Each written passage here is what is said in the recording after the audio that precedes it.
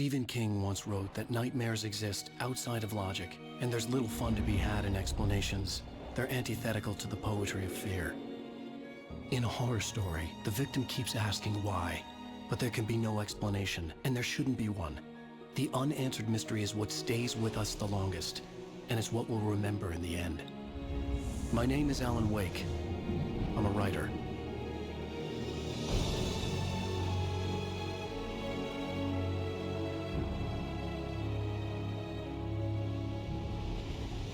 I've always had a vivid imagination, but this dream unsettled me.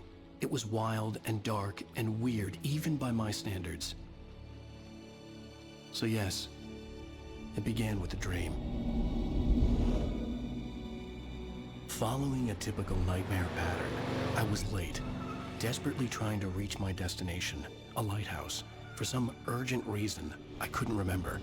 I'd been driving too fast down a coastal road to get there.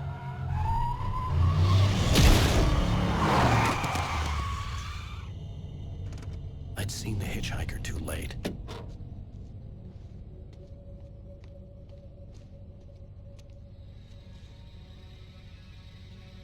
He was dead.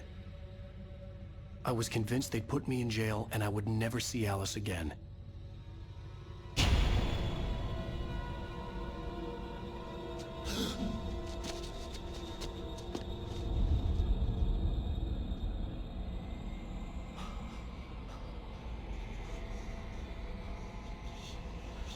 Suddenly, his body was gone. I was in shock from the crash. I could hardly stay on my feet.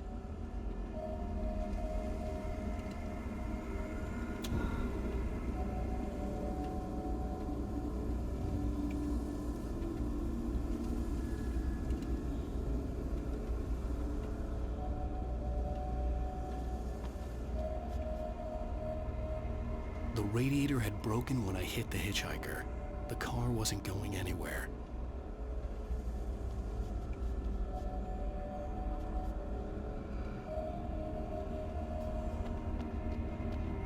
I was certain I had just driven from this direction, but now the road was blocked. I had to go to the lighthouse. I knew there was something important waiting for me there.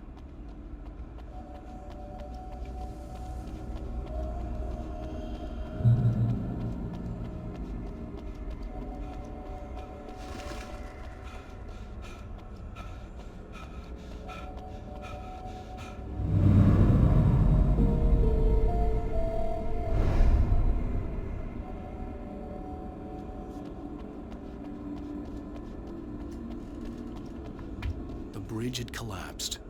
I'd have to find another way to the lighthouse.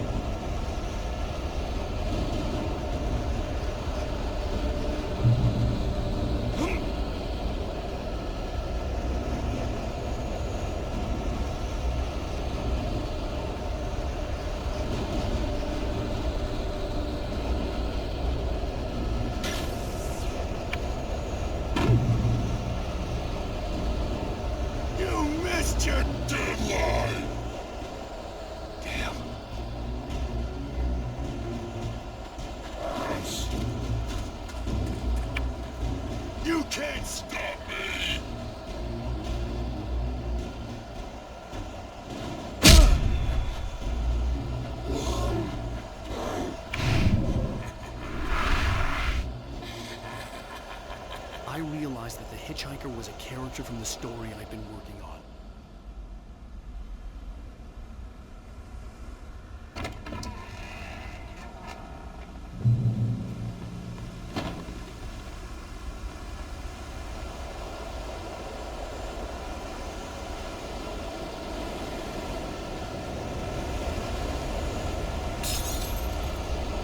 How does it feel to die by the hands of your own? Please.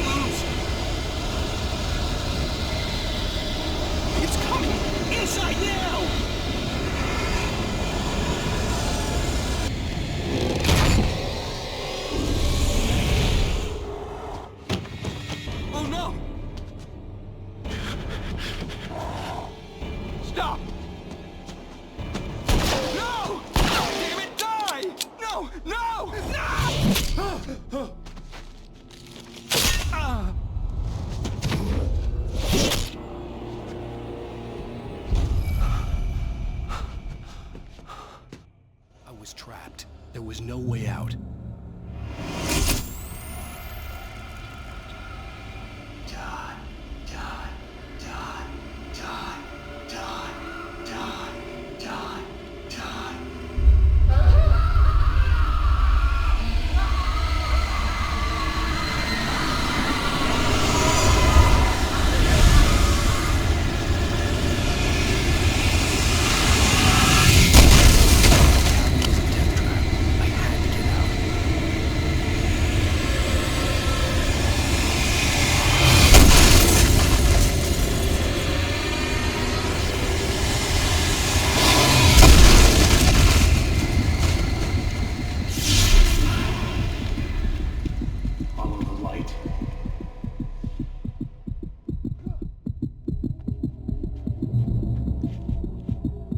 You are hurt. You should go into the light. You are only safe there.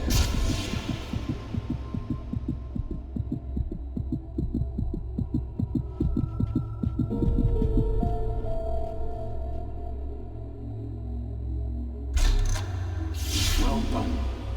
I have something important to tell you. It goes like this. For he did not know that beyond the lake he called home lies a deeper, darker ocean green, where waves are both wilder and more serene. To its ports I've been. To its ports I've been. Do you understand? No. Follow my light.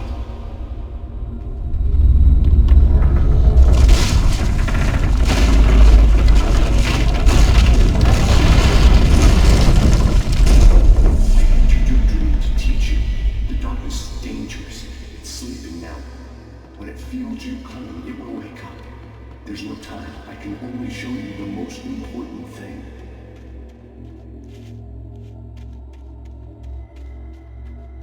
This way. There's no time.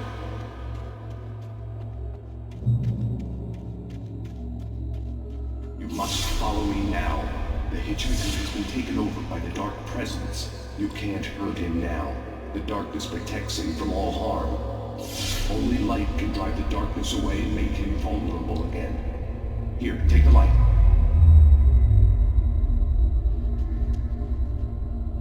Turn your flashlight toward him and burn the darkness away.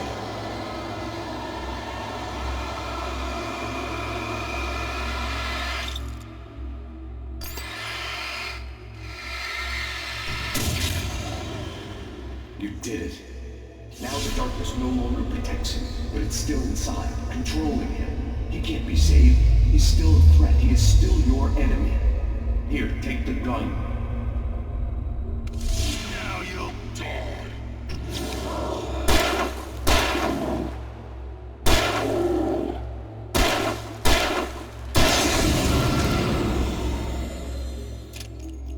Good. You've done well. Remember what I've taught you. That is all. I will give you back your dream now.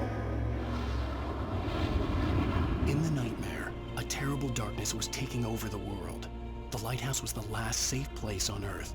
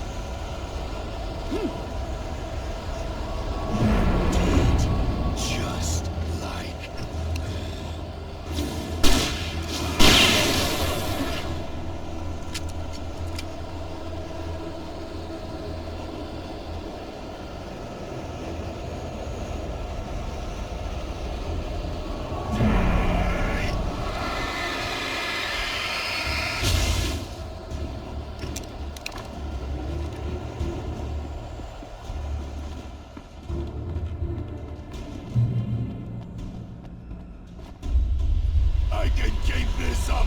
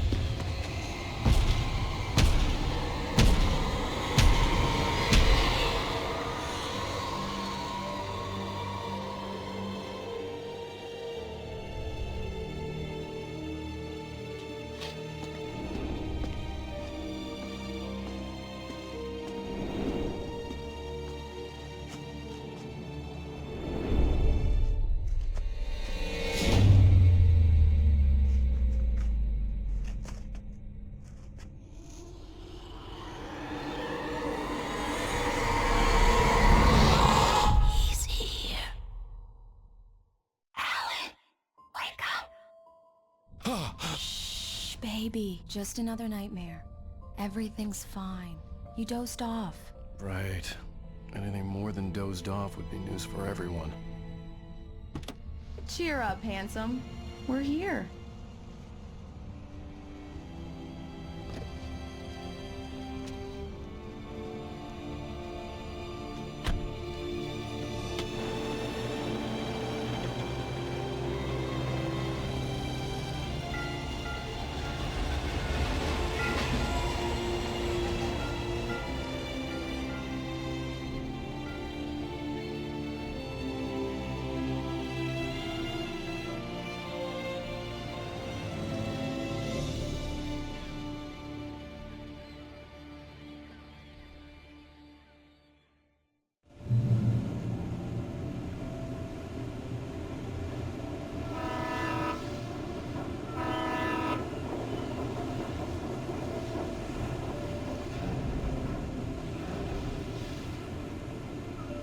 Let's act like we're on vacation. Go stand next to that old gentleman there. I want a shot of you with the town in the background. Sure. I'll even give you a title for the shot. A city boy, moments before he got eaten by a bear.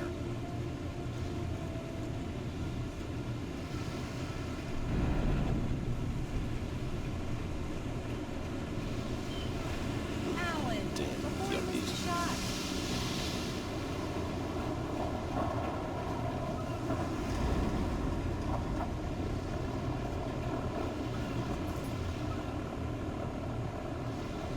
Hello there. You picked a good time to visit our town. Deerfest is just 2 weeks away. Deerfest, huh? Did you hear that, honey? You have a lovely wife. And if you don't mind me saying, I'm Pat Maine, by the way. Nice to meet you. Yeah, I'm Alan Wake. I won't pretend I don't recognize a famous writer such as yourself, Mr. Wake. A pleasure. I'm an avid reader myself. I hope this isn't too presumptuous of me, but I'm the night host at the local radio station. Any chance I can get an interview? Look, Mr. Maine, I'm on vacation. In fact, I'd appreciate it if we could keep my being here just between the two of us. I'm sure you understand. Fair enough. You can trust me to do this. Not a hard man to track down if you change your mind, though. I hope you two have a lovely holiday.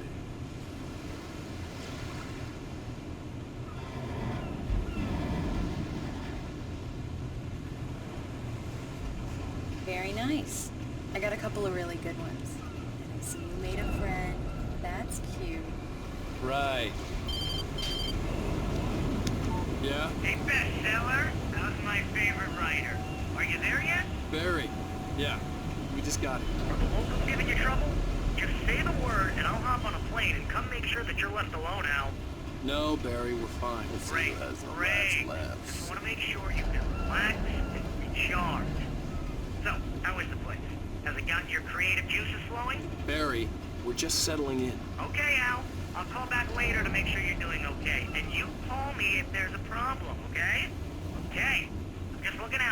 buddy. Talk to you later. I love you too, Barry. You know he's going to be calling you every 5 minutes. Barry is Barry. I can always turn off the phone. What did I tell you? Text message from Barry. He says hi to you too. Alan, we're here. Come on, let's get back to the car.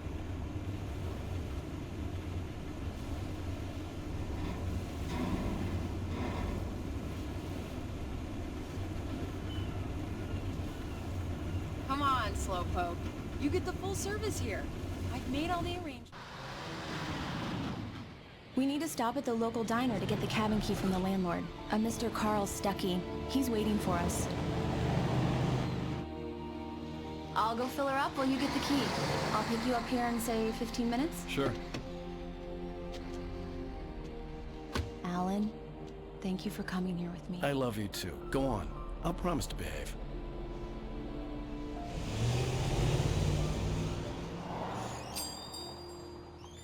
I'd forgotten there were still places like this. Towns where everybody knew everybody. Welcome to the Oh Dear Diner. Hi, I was wondering if you could help me. I'm looking for... Mr. Wake. Alan Wake. Oh, God! I am your biggest fan. I know people say that all the time, but I really am. I'm glad to hear that. Rose. Rose, I'm looking for Mr. Stuckey. Carl Stuckey? Carl? Oh, of course, Mr. Wake. He must have gone to visit the restroom. He'll be back in a moment. I can't believe it. I've got all your books. I got the cutout from the bookstore when they took it out of the window. And you keep it here. Well, okay. Good for you.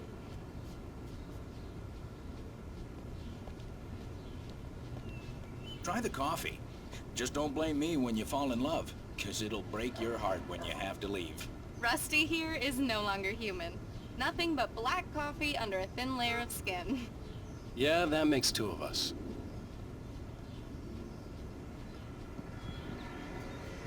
Are you staying long, Mr. Wake? I can't believe it. I'm having a conversation with Alan Wake. Right. So much for a quiet vacation.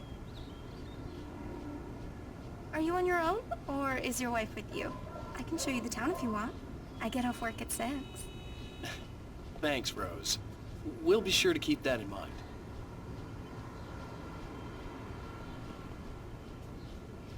Do me a favor, Sonny. I could really use a tune right now. Coconut, number 6 in the jukebox. I'd do it myself, but both of my legs have gone to sleep. Bad circulation. Yeah. Are you serious? Coconut again? You disgust me. Call yourself a rocker. Unbelievable. Ha!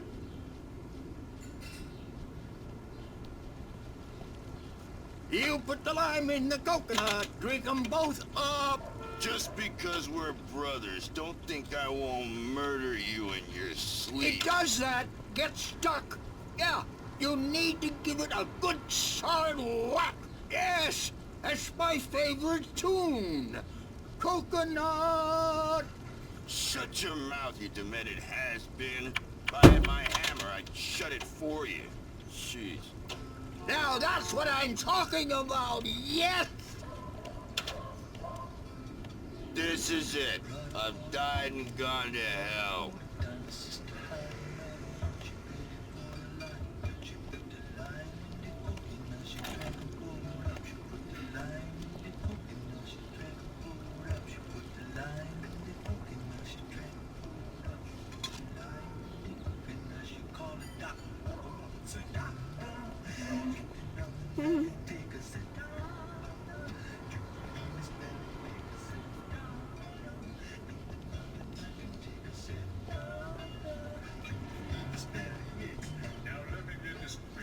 Don't go in there, young man. You can hurt yourself in the dark. I think I can handle it, ma'am. I didn't want to wait. I wanted to find Stuckey, to get the key and get out as soon as possible. The waitress was giving me a headache. Overeager fans always did.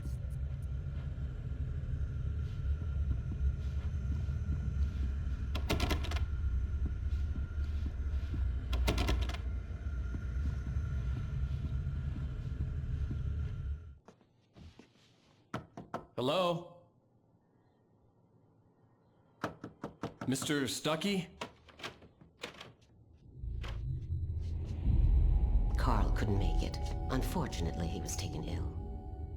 But I have the key for you and instructions on how to get to the lake. Okay. I wish you a good stay in my cabin. I'll come by later to check how you've settled in. And to meet your wife.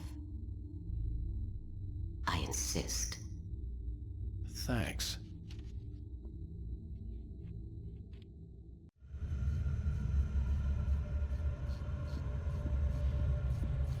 Cauldron Lake is a special place. Very inspiring.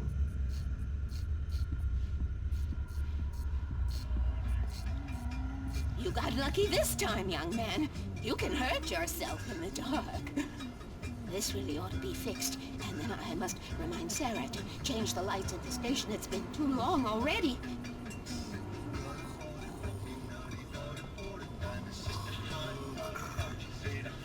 Even that sounds better than your singing. Are you all right?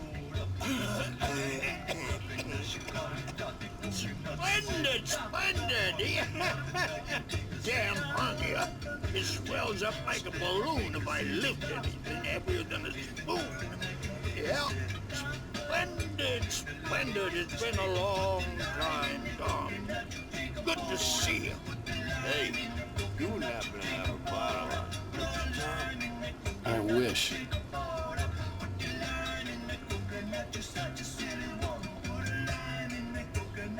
The Andersons, they're, local musicians.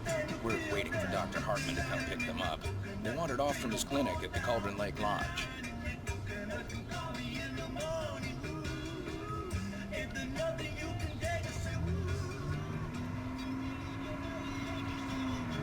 I'll be heading back to work as soon as Dr. Hartman gets here, Rose.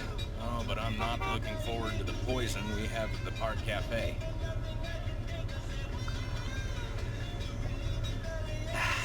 Now this is what coffee should taste like. Oh, Rusty, that's so sweet. I'll swing by with a fresh cup later on. Mission accomplished. The key and the directions. My hero. I got some flashlights, just in case. Hey, wait! Mrs. Wake! Your keys!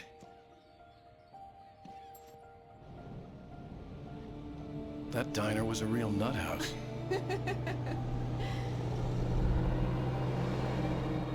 Can you believe this place?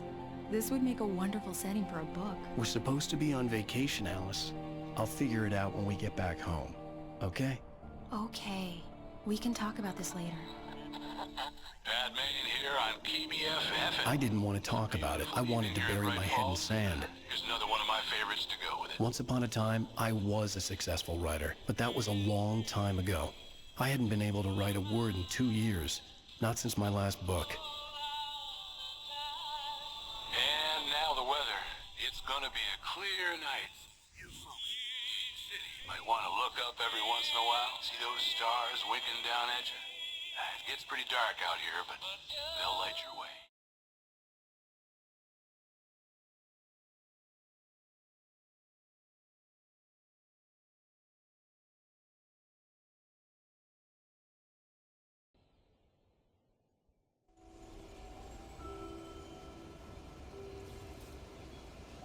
Wow. It's gorgeous, Alan. It's something, all right. Don't worry, honey. I'll get you inside safe and sound before it gets dark. And I've got the flashlight. I know. I'm okay. Alice had a phobia. The fear of darkness. I wanted to make sure we were inside with the lights on before sunset.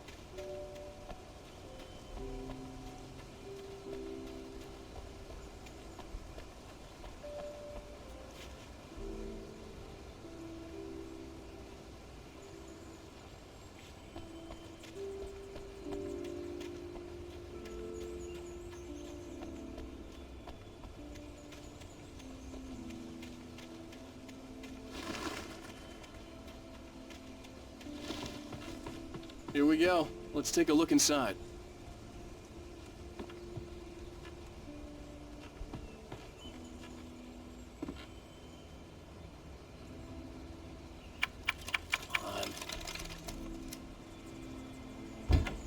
It's dark in there. We need lights. Can you figure out how to get the power on, honey?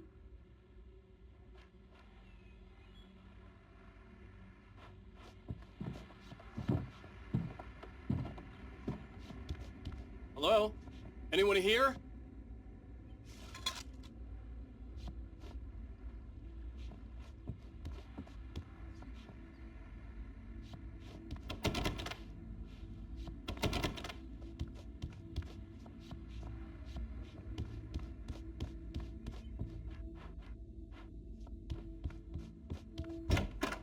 For a moment, the oppressive feel of the nightmare I had seen on the ferry returned.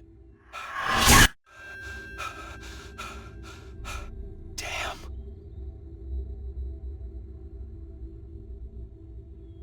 I needed to get the power running in the cabin. There had to be a fuse box or a generator somewhere on the island.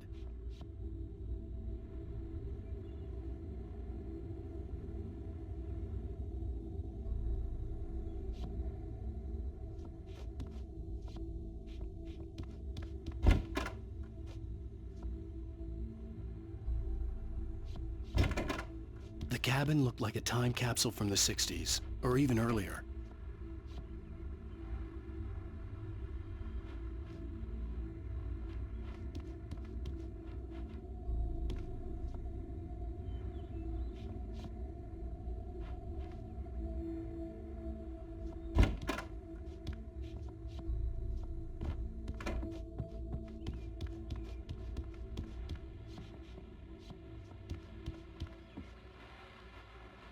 A shoebox filled with books by Thomas Zane sat on the shelf.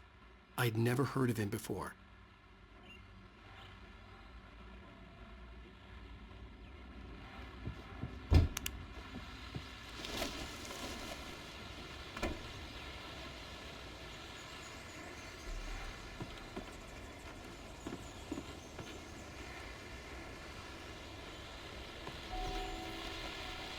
The Deerfest guests have already started to arrive. Just ran into one on the ferry. Famous artist, no less.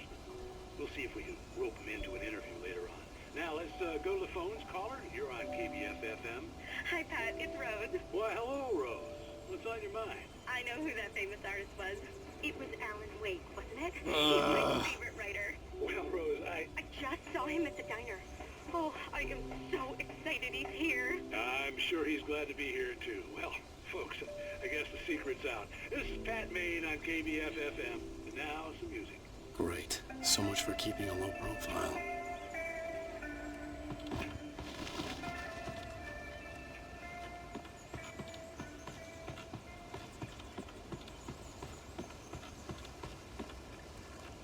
The water was clear but dark. It looked very deep.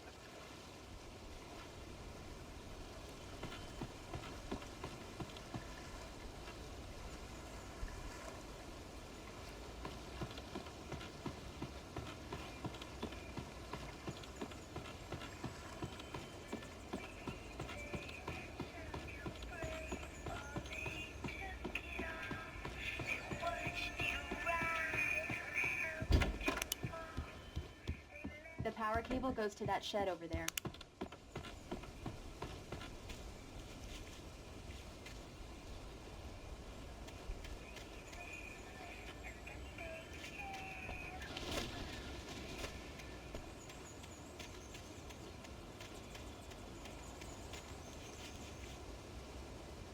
Alice had told me about Cauldron Lake Lodge.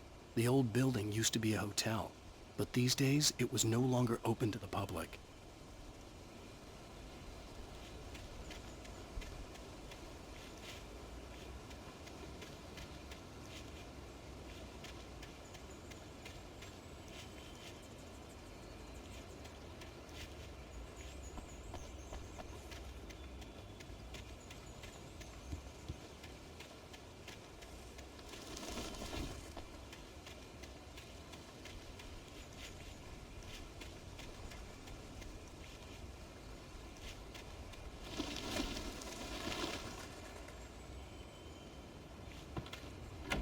old generator had been connected to the power cable.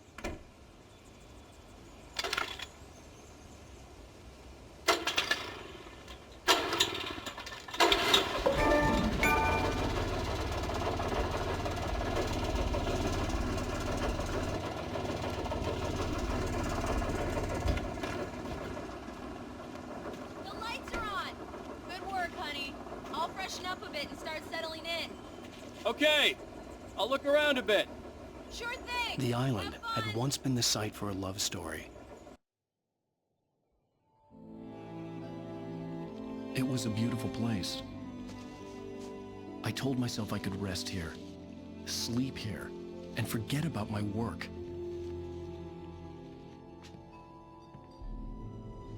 I thought we could be happy here. Be that again.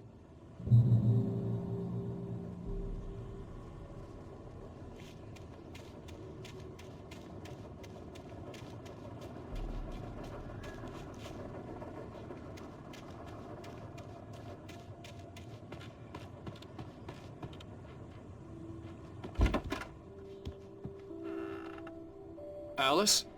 Honey?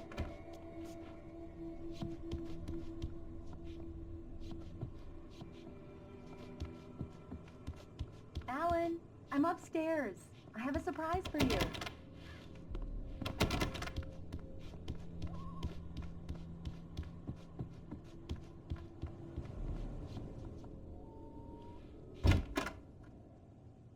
Surprise! Alice? What is this? I guess I have a small confession to make. I thought maybe you could write here that a change of scenery would get you past... Damn it, Alice, everyone Hey, just hear me out. There's a local doctor, Dr. Hartman. I read a book of his. He has a private clinic here. He specializes in helping artists. Maybe... So now you want to get me committed? No, it's not like that. That's not... Alan? Alan? Just don't! I don't want to hear it! God damn it, Alice! God damn it! I knew she wouldn't follow me in the dark. I needed some time alone to think things through.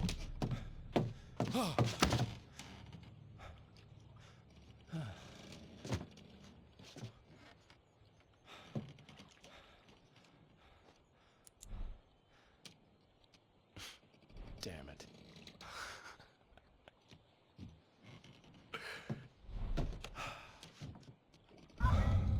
Alice? Alice? Alice! The cabin had gone dark. All the lights were out.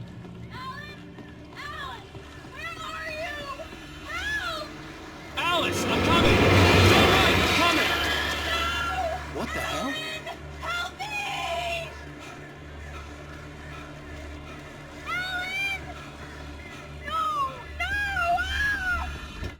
Alice? Alice?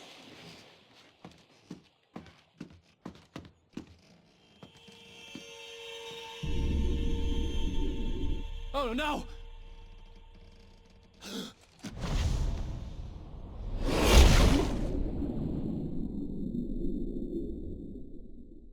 Keep going, Alan. Wake up. Alice?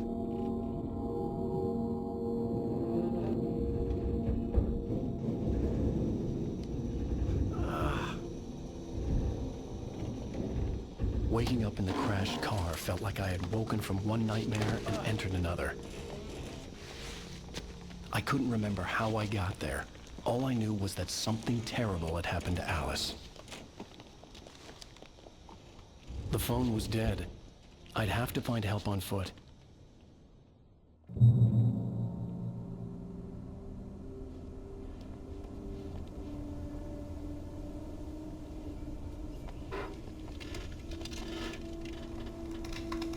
Among Alice's things was a book, The Creator's Dilemma, by a Dr. Emil Hartman.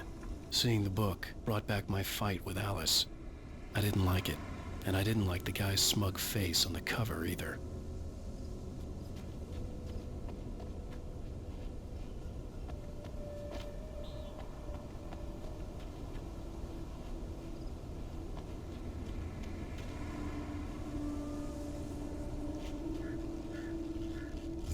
gas station was my best bet. They'd have a phone I could use. It looked like a long hike through the forest to get there.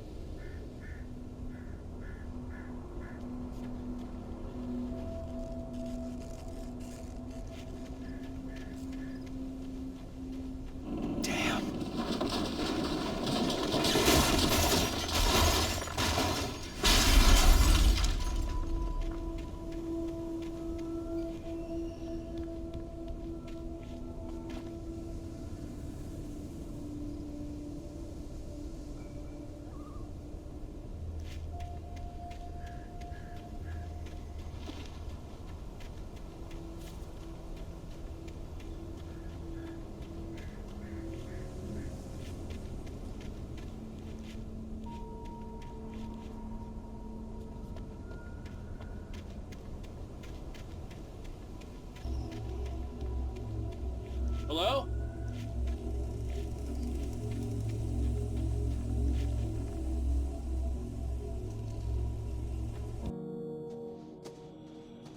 Hello? Is someone there?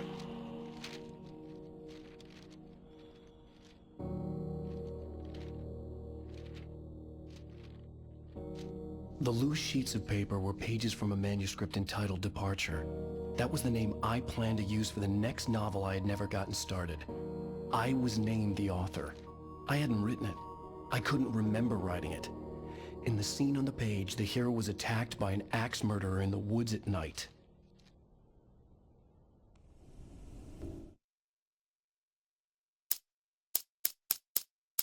Departure by Alan Wake. The man turned to face me. His face was covered in shadows. It was hard to make him out in the darkness of the forest that surrounded us, but the axe he lifted was plain to see. It glistened with the blood of his victim. He grinned madly. The shadows were alive, distorting his features. It was a scene from a nightmare, but I was awake.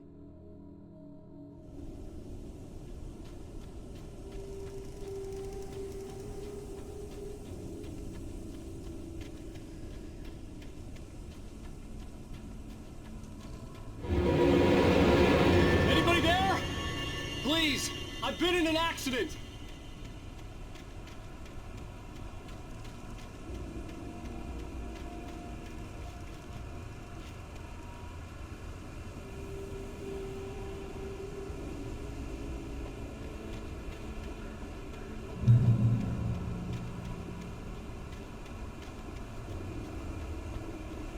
The lights up ahead were a good sign. Maybe I wouldn't have to hike all the way down to the gas station to find a phone.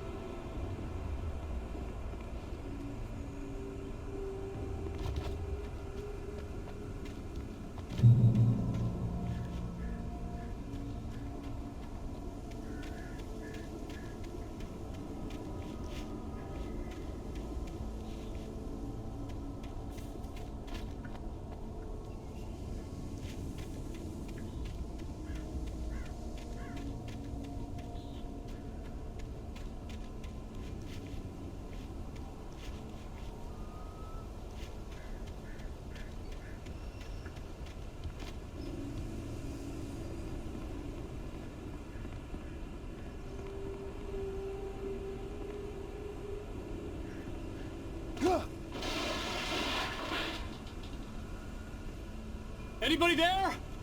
Please, I've been in an accident.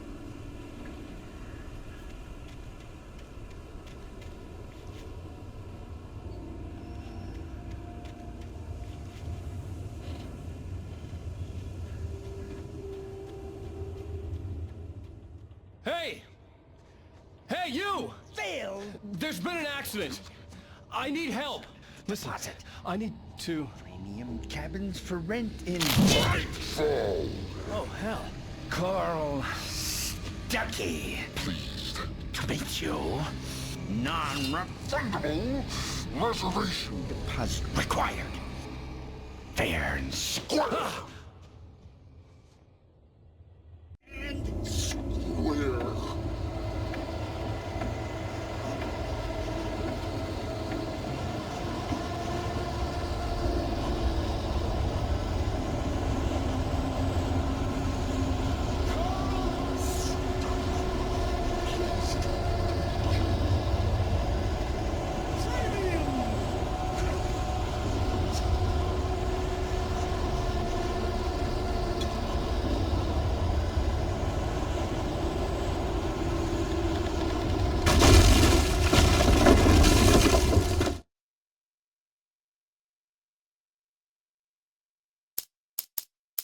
The Taken stood before me. It was impossible to focus on it, as if it stood in a blind spot caused by a brain tumor and eye disease.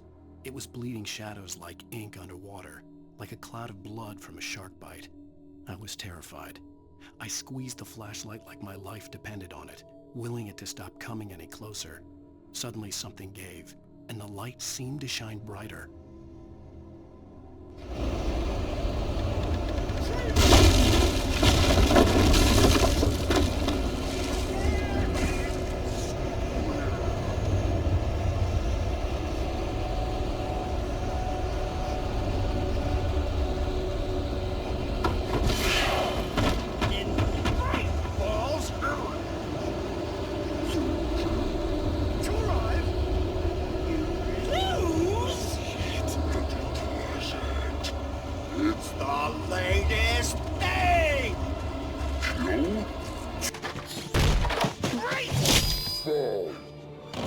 I had to figure a way out of this.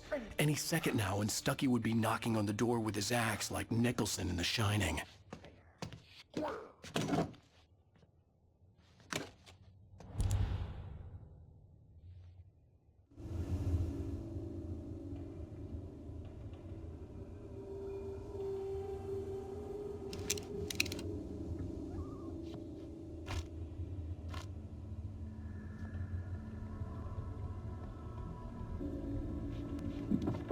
During your trying walking, it's the latest thing. Incontestably. I wasn't about to open the door, as long as I was liable to catch an axe with my forehead. One stone.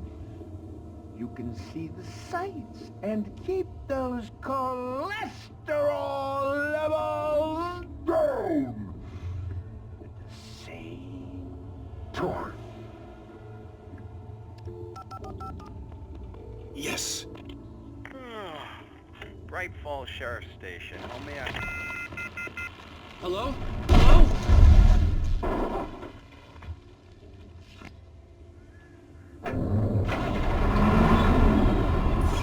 The spurt.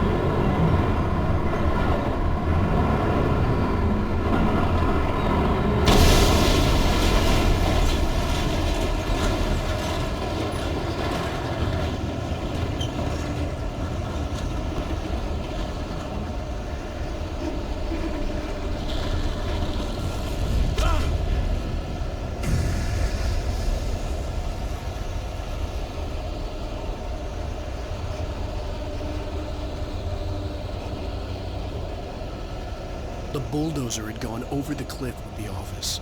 I hoped Stuckey had suffered the same fate, but I wasn't planning on staying to find out.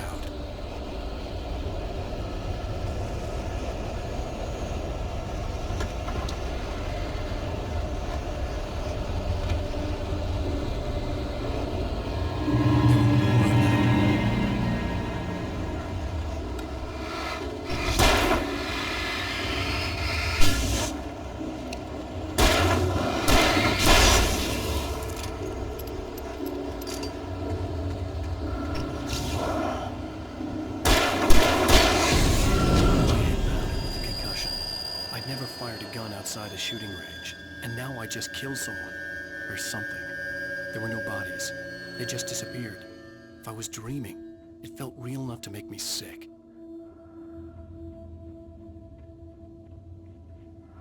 Eerie hand-painted graffiti was revealed by my flashlight. Someone had hidden a chest of supplies near it.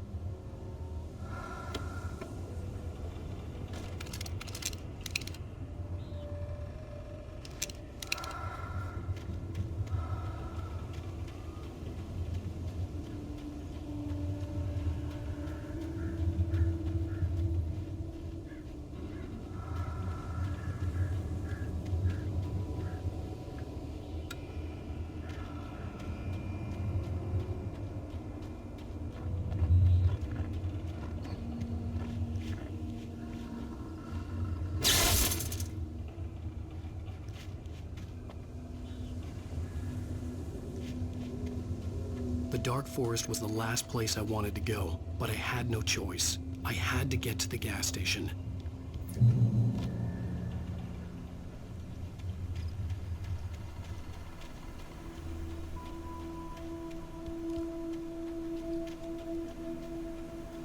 It's rabbit season.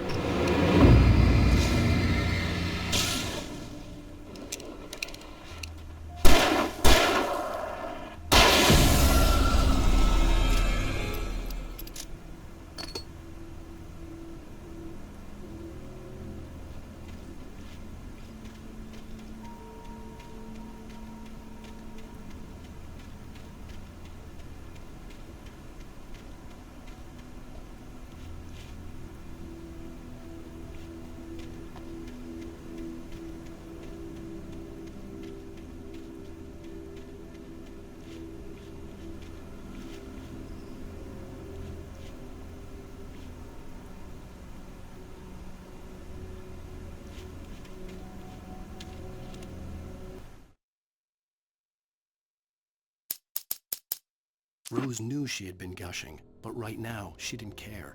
As far as she was concerned, her brief meeting with Alan Wake was literally the high point of her life. She watched as he got in the car with his wife. She was pretty, confident, at ease with Wake. Not like Rose. They were perfect for each other. She'd have given anything to be called their friend.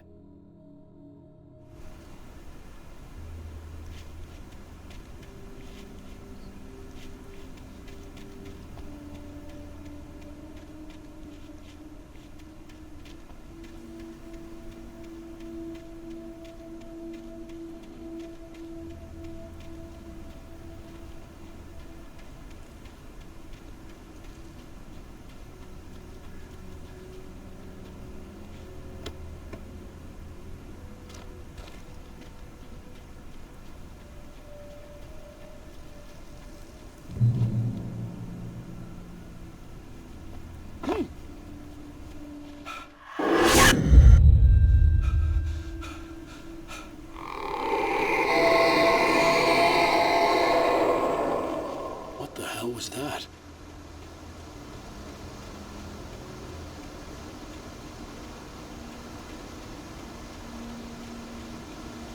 When I saw the river below, something uncoiled itself inside my head. I realized that I'd have to find a way across. I didn't even want to look at the water.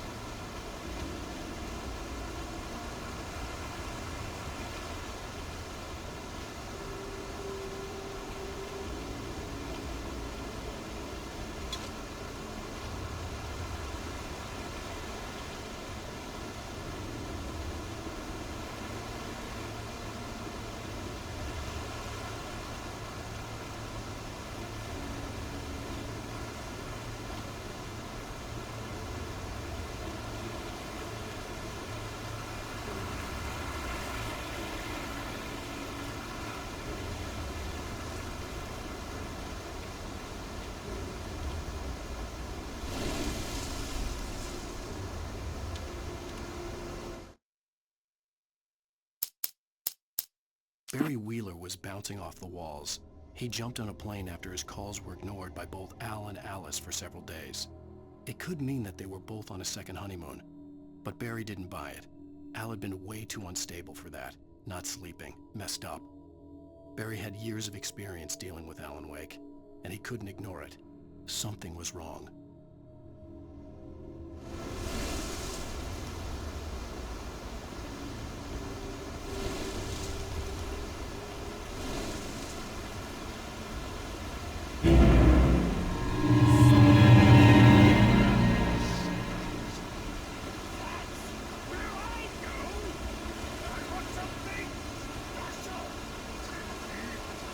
Stucky was still out there, in the dark, stalking me.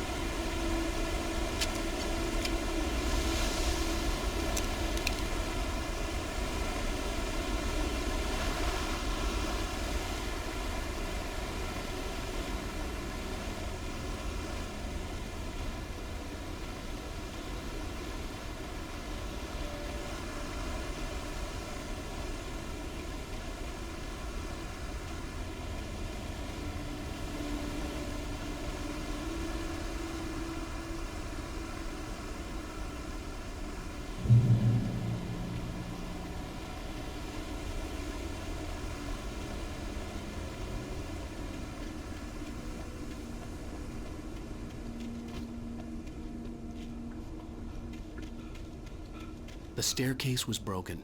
I had to make my way up some other way.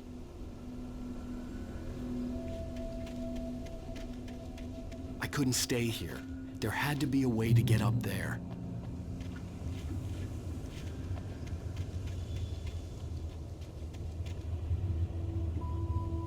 There was no power.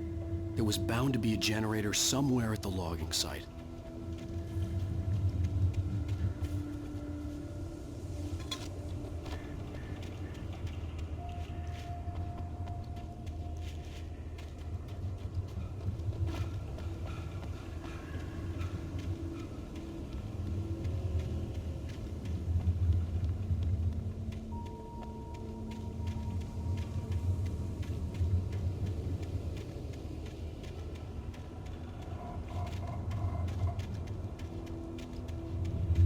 With all this forestry equipment around, there had to be something I could use to reach the top.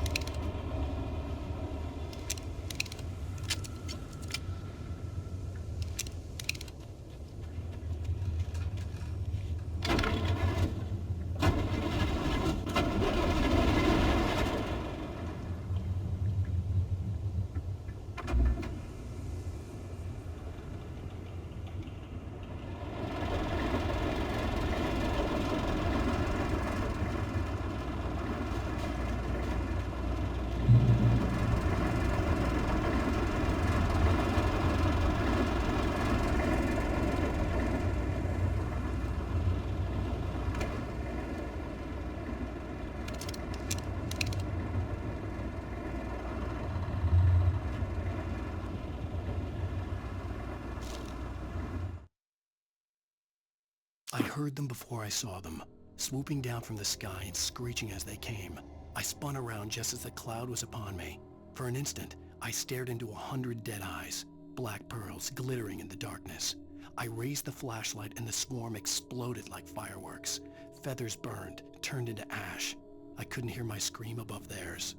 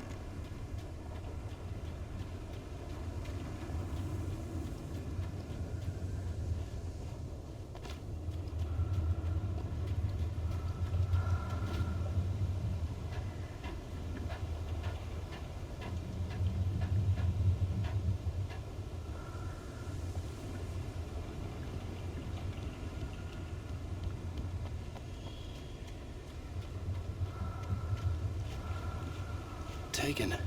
They're taken.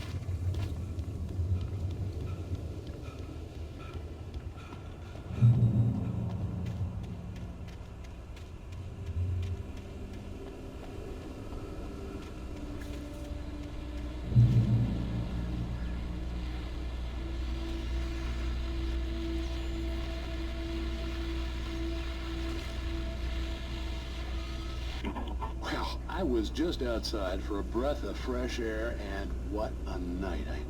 I know most of you are probably in your beds by now, but if you're still up and around, take a moment. Step outside for a spell and breathe in deep. The weather is absolutely still. The sky is crystal clear. It's like the forest is quietly breathing along with you. As you listeners know, I'm a night owl, and it's on nights like this I wish I wasn't cooped up in the studio. Makes an old man like me wish I could just roam wild.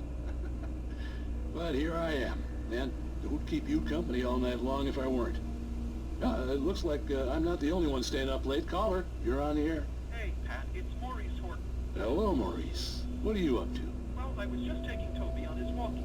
Oh, isn't it beautiful out there? Sure, but Pat, the reason I called is that Toby heard something rustling in the undergrowth and took off after it, and I couldn't find it. Probably a rabbit. Sure. Toby loves rabbits. Well, sure. Anyway, I figured that, if anyone runs into Toby, they could grab him. My number's on his collar. And Toby's a friendly dog? Toby loves people. Usually he comes back, but we were pretty far from home, and it sounds like he went pretty wild there. Great dog, but just too dumb for his own good. Well, Maurice, it's out there now. Hope Toby comes home soon. Yeah, thanks, Pat. You have a good night now.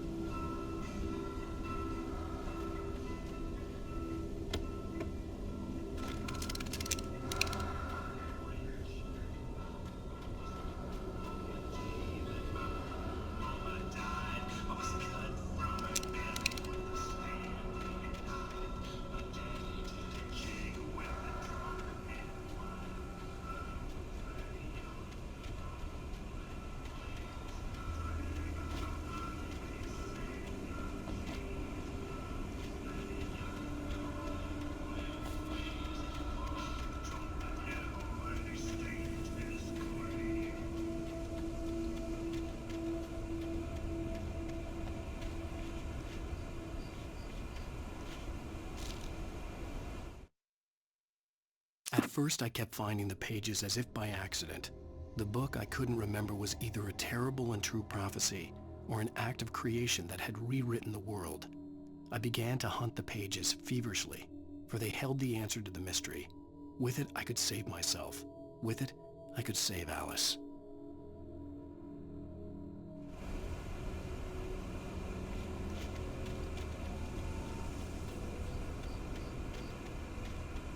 The gas station was closer now, its light welcoming in the darkness. Paul makes the best dogs in the state. Belly Burster is the best with no coat. Monster Dog is second best. The famous dog is...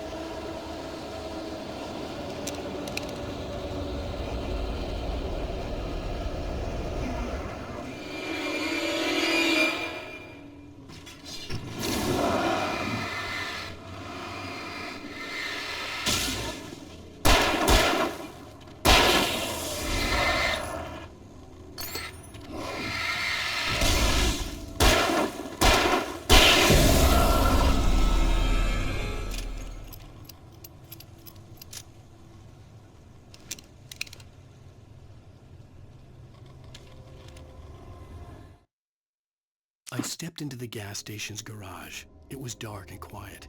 The place was a mess. It looked like someone trashed the place or that there'd been some kind of fight. Light spilled into the room through an open door at the back, and I made my way toward it. Without any warning, I was blinded by a bright light. An old portable TV on the shelf had come alive by itself. Impossibly, I could see myself on the screen, talking like a madman.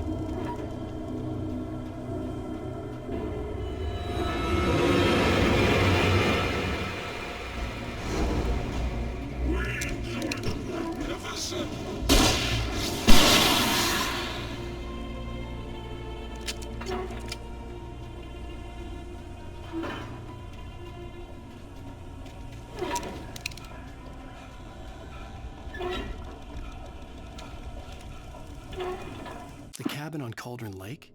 She asked. The sheriff looked at me suspiciously. The early morning light flooded through the office windows. I would probably never have gotten out of the woods alive without her help, but I couldn't tell her the truth of what I'd faced the previous night. She'd think I was lying or crazy. She'd lock me up, and she wouldn't help me find Alice.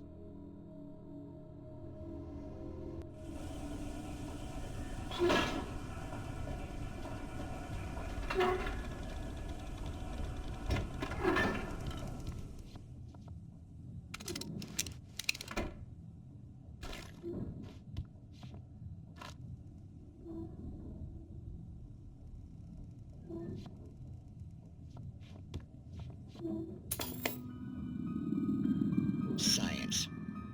It bestows immortality on those who advance it to elevate all of mankind. Newton, Einstein, Sagan, princes among men. But the price for such a legacy is steep indeed. In Night Springs.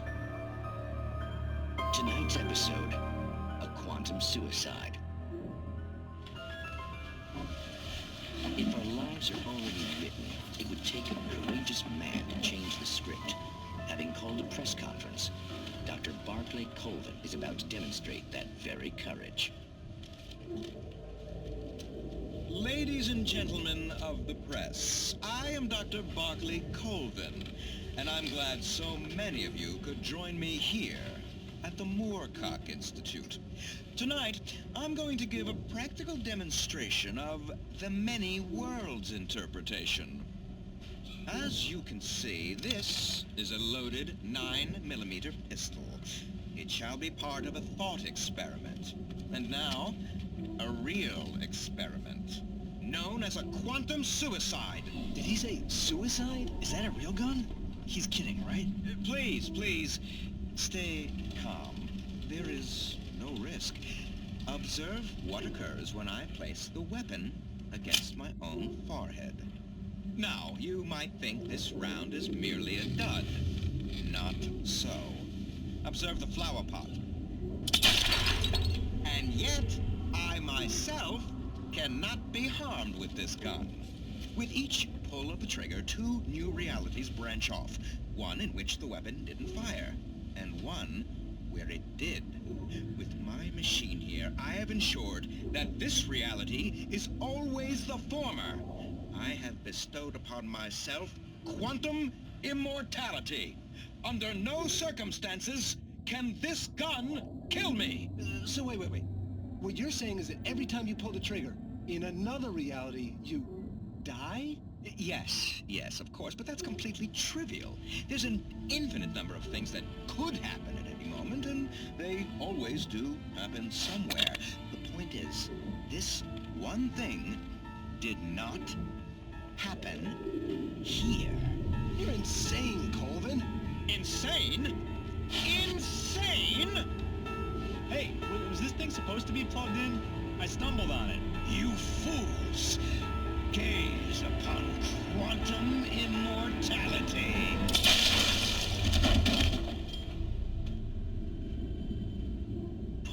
Poor Dr. Colvin, felled by his own hubris or the ignorance of the masses. Perhaps he should have left the crate unopened, the decaying atom unobserved. Curiosity often kills the cat. In Night Springs.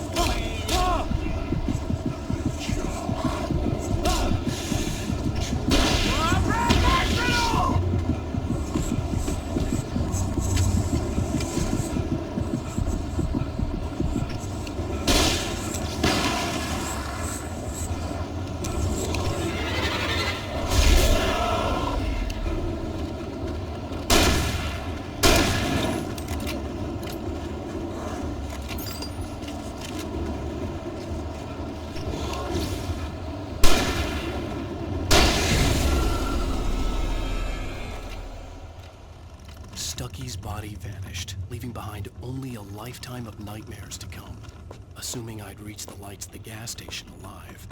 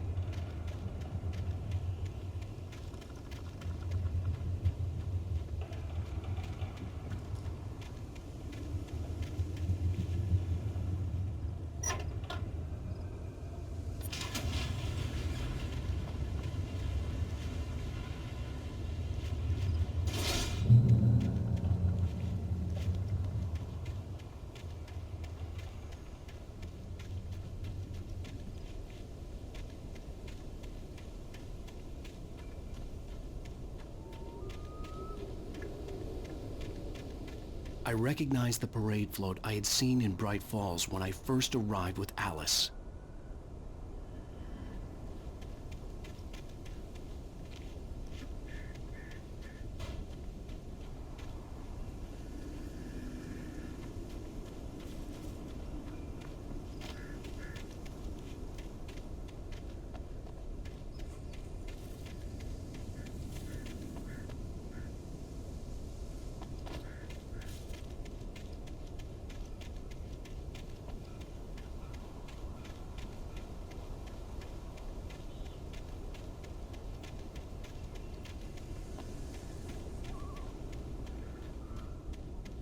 After the insanity I had just experienced in the darkness, the lights of the gas station felt comforting.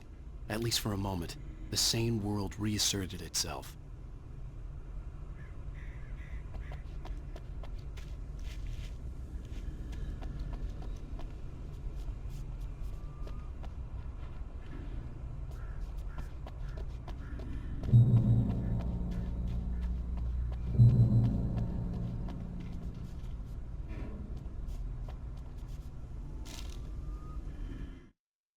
Stucky spat on the garage floor and tried to shake the cobwebs from his head. Ever since the couple never showed to pick up the keys, things had been fuzzy. Something, a feeling, caught his attention. Stucky looked up and stared as his brain tried in vain to process the horror before him. He stumbled back, knocking over a can of oil. A black pool spread across the floor while he struggled for a brief moment, then let go as the unrelenting darkness engulfed him.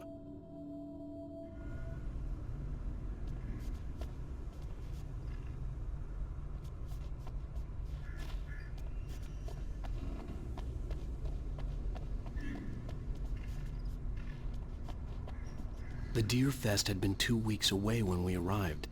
If the day count on the banner was right, I was missing a whole week between the night we got here and now.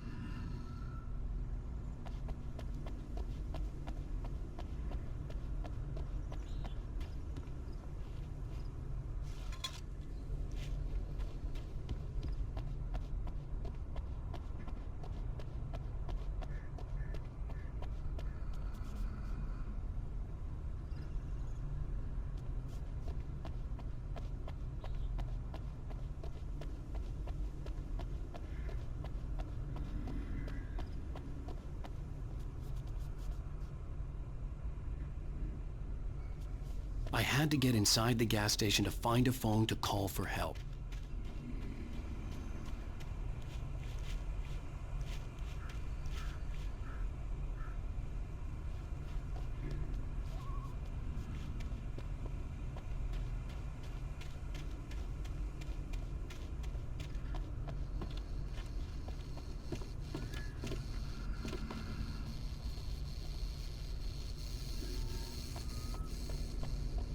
The garage was a mess. It looked like someone had trashed the place, or that there'd been some kind of fight.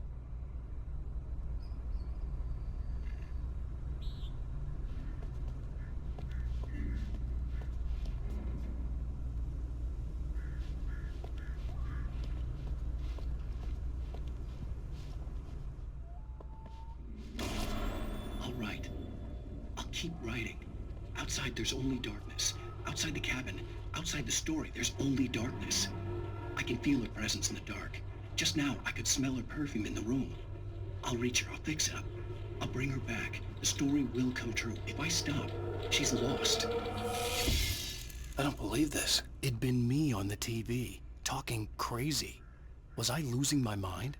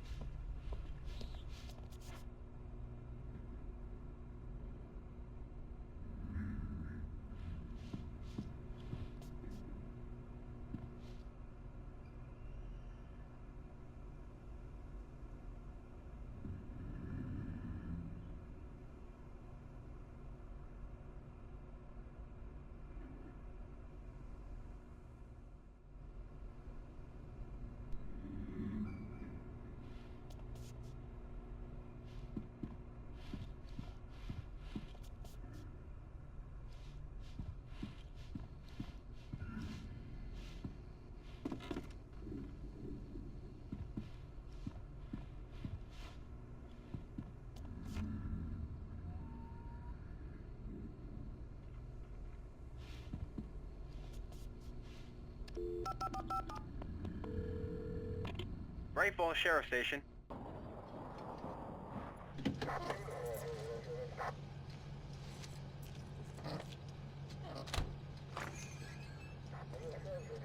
Oh, thank God, Sheriff.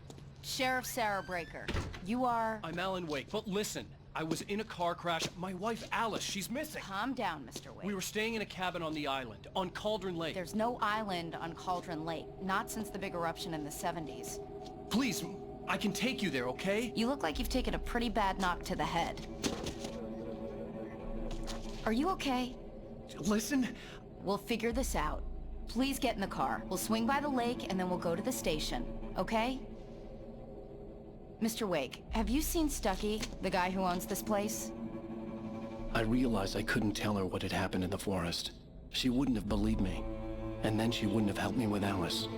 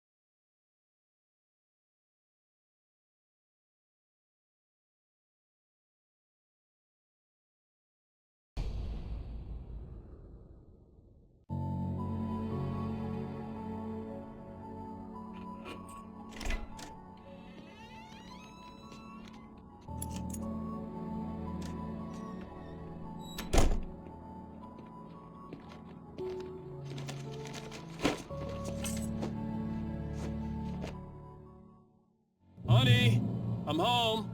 Back here, sweetie. How was it? Worst weather I've ever seen. You should put some coffee on. It'll warm you up.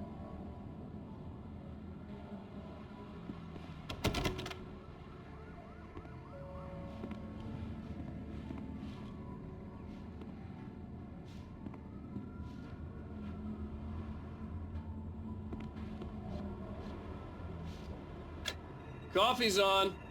Great, thanks. I'll need it if I'm gonna finish this by tomorrow.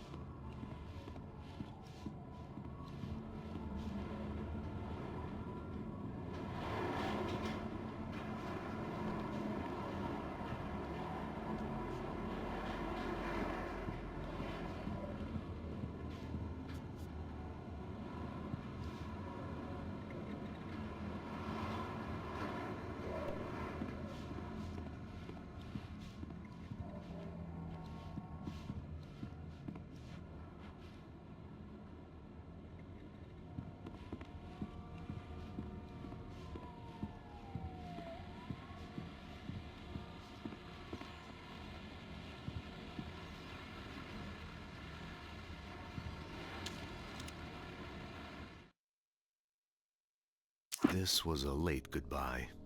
13 years after I'd gotten my revenge, it had finally caught up with me. It had been a long time to bear the pain. My blood painted the snow red. A gruesome slushy dissolved all the scattered painkillers and leisurely dripped down to the sewer, mingling with the bile of the city, becoming one with it.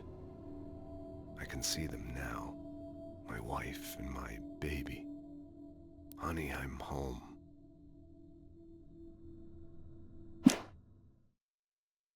It's true what they say about the fall and the sudden stop at the end. I'd lain here in the snow while the lurid chain of scenes that had led me here kept playing in my head. A rerun of my own private snuff movie. A memory of my corpse. Alone at my own wake. Thinking in metaphors again. The femme fatale was gone. Only a sour taste remained of the kiss that killed me.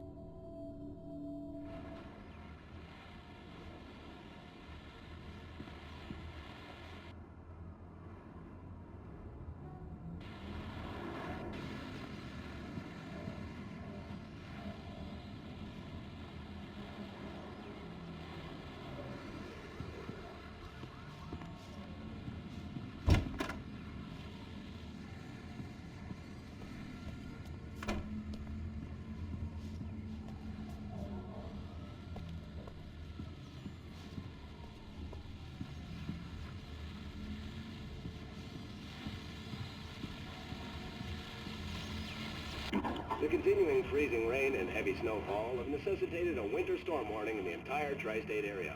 People are advised to stay indoors as many roadways are already closed, and city officials are not expecting snow crews to keep up with the weather. We're now on the third day of the blizzard, and the weather is not expected to clear up anytime soon.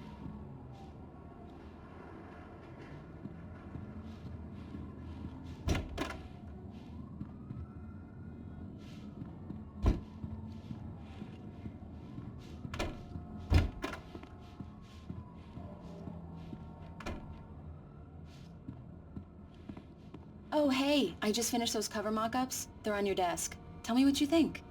No kidding. I didn't think you'd get them done this quickly. On occasion, I can perform all sorts of miracles, my dear. Oh, really? Well, you seemed to think so last night.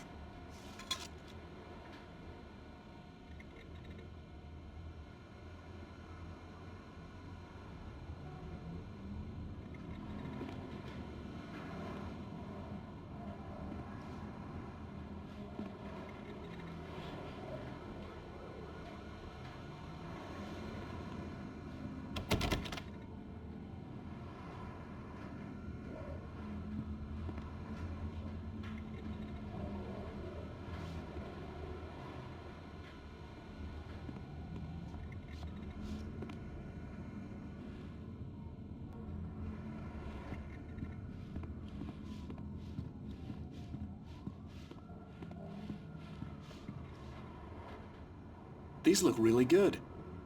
Oh, sure, until Barry gets his hands on them. Which, by the way, will happen over my dead body. The last time was the last time. Oh, and speaking of Barry, he called. Alan? Alan, please check the fuse box. I'm right here. I'm on it, honey. Please hurry. Honey, it's a power outage. I've got the flashlight. Okay. Hi. You okay? I'm sorry. It just really spooked me. Don't worry. We'll just break out the candles. I know it's stupid, but it's just... especially when I'm not prepared for it, you know? It gets to me. I love you. Tell me a story, writer. Okay. I used to have these nightmares when I was a kid. The dark really spooked me, too. When it got really bad, my mom gave me this old light switch. She called it the clicker. The clicker, huh? Yeah. If I ever got scared of the dark, I could just flip the switch and a magic light would scare the monsters away. Oh, sure. Here it is. Alan. Maybe it'll help you, too. Yeah, nice story, writer boy. You made that up right now, didn't you? No. Seriously. I love you, even if you are a liar. Thanks for this.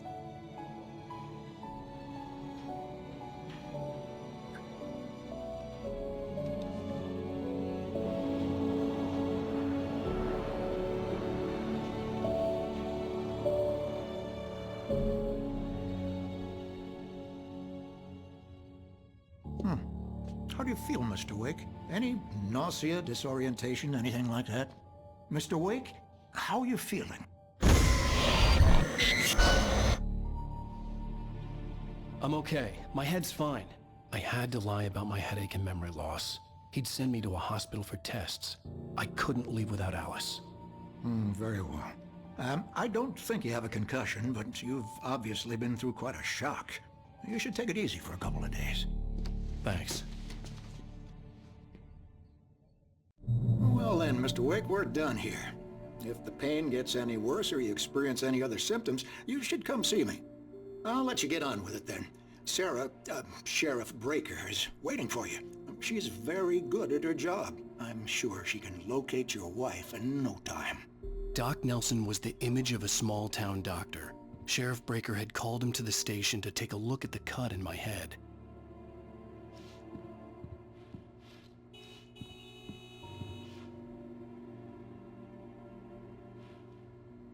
I'm sorry you had to cut your morning fishing short for this, Doc.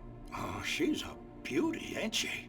Not the biggest I ever caught, if you can believe that coming from an old fisherman like me, but she's right up there. Now, she's a largemouth bass, which is what you're after if you prefer a lure. Now, if you want either trout or salmon, on the other hand, then it's fly fishing for you. You a fishing man, Mr. Wake? Oh, doesn't really matter, I suppose. But it can be very relaxing out there. You can't get me off the water this time of year. Closest thing to heaven. I'll take your word for it, Doc.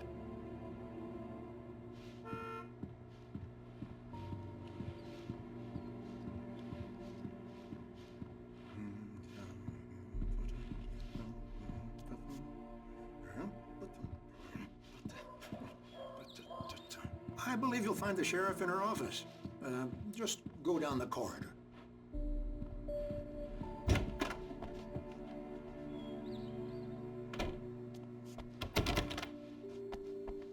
Thank you for testing the lights, Miss Weaver.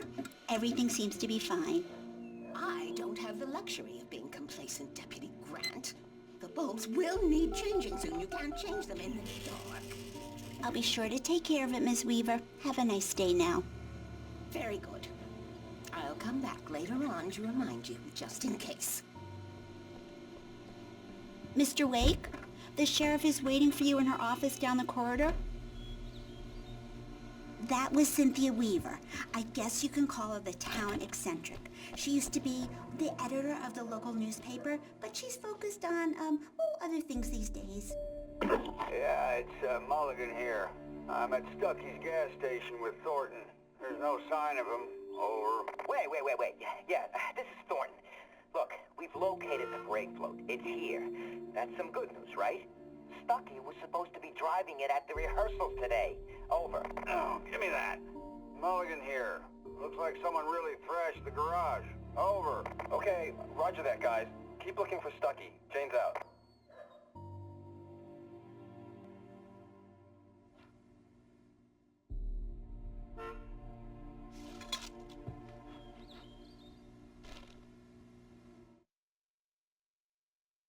Alice looked through the viewfinder, lining up the shot. Cauldron Lake was breathtaking. Something caught her eye. A figure standing in the shadows behind the cabin, like a thin woman in a black dress. She lowered the camera and looked again. No one there. Just a collection of bushes that looked vaguely human-shaped. She shook her head and laughed.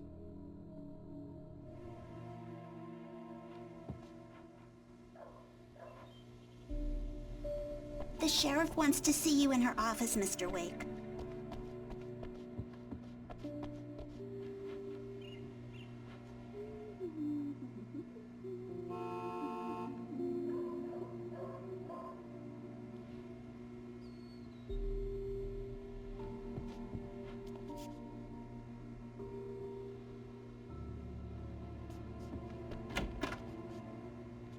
Come in, Mr. Wake. Your phone's on the desk. The battery was dead. It's charged now.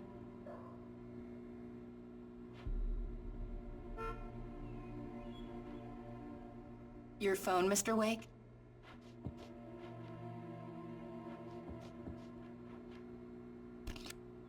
Have you started looking for my wife yet? My men are already on it. Now, can you tell me what happened?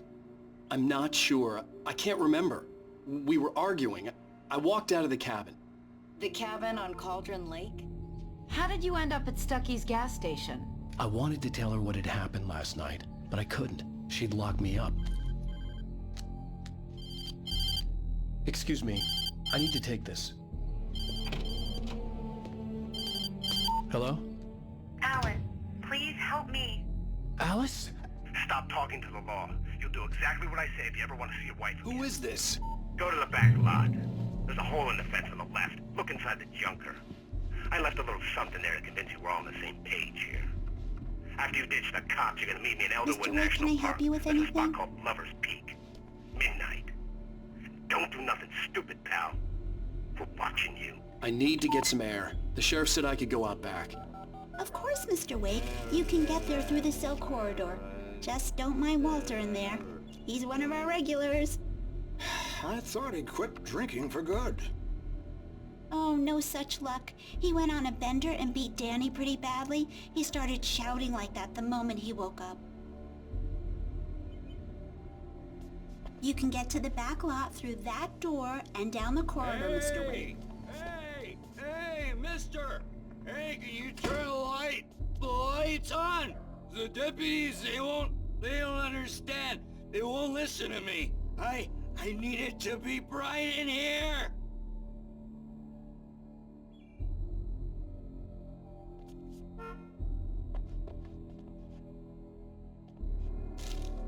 Hey! In spite of its human mask, to describe the dark presence as intelligent would have implied human qualities on something decidedly inhuman. Nonetheless, it found the one spot in the diner that was dark enough. Some light spilled into the corridor, ravaging it. But it took the pain. Horrible as it was, the writer would soon fix that. He would be coming to the one place where it still had power. Hey! Hey! Hey! Hey, you! The early morning light hurt my eyes and made my head ache. The man on the phone had said, "Go through the fence on the left."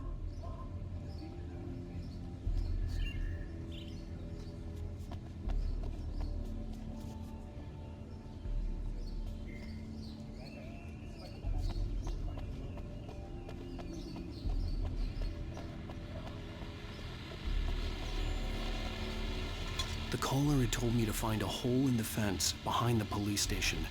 There was something for me in an abandoned car. Well, folks, it's been another long night, and it's about time for me to sign off for a while. God knows I need my beauty sleep. Just one more item before I go.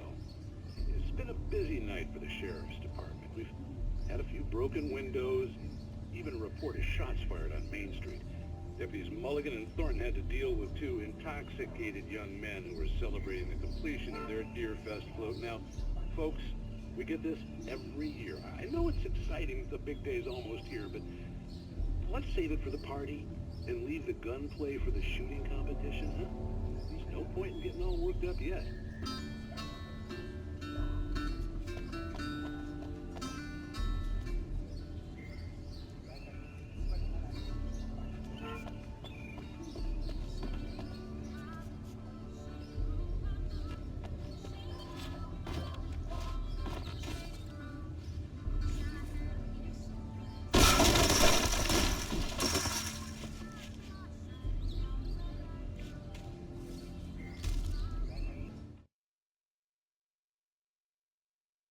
The kidnapper fired his gun one last time, and the shadow vanished into the darkness it had come from.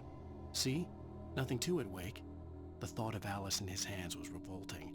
We stood on the wooden platform of Lover's Peak, the waterfall on the mountain behind us, the lights of the radio mast blinking red in the heights above. I fought with the urge to take a swing, force myself to speak. Let's cut the act now. Where's my wife?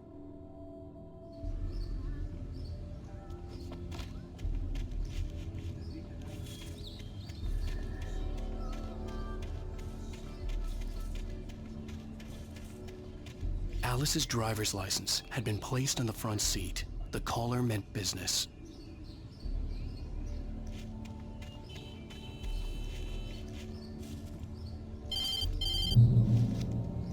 Barry? Ow! Ow! Thank God! Where the hell have you been?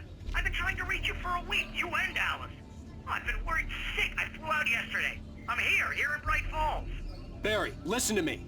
I'm at the sheriff's station. Come and get me. I can't talk now. Ow! What the hell is going on? I had to get the sheriff to let me go. I needed to get to Elderwood National Park to meet Alice's kidnappers.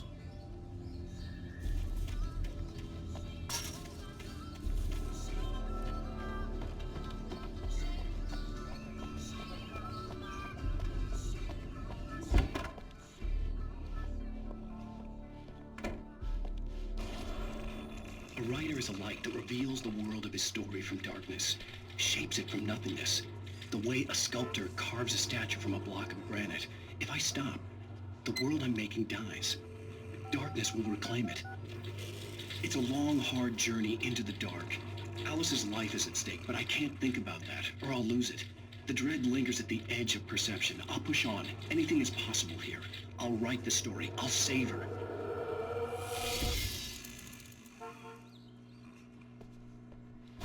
Marvelous, Sarah. I just wanted to settle all the damage the Anderson brothers might have inadvertently caused on their recent and regrettable little outing. They are not accountable for their actions, of course. I can assure you that my staff has been reprimanded. Tor and Odin never caused any trouble to anyone when they were still living at their farm. Indeed. All we can do is to slow down the progress of their dementia. Are you feeling any better, Mr. Wake? I'd like to leave. Am I free to go? Well, we still need to talk about... Am I under arrest? No, of course not. But I need to know where you'll be staying so I can get in touch with you. I'd avoid the motel. The Majestic is known for its roaches. The cabins at Elderwood are pretty nice, though. That sounds perfect. I'm Dr. Emil Hartman. I'd like to invite you to stay at Cauldron Lake Lodge. Did you talk to my wife? I had the pleasure of discussing your situation with her on several occasions. Did you set something up with her? I invited her here. My clinic is a place where... Oh, hey! Oh, my! Take it easy. Hey, nobody move! Get your hands off of my client! Who are you? I'm Barry Wheeler, his agent. If you have business with Mr. Wake, you talk to me. You yokels won't know what hit you once I sick my lawyers on your asses. No harm done, Sarah. I'm all right. I don't want to press charges. Mr. Wake, my offer still stands. Get me out of here. What the hell was that about, Al? We don't need a replay of that thing with the paparazzi. I thought they were gonna lock you up. I had to talk to someone. I told Barry everything. He thought I was certifiable, but when he heard about the manuscript, I had him. The fact that I'd written something, even if I couldn't remember it, was enough for him. He smelled money. And he believed that Alice had been kidnapped. Anything beyond that was another story. I had a midnight appointment with the kidnapper in a place called Lover's Peak, somewhere in Elderwood National Park. The plan was to rent a cabin. I don't like it, Al. I don't like any of it. It's not good. In fact, it's the absolute opposite of good. Mr. Wake! Barry, you found him! Hi, Rose. Oh, wow. I was just thinking about you, too. Great. I was just bringing Rusty some coffee. He's on the balcony, looking after Max. Poor thing. I really need to go. Great to see you again, Mr. Wake. Later! Who's Max?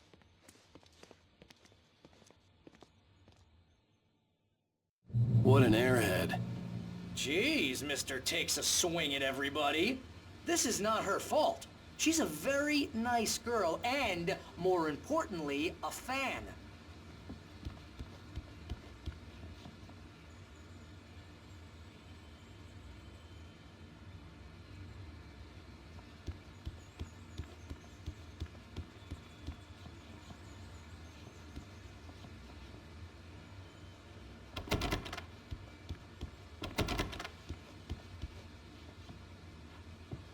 Seriously, Al, What you were saying in the car, just listen to yourself.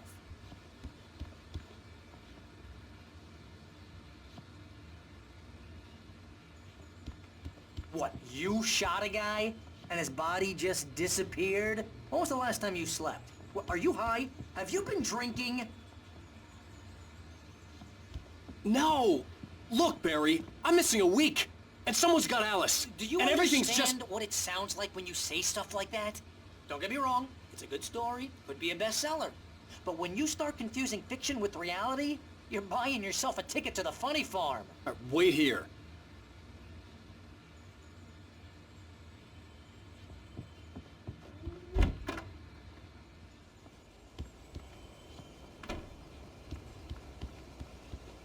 Easy there, boy. I'm almost done. Hey, Rusty, right? You rent cabins. Oh, Mr. Wake. I'd shake your hand, but mine are kind of full here. Actually, I'm sorry about this. Would you mind grabbing the registration form from the desk? It's just across from Bucktooth Charlie. Okay, sure. What happened? Crazy poachers. Max here got his foot caught in a trap. They're illegal to use here. Hell, you're not supposed to hunt within the park at all. But that doesn't stop some lowlifes. Well, at least Max is gonna be okay. You got lucky.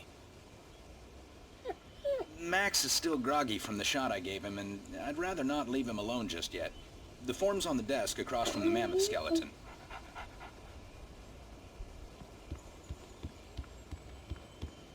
Okay, boy. We're almost done here. You can't just go and meet a kidnapper. Those situations always end up in disaster. You gotta talk to the cops.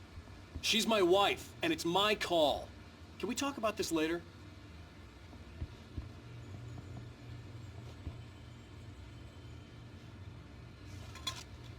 If you're trying to pull a joke on me, freak me out, it's working. Ha ha, let's have a laugh on Barry. Well, you had me going there real funny, Al. You can quit it now.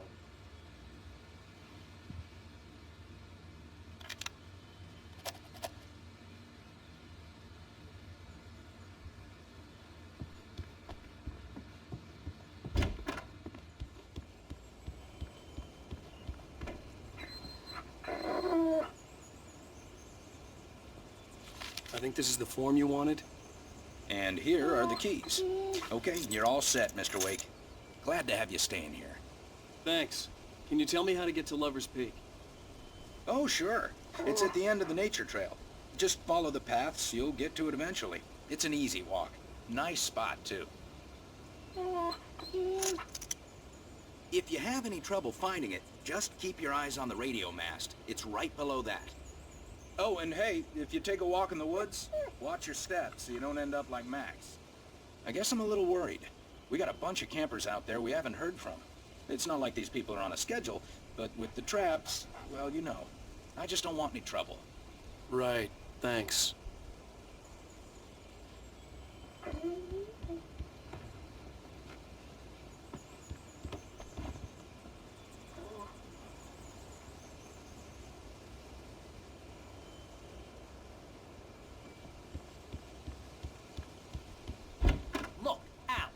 You're asking me to believe that you shot a dude who went poof into thin air, a guy who was bulletproof until you pointed a flashlight at him.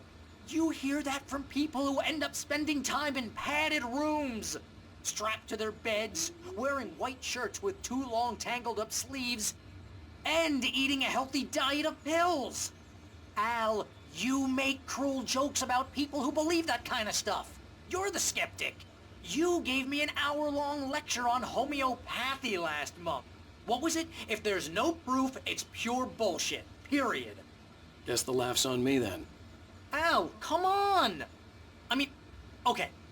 Okay, maybe something weird happened to you, okay? Well, thanks for the heartfelt vote of confidence. All I'm saying is you gotta throw me a bone here, bestseller. What would you think if it was me? There's no way you should be going out at midnight with a gun. No one asked you to come here, Barry. Either work with me on this or go straight back to New York. Your choice. Uh-huh.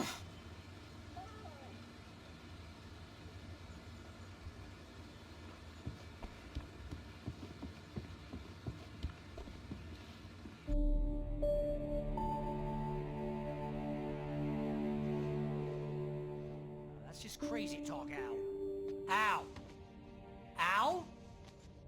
We should go to the sheriff or call the FBI. Damn it, Barry, they'll kill her! This is not a goddamn debate, Barry. I'm going to Lover's Peak. He said to come alone. Okay then. I understand. You're my best friend, and I'm worried that you're not right in the head. Tell me what to do to help, and I'll do it. You stay here, and if I'm not back by morning, call the cavalry. Achoo! Achoo! Just be careful with the natives, Al. These yokels are dangerous. Everybody hates a tourist, or it'll be deliverance all over again. Achoo! Bless you. Oh, this place is trying to kill me. I'll bet there's mold in here, spores, poison ivy, God knows what. This is so not worth a 15% commission. You want to know where you can shove that flashlight? Lock the door when I leave. Yeah, you go ahead and do what you have to do. I'll be fine. Alone, but fine. In a cabin straight from a horror movie.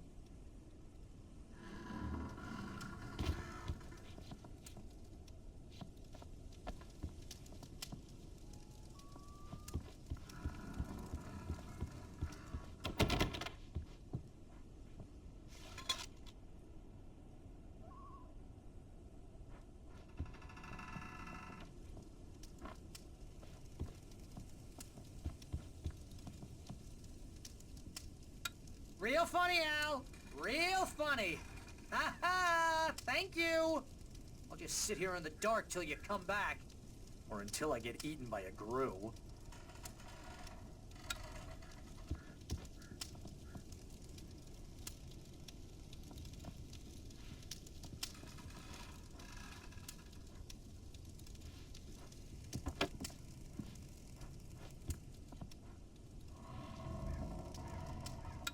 I didn't realize we were back in the 3rd grade here.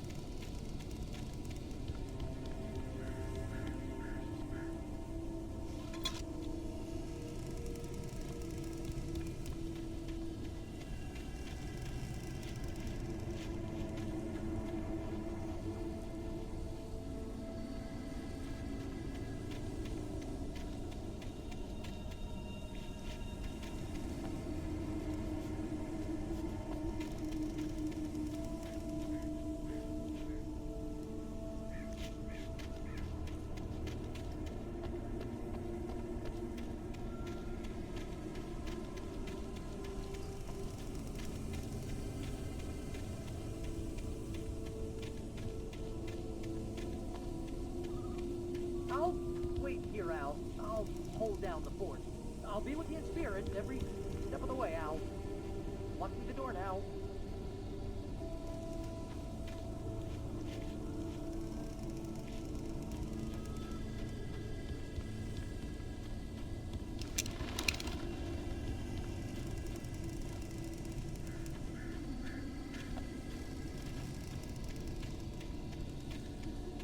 I knew I should have gone to the cops. This wasn't the smartest thing I'd ever done, but I was still angry with Barry for trying to talk me out of it. These people had called me right in the sheriff's station. The cops wouldn't scare them, and they had Alice.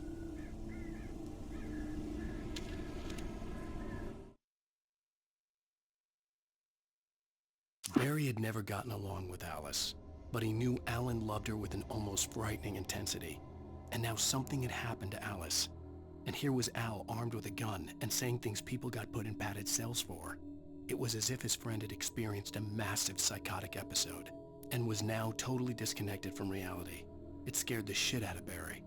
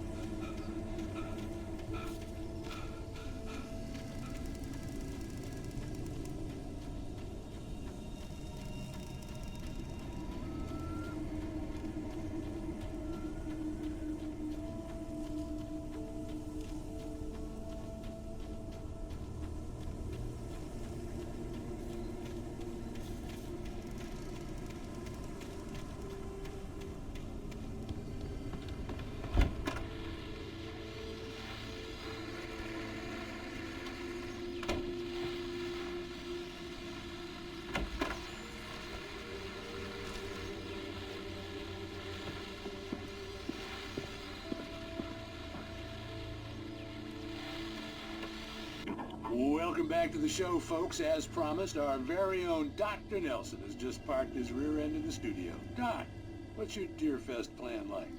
My plan? You make it sound a lot more organized than I ever seem to manage.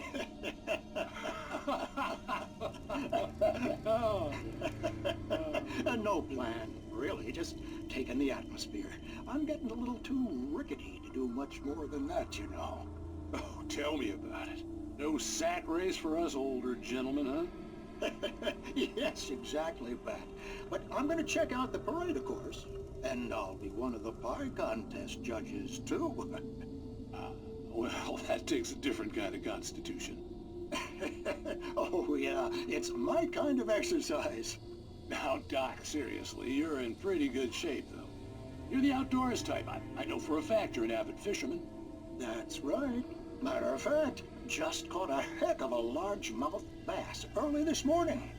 But you're not taking part in the fishing contest? No, not this year. See, Pat, I'm just not that competitive anymore.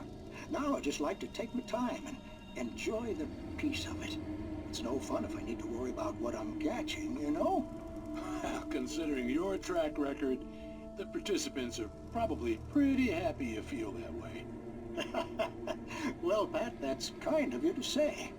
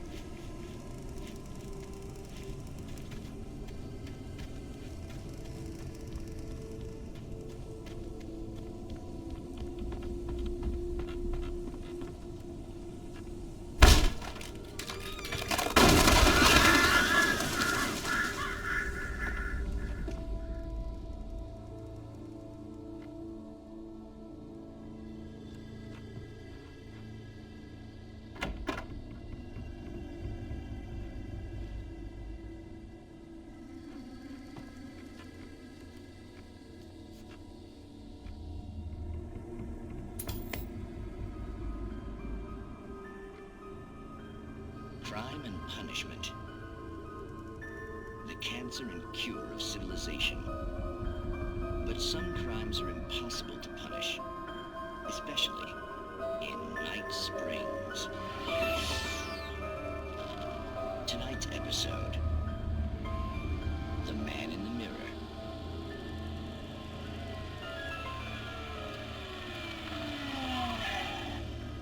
He's inside, Agent.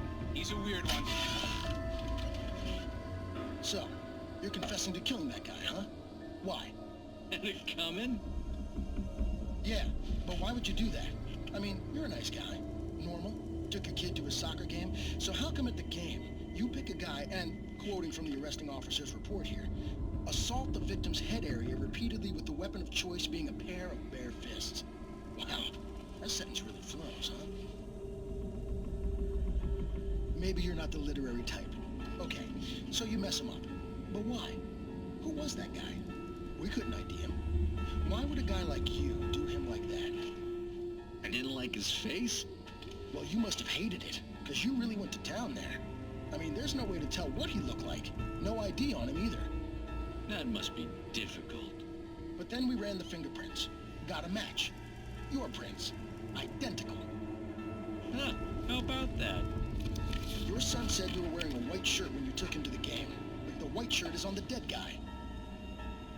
It's plenty red now. You won't get away with this.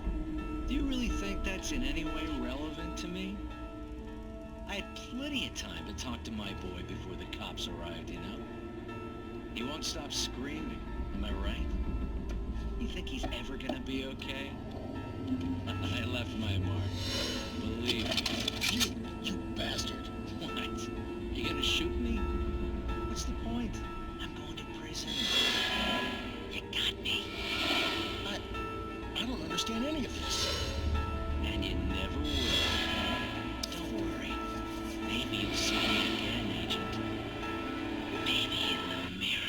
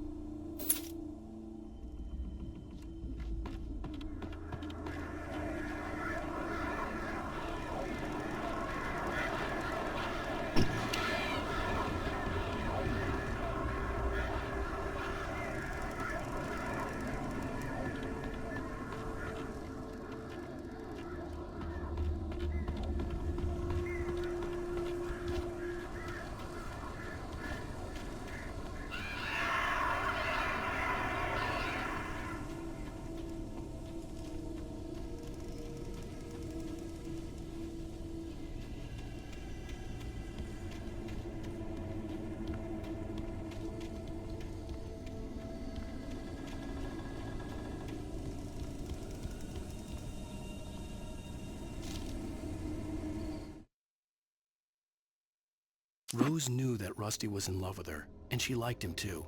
She liked him a lot. He taught her to dance, and life had certainly taught her the value of a man who was gentle.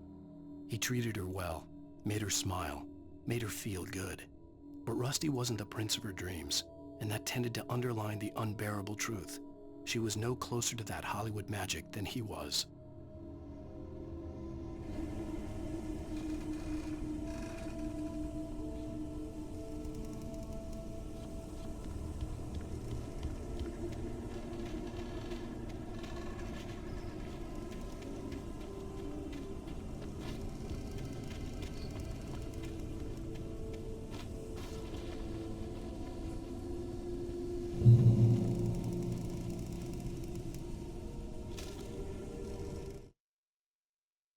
The air in the visitor center was heavy with an awful smell, as if some rotten drowned thing had crawled up from its grave. Rusty kept coughing blood. My eyes were drawn to the twisted shape of his broken leg. The attack had been vicious. Max whined in his cage. Rusty's eyes were wild with fear and terror. He gasped. "Mr. Wake, it happened just the way it was on that page."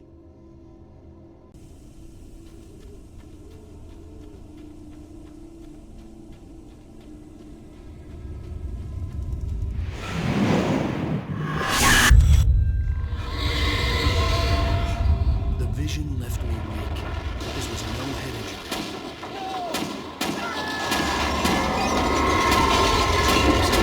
Damn.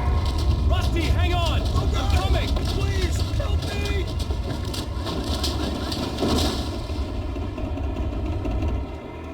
Anybody? Help me!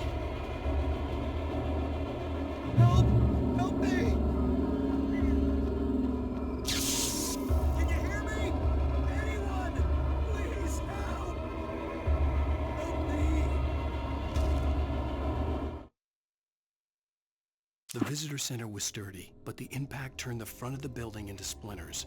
Rusty was thrown across the lobby like a rag doll and hit the far wall hard. It didn't hurt until he tried to move and saw his leg bend the wrong way, felt the broken ribs stabbing him on the inside. Rusty howled in pain and fear, suddenly afraid to die alone.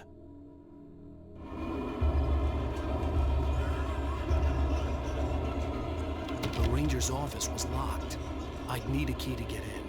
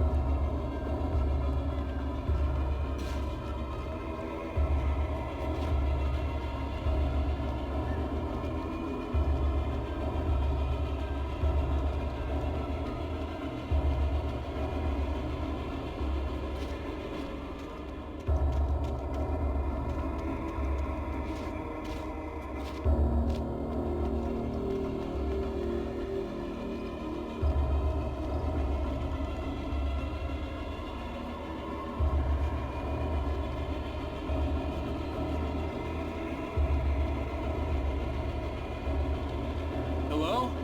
Back here. I'm back here. Hey, please help me. Mr. Wake? Oh, hell. It happened just the way it was on that page. I found. Came true. It knew. So dark. It'll come back for me. You must... The lights. In the office. I have the key.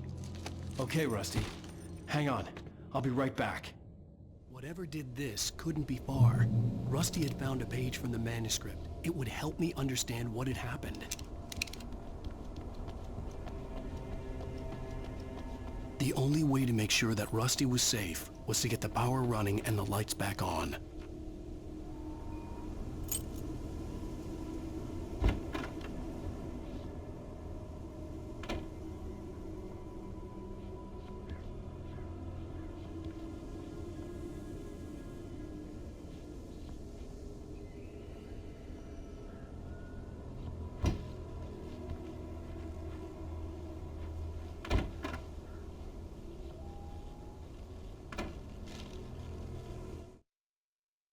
At the last instant, I changed direction and threw myself down.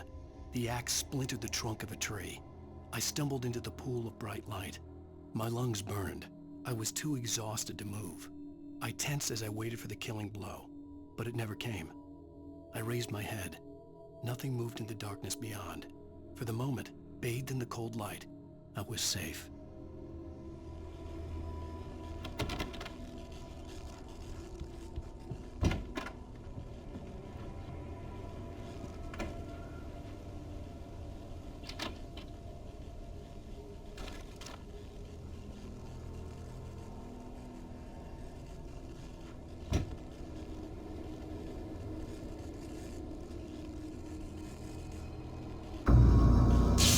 Too late. Someone had destroyed the circuit breaker. There was no way to get the lights back on.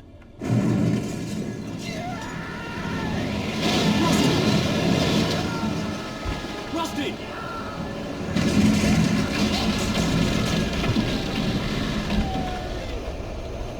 The ground was covered with oily patches that looked like liquid darkness.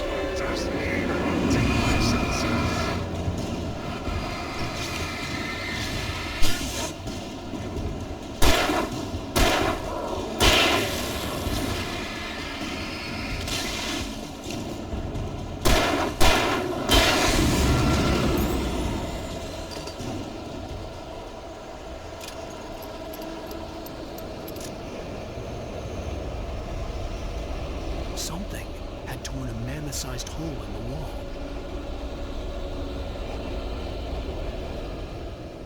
Please! Don't feed these animals!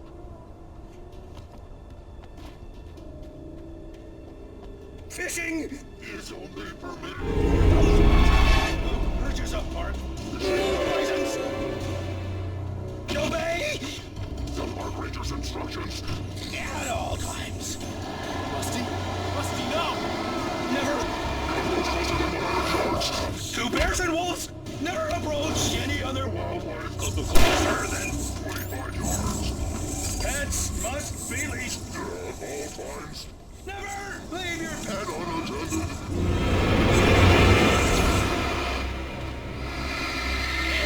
It is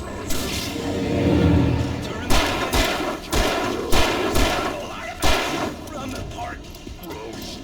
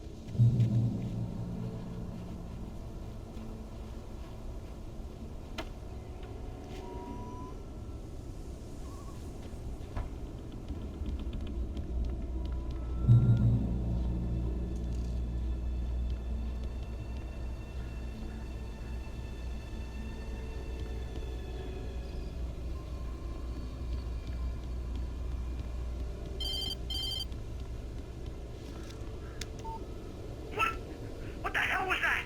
I saw from the window. I saw something. Forget about it, Barry. It's just me going crazy. Oh, jeez. Oh, jeez. You're not crazy. I wish you were crazy, but you're not crazy. Ow, be careful. Stay in the cabin. Don't open the door for anyone. I mean it.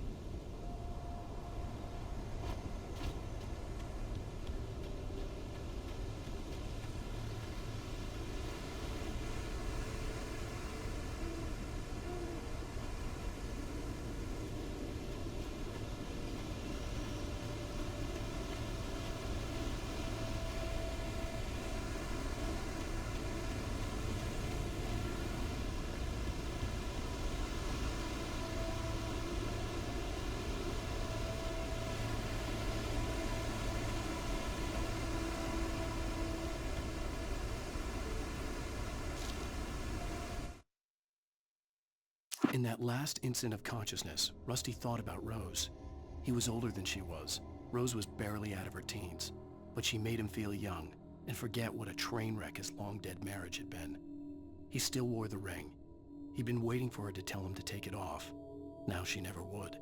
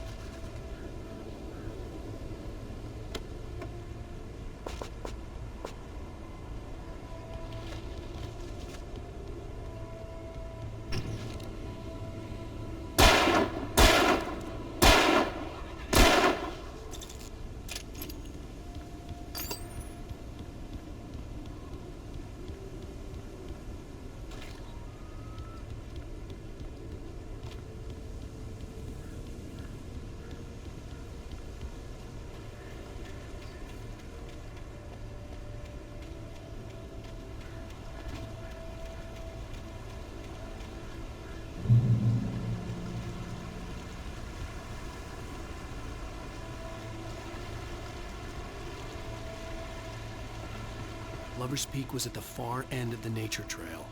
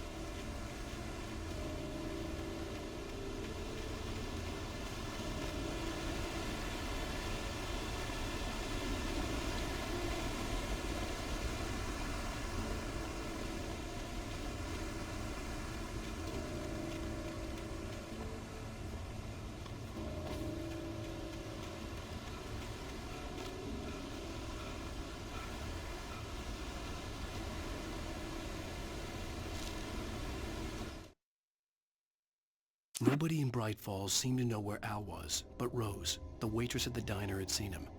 From what Barry could tell, Al pretty much fell off the face of the earth when he left the diner. Rose was just the kind of fan that Al hated, but she really tried to help. She was smart too, knew a lot about what was going on in the town, knew a lot about Al, even knew who Barry was. Barry liked her. That was no big surprise. When it came to women, Barry and Al rarely saw eye to eye.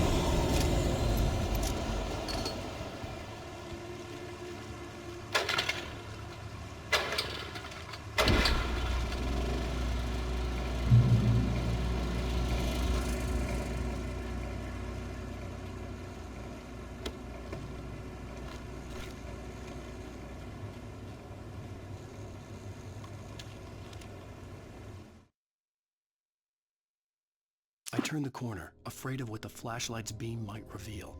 Suddenly, a roughly painted symbol of a torch glowed in the light. Behind it, hidden by a rock, sat a battered metal trunk. It was here for a reason, packed with supplies, batteries, flares, ammo, things you need to make it through the darkness of the night. Something left behind by someone who knew what I knew, and more.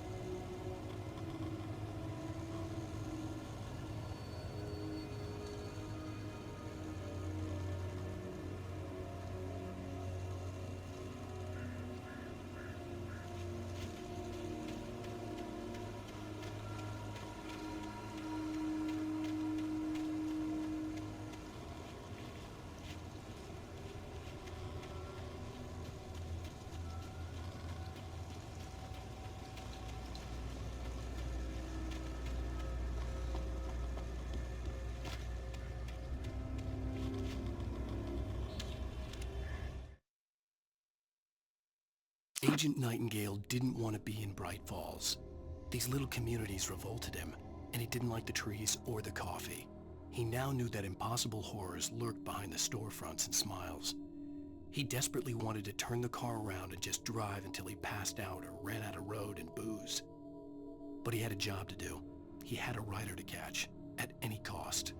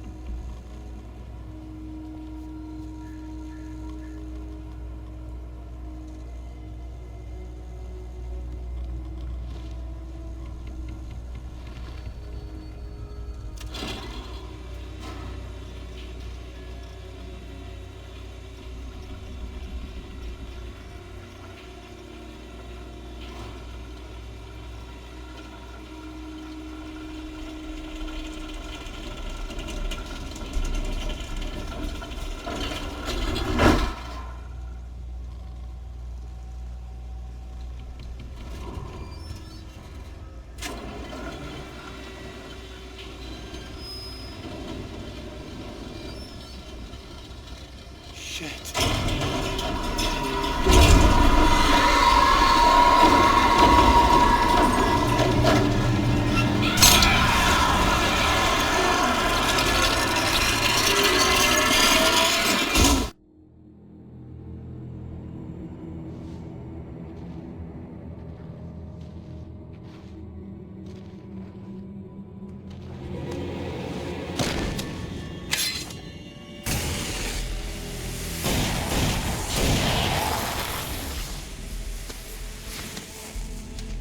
We gotta get moving. More of them coming.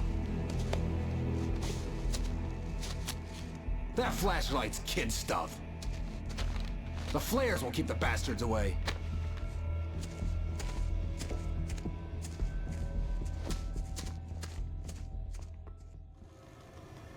You can see them too? Hell, of course I see them. Come on, we gotta move. Why? Because that's the way the story goes. Yeah, but... Let's move! I lost my gun back there. Oh, I've got a gun. Just keep that light steady on him. It took a moment, but then I recognized him. He'd been on the ferry when I first arrived here with Alice. He knew my name. We were headed in the direction of Lover's Peak. There was no way this was a coincidence. He was the kidnapper. Come on, Wake! You better keep up.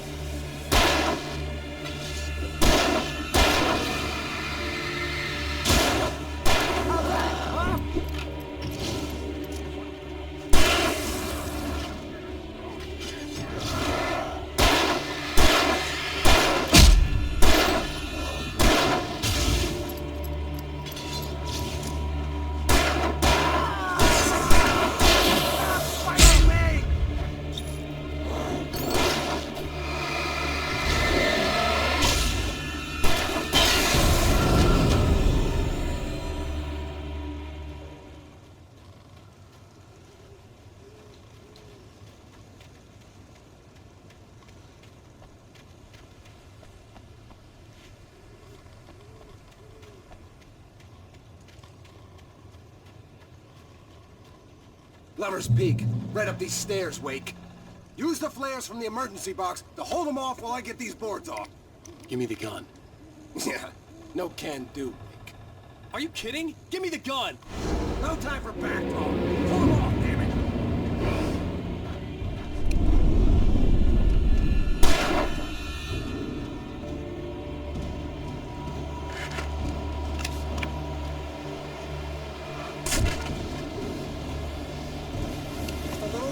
Scare him off!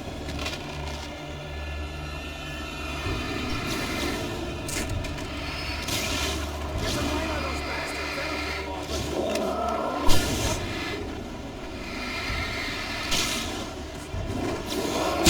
Just a little longer. I almost got it. Okay, it's open.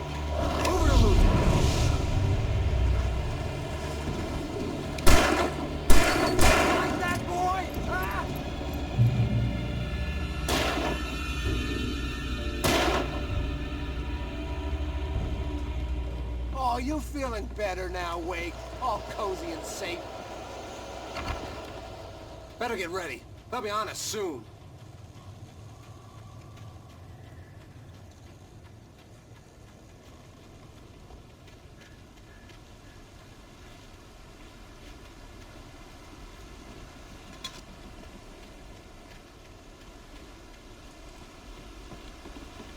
This is it, Wake. The last stand. There's more flares here. Get ready. We fight them as long as they keep coming. Give me the goddamn gun! They're coming!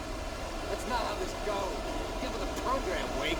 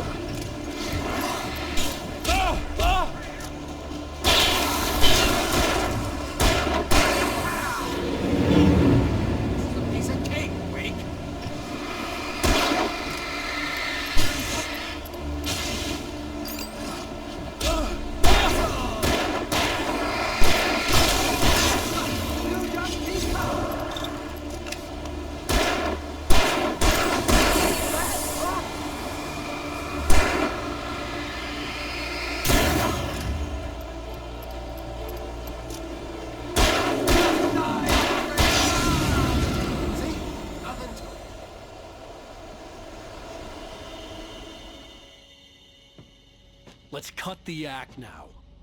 Where's my wife? I knew you were gonna say that. I read it all before. You're a hell of a writer. Congratulations. You're gonna bring about something glorious and terrible once we get you some proper editorial control. What the hell are you talking about? Where's Alice? I want the entire manuscript, or she's gonna suffer bad. You touch her out.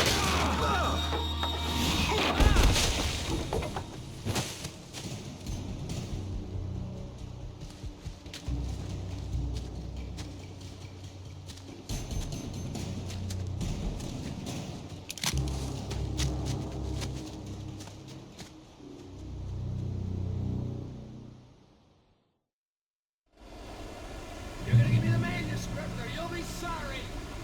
No! Come back here! I swear I'll kill you if you hurt Alice! Do you hear me? Come back here! He had Alice, and he wanted the manuscript because he thought it held some magical power. But I had no manuscript to give him. I had to get back to Barry and figure out my next move.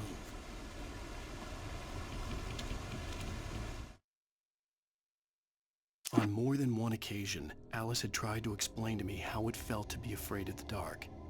To her, darkness wasn't simply the absence of light, but something more tangible than that. It was something you could touch and feel. Worse than that, it was something with a mind of its own, something malicious and malign. For her, things changed when they were wrapped in darkness. They turned into something else, something foreign, and nothing was safe or innocent anymore. I'd never really understood what she meant, until now.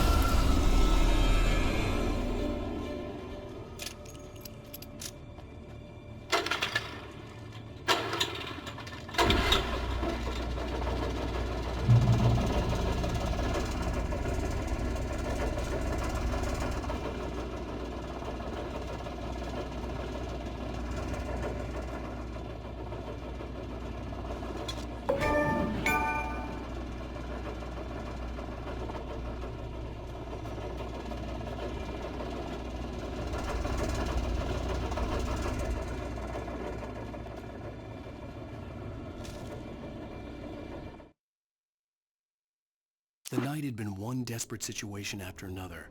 I was exhausted, and my body felt as though it had been chewed up and spat out. The flashlight was heavy in my hand, and each pull of the trigger sent a painful shock up my arm.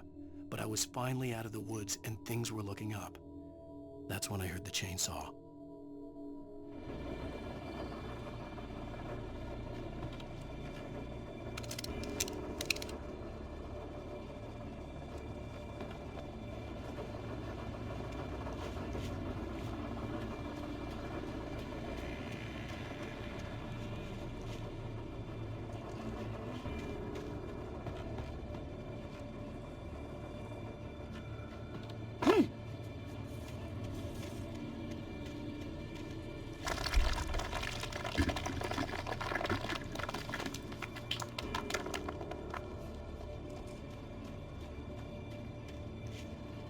I had heard the plane fall.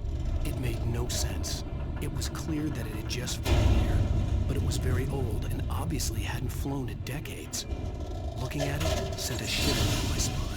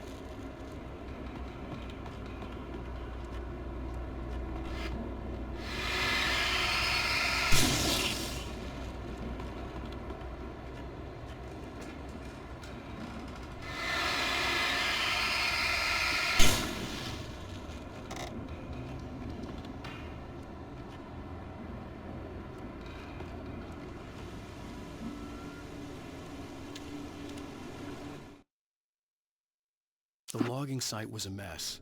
The modular office had been pushed off the cliff. Deputy Thornton climbed up from the wreckage excited, breathing hard from the exertion. Nobody there. It's weird. Don't you think that's weird? Bored, Mulligan let out a mighty snort. Hell, it's always weird, Thornton. Just a question of sorting out what kind of weird it is this time around.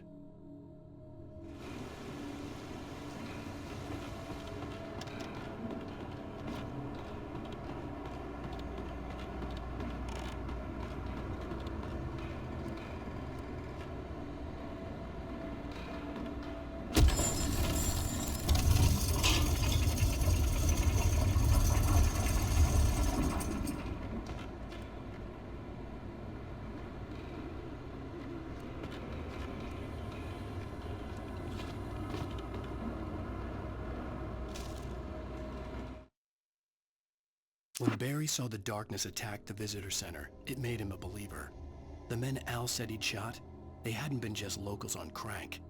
Somehow the world had changed, like the channel had been switched without warning.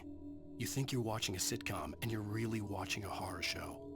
When the birds started attacking the cabin, Barry wasn't surprised, just terrified.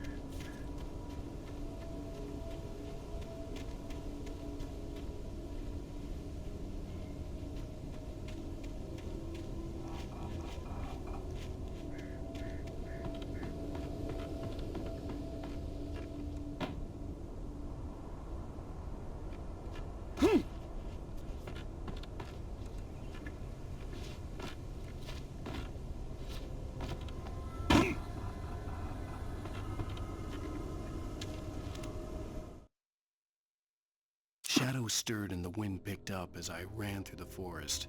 I felt the dark presence turning its gaze toward me. Then the moonlight was blotted out by dark shadows that raced violently across the ground, moving too swiftly to be natural. Darkness gathered between the trees and melted again to reveal the Taken. No natural path had brought them here.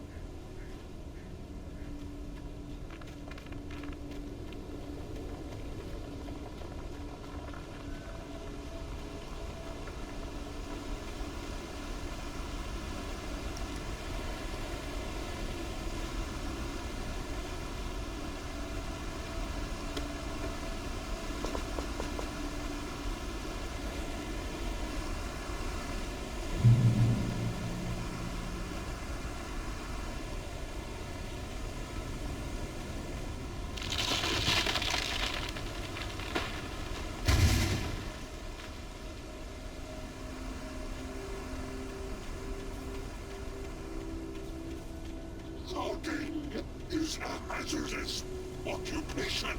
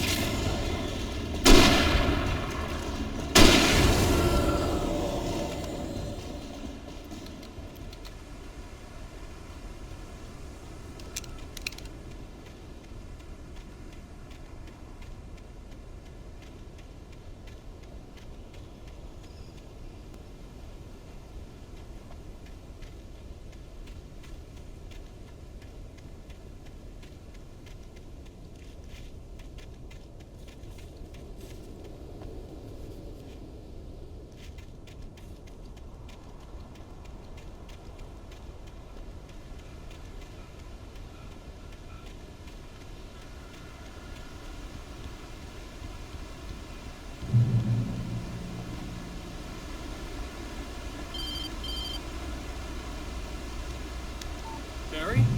Ow! The porch is covered with birds. They've got all Hitchcock on me. Stay out of sight. I'm on my way. Don't open the door. What, am I crazy? Stay hidden. I'll be there soon. Just make sure you keep the lights on.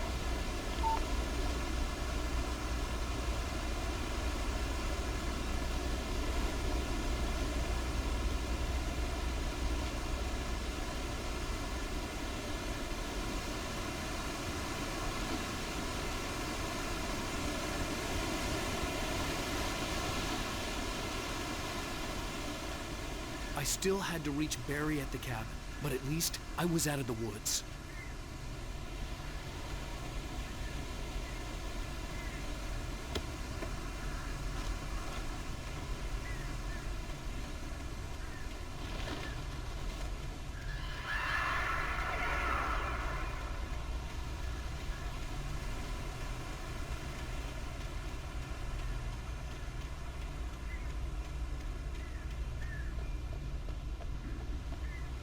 I'd have to get the car from the locked garage. It would get me back to Barry faster, and the headlights were a welcome bonus.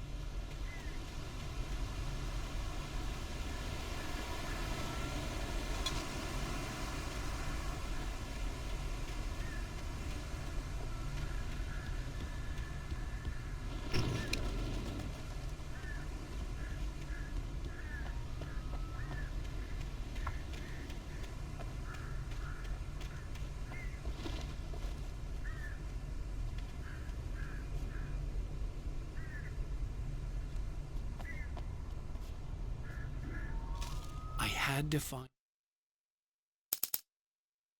The FBI agent's command froze me in place. I considered surrender. It was all falling apart anyway. I could give in, let someone else deal with it, but it felt all wrong. Call it instinct, his posture, the way he held the gun. He was no friend. Shots ringing in my ears, I leaped for the hole in the fence and stumbled into the darkness beyond. The key to the garage.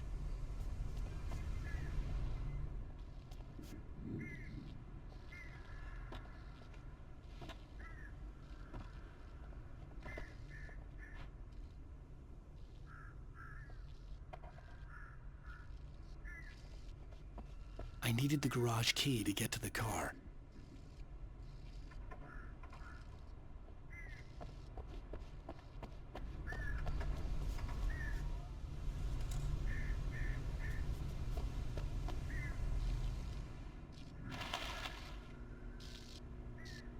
The garage key had to be somewhere nearby.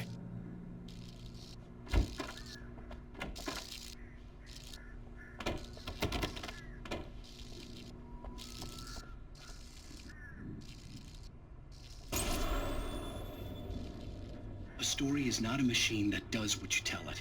A story is a beast with a life of its own. You can create it, shape it, but as the story grows, it starts wanting things of its own. Change one thing and you set off a chain reaction of events that spreads through the whole thing. The characters have to be true to themselves. The events need to follow a logic that fits the story. A single flaw and the magic is gone. The story dies. Alice dies.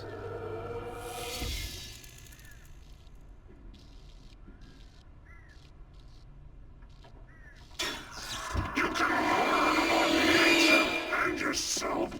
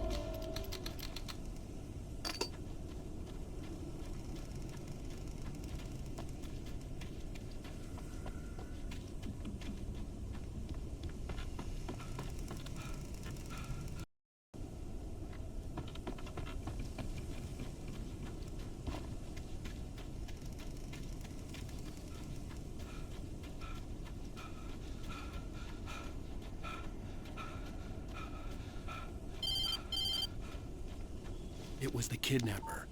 You son of a bitch! Where's my wife? Enough horseplay, Wake. You deliver the manuscript, and you can have your woman back. Simple as that. I don't... Listen. I'm gonna need time to finish it. I still need to write the ending. I need... A week! It's not done? I need a week. 2 days! The old Bright Falls coal mine is nearby. You can find it easy, city boy. The main building, there at noon. You bring the manuscript, you'll get your wife. If not, well, get me. Yes, I get you.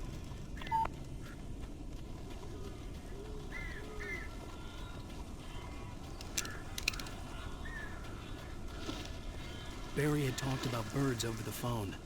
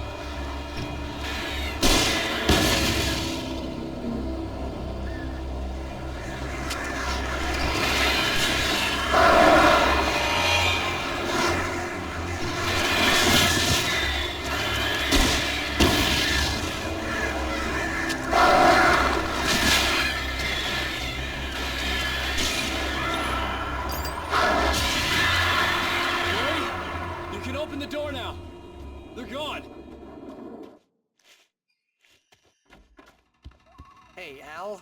I'm sorry for thinking you were having a psychotic episode, man. I sent Barry to the town to ask around about a man fitting the kidnapper's description. He'd go through the archives of the local paper. Perhaps he could learn something. Anything about the island and the cabin that had disappeared. The man wanted a manuscript. I had to try to write him one to get Alice back.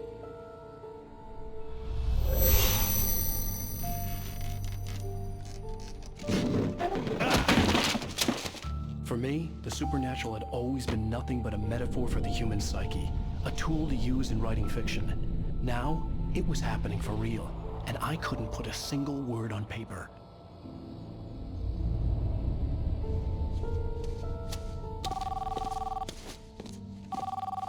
Barry Wheeler speaking. This is Rose. Rose? I found Mr. Wake's pages. Oh, you sweet, brilliant girl. Could you and Mr. Wake come get them? I live in the trailer park outside the town. We'll be there in less than an hour. Bye now. See you soon. Have a great day. Hope you come back soon.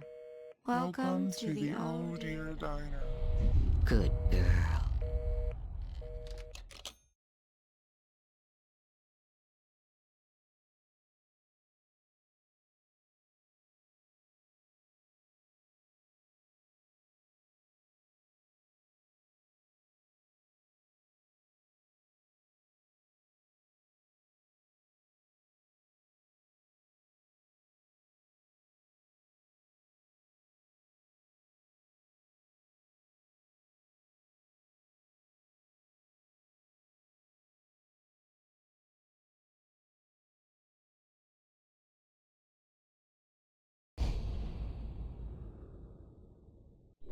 How the hell did she get her hands on the manuscript anyway? I don't know. She's resourceful. I told you you were too hard on her. Listen, I found out all sorts of interesting stuff while I was digging around. Yeah. Mr. Wake, it's Sheriff Breaker. We have an FBI agent here, Agent Nightingale. FBI? He's anxious to see you. You'd better come to the station. Okay, I'll be right over, Sheriff. Let's make this quick, huh? Help you folks? Name's Randolph. I'm the manager. We're looking for Rose. Works as a waitress down at the diner. Rose, sure. Nice girl. Who wants to know? I'm Alan Wake. The writer, huh? I heard on the radio you were visiting. Well, I'll show you her trailer. That Rose, she's a nice girl. Always pays her rent on time. As I was saying, Al, I found all sorts of weird stuff from the local newspaper's archives. This place is crazy. Disappearances, mysterious deaths, urban legends come true, and get this, most of this stuff takes place around Cauldron Lake. Yeah, okay. Anyway, there was an island there owned by a guy called Thomas Zane. Now, some of the articles I found about him make him out to be a famous writer, but I ran a bunch of searches, couldn't find a single thing he wrote. Zane was heavily into diving, so much so that the place came to be called Diver's Isle. But the volcano under the lake erupted in 1970, and Zane went down with the island.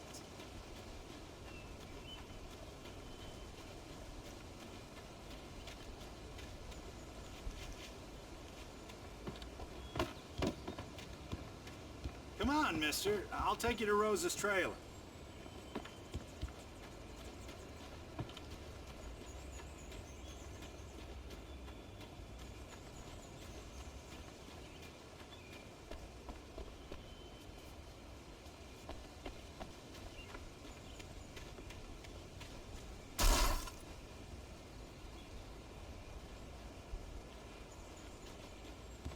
Just follow me. It's not far.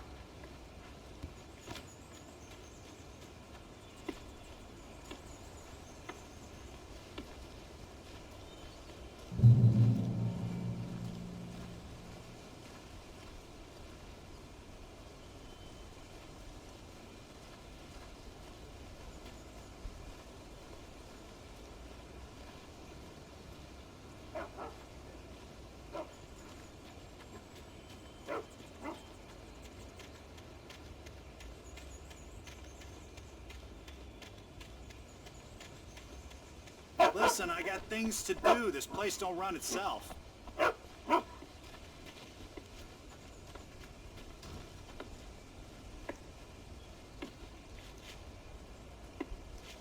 Oh, give me a break, mister. Can we just get a move on?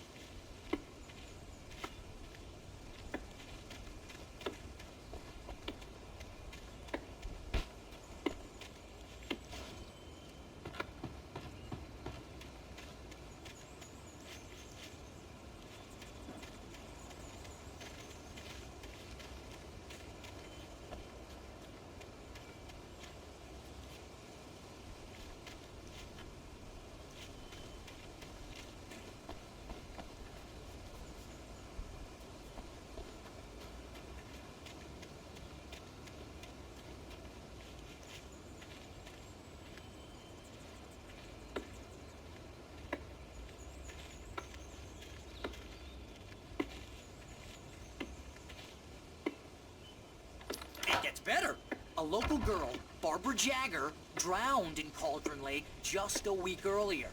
They were lovers. Sure, Jagger's a local spook story. The Scratching Hag. Comes for you in the dark. Childish stuff like that. Anyway, Al, I'm just getting to the best part. All of the articles about this stuff were written by Cynthia Weaver. I asked around, and she's that crazy bag lady you met. What, the lamp lady? She can be a little loopy, but she's not homeless. Yeah, anyway, she knew both Jagger and Zane before they both died, and she had some kind of a breakdown.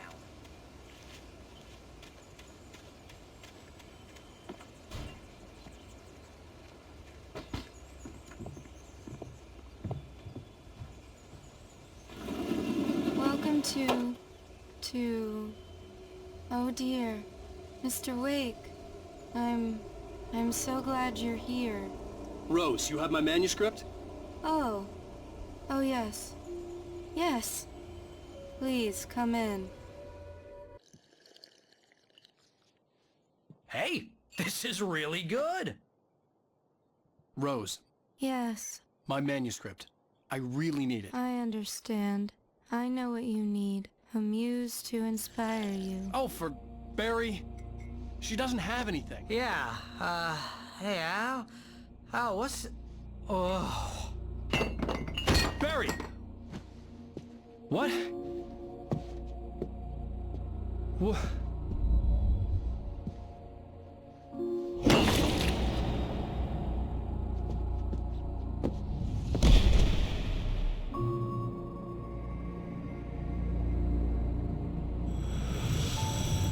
It's coming for you, hiding in my barber's skin.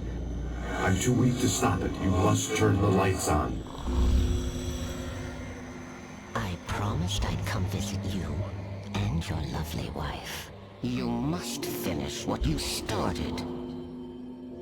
I insist. You must turn the lights on. Turn the light on. Back to work, boy.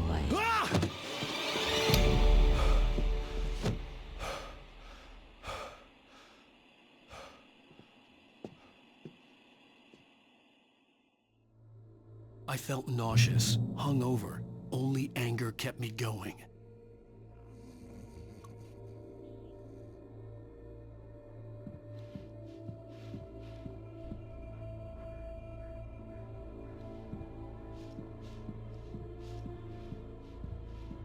Rose took a day from me. I had less than 12 hours left to meet the kidnapper. All I could do was get Barry into the car, work something out once I got on the road. Welcome to the Oh Dear Diner. What can I get you today? Coffee? I couldn't work up much hate for Rose. Something had used her to get to me, and left its mark. First refill is free. Milk and sugar on the counter there. Would you like to hear today's specials? Thank you. A nice day. Come back soon. Barry was out of it. He was way too heavy to carry. My gun and flashlight were gone. I'd have to find a way to get Barry into the car as quickly as possible. There was no time to waste.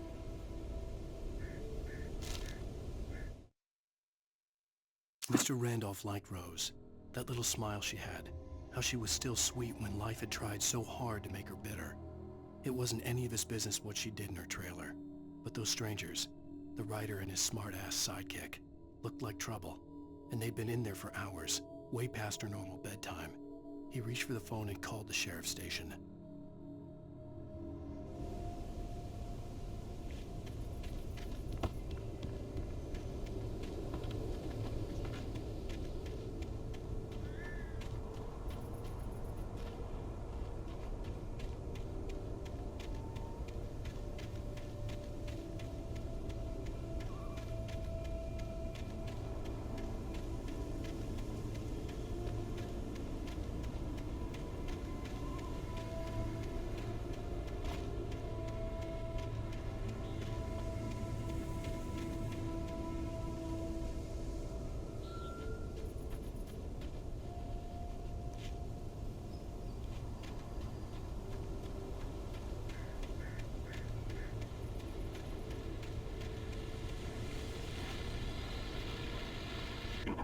just stepped outside to catch a breath of fresh air. Let me tell you, the weather's getting heavy. Nights like this make me especially glad I'm here talking to you and not home in bed. Once the weather takes a turn like this, I can't sleep at all. It's all tangled bed sheets and dark thoughts, punctuated by the occasional plunge into nightmare. Is it just me? Well, perhaps it is. But I hope I can make the night a little bit easier to get through. Caller, you're on KBF FM. Hey, Pat, it's Walt Snyder. What's on your mind, Walt? Well, I ain't the way you are, but, well, I can't sleep either, you know? I just been staring out the window here, trying to make sense of it all, but, I ain't been drinking either, you know? I just... Well, you sound like a man with a problem, Walt. I had argument with Danny. You know, Danny, and, then I got in trouble with the law, you know, and, I'm just, well... I heard something like that, Walt. Yeah, well, you know, Danny's my best friend, and, they let me, bail today, and now I'm just alone here at the window, you know, waiting, man, and there's something in the air tonight, man. I was just outside looking up at the sky above our broadcast tower thinking the same thing. What are you waiting for, Walt? I don't know. You know, something's gonna happen. You know, I think I better go. Well, Walt, maybe... No, thanks, Pat. Well, good luck to you, Walt. Hang in there. Let's take a little break, folks. This weather's really something else, huh? How can I be sure that you will walk away? Why'd you look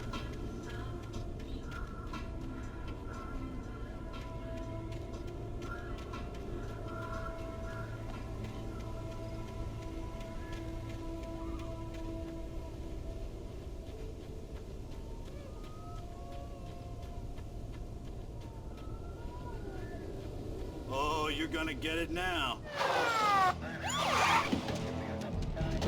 God knows what you've done to that poor girl. This is Agent Nightingale, FBI! Get him up, Hemingway! You're under arrest! You move a muscle, I'll unload right in your goddamn face! Stay right where you are, Slane!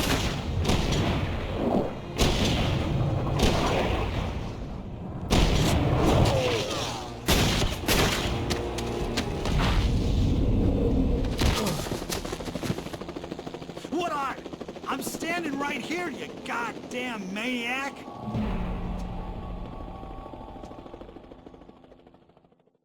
I hated to leave Barry behind, but there was no way I'd miss my appointment with the kidnapper. Give it up, Mr. Wake. Come on. Take it easy. Get away. Move it, move it, move it. Get away.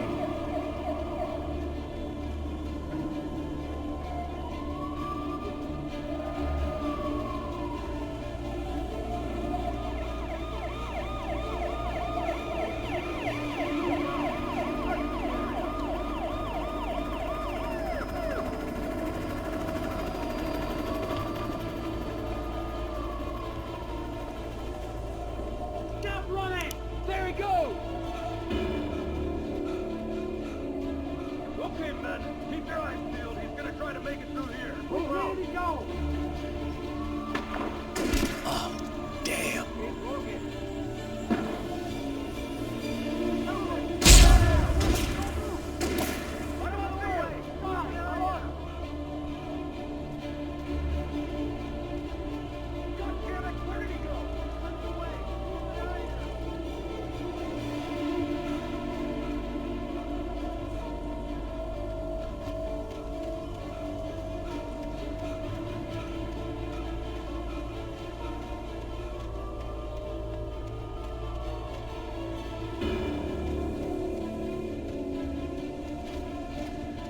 God, come on, guys. We need to head him off.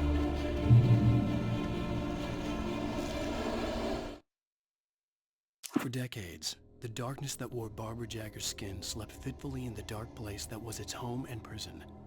It was hungry and in pain. It dreamed of its nights of glory when the poet's writing had called it from the depths and given it a brief, terrible taste of power and freedom. The rock stars had stirred it from the deep sleep the poet had sunk it back to in the end. When it sensed the writer on the ferry, it opened its eyes.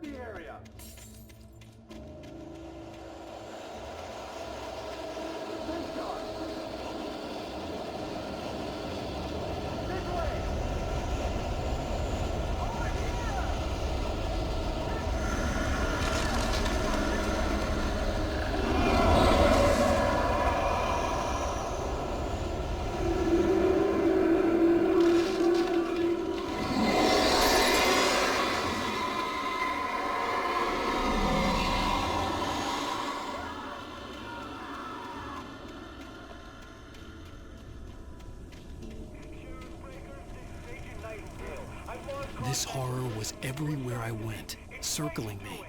The cops didn't stand a chance. They were after a writer, not a monster. This guy, he wears a tweed jacket. Over. He's the guy we're chasing. If it's not him, who then? Bigfoot? Over. I don't know yet, but I'm not in the habit of jumping to conclusions. That tends to come back and bite you in the ass. Out.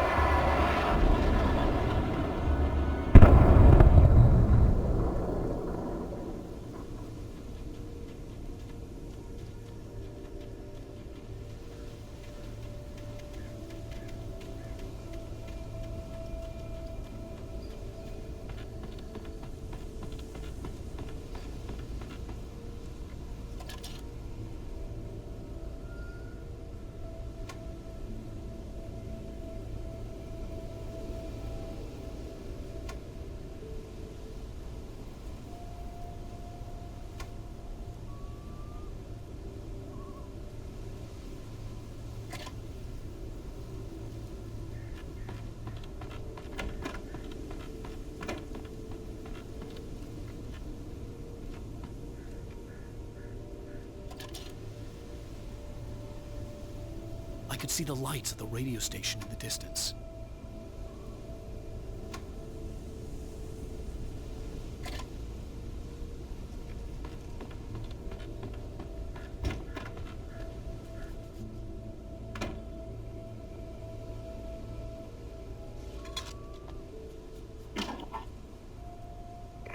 This is James. Mulligan, Thornton, come in. Over. Thornton here. James, we got both Wheeler and Rose in custody. They didn't put up a fight or anything. Why, they were... Hey, Mulligan, what you... Come on. Sit down and give me that. James, Mulligan here. Over. Go ahead, Mulligan. Over. We got Wheeler and Rose here. Wheeler trunk or hopped up on something. Speaking of which, that Fed had a pretty distinctive whiff of Otis Scotch about him, if you know what I mean. Over. I don't have anything on that, Deputy Mulligan. Over. Well, whatever. Anyway, Rose is just being plain weird here. You better get Doc in to take a look at both. Over. Gotcha. You better get them here quickly. The, Fed's gonna want to interview Wheeler. Over. Oh, yeah, I'll bet he does. Looks like they have a lot in common. Mulligan out.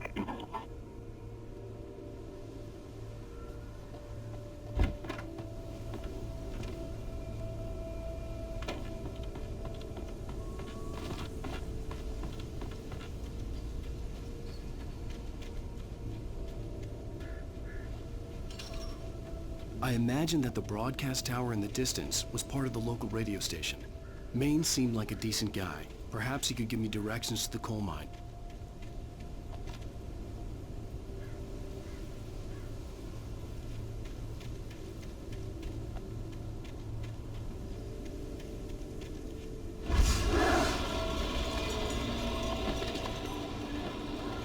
Unnatural shadows clung to the gate. The darkness that was after me was trying to stop me. I wouldn't get through without a light.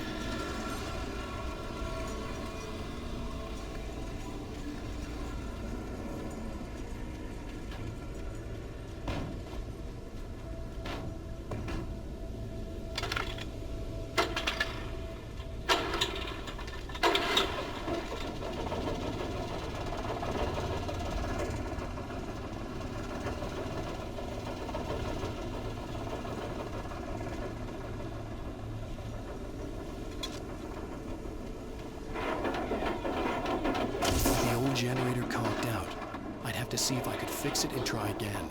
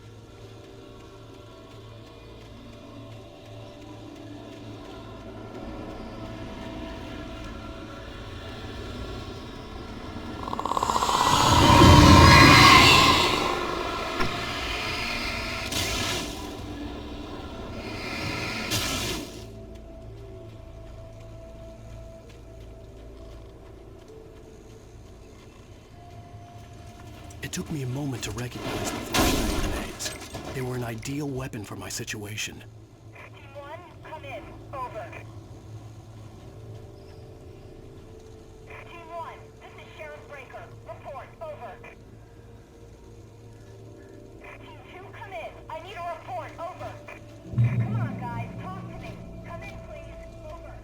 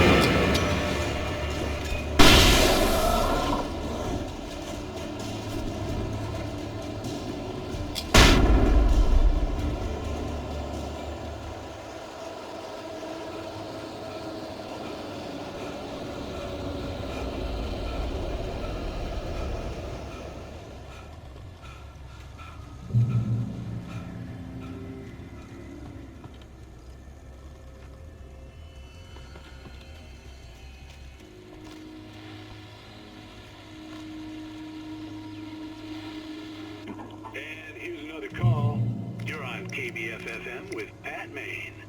It's Milt Peabody, Pat. What's on your mind, Milt? Well, I live near the trailer park, Pat, and there's a big ruckus going on over there. Well, that's just up the road from me, too. What's going on, do you know? I don't know, but there's a bunch of police cars there, lots of sirens, a helicopter buzzing around, and I think I heard some gunshots. Gunshots? Yes, sir, like from a pistol. So can you find out what's going on? Because it's just next door and they're popping off guns there. They're still shooting? No, it was maybe 10, 15 minutes ago. It sounds serious, Pat. I'm telling you, it don't sound like no party. Well, I'm certainly going to give the station a call, Milt. Okay. You'll hear it here as soon as I hear from them. Okay, thanks.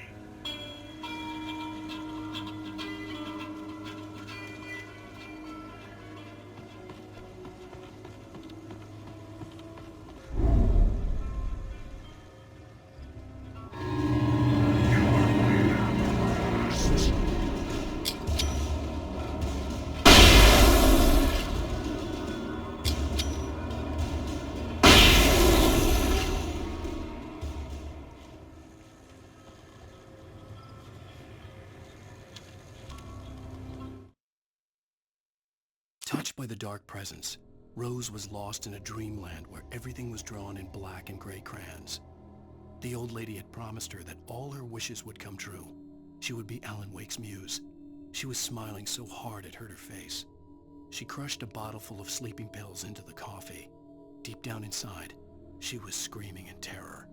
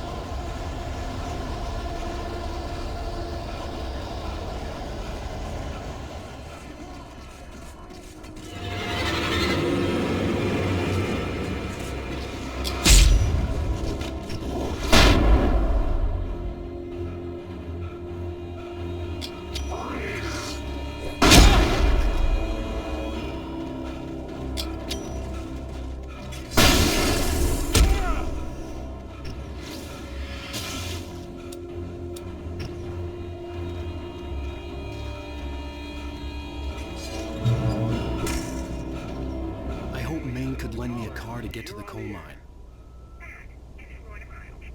Why, hello, Lorna. What do you have for us? What do you mean? We have trouble in a place like that. I mean, what do you expect? The sheriff should be helping us normal citizens instead of wasting resources on those people. Well...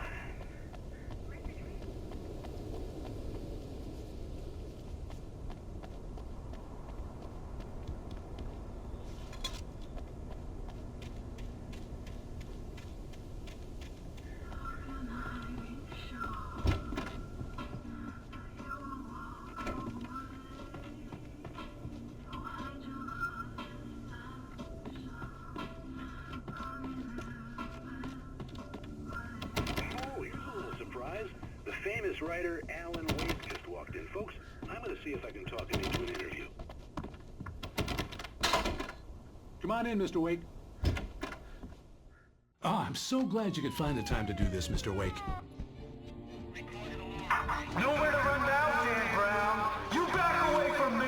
Don't hurt Whoa. Everyone calm down. Put the gun down. We're all friends here, right? Cool your jets, Nightingale. We got him. Judas Priest! What the hell's the matter with you? There's a civilian in there.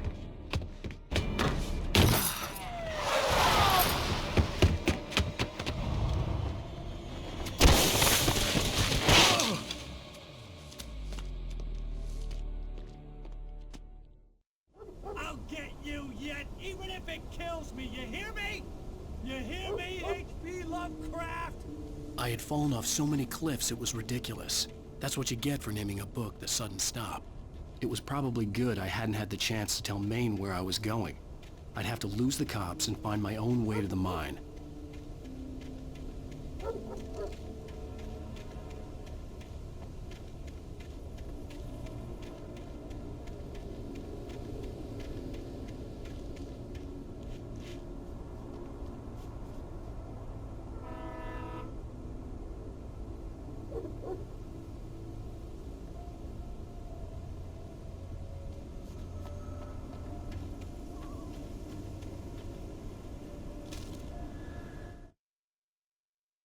Nightingale stared through the broken studio window into the dark woods. He turned around, started to walk out, but Maine grabbed his arm. "Young man, you almost shot me. You don't shoot off rounds at people like that. What's the matter with you?" Nightingale shook his arm free, marched out. His cheeks burned with rage and humiliation.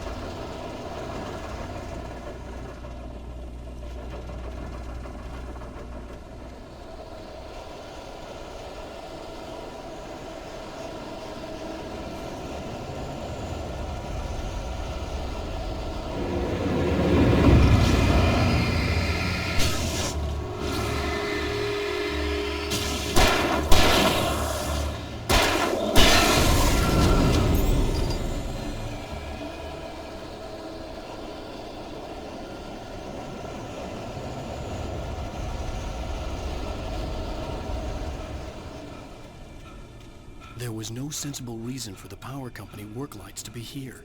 It was almost as if they'd been left for someone like me to use.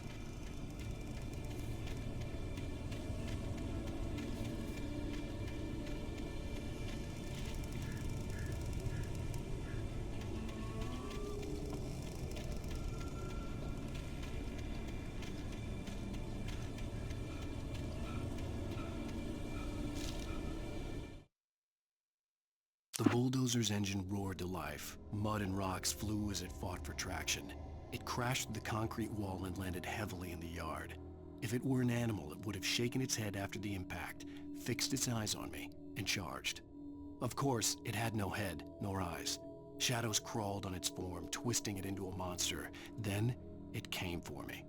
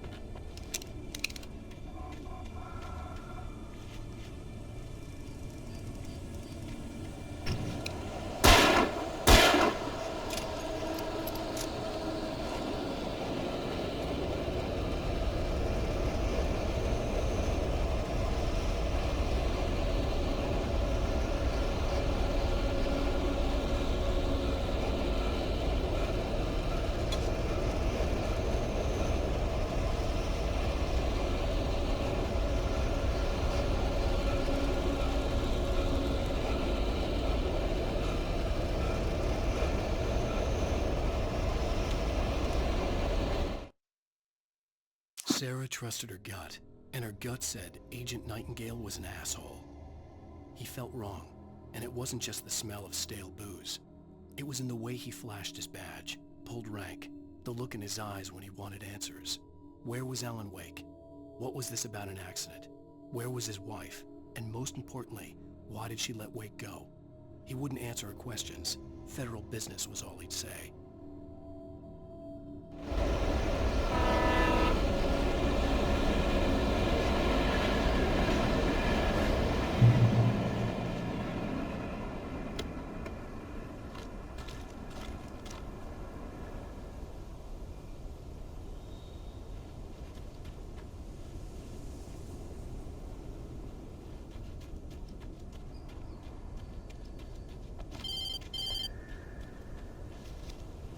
Hello?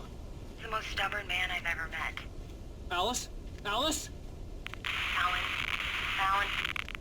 I'm so afraid. He keeps me in the dark. Please help me. I look at you, Alan, and it's not you. Something else. Looking out from behind your eyes. Alice, I'm here. I'm so alone here. It's all gonna go to hell. You need to be careful. Cooperate. The connection had been terrible, but that wasn't the only thing that hadn't been right with the call. She sounded wrong somehow, but she had called me.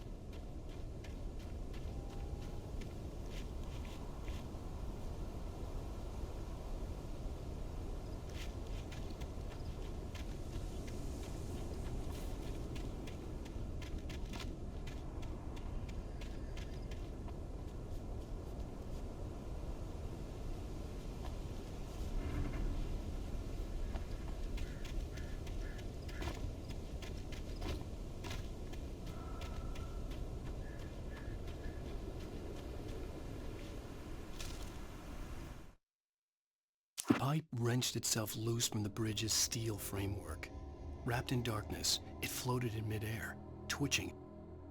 For a moment, I didn't understand what I was looking at. The heavy object lurched at me with impossible force. I threw myself out of the way, but just barely. When I turned my flashlight on it, it shook in a dark rage, before it flew at me again.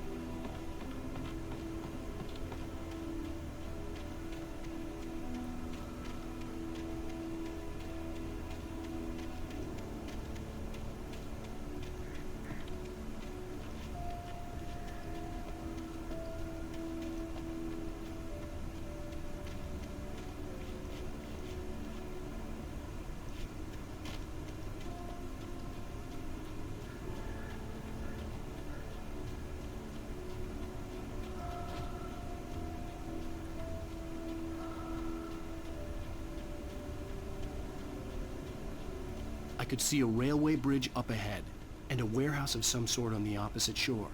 I hoped I could find a car from there.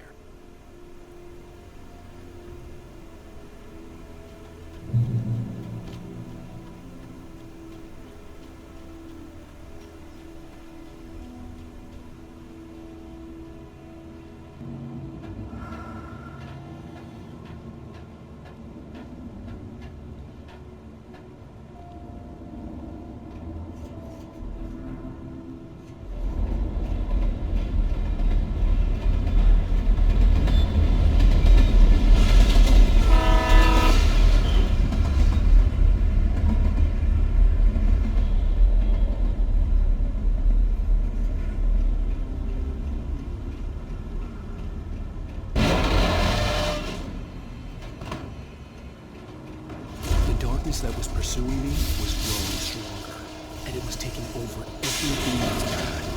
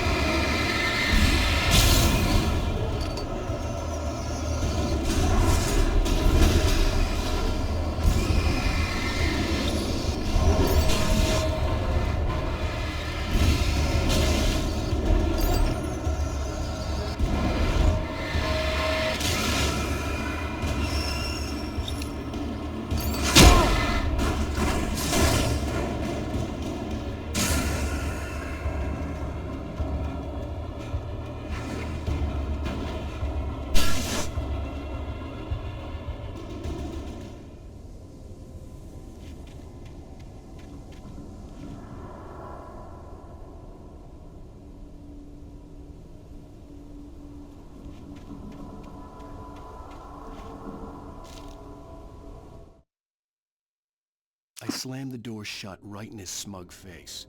He pleaded for me to open the door. True to form, the asshole actually thought I would obey. I had no sympathy left, no guilt either, not for him. I took a moment to savor the scream.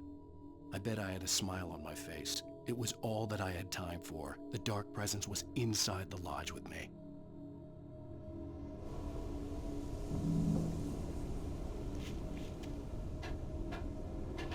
As a teenager, just starting to get interested in writing, Stephen King had been a source of inspiration to me. I thought about all the inanimate objects that had come to life in his books. No one is safe in a good horror story. Certainly not the protagonist. That's what makes them fun. This was anything but. The darkness could possess anything, and it was getting closer.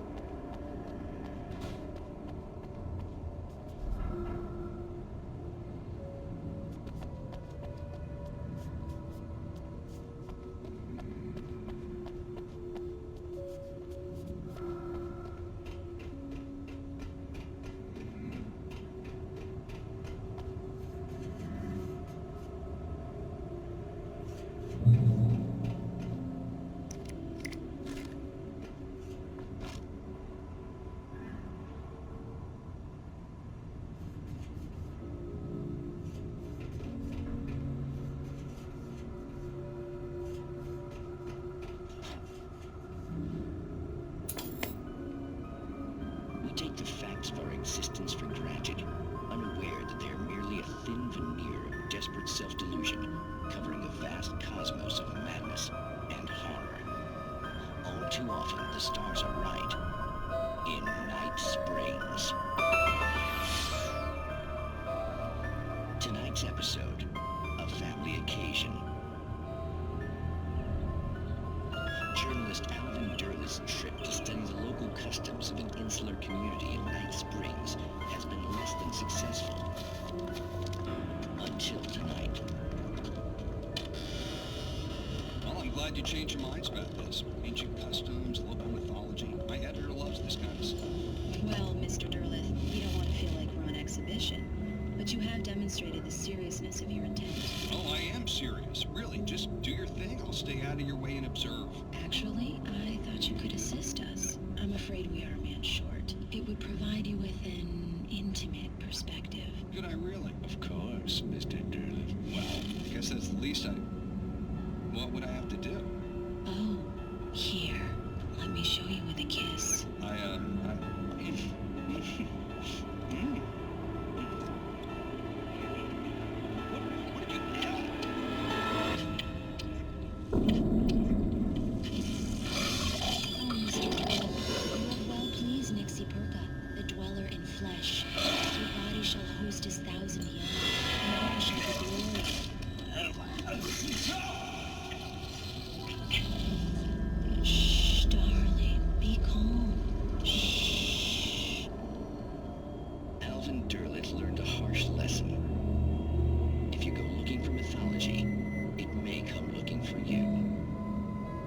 Such quests always bear fruit. Night Springs.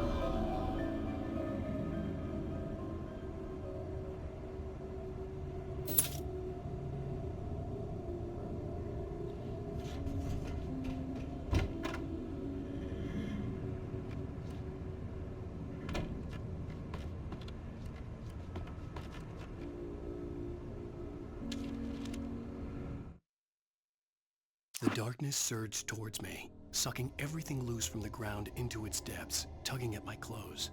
I saw the flare the kidnapper had dropped and threw myself towards it just as I felt my feet leave the ground. The darkness embraced me with the force of a tornado. Somehow I managed to light the flare. The darkness roared and cast me away. I fell toward the dark waters of the lake far below.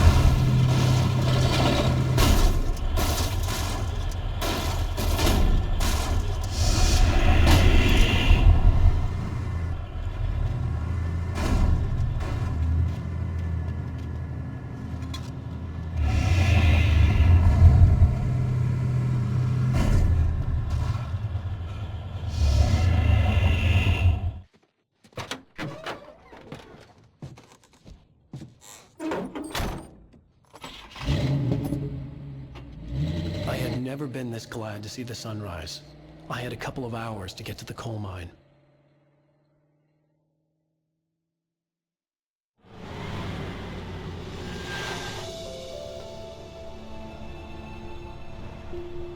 The coal mine wasn't far now.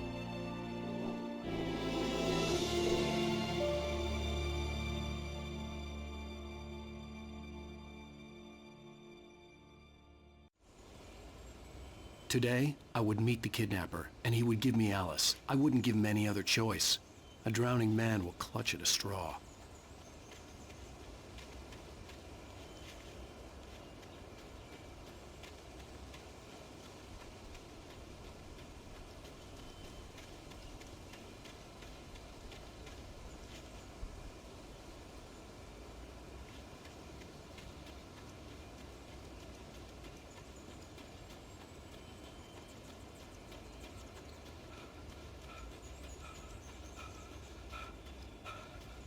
Even during daytime, I was being stalked. The bridge must have collapsed only moments after I'd crossed it.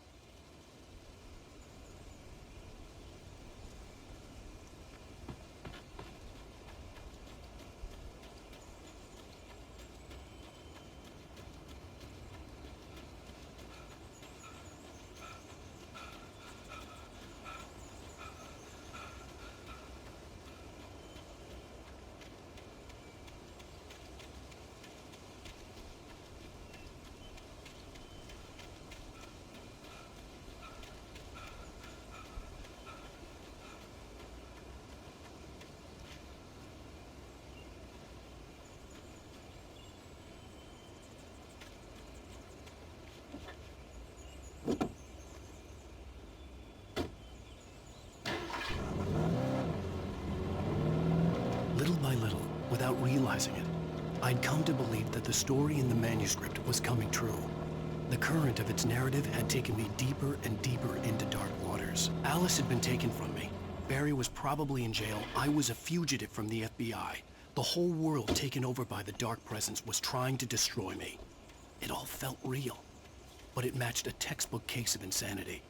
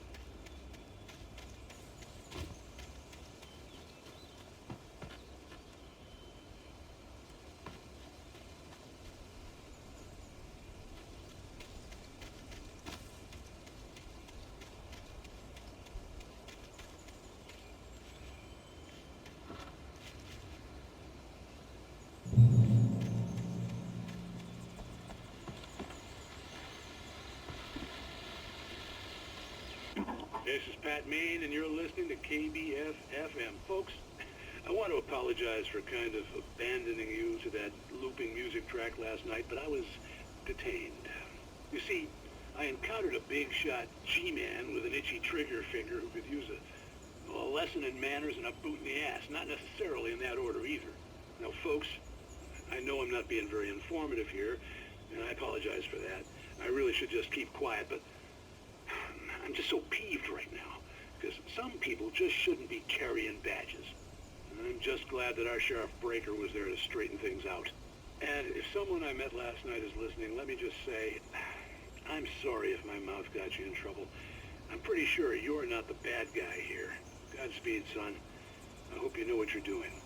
Now, on a lighter note, I'll be talking to Dr. Nelson all morning. But first, a little music.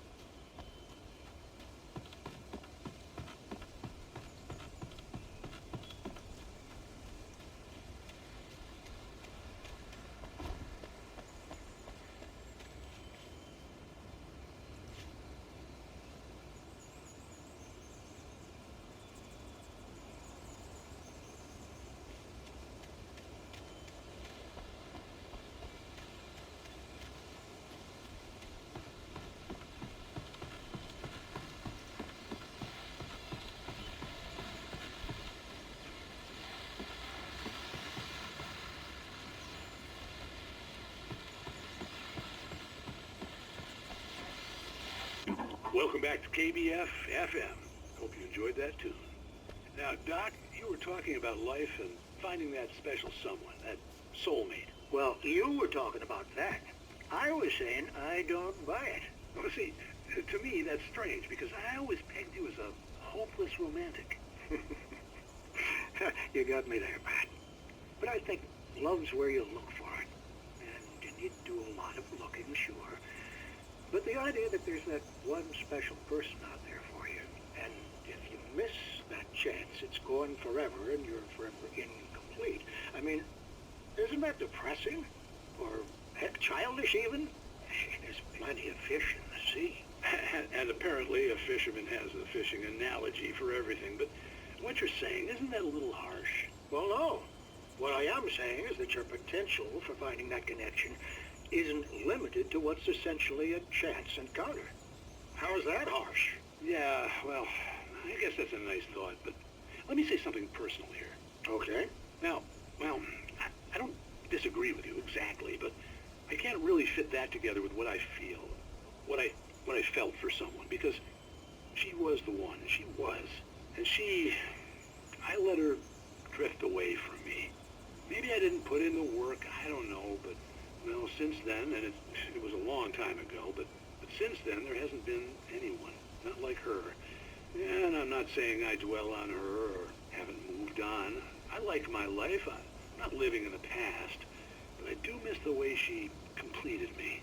You can't argue with the heart, Pat. I'm sorry, folks. I had kind of a scary experience last night, and let's just say it's shaken a few things loose.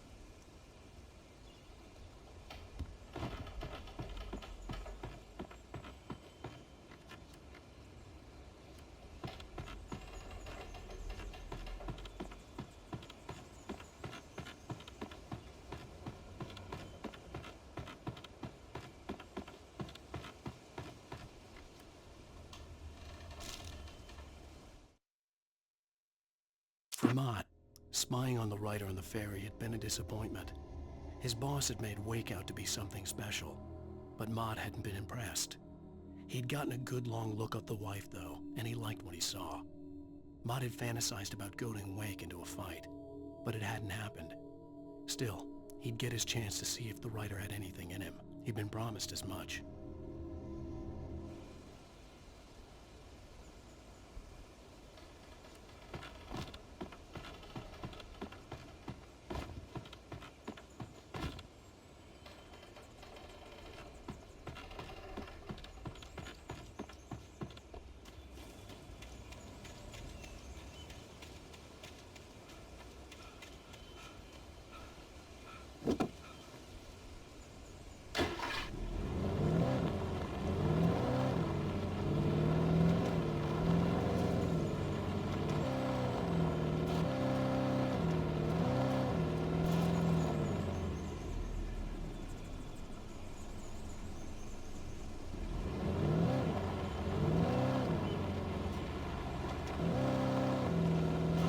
I was early. I was supposed to meet the kidnapper at noon in the main building. The coal mine was quiet. It was a museum now.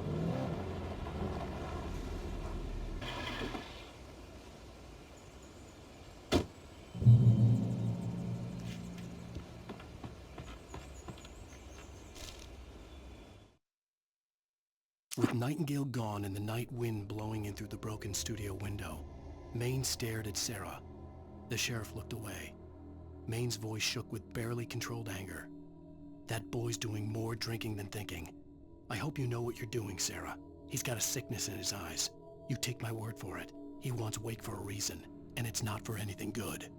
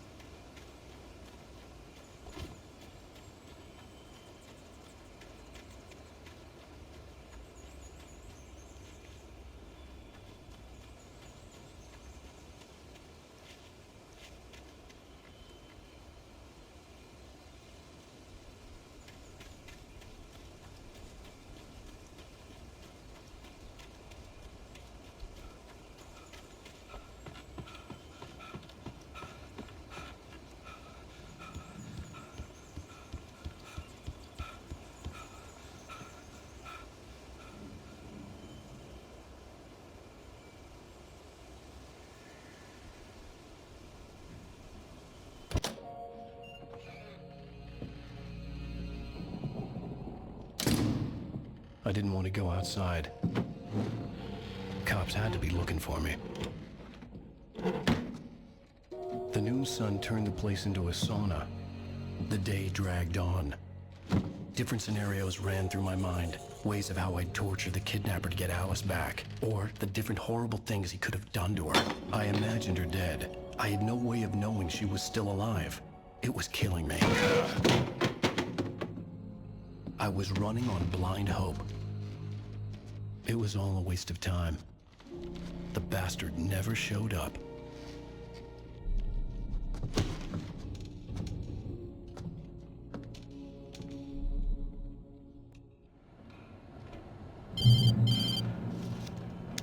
Wake! Where the hell are you? Change of plans. You know where Mirror Peak is? It's a big mountain north of where you are. You follow the path from the mine, you can't miss it. There's a lookout point there. I'll be waiting. I'm through being jerked around by You you. want to see your wife alive? Because if you do, you better watch what you say to me. Do we understand each other? I want to talk to Alice. Yeah, and I want the manuscript. Don't keep me waiting, Wake. Hello? Hello? Ah! I'm gonna kill him. I had to get to Mirror Peak.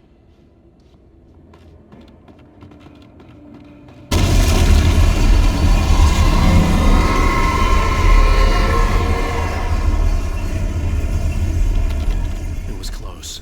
Maybe closer than ever before.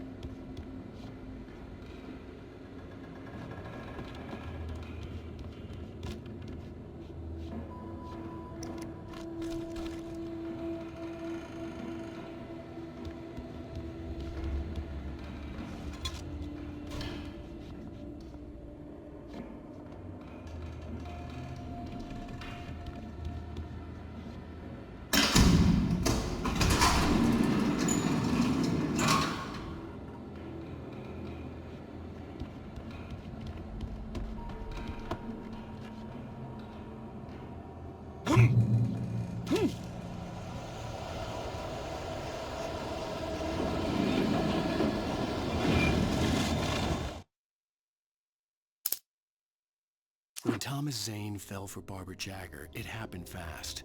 She was young, vibrant, and beautiful, full of life. He had never been a very happy man, and without any seeming effort, she had changed all that. Zane felt good for the first time in his life. Everything she did was another piece of a jigsaw puzzle he hadn't even known he'd been missing. And best of all, she made the words flow, strong and sharp. She was his muse.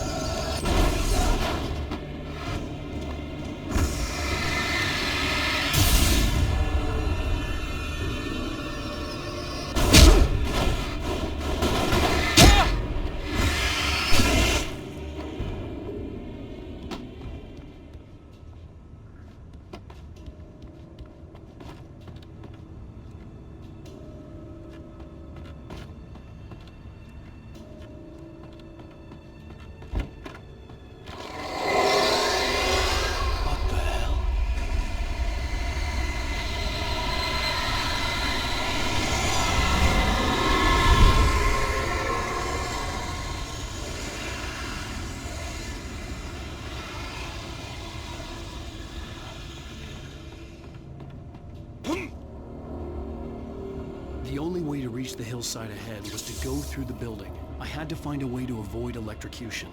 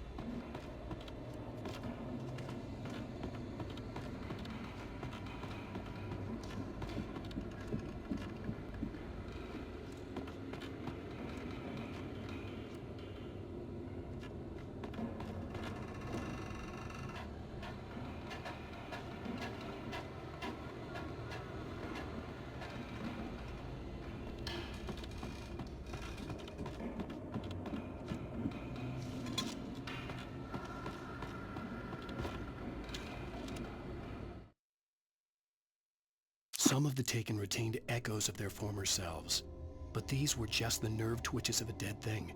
Nothing remained but a shell covered and filled with darkness. In most cases, these puppets were enough for the purposes of the Dark Presence. But for anything more elaborate, as with the writer, it was different. It needed his mind. And so rather than taking him over completely, it merely touched him.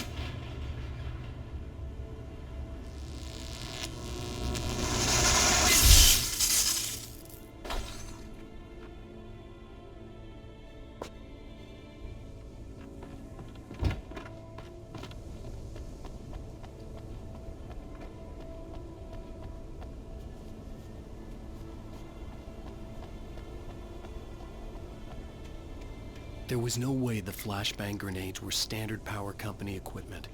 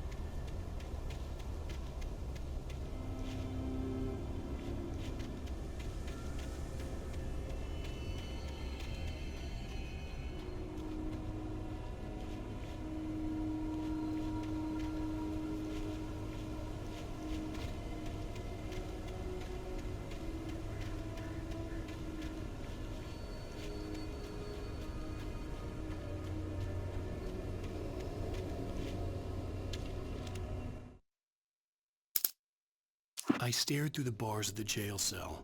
Barry stood behind me, swaying on his feet, looking as ill as I felt. Agent Nightingale stood on the other side of the bars with Sheriff Breaker. Nightingale had a stack of manuscript pages in his hand. He seemed unhinged as he gloated. "Well, I've got you now, Raymond Chandler. It's all here. All the evidence, including conspiracy to murder a federal agent."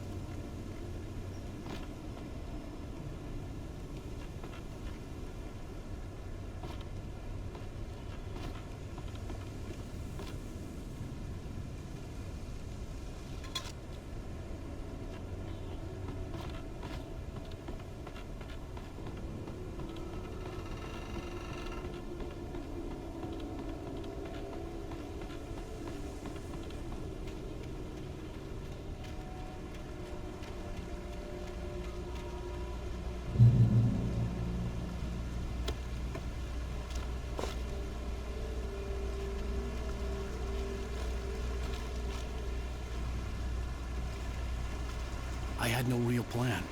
I was going to give the kidnapper all the manuscript pages I had for Alice. If that wasn't enough, I'd hold him at gunpoint and make him talk.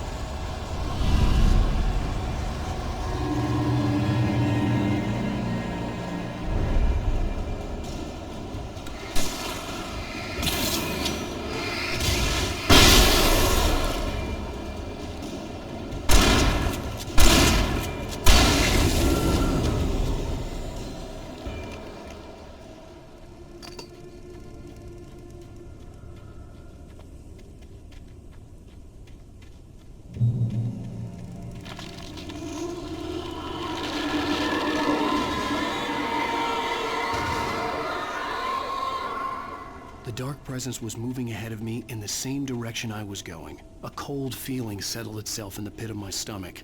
Was it going for Alice?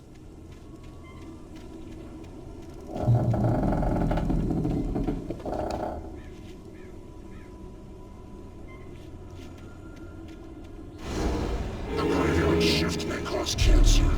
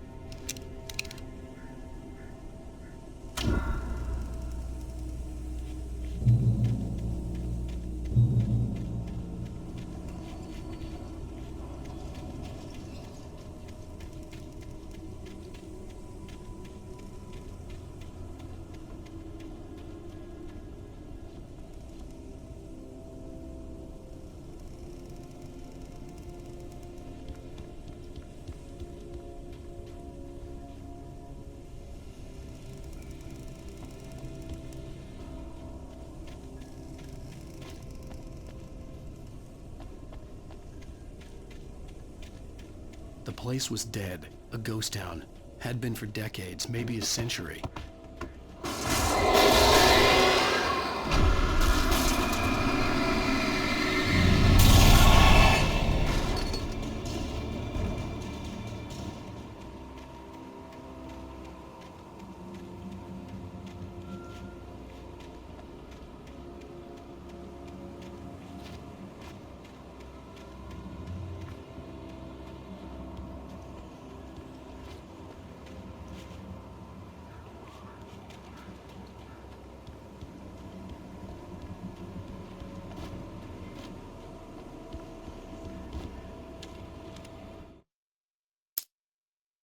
Things were never as simple in real life as in fiction.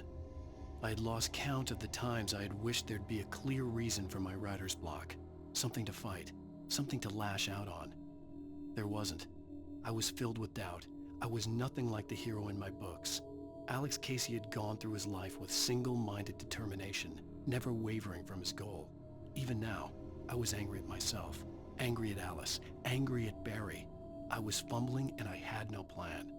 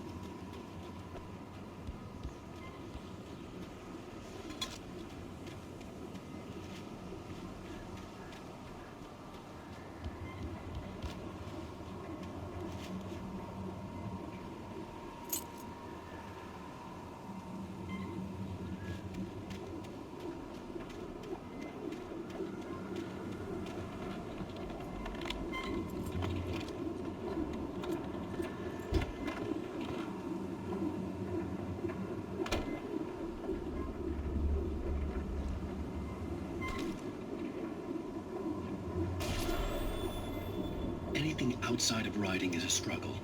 I feel ill. I managed to make my way downstairs. There's a shoebox filled with books and papers by Thomas Zane. It's very hard to focus, but I managed to read some of it. He's a poet, and a good one. He writes of muses and creators summoning fabulous things from a magic lake, using his powers to shape the world of a realm of gods and dreams and demons, dark things that wait for a chance to slip through, wearing the flesh of men as disguise. Zane writes about himself, his girlfriend being taken over by a dark presence, about growing scared of the lake. Zane believes it's a mirror to the gaping void of darkness above, where some Lovecraftian presence lurks. I crawl back upstairs. I'll borrow these things for my story. They ring true. They fit.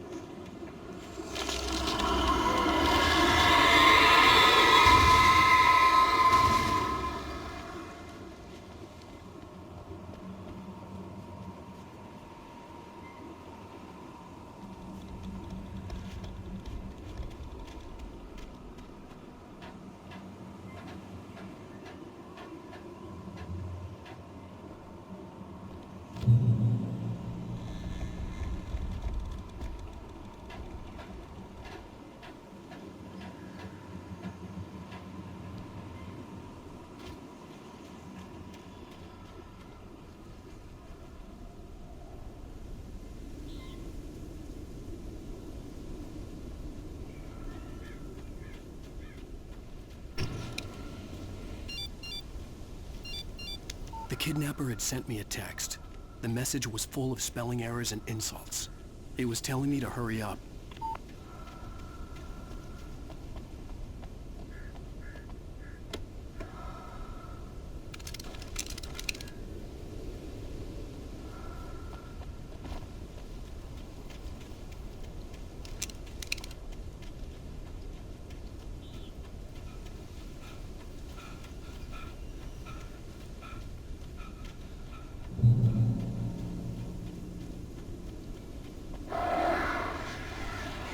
Birds.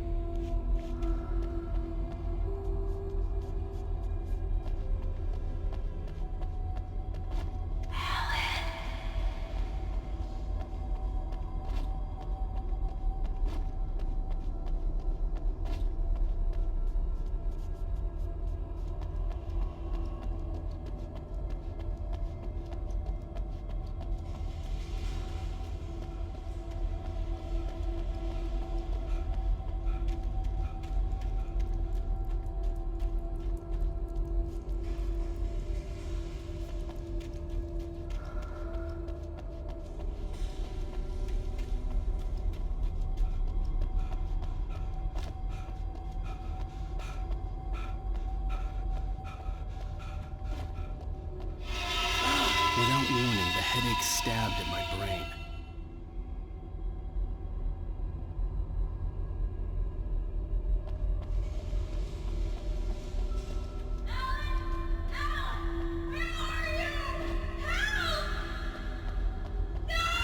Alice?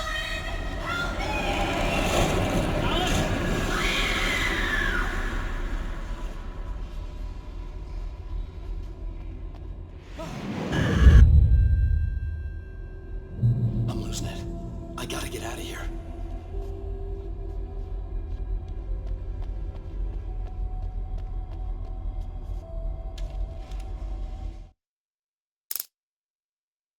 The hunters were big, thick-set men, confident and at home in the woods. They were feeling good, running on beer, ghost stories, and camaraderie late into the night. It did them no good, as they were taken by the dark presence, sucked deep into a darkness far worse than any ghost story they ever told or heard.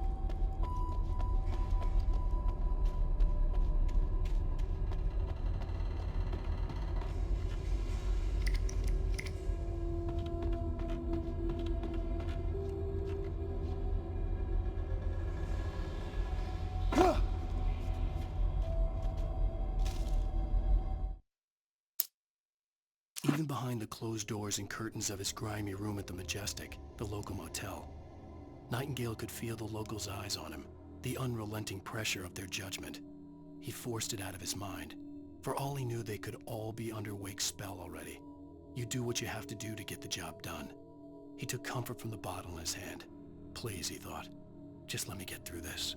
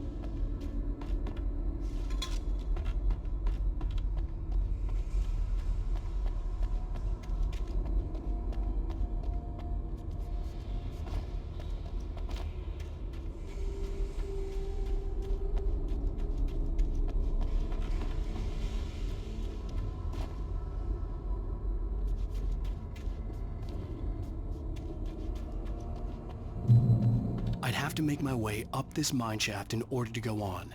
Maybe the machinery could help me with that.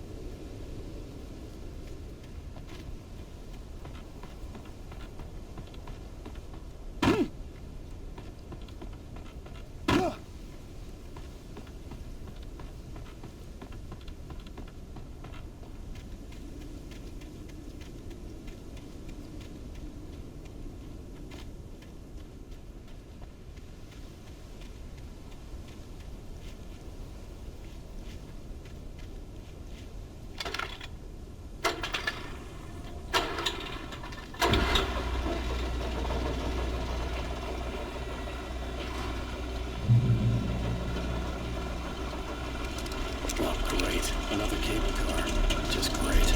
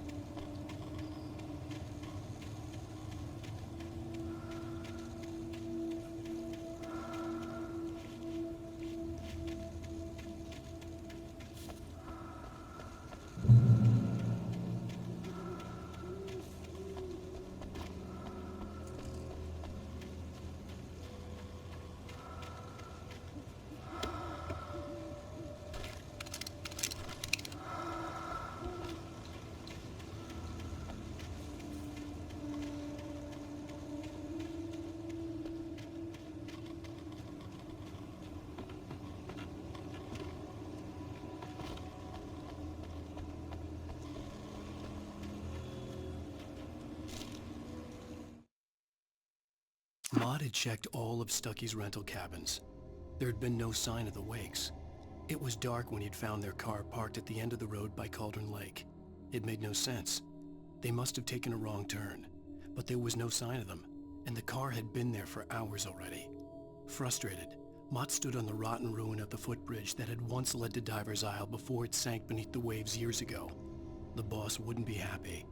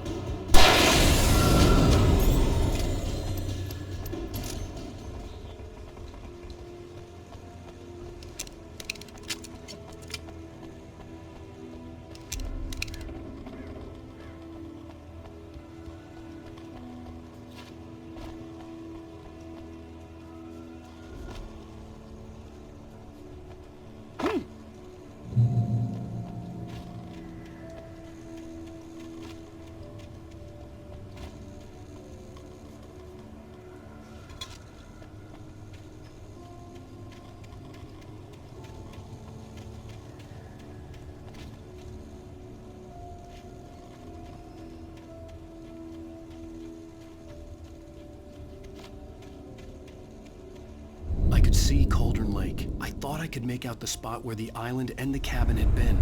There was a light near it. It had to be a boat.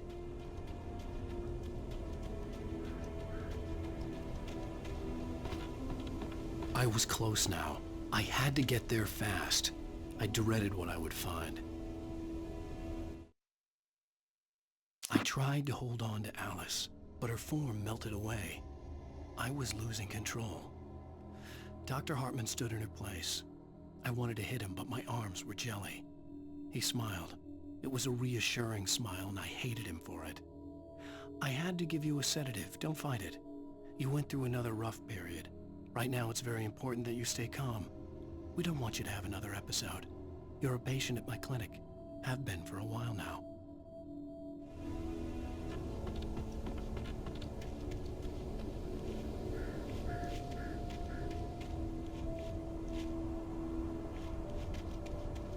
Wait!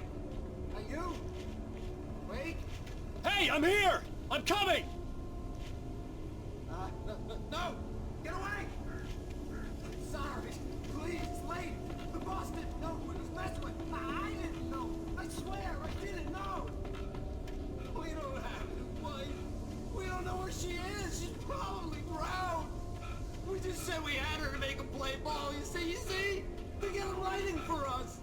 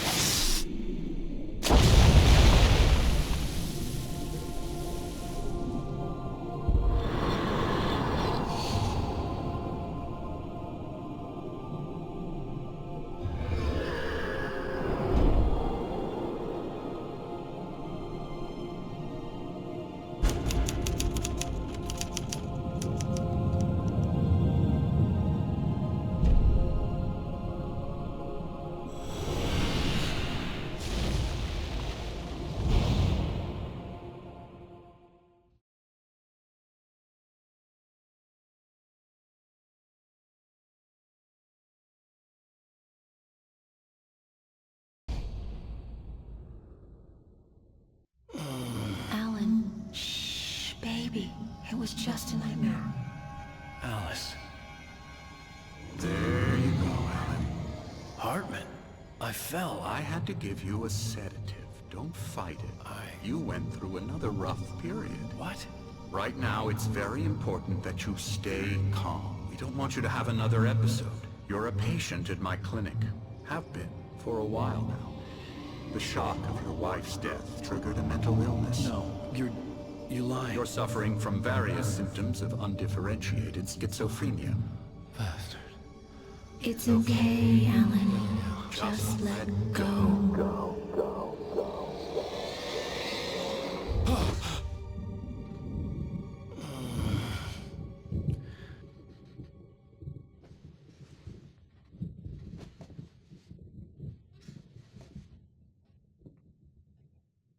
I felt groggy.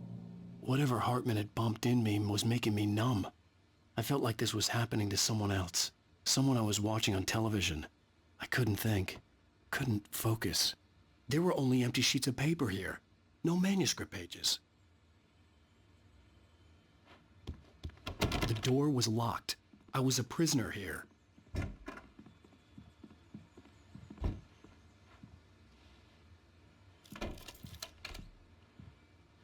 Good evening, Alan. Are we feeling better now? Feeling calm? Yeah. I see you brought your pet gorilla with you. So sure, I'm calm. I get the message. Loud and clear. Quite right. That's the spirit. You're being very brave, Alan. I understand you're confused. I would be more concerned if you weren't suspicious of me.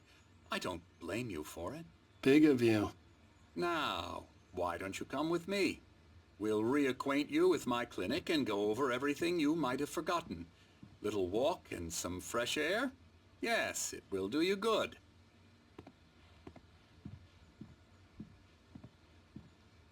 This corridor is for patients. Most of them aren't here right now. Jack took them out for a fishing trip, except for the ones who are particularly vulnerable, of course.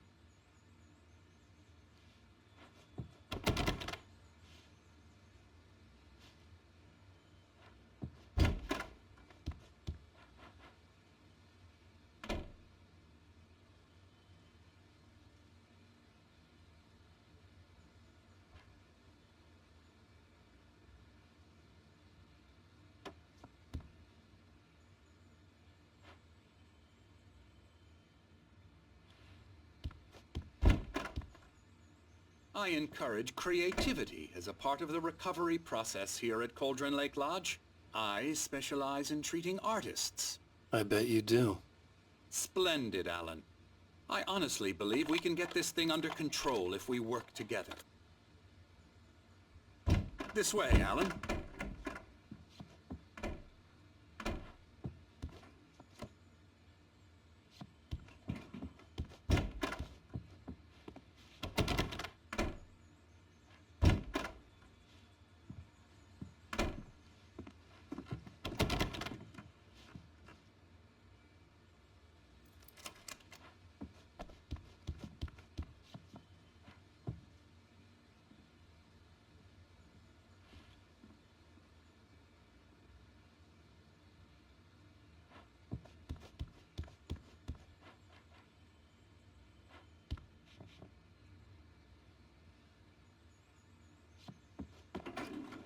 Now, Alan, from past experience with you, I know I need to get right into the heart of the matter as quickly as I can after an episode.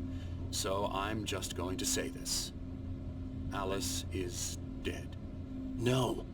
You're in a very vulnerable state until you understand and accept this. Alice drowned, and you couldn't face that. You're suffering from hallucinations, paranoid delusions, unusual thinking, an obsession about light and darkness, a feeling that everything revolves around you, your thoughts and dreams. Your mind has constructed an elaborate fantasy scenario in which your writings are affecting reality. She has been kidnapped and supernatural forces of darkness are trying to stop you. We go this way, Alan. I wasn't ready for another shot, so I went along with it. He had to be lying. But under the influence of the drug he had given me, I had to fight not to believe his words. It's all in your head.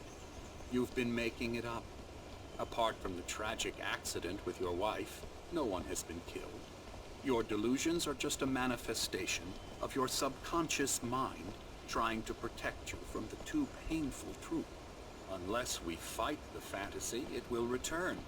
I know the instinct is to resist me, but think about it. Doesn't this make far more sense than the insane supernatural conspiracy you have concocted in your mind? You're a skeptic by nature, Alan. We both know this. Everything can be explained logically.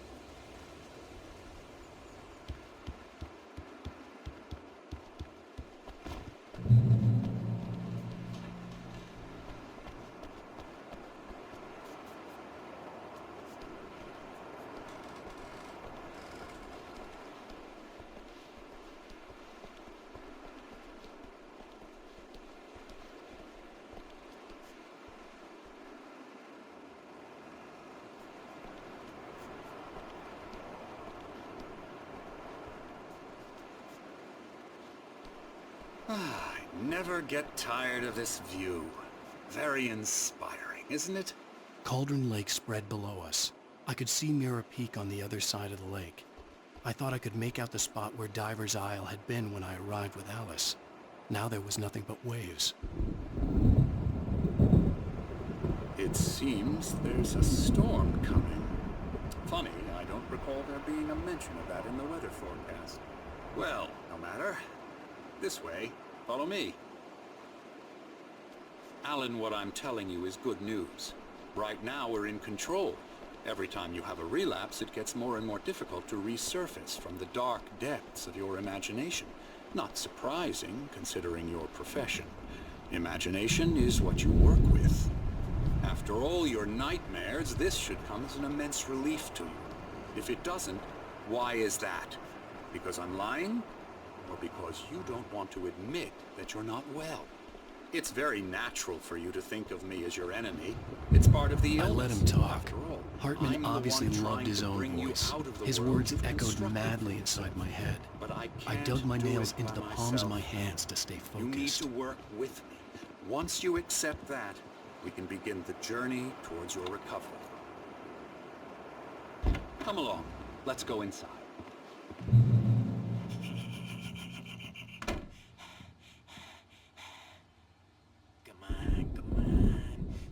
Here's the entrance to the office wing. That's for staff only. You were impressed by my trophies when you first arrived here. I do love to hunt. The great outdoors, man versus nature. It's wonderful stuff. Pretty damn wonderful, yeah.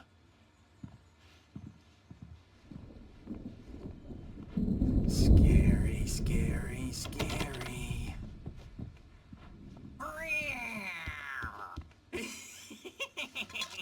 Emerson.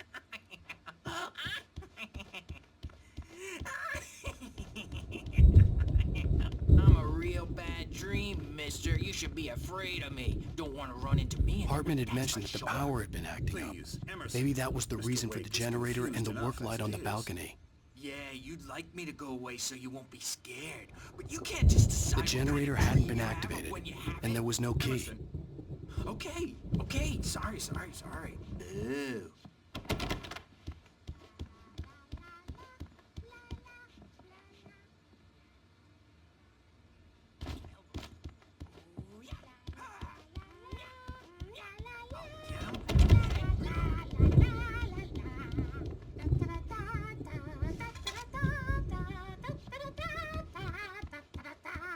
Alan, please, this way.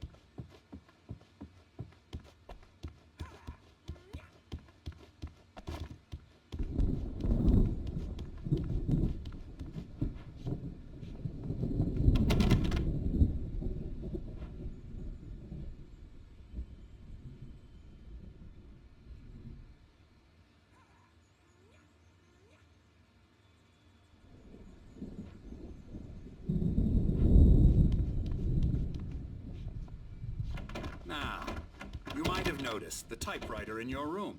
You've been writing as a part of the therapy. As soon as you feel up to it, you should continue.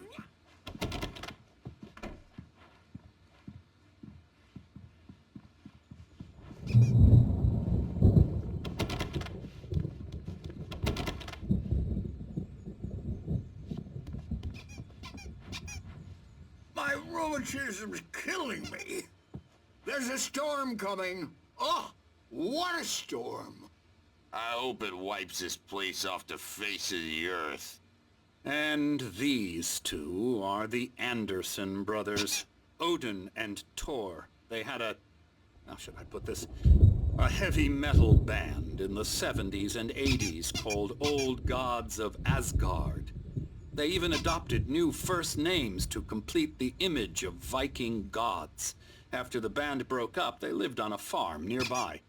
They are, well, in advanced stages of dementia. They're well cared for, TLC and all that. There's nothing more that can be done. I'm afraid that the rock and roll lifestyle has left its mark. Oh, that won't do. I'm so sorry to cut this short for now, Alan. The power has been acting up. I'd better go check on it. We'll continue this soon. Meanwhile, when you feel up to it, return to your room and try to write. It really is for the best. Don't you think? I'd like to bash his head in with a hammer. Oh, he'd love to fish out our secrets, but he has no clue. He's not crazy enough. Not crazy like us, Sonny. Yeah! Being crazy's a requirement, Sonny. Who else could understand the world when it's like this? It takes crazy to know crazy. That's the sanest thing I've heard in a while. Say, you're all right, Tom. Hey, we like him, don't we, bro? He's got to go to the farm. The Anderson farm. Valhalla! We wrote it all down, lest we forget. A crash course. All you need to know to get your head right. You need to find the message. Here, Sonny, here's something for you. Gave me a rash, but I kept it safe from these bastards. My head was clearing up, or according to Hartman, I was sinking back into the fantasy. I was convinced he was lying to me about everything. Crazy or not, the Andersons made more sense. Tom! Zane could feel the poems, taking form, shaping things. As he experimented, he imagined he could almost feel the power surging through the keys of the typewriter. It exhilarated him. But there was fear, too. If not for his young assistant Emil, he would have given it up. But Emil convinced him otherwise. He too had a way with words. Got any booze on you? Yeah, no. Sorry, we have guys. a stash of the special stuff at the farm. Our own formula. Local ingredients. Medicine. Clears your head right up. Makes you remember like moonbeams on the brain. Oh, I just noticed. Leather patches on the elbows? That's not very rock and roll. Tom just lost is all. Baba Yaga got to him too, the damn witch. She used us all. Taken from all of us. Took my thunder, the witch. And my ravens. What were they? Memory and thought, the hag. She took something from you too, didn't she? That's what she does. We're better off. This place, the lake, it gives you power. If you're a creator, an artist, haga. Nightmare shifted in their sleep in the darkness of the lake. Yeah, that's the one. She makes sure it comes out twisted and wrong. Just ask the lamp lady. She knows what happened to that other writer. She's been using you, boy. And you let her. You went and opened the door for her, didn't you? Now, it was already open a crack. And whose fault is that? We're morally corrupt, disease-ridden, old and stupid. Doesn't mean he had to open it all the way, goddammit.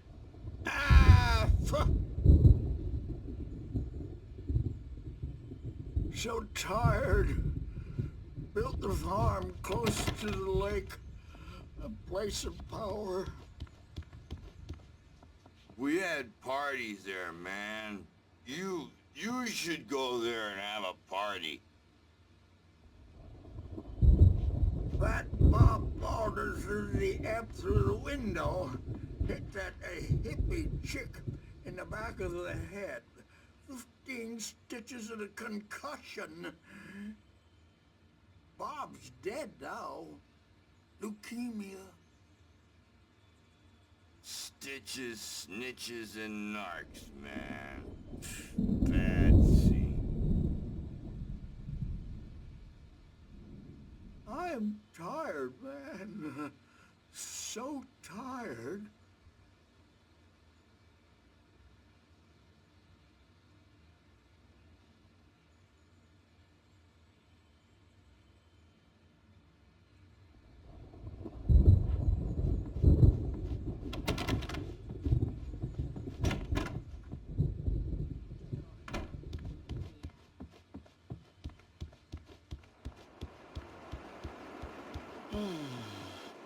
Oh, hello.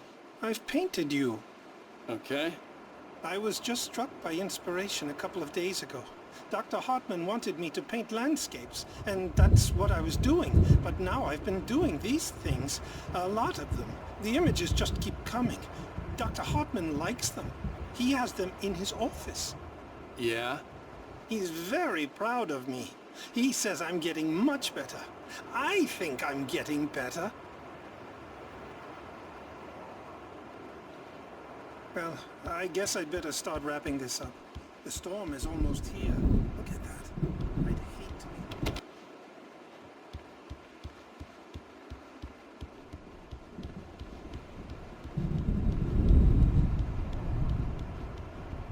Mullet time is the hook we needed to go big in the target demographic. And they're not even kidding. They say it all like serial killers with straight faces and smiles. My nightmare is the writers who want to make everything from the characters to the toasters talk all the time and express their feelings so they won't shut up, and the writers won't shut up either because they have feelings too, and I have to listen to them because they're not scared of me, and everyone should just shut up. But I don't see nightmares anymore because I'm too scary for them. I take 2 pills every morning and 1 with every meal and 4 when I go to bed, and that makes me the scariest Hey, Wake, why don't you humor Dr. Hartman and give the writing a shot, huh? Typewriter's in your room. You can get to your room by those stairs, Wake.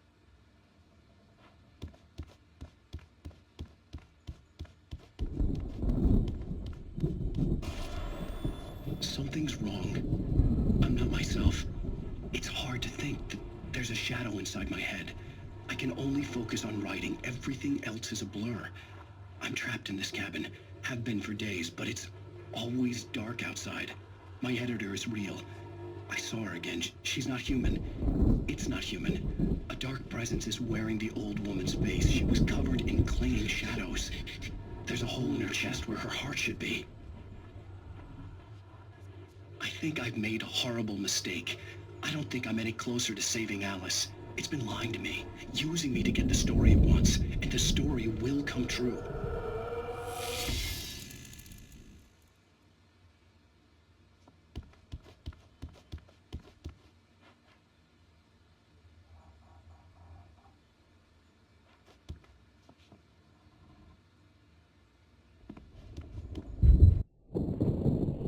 The white glare of the blank page in front of me hurt my eyes. My hands began to shake uncontrollably. Everybody, calm down. Put that down. Bert, I need help. Hey, Wake, you stay here. I'm gonna go see what's up. You just keep doing what you're doing. Be cool, okay?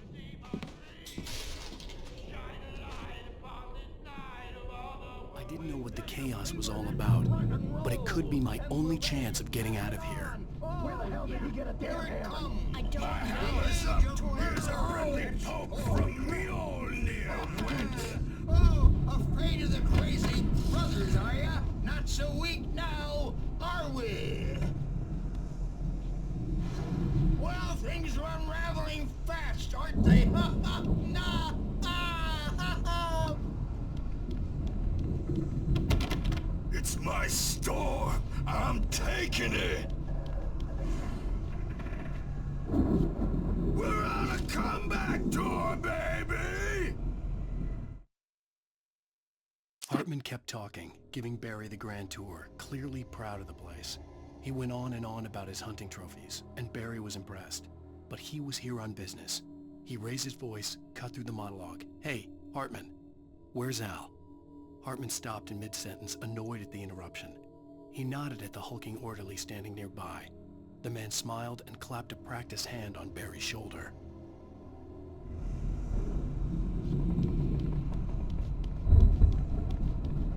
Hammer's Way will have it say, rise up in their name!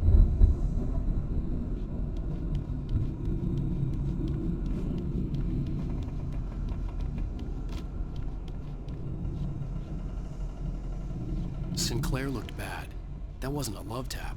The crazy old fart hit her hard. If she was one of Hartman's goons, she had it coming. I had to get to Hartman's office. He had taken all my manuscript pages. That's where he'd been keeping them. Come out and face the music, Birch! It's time to pay the piper! Maybe you could come out and beat our wrinkled adult diapered asses, Bert, since you're so tough, Bert. We were on the road, man! You think we haven't seen punks like you before? Lord old Dave!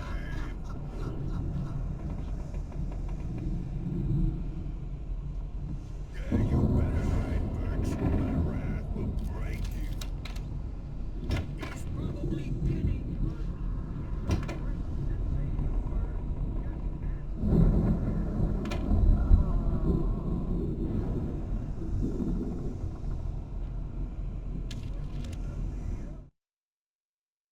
Hartman wasn't happy.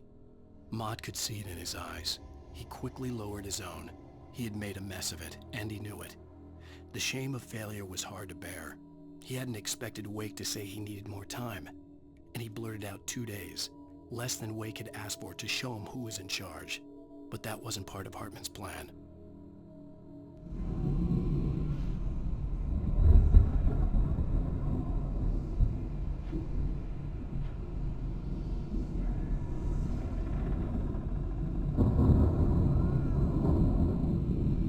The markings on the tape said they were recordings Hartman had made at the sessions with his patients. I saw Alice's name on one of them.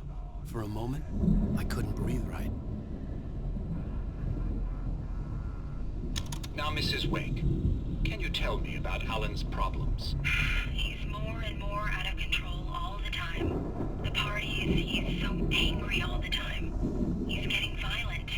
Do you mean with you? No, not with me. No, never. Sometimes I almost wish Alan would take a swing at me, because at least that'd lead to a conversation he couldn't just march out of. But no. Alan doesn't really sleep. And the work, well, he's not writing at all. He sits there for hours and just gets more and more frustrated. And I can't talk to him. Yes. Tell me, Mrs. Wake. What would you say to him if he'd listen? I don't know. I want to say, I look at you, and it's not you. Just some stranger who resembles you. Looking out from behind your eyes. And I don't like that guy much. And now it's all gonna go to hell. But you don't ever say this. No. I've tried, but he's not listening. He's too deep in his own problems. Always going on about something else. I'm so afraid I'm gonna lose him. And we're not even talking anymore. He doesn't let me in anymore. He just keeps me in the dark. I'm so alone here, even when he's home. Please help me, Doctor, because I'm at my wit's end. Well, if you can just get him here, I'll absolutely do my very best. Yeah, but Doctor, you need to be careful with him. He's not just going to listen to you and cooperate.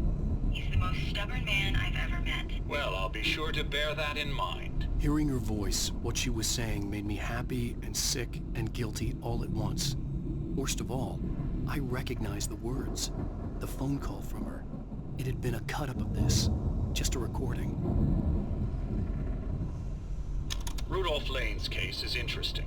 He was completely blocked, and frankly, I was about to discard him as useless. However, once Wake arrived and started writing, something changed in Rudolph. He's producing extraordinary work, increasingly dark pieces. Unfortunately, he doesn't respond to direction at all, and it's my belief that he's not so much a creator as an illustrator, perhaps, a recorder of sorts. I hadn't considered the existence of such a role before, let alone its implications, but the paintings he has produced are informative. At least he's easily controlled and useful. I wish I could say the same about Wake. It's frustrating that the best subjects are always so damn difficult to deal with. I'm buying that. I was tailing Wheeler, and this is the only place he could have gone. That means Wake is probably there too! Agent Nightingale, this is private property, and I will not allow you to disturb my patients. Yeah? I can get a warrant. How would your fragile little patients like that?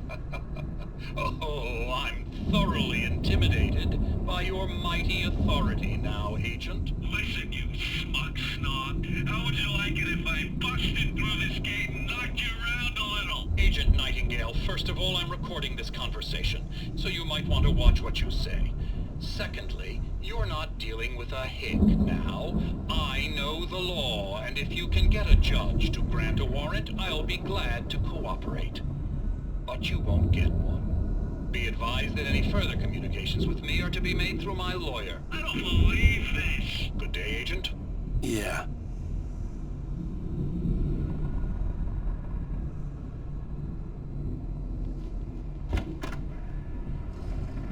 The photo on the wall caught my attention. In it, the clinic staff was standing outside the lodge. I knew the man next to Hartman. He was the kidnapper. Hartman had been playing me all along. Let me out of here! Hartman, do you hear me? I'm gonna sue your crazy quack ass to shreds! Barry? Ow! About time! Barry, man, am I glad to see you. We need to get to Hartman's office. It's right next door. You okay? Yeah. I mean, no! The cops found me at Rose's trailer, but they didn't hassle me too much. I'm obviously a victim in this, and I demanded to be treated as such. Or else I'd sue their asses. Speaking of asses, that Fed gave me a real hard time, but I had no clue where you were. That guy's crazy, Al. But he let me go, and then I get a call from Hartman, that son of a bitch, who tells me you're here, and I should come pick you up, but when I got here, 2 goons clobbered me and stuck me in there. What's with the cutout? I stole it from the diner to piss off Rose after what she did to us. That'll teach her. Yeah, that's a harsh punishment. Come on, pal, we gotta get going.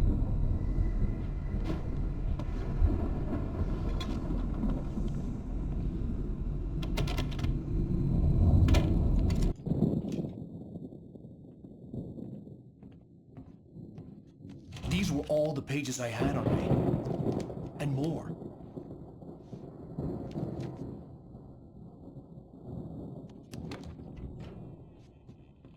Alan, please. You're sliding back into the... Tell me one more lie and I'll shoot you in the face. Ah, well, it was worth a shot. Really, Wake, come on. Let's work together on this. You have no idea... Hartman, shut up! Barry, get out of here. I'll catch up with you. Get a car. Oh, Al, let's just... Go!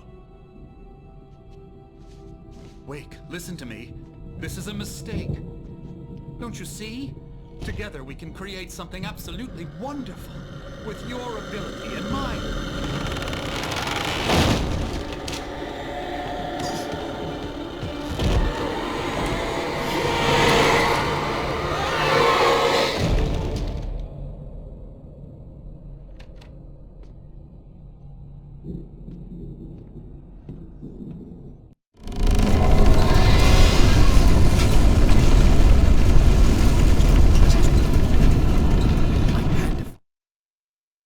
Hartman followed the fall of Alan Wake with his binoculars. When the rider hit the water, he ordered Jack to take the boat to him. The spot was easy to see in the dark, even with all the extra lights in the boat. The flare floated and kept burning even in the water. Jack turned the radio louder as the engine sputtered. The music was rough and clanking, something the Anderson brothers would no doubt have enjoyed. But Hartman chose to ignore it. Wake was finally within his reach. Way out.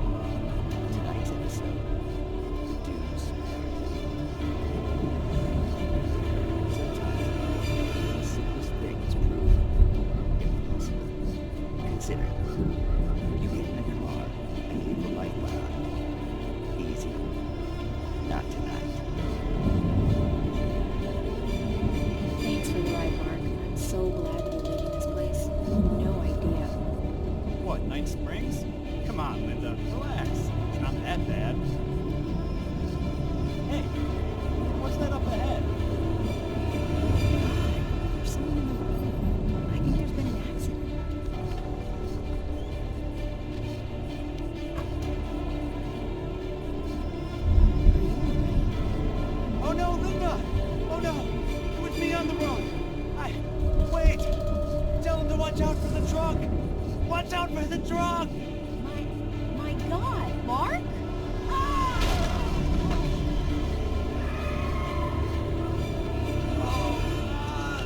No, please! God, no! Linda! Linda! Thanks for the ride, Mark. I'm so glad to be in this place. What, Night Springs? Come on, Linda, relax. It's not that bad. Hey, what's that up ahead? Oh, God. There's someone in the road. I think there's been an accident.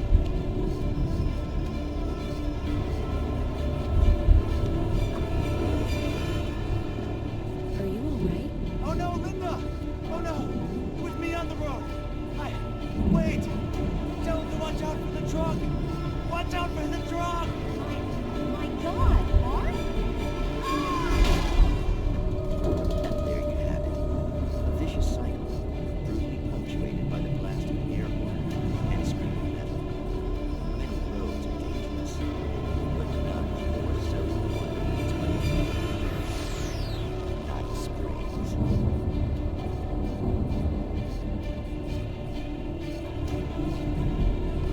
Magic, parlor tricks, smoke and mirrors. But for some, magic is more than that. It's a way of working the secret machinery of reality itself. And more than one member of that eldritch brotherhood can be found in Night Springs. Tonight's episode, What's in a Name? We find an old man standing on an old, rusting, derelict bridge, leaning his bony frame against the cold steel. And though he looks high, he is hard at work. His young apprentice attends to him, as good apprentices do. Yes, yes. Coming along nicely. Don't you think, boy? Yes, Magus. Sir, we've been getting some complaints. Are you defacing the bridge? Oh. No, I wouldn't do that. Sir, I can see the screwdriver in your hand and the scratches on the steel beams. You've been spotted doing this all over town. Yes, I have been very busy, but I'm no vandal, officer. Exactly what are you up to, sir? He's writing his name on the town. The youngster is correct. I'm writing my name, my whole name, the entire and complete description of my soul on the town. I'm almost done. Yeah? Well, all I see is an old man tagging public property. Oh, I should bow down to the wisdom of your years? Words have power, young man. Names and titles especially. Uh-huh. And, what's your name supposed to be? Tell him, boy. Tell him while I finish the carving. Officer, it's... Say my name, boy. Say it. It's Night Springs, officer. But isn't that... That's the name of the town, isn't it? Yes, it is from now on. Wait, where'd he go? Hey, where is he? Oh, officer. You know where he is and what he is, don't you? I think you should get in your car and drive away and remember which town you're serving.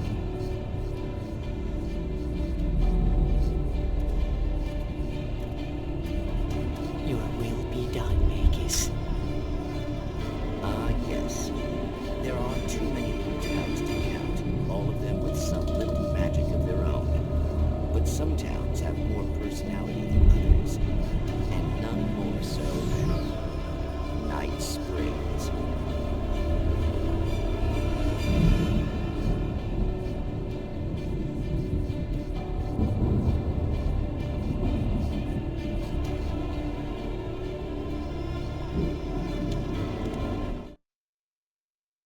Hartman knew he was no creator. He had no ambitions on that front. And he certainly didn't want to end up like every artist he had worked with here, damaged in ways that were hard to describe, or worse. It was enough for Hartman to maintain creative control and provide direction, to be a producer. That was what most of these people were in need of anyway. Of course, suitable subjects were few and far in between.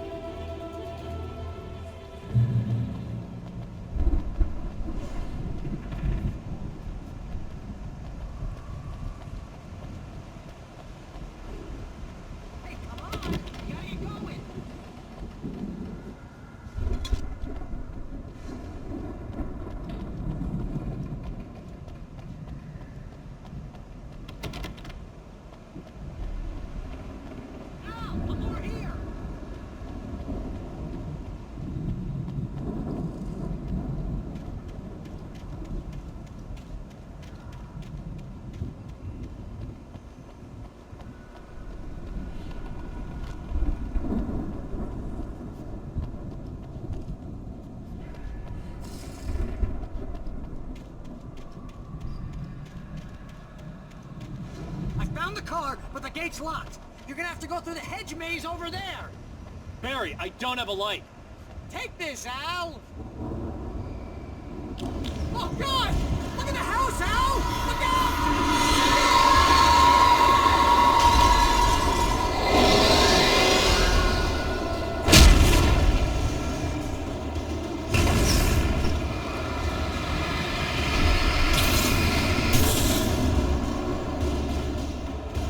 Oh, geez, Al! The house looks bad! Let's get out of here!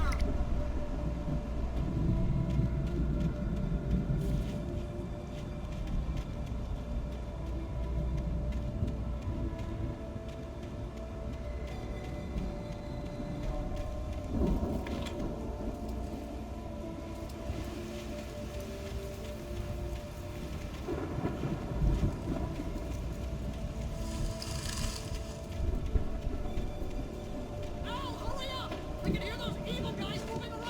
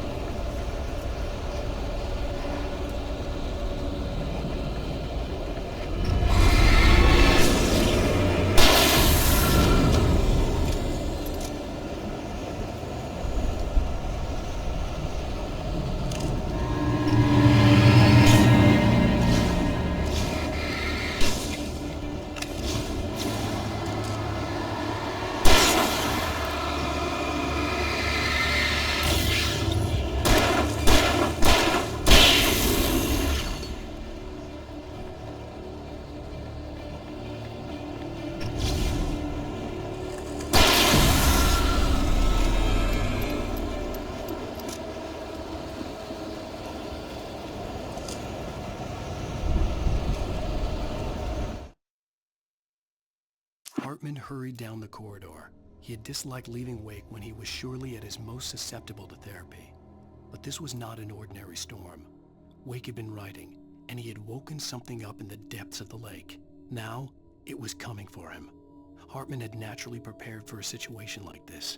The idiot brothers would keep Wake distracted while Hartman double-checked everything, just to be sure.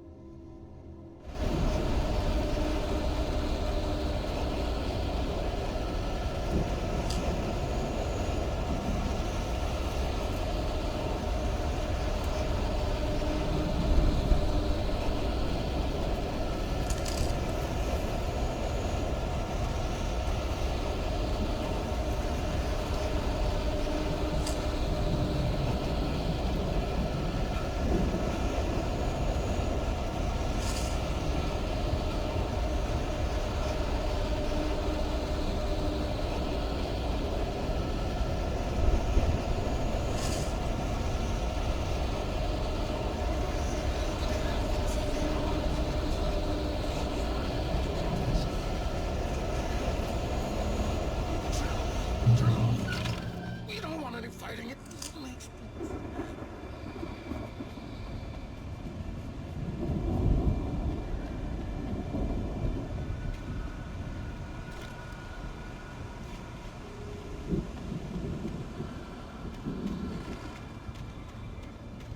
You get 2 pills in the morning, and then you'll be nice and calm all day.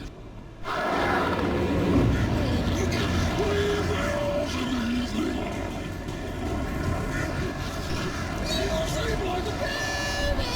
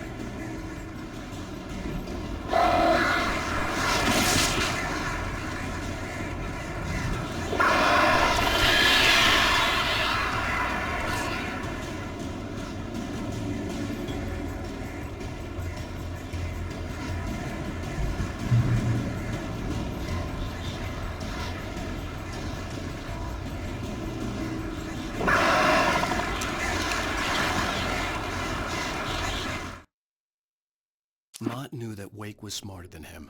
Wake had more money, a beautiful wife, everything. And Hartman said Wake was important. That made him better than Mott. But Mott was calling the shots now. He'd expected Wake to whimper and grovel, but instead, he seemed willing to fight. Mott knew he'd gotten under Wake's skin. If only Mott actually had his wife. The thought made him shiver.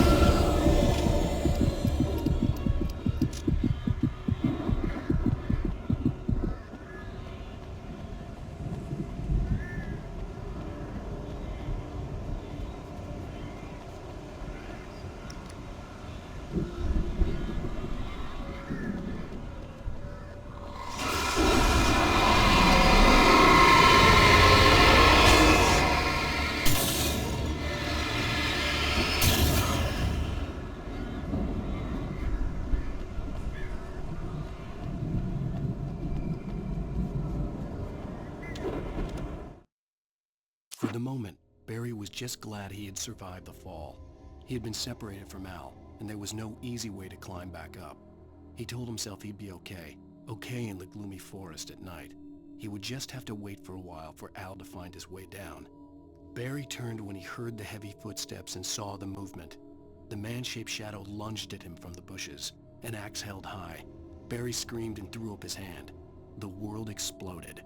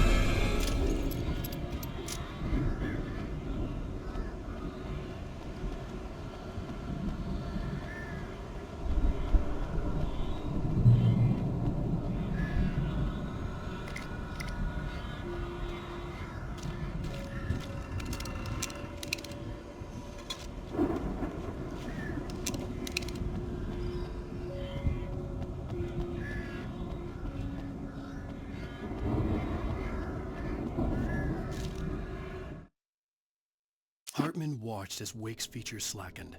The man was bullheaded, no doubt. Even lying on the bed, he'd almost broken Hartman's nose the second time.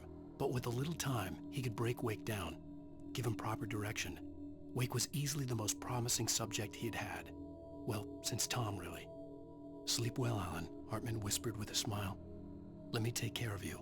He sniffed hard to clear his throbbing nose, swallowed blood, and barely tasted it.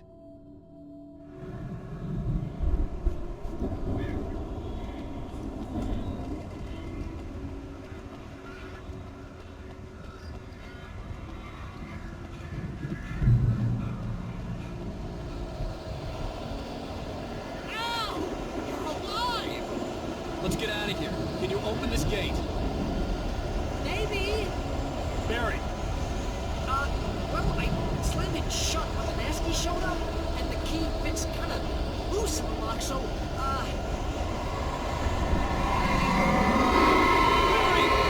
I'll find it! Don't worry about it!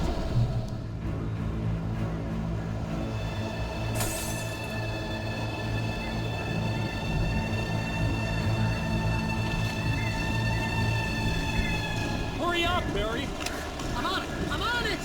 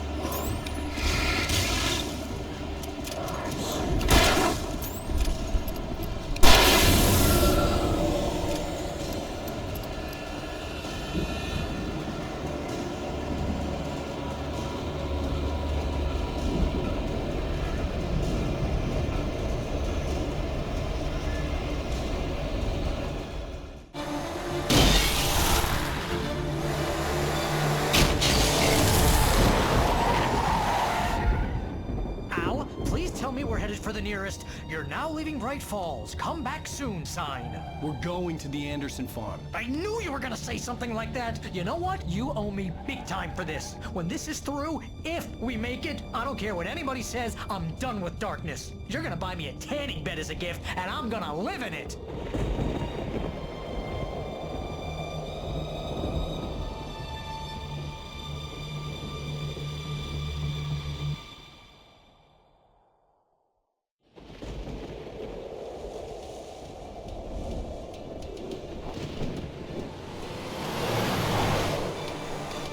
I'm crazy, but that's fine, Barry. Oh, you got that right, Al. You're barking mad. You are by far the craziest... But maybe that's inevitable when you deal with crazy stuff like this. It helps.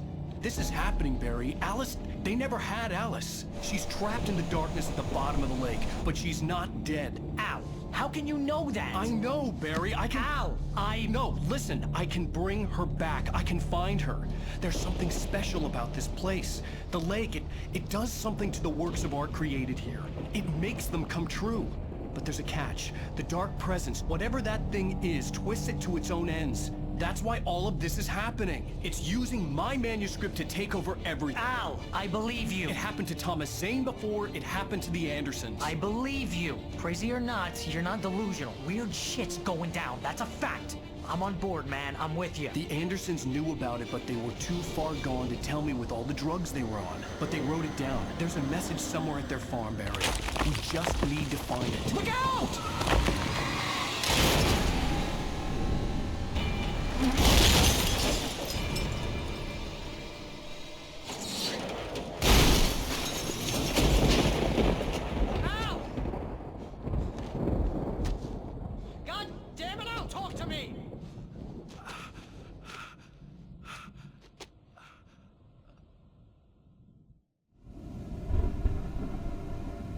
I had lost my gun in the crash. Barry was nowhere to be seen.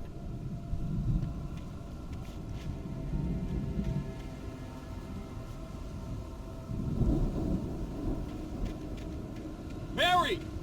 Barry! Oh, man, you're okay! Jeez, it's good to hear your voice!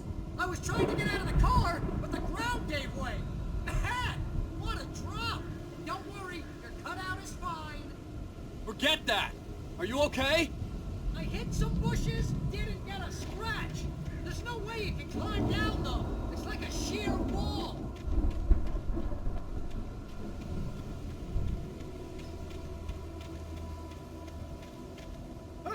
Al! There's something moving down here! Barry, it's a taken! Use a flare, Barry! Oh! Yeah! Barry, are you alright? I'm good, Al! I'm great! Guess you never messed with anyone from New York City before, huh?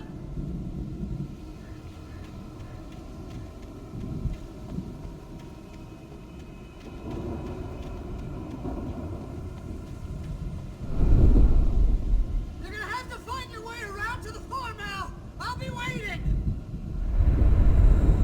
Barry, just wait for me, okay? Al! I'm not staying here! It's suicide! I'm going to the farm! I'm gonna go ahead and secure the area. You can catch up. Don't worry about it. I'm on the case. Now he's Rambo. This would turn into a disaster if I didn't catch up with Barry.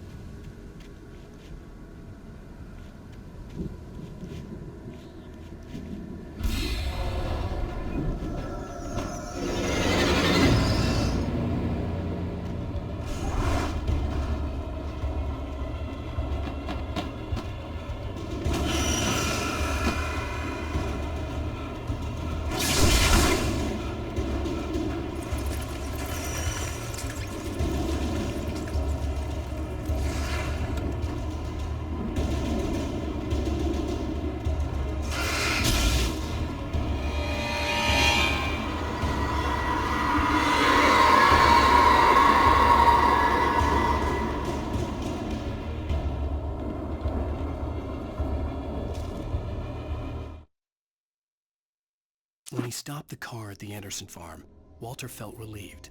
Oblivion was close at hand. The brothers wouldn't miss a jar of moonshine or two in the booby hatch. But then he saw the man on the porch, and he knew who it was. Driving for his life and knowing it was useless, he didn't realize he was crying until he couldn't see the road for the tears.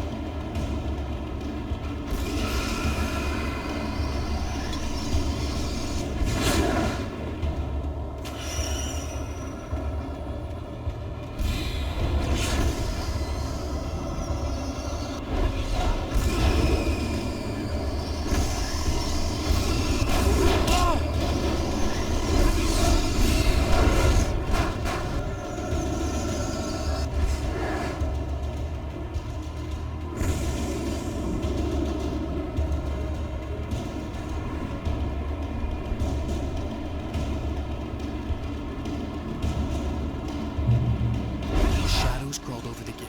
I needed a light to destroy them to get through.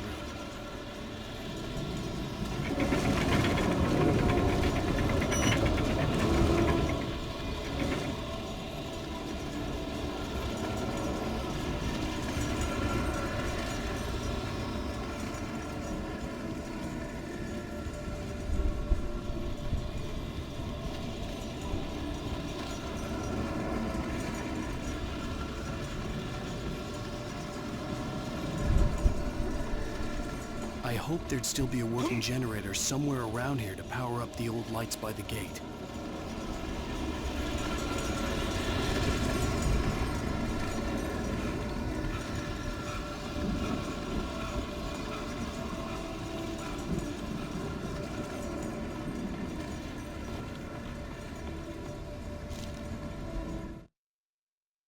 Agent Nightingale stared at the passed-out rider. The man was sleeping off one hell of a night. Nightingale felt a stab of envy at Wake's oblivion, but he had a job to do. He put the gun to Wake's head and almost became a murderer. His hand shook and his throat felt tight and dry. Biting his teeth, he tried again to pull the trigger. He lost the nerve. Wake stirred. Nightingale would have to settle for an arrest.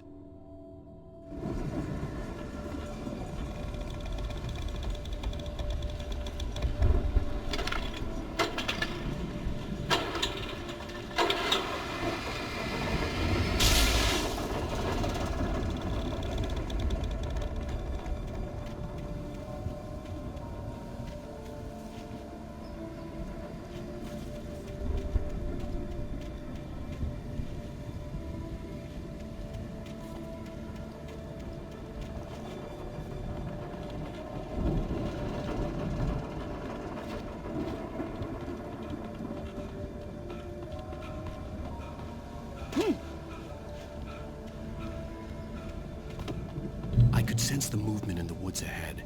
Facing the enemy without a weapon was dangerous, but I had no choice.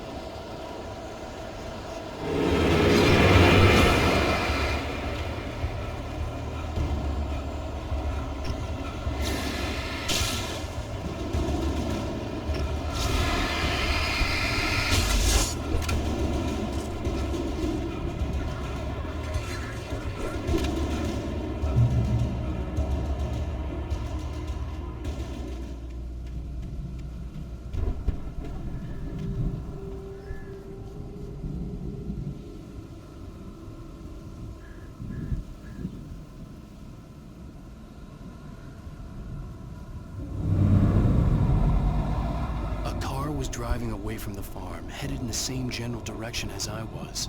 For all I knew, it was Barry, caught in the consequences of leaping before looking.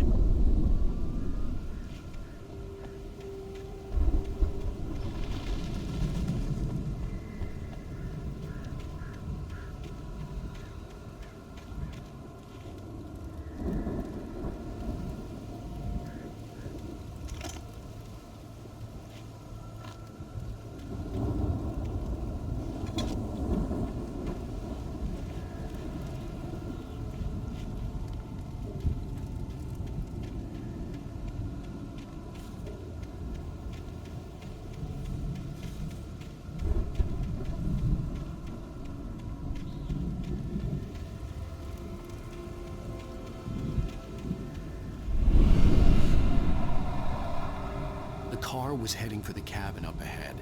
It wasn't far. If it was Barry, I would see the damage soon.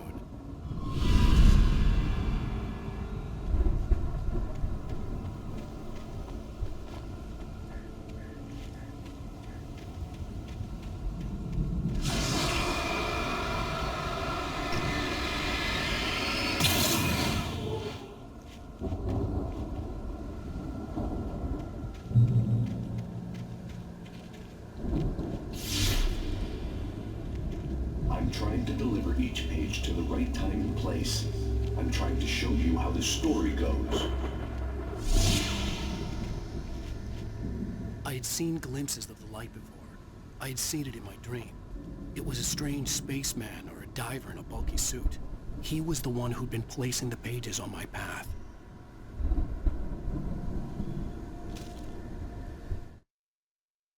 The dark presence followed the choreography laid out to it in the manuscript, growing stronger and stronger, moving like a storm from one scene of destruction to the next.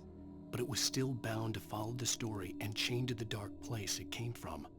When the story reached the end it longed for, it would finally be free.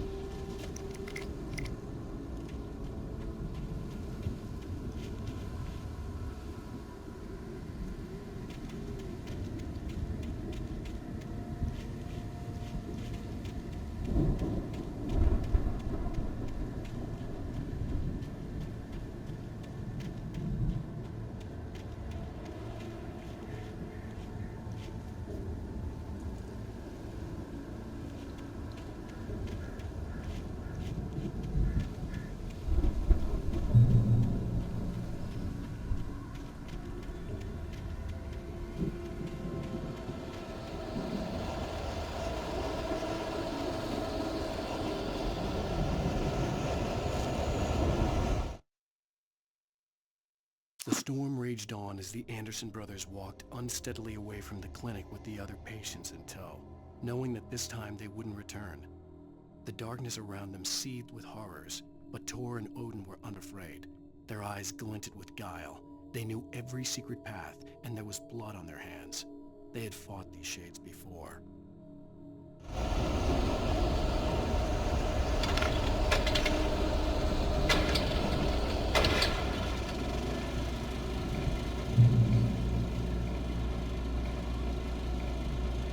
Someone had left a gun behind.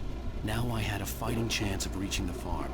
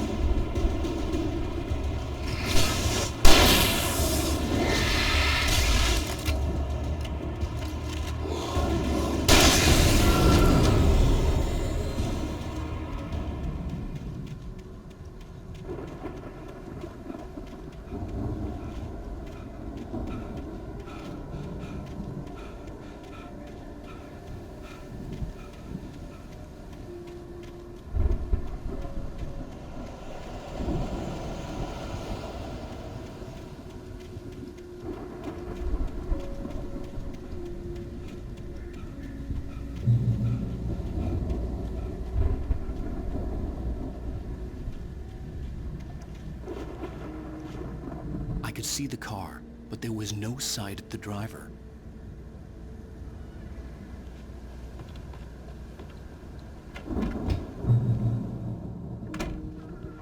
Hello?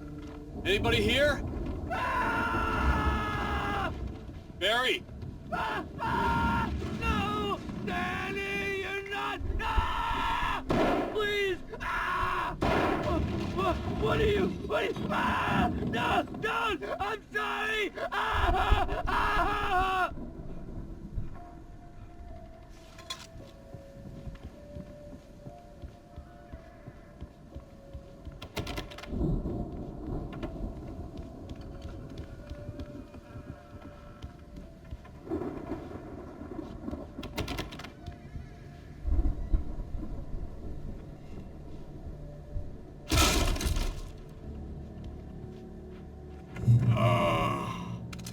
I know you.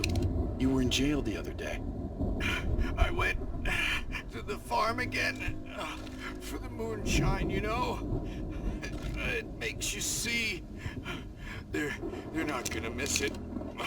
They're in the loony bin. But my buddy, Danny, I lost him. Something's gone wrong with him. It's not him. Like a real bad follow-up to a real good movie. The best friend's suddenly the bad guy who wrote this crap anyway.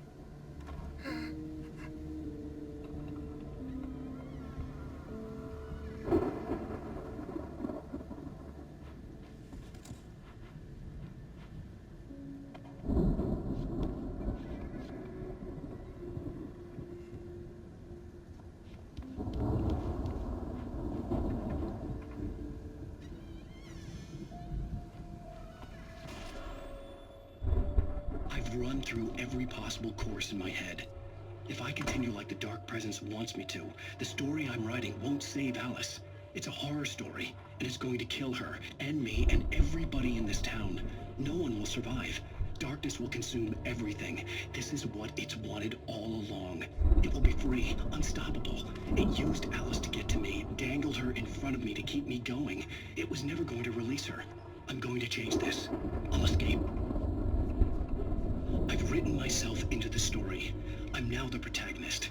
This feels like a terrible risk, but it's the only way to save Alice. I'll be bound by the events of the story just as much as anyone else who's been woven into it. The story must stay true for this to work. There have to be victims along the way, near escapes, cliffhangers. In a horror story, it can't be certain that the hero will succeed or even survive. He almost has to die. I'll write my own escape into the story next. I need help. Zane's going to be the one who'll help me. I'll make it happen.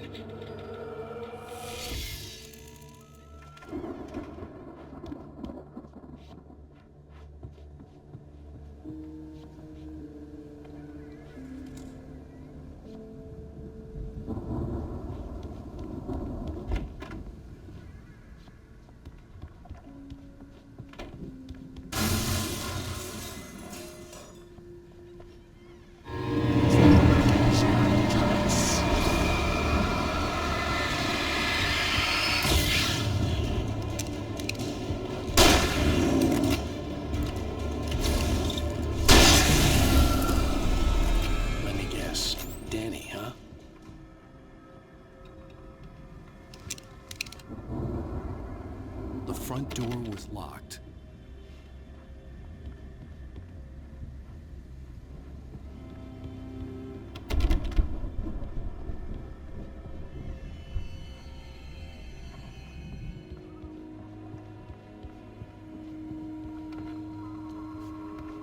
The farm was still a good distance away.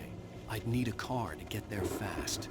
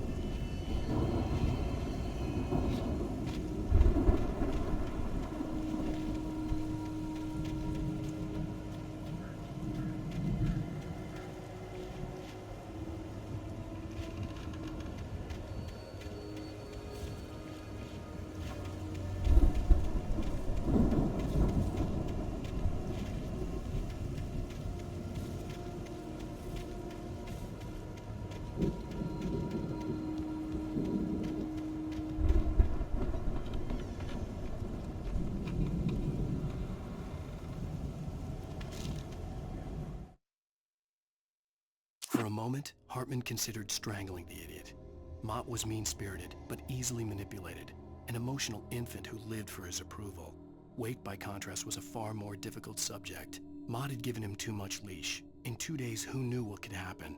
Hartman would have to find a way to rein him in, and quickly.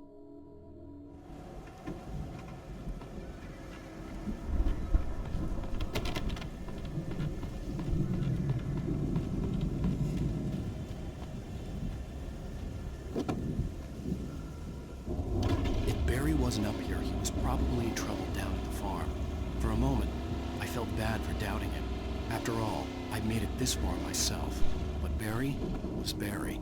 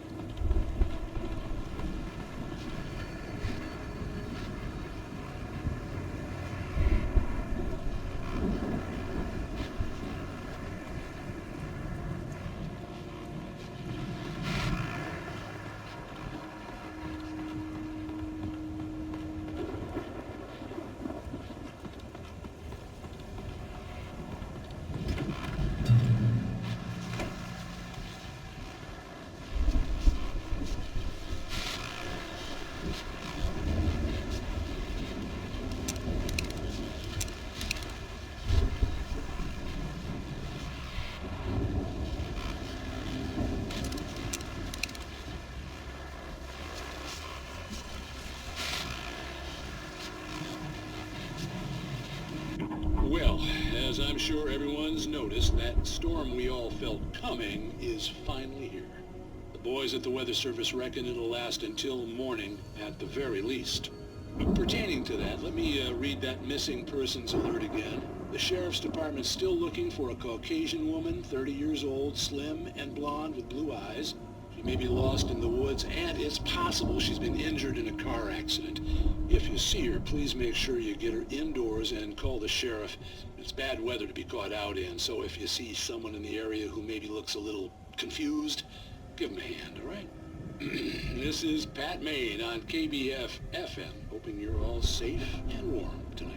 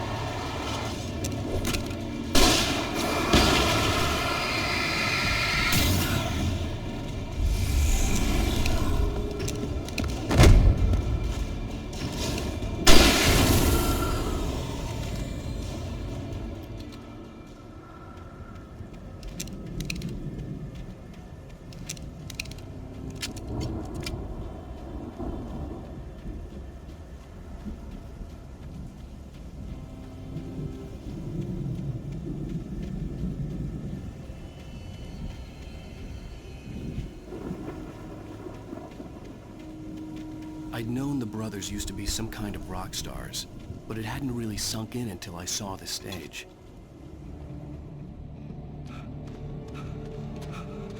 Al! Run! Incoming! There's too many of them!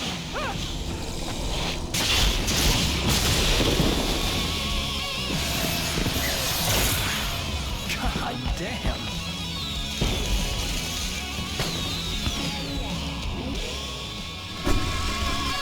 I'm so glad you decided to go it alone, Mr. Thompson. Shut up and shoot! Al! We have to fight them off! I can tell off more of the fireworks from here! Hey, Al! Did you notice there's a lot of ammo and stuff around? This place is stocked! I'm trying to get the stage lights on!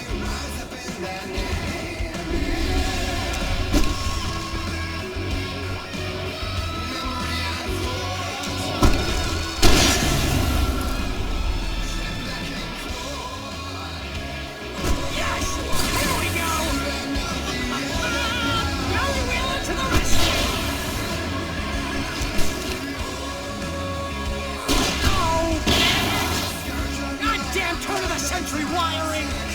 Hang on, Al! I'll get them working again, I promise!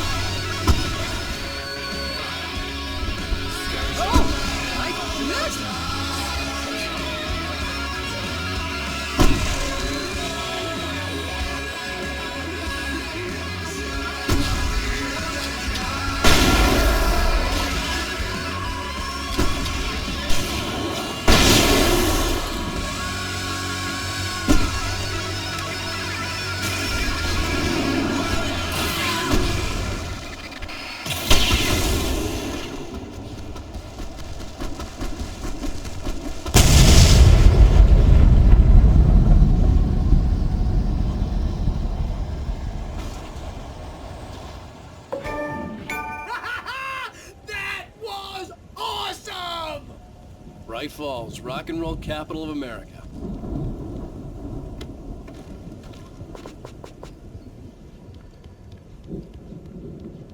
Hey, Al! This way to the farm!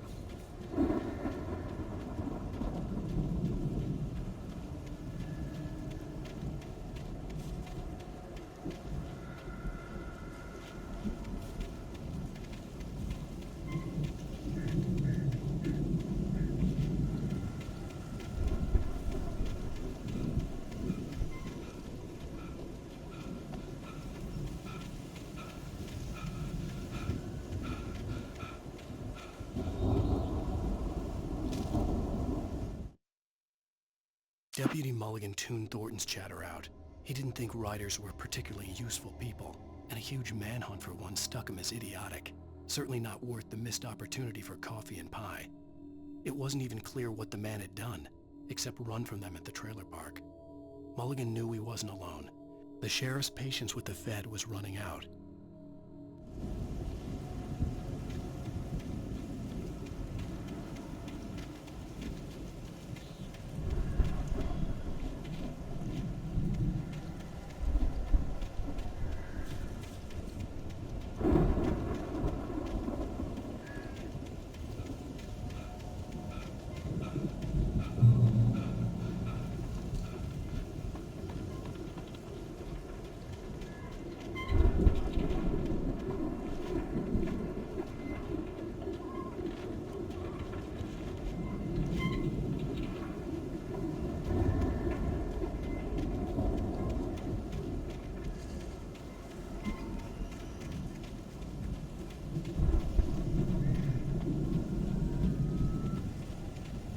See, bestseller, no reason to worry. Your cutout's good as new, right where I left it. I'll come back for it once we have the place secured. Yeah, that's been my biggest worry all this time. We need to get this thing moved out of the way. This is as far as I got before they ambushed me.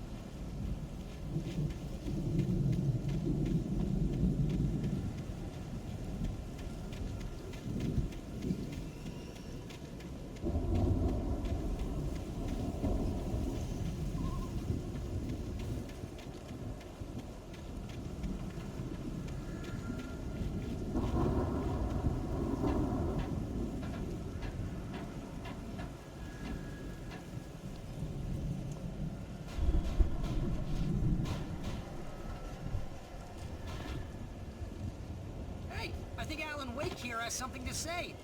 What's that, Al? I'm Alan Wake. I'm always right about everything. And if I don't get my way, I'll sulk all day long. I'm always intense and moody. It makes me very attractive and mysterious. Right now, I'm just standing here because I need my best friend Barry to carry me. But that's okay. I can just take him for granted. I think I see what you did there. Yeah, it was pretty good. You want me to do my imitation of Barry Wheeler? No? Thought so.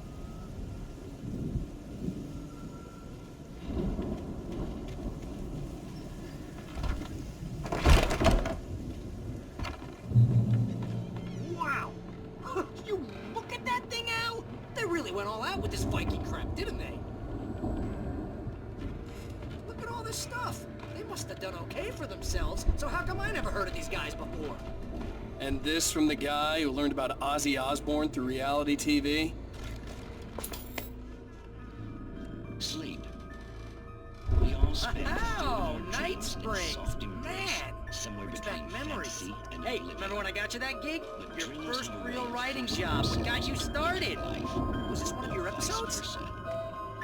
In Night Springs. Tonight's episode, The Dream of Dreams.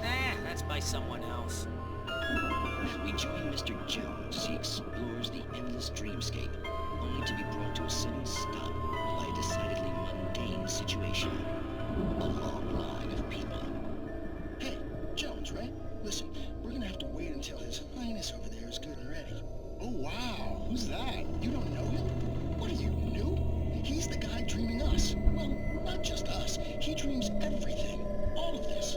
But wait, no. I'm the one who's dreaming. I'm asleep. Isn't this my dream? Oh, yeah. Sure. Get real, pal. You're You're just another dream. I'm a dream. You're a dream. The weirdo in the diving suit is a dream. And the girl made of smiles and sunshine is definitely a dream. But I'm pretty sure I'm dreaming this. Well, maybe you're a really confused dream. What am I, a shrink? All I know is I'm going with the smart guys, and they say that's the guy doing the dreaming. Right there. I don't know what that means. It means we keep him happy. No sudden falls.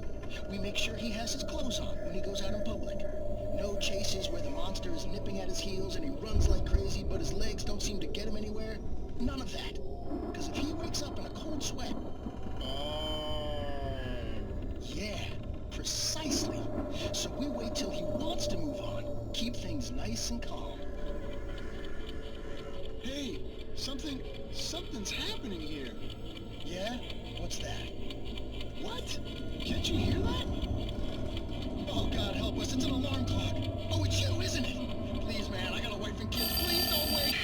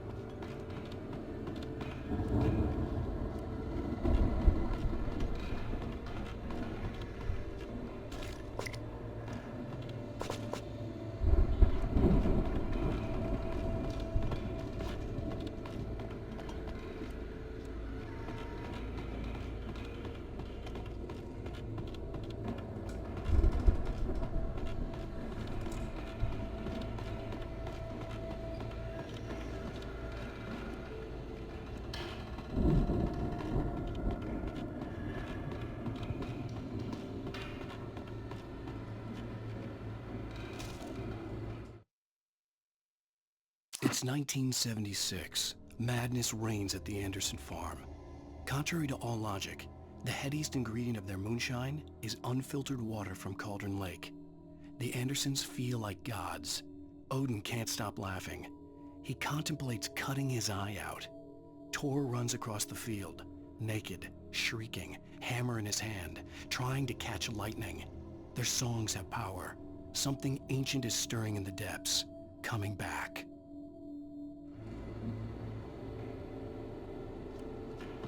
The Viking boat looked imposing, almost like a battering ram.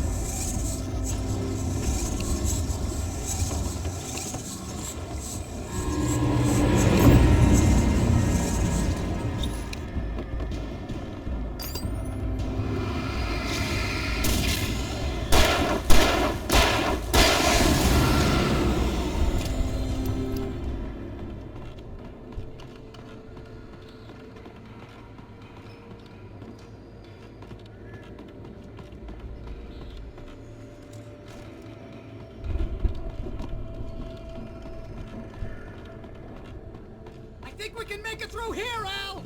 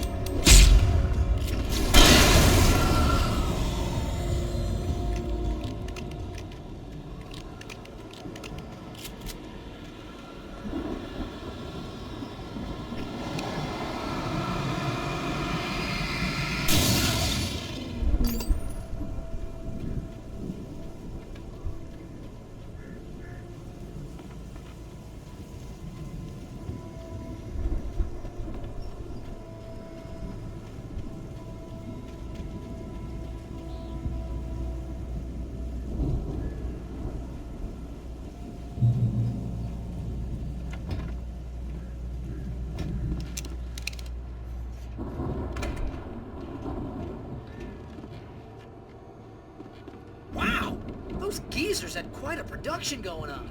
Ooh, you know what, Al? If we make it through this alive, I'm gonna start representing them. Yep, sell this stuff online, maybe get a reality show going, release a new single. Good luck with that, pal. Hey, you find us a way out of here, okay? I'm gonna take a closer look at this stuff.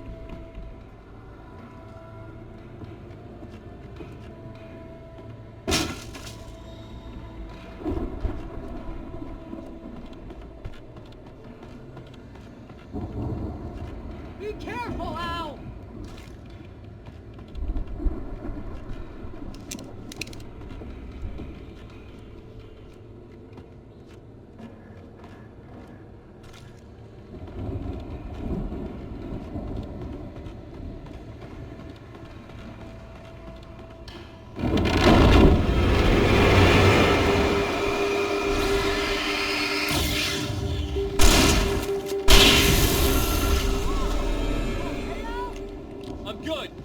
Open, okay?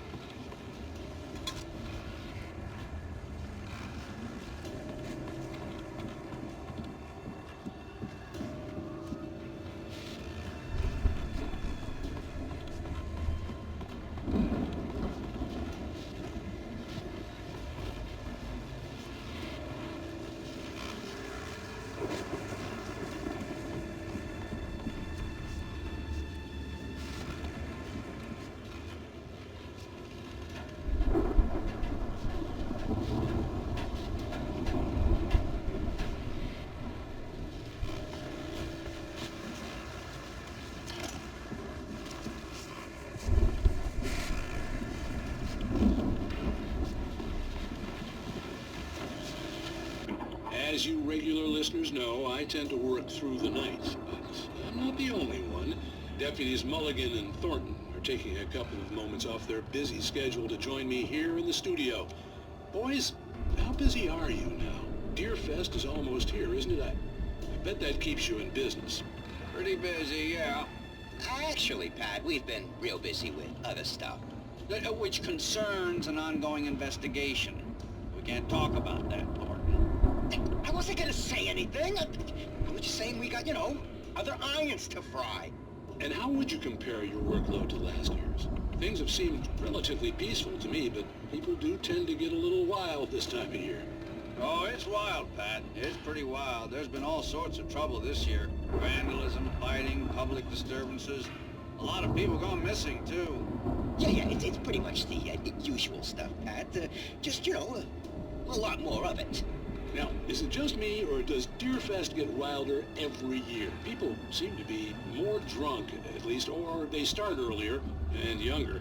Oh, it's definitely not just you, Pat, but... Definitely, Pat. Hey, I'm talking here, Thornton. Oh, shoot, I lost my train of thought. Not just me. Oh, yeah, it's wilder, Pat, but actually most of the trouble seems to be coming from grown men. People who ought to know better, you know? Kids are doing fine this year. Well, that's nice to hear at least. Boys, I want to thank you for stopping by. I'll let you get back to your patrol. Sure thing, Pat. Yeah, sure thing, Pat.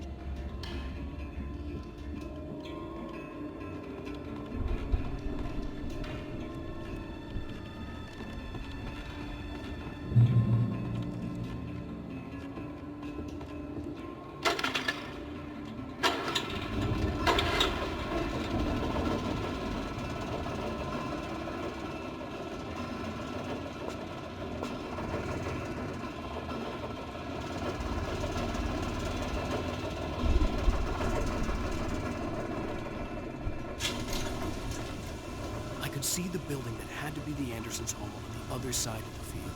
It wasn't far now. I wasn't worried about trusting the ramblings of two burned-out geriatric wrecks. They had the goods.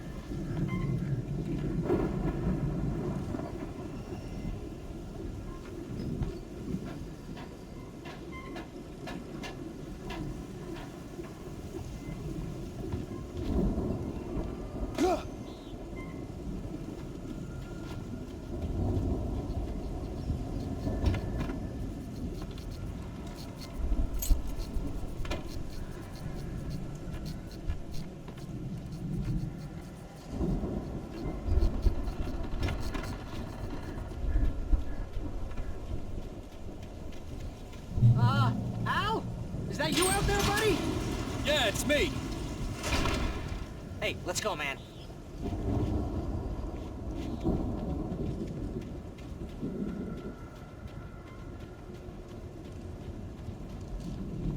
I think we're gonna have to work together to open this gate, Al.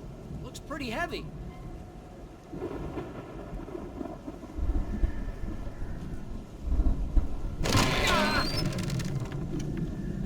Hey, I think that's the farm on the other side of the field. We're almost there. This farm is a crazy place for crazy people. We should feel right at home then.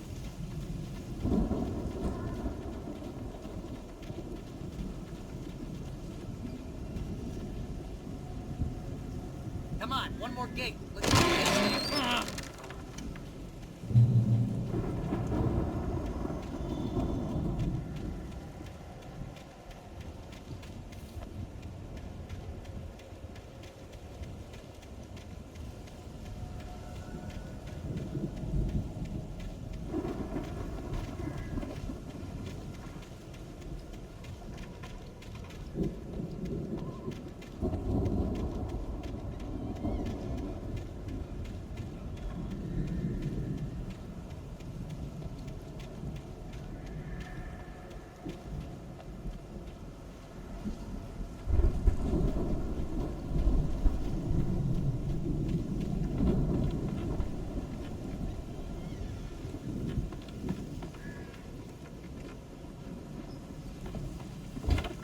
Lights are out. Guess we better check the fuse box. The power downstairs was out, but I was sure I could fix that at the fuse box. The power downstairs was out, but I was sure I could fix that at the fuse box.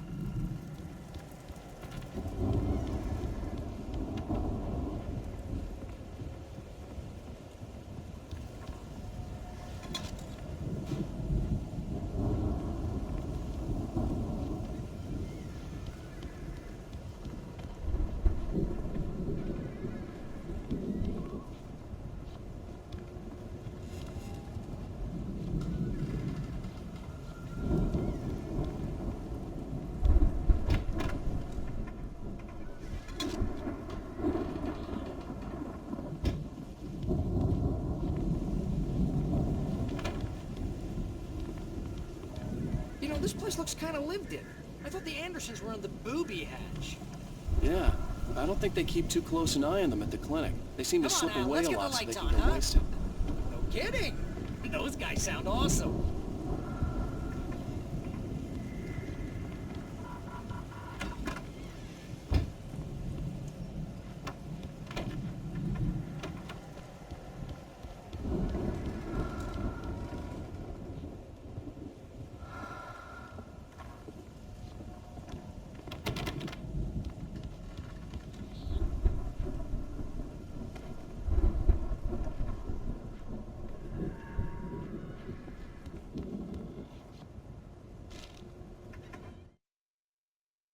Again, Alice's screams rang in the stillness of the night.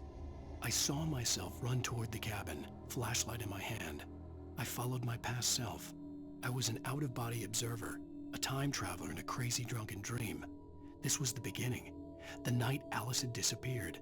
The mystery of what had happened during the missing week was about to reveal itself.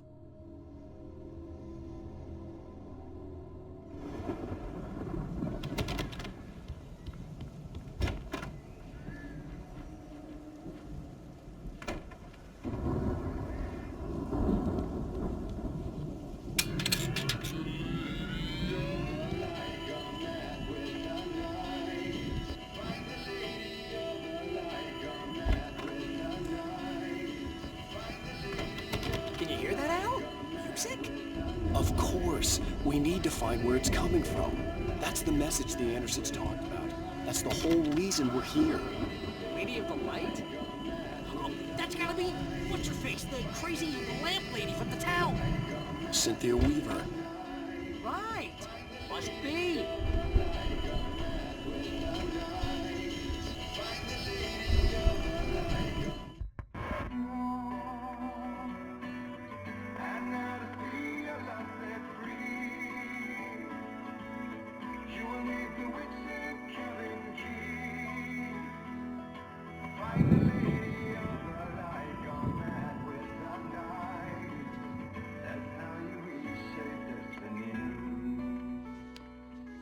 Okay. We need to find Cynthia Weaver. We'll stay here for the night and head back to town as soon as it gets light.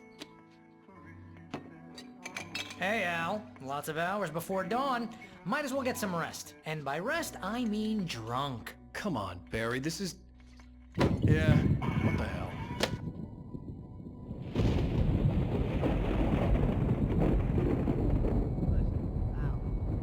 I'm sorry about that. No, seriously, because I know we don't get along, but we're gonna find her, right? And even though you're a crazy bastard, I'm gonna stick by you, no matter what, ever, Al. Sure, like a brother. I'm a writer, goddammit. Correct. If I just wanted to, I could write 10 books a year. And they'd be the best books that year. No, you couldn't. That's right, I couldn't. But I could, because I'm a writer. What? What do they put in this stuff? I feel like my brain is coming out of my nose.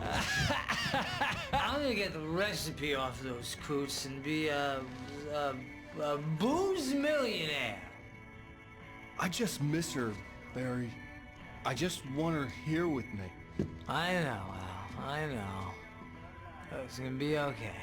We're gonna make it okay.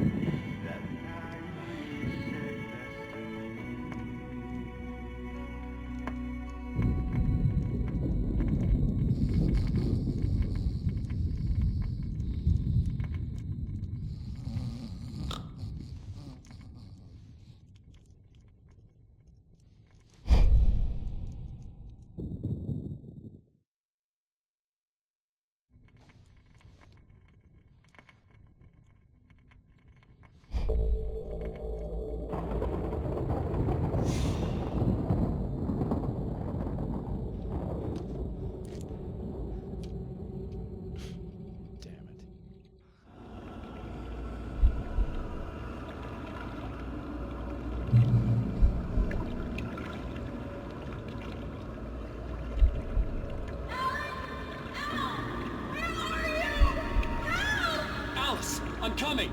It's all right! I'm coming! It was a crazy drunken dream, and yet it was more than that. It was the truth, a suppressed memory unearthed by the Andersons' moonshine. I was there, an out-of-body observer. This was the night Alice and I had arrived at Bright Falls, the night Alice had disappeared. I had a chance to find out what had happened. I remembered being surprised to see the cabin dark. Alice would have never turned the lights off.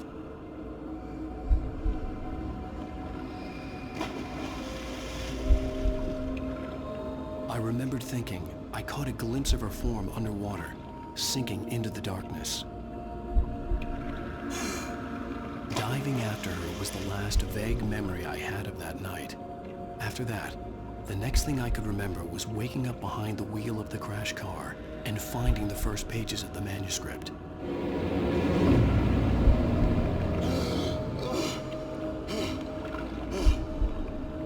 I couldn't find her in all that blackness. I must have thought she drowned.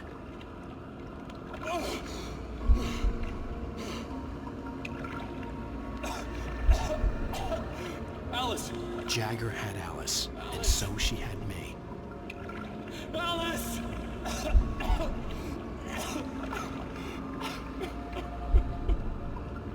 I'd been easy prey. Look at the cabin. Is there someone in the window? Alice? Maybe she didn't drown after all. Maybe she's inside. Alice! Yes. The dark presence had touched me. She had dug her nails into my brain and used me, made me her puppet.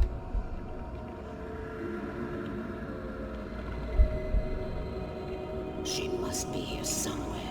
Maybe upstairs in the study. Alice! Yes, that's where she is. can apologize. Alice! You laugh at the whole thing together and put it behind you. Alice? She's not here. You were foolish to think so. No, she's dead. She drowned. No, no, no! It's your fault your wife is dead. You are guilty. All she wanted was to help you right. You killed her. Oh, hush. There's still hope. Cauldron Lake is a special place. Here, you have the power to change things. She wanted you to write. I will tell you what to do.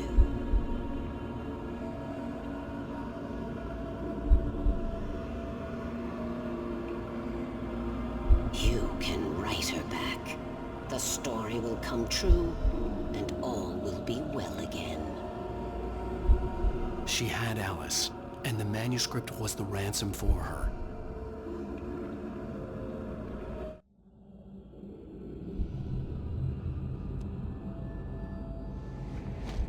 Yes.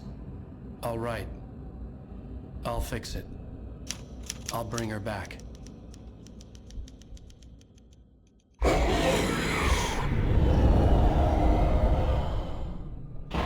No. I wrote it. I remembered it all now. In the dark, I'd written for days, a week, almost a complete manuscript of a novel entitled Departure. Jagger had been my editor, whispering in my ear, making sure that the unfolding story would make her more and more powerful. I thought I was saving Alice. Even with the cobwebs she put in my head, some part of me had been aware enough to write my escape into the story, to bring a light into the cabin to release me before I could finish, to interrupt the horror story before the ending, where darkness consumed everything and everyone. Zane was weak and far away, but I had written him into the story, and his light had been enough to set me free. It isn't here now. I'm here because it was written. I brought the light to set you free. You must hurry. We'll know I'm here. It will be back soon. It stole the skin of my barber a long time ago. She looks so old.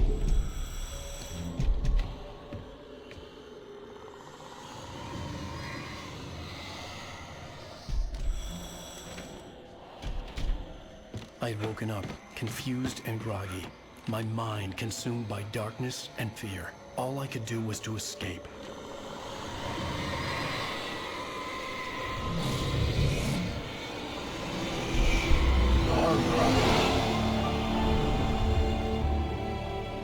The week spent in the cabin had taken its toll.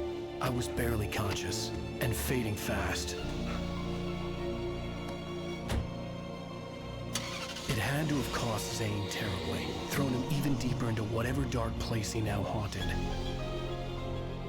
But he had managed to weaken the dark presence, kept me safe that night.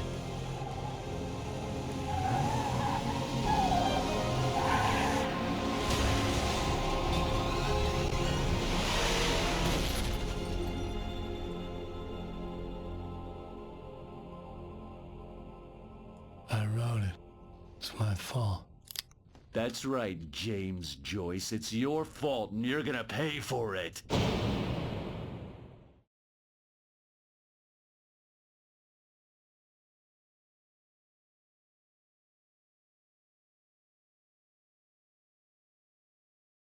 Previously on Alan Wake. Under the influence of the dark presence, I wrote a horror story that is coming true. Jagger had been my editor, making sure that the unfolding story would make her more and more powerful. Some part of me had been aware enough to write my escape into the story. Together we can create something absolutely wonderful. The lake, it does something to the works of art created here. It makes them come true. My mom gave me this old light switch. The clicker. Alice is being kept in a dark prison. I need to find Cynthia Weaver to fix this. It's your fault, and you're gonna pay for it. Well, we're expecting a record crowd from the neighboring counties. Naturally, we hope to break the record set by last year's Moose Fest in our neighboring town, Walkery. Ladies and gentlemen, some people have asked me, what's the big deal about Deer Fest? And I think that this sums it up. It's about friendship and community. We've got a great party coming up, but let's try to hold it in until tomorrow and get through the night in one piece, all right? I have it. Someone will come for it when the time is right. Thomas said so. He wrote it. The key is insurance. It's my job to keep it safe. Safe in the light. Always in the light. Hello.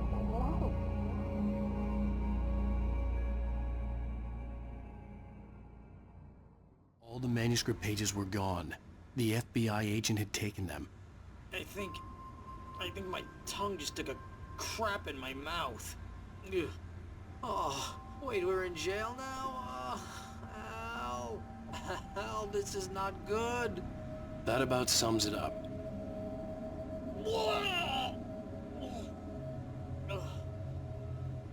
Oh, I am never drinking again. I need to talk to Weaver. She's the one in the song. The Lady of the Light. What, the crazy lady? Ugh, whatever you say, Al, but we're stuck here. They're not gonna... even interviewed Wake. I had some reading to do first, Sheriff, and let me tell you, it was an interesting read. Well, I've got you now, Raymond Chandler. It's all here. All the evidence, including conspiracy to murder a federal agent. There's no way you're walking out of here. You hear me in there, Bret Easton Ellis? Huh? Agent Nightingale, I want to talk to your superior. Well, we all want things, Sheriff. I wanted my... Look, that's not possible right now. Agent Nightingale, I insist.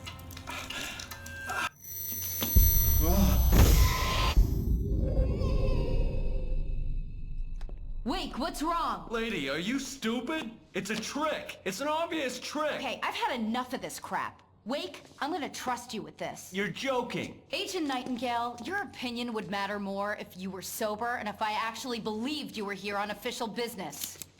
Whoa! Get back in the cell, Stephen King. The only way you're leaving this place is over my dead... Wait a minute. I know this... Oh my God! Light. We need light. It's the only way to fight this thing. In my office. I've got your things there. Follow me. Oh man!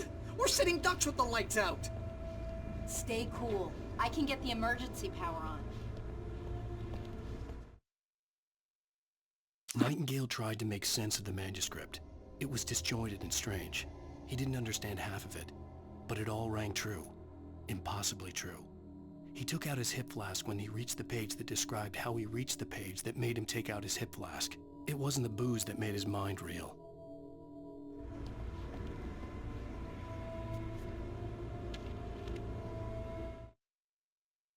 Nightingale felt the situation veering out of his control, but the gun at least felt steady in his hands.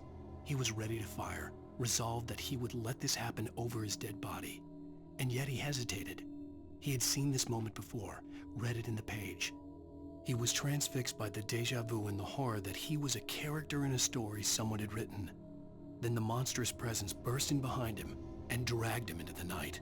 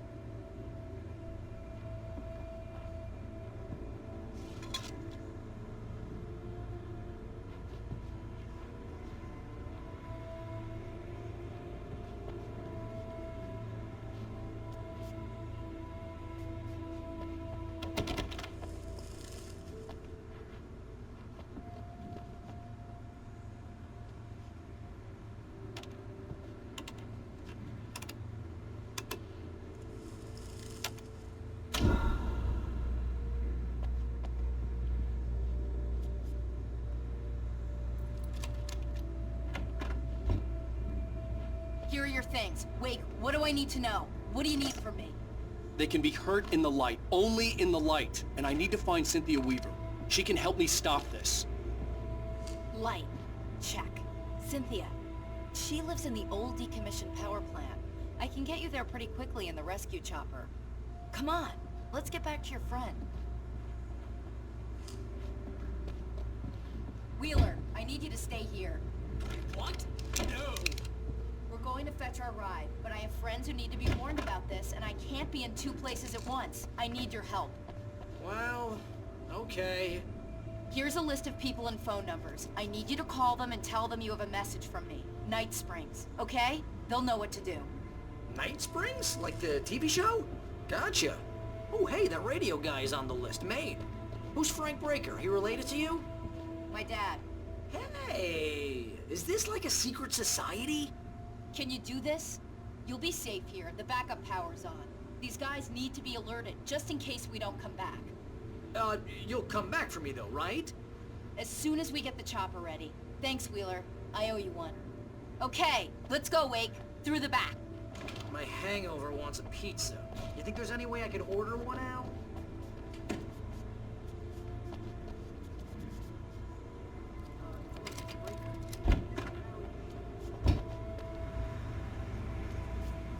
Oh, hell. Whatever took Nightingale must have broken the gate controls. We can't reach the gate's control box from here. We need to get to the other side over the rooftop. I'll go. I'll open the gate for you once I'm across. You stay here in the light and cover me, Sheriff, okay?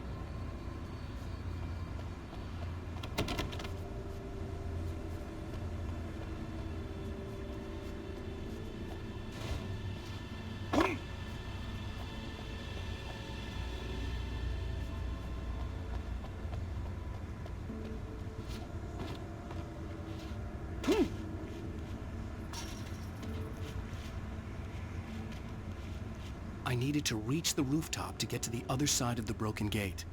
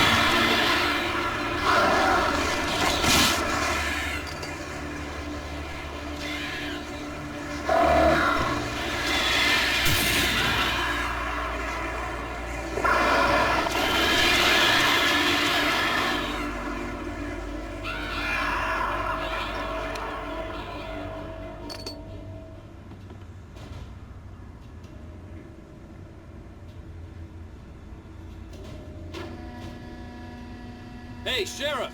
Your password. Night Springs? What's that all about? It's a stupid joke we have. That Bright Falls is the original inspiration for the TV show. This town can get weird at times. Never this weird, though. You need to bypass the damaged control box. What am I, an electrician? Hold on!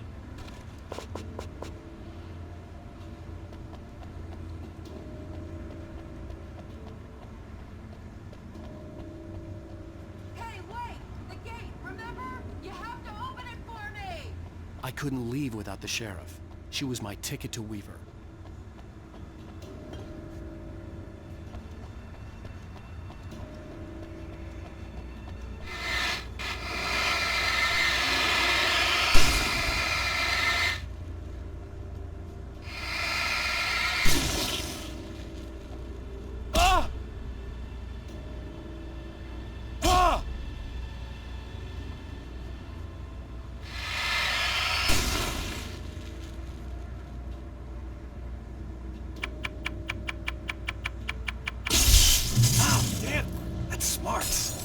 Good job, Wade. Okay, stick close. Our first stop is the town hall. The keys to the chopper are there.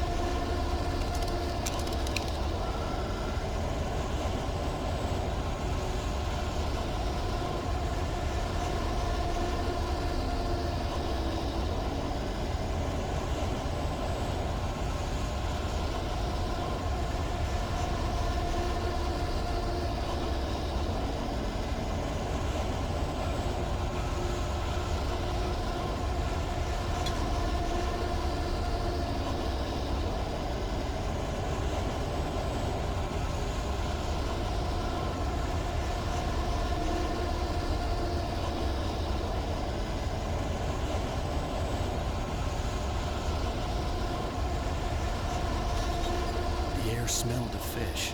This was Bright Falls industrial area. There was probably a cannery nearby.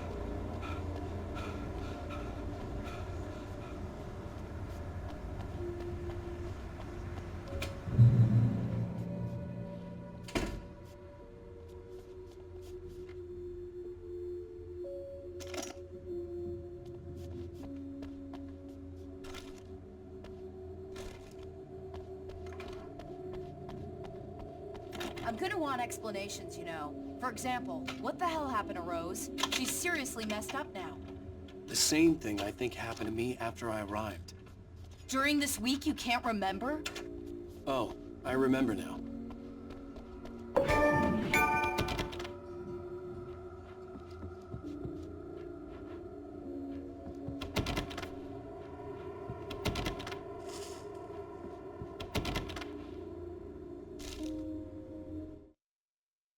Barry was in his element, making calls, making things happen, even if he didn't entirely know what those things were. He wouldn't let the hot sheriff chick down. Even if every noise he heard from outside, and he heard plenty, made him jump. He had only paused to text Al a message, told him to hurry up. Suddenly, Barry froze in mid-dial. A window broke somewhere in the building, and then the lights went out.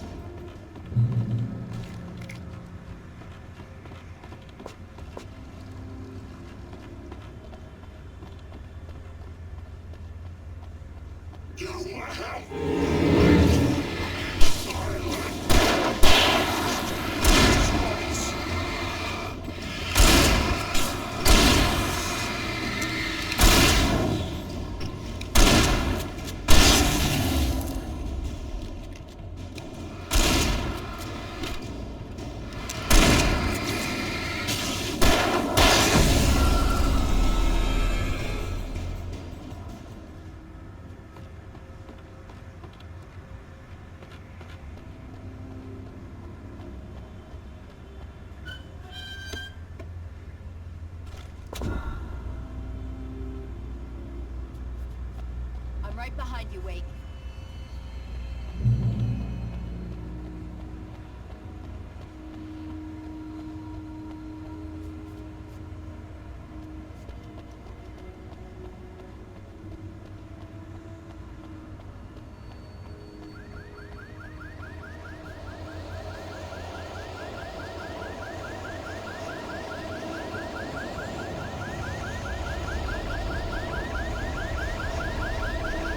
Wait, over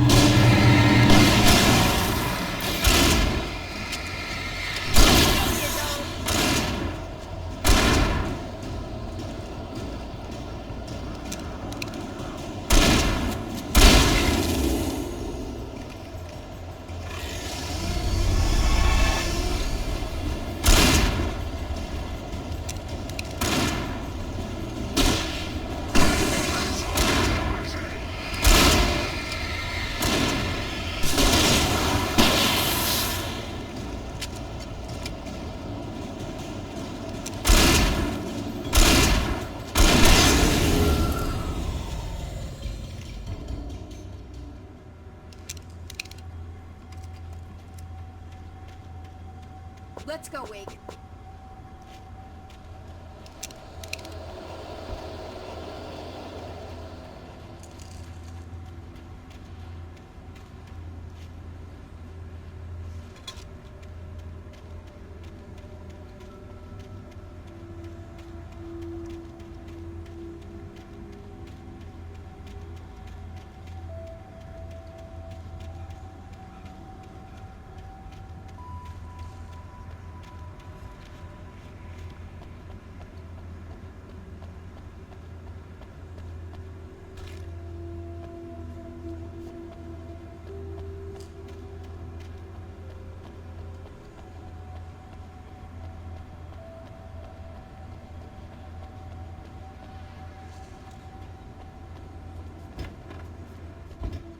Okay, someone's messed with the fuse box here, but you should be able to jury-rig it while I find the keys. I already got electrocuted once today. How about I look for the keys and you get burned for a change? Fine. They should be in the clerk's office on the other side of the building, near the main entrance. Gotcha.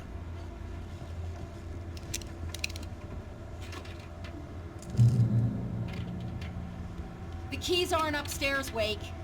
I'm just gonna take a quick look.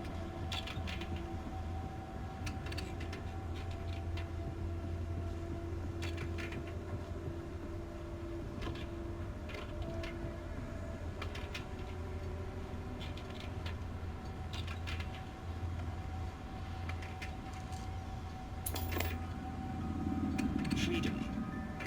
A fusion of vigilance, conscience, and uncompromising clarity of vision.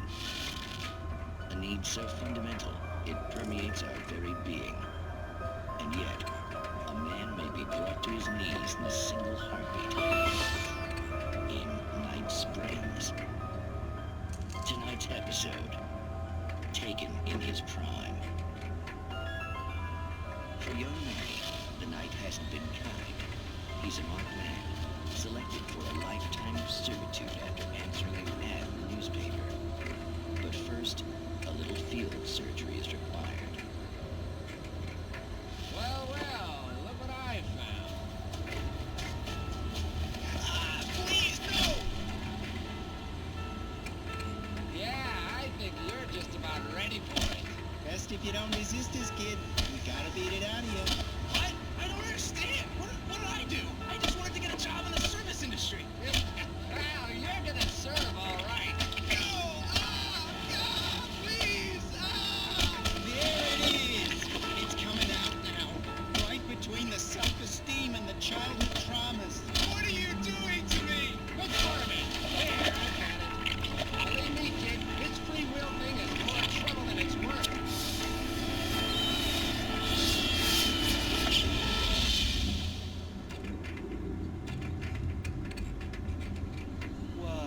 What was that? Oh, nothing for you to worry about, Manny. I don't know what I'm supposed to do. We'll tell you all about that. Don't you worry. Another vacant worker ant, birthed in fury and violence for the pleasure and convenience of ruthless and malicious men. Stranger things can happen in Night Springs.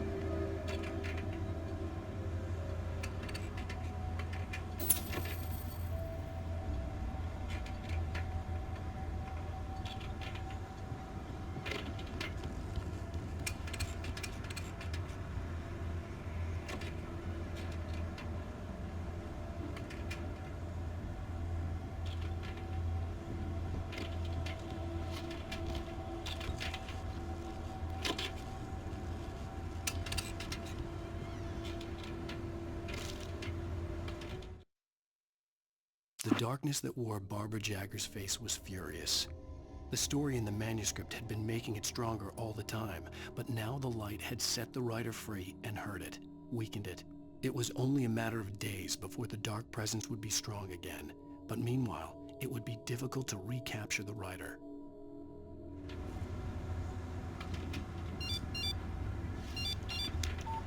The message was from Barry. He was getting worried at the station. He wanted us to hurry.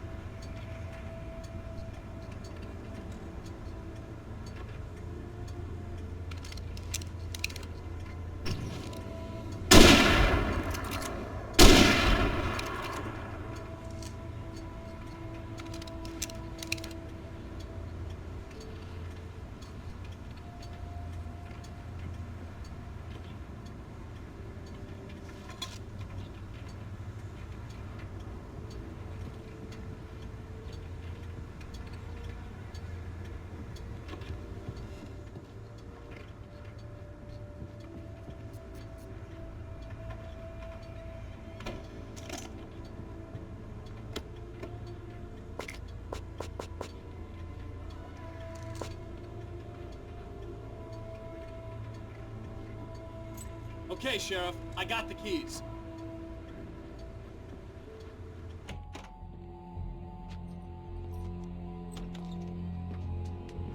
Barry? Why isn't he inside? Oh God! Oh God!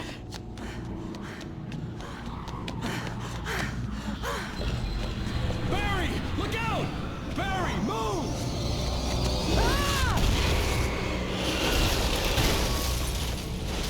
Barry! He made it inside, Wake. He's okay. Come on, Wake, let's go around. We can meet him in the back.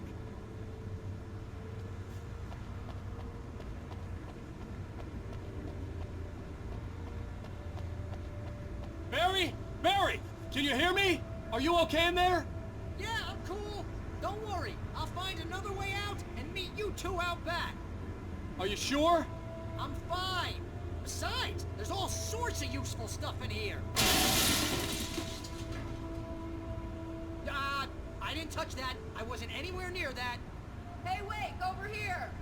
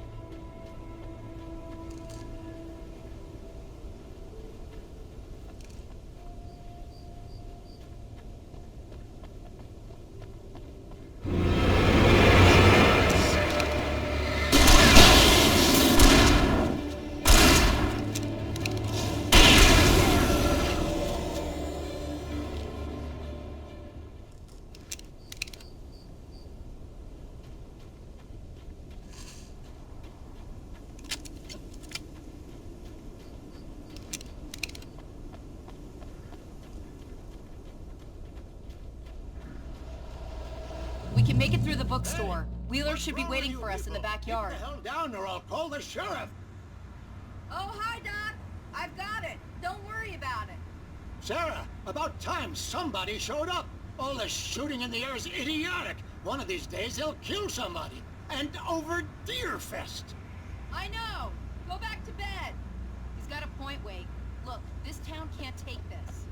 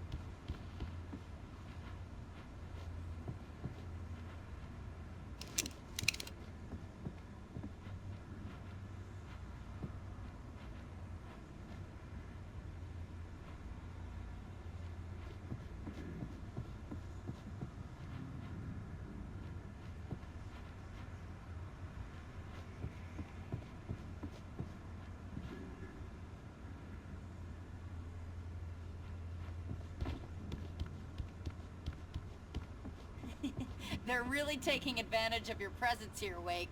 I heard they're selling a lot of your Alex Casey books. Right now, I'm not a big fan of my own writing.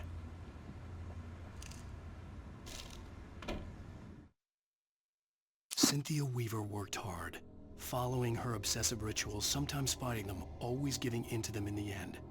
She haunted the halls of Bright Falls' abandoned power plant.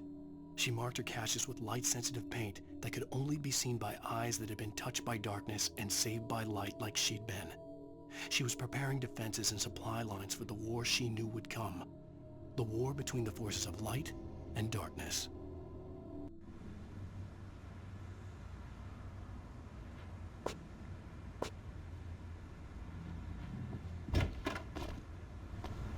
I don't see Barry. Look! Wake! Maybe that's him.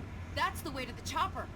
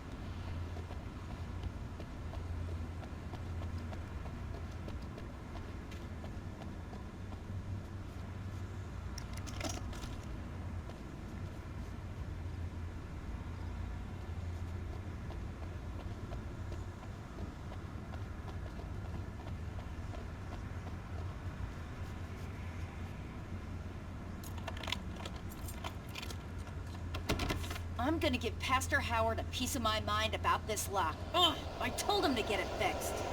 Let's go, Lima. Let's take a flight.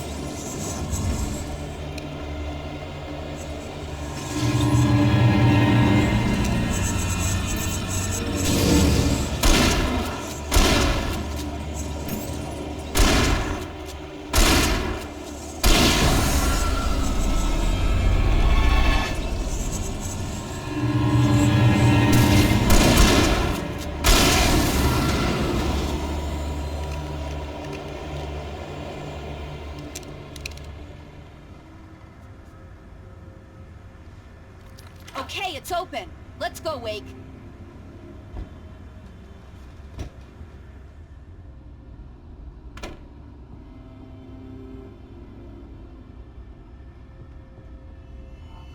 Wow. We keep them lit all night long on the night before Deerfest. Why? Well, it's tradition.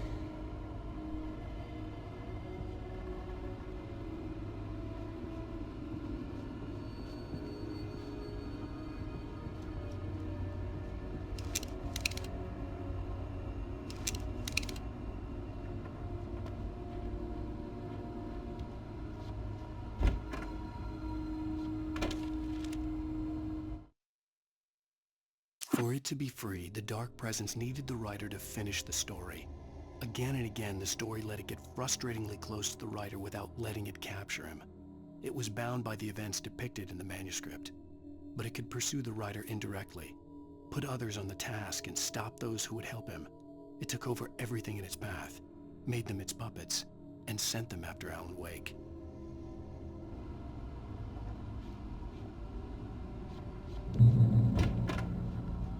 We're almost there. We'll have to go through the basement to get to the parking lot.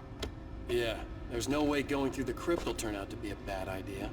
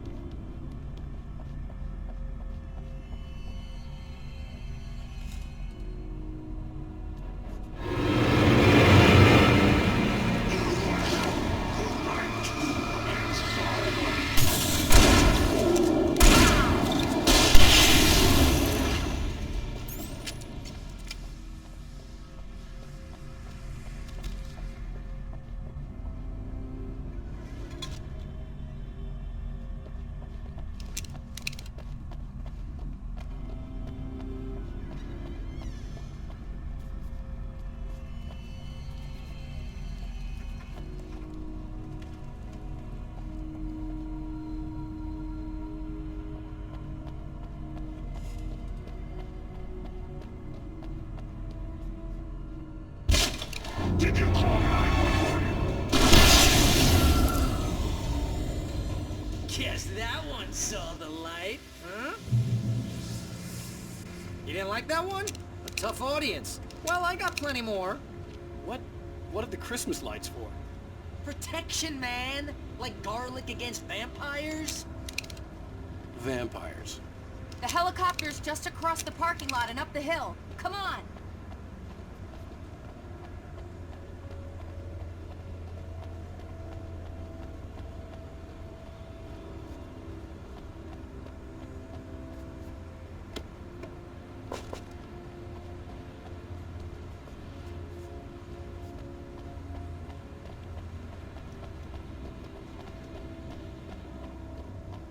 The Bright Falls General Store is now my favorite place in the entire world. See this headlamp?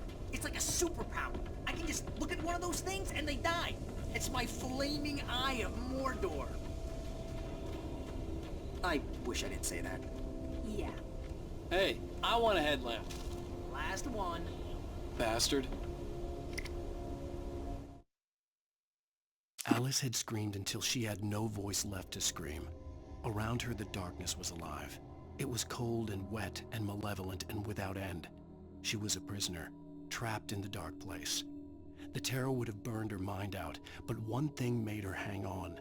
She could sense Alan in the dark. She could hear him. She could see the words he was writing as flickering shadows. He sensed her too. He was trying to work his way to her.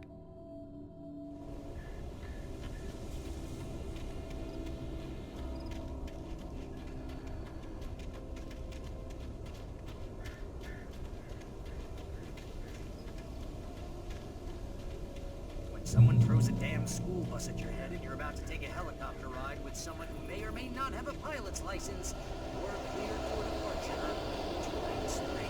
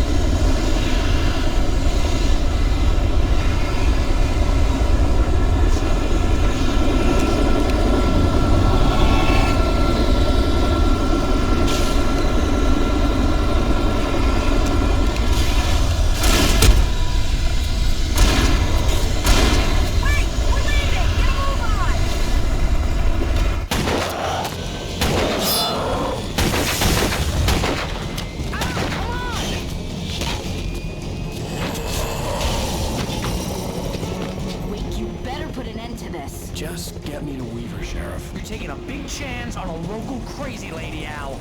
I hope you're right about her, or we can kiss this town goodbye.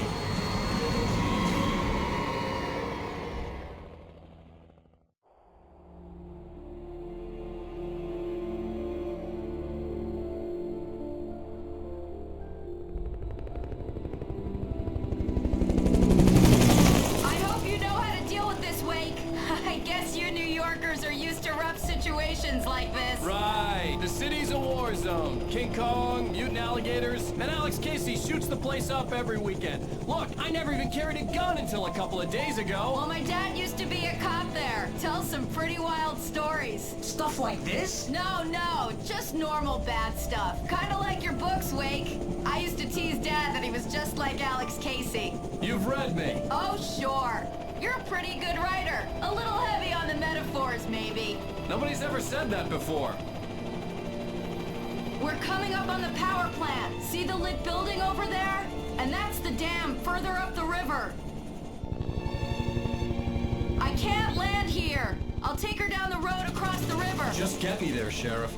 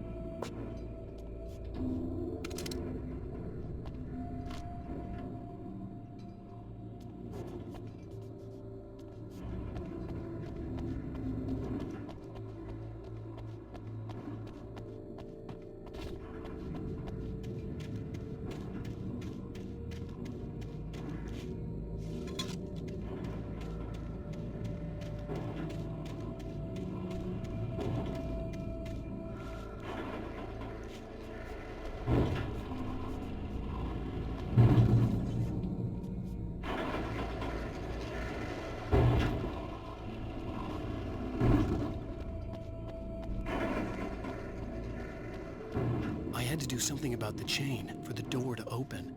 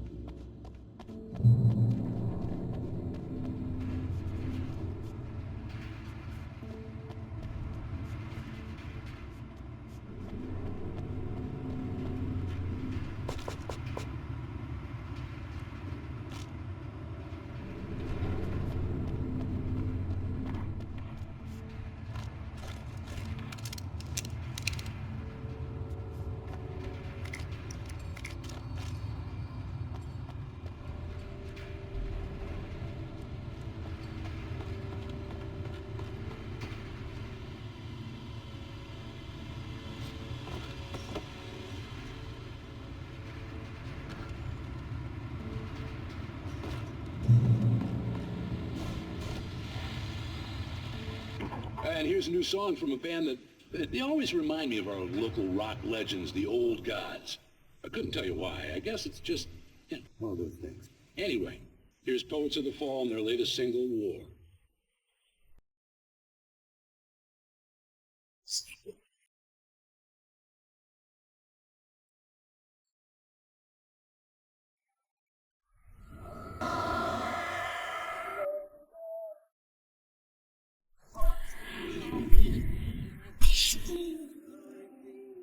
And our chances going by.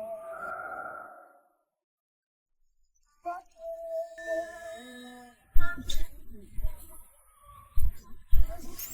for you with me on that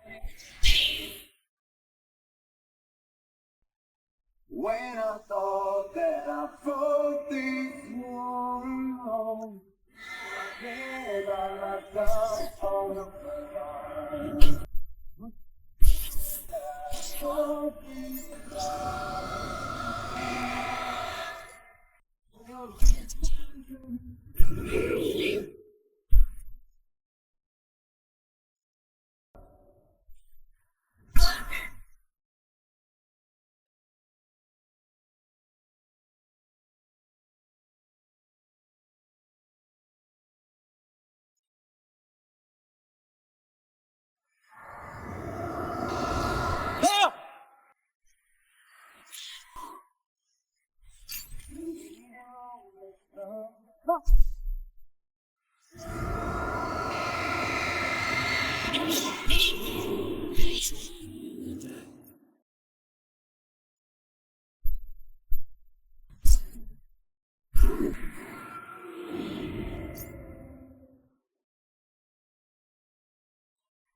When I thought that I fought this war alone, you were there by my side on the front line.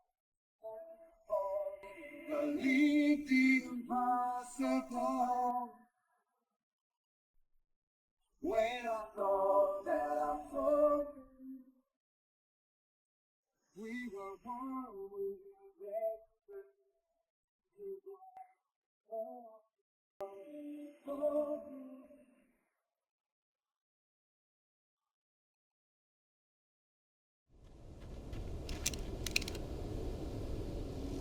The power plant glowed in the night. It was close, but I had to find a way across.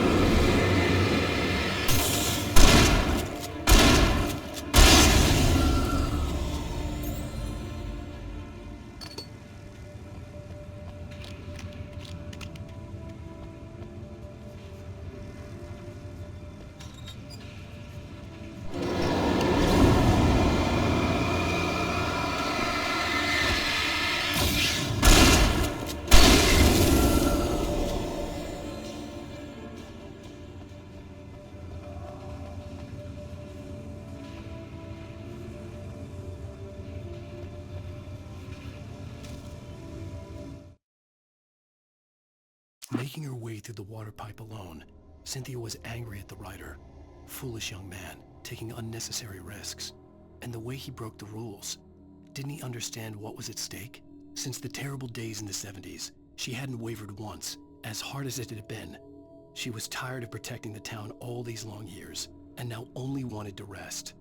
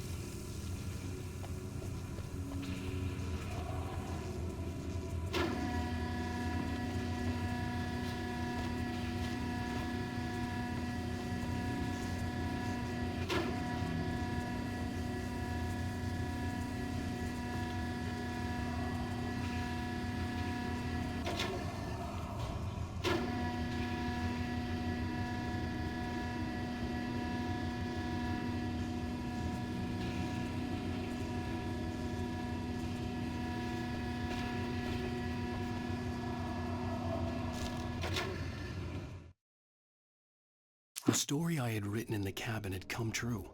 Touched by the dark presence, I had written a horror story, but the end was still missing. The story was incomplete, and the last unfinished page of the manuscript still sat in the typewriter in the cabin study.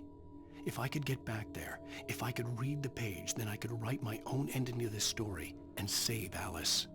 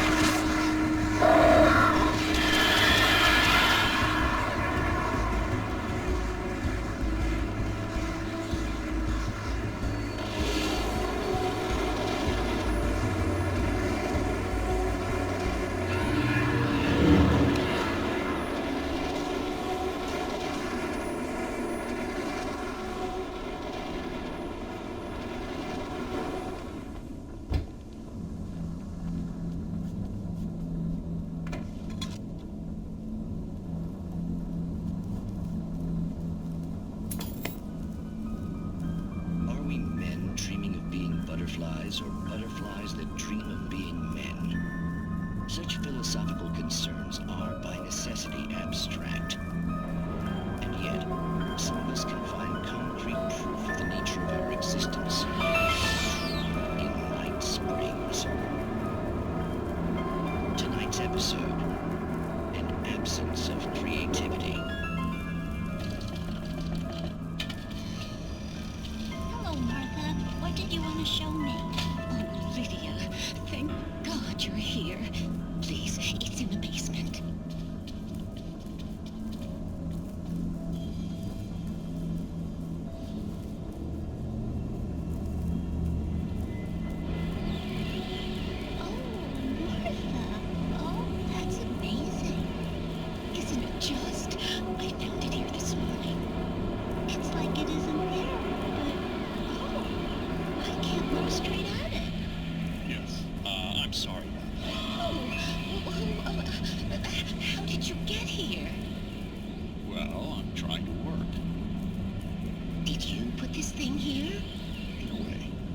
Precise, I put everything here but that. Really?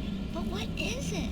Well, I guess the temptation is to call it a hole, but it's really an absence, a profound lack of reality. In Martha's basement? Yes, I was doing so well, too. I came up with 2 old ladies and put something really weird in the basement. It was a great start, but I'm completely blocked now. I can't imagine what I was up to. Surely it's just an ordinary basement. Is it? Why did you call your friend here, then? Well, I don't know. Oh, well.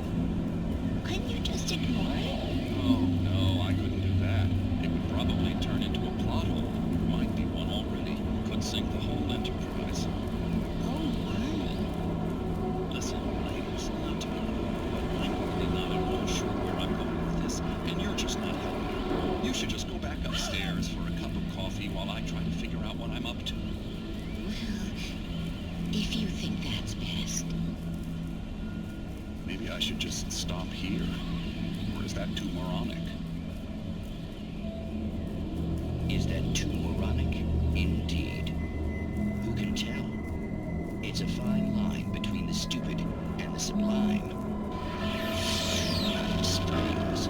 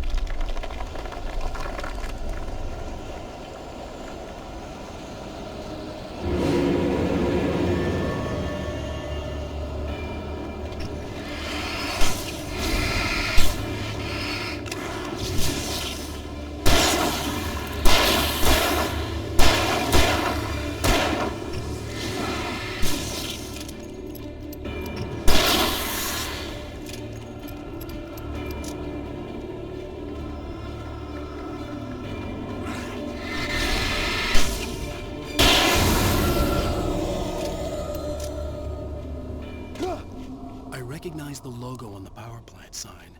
I'd seen a version of it painted all over the area, signifying hidden caches of supplies.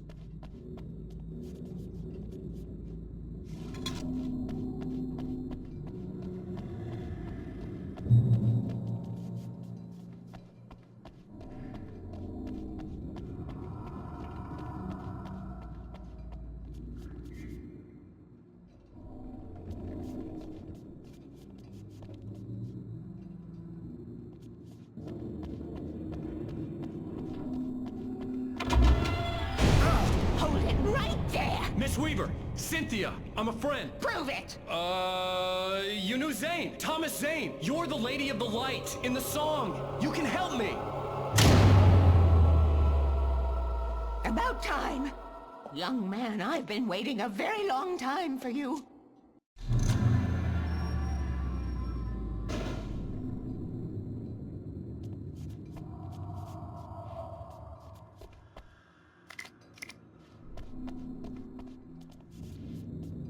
It's in the well-lit room. Excuse me?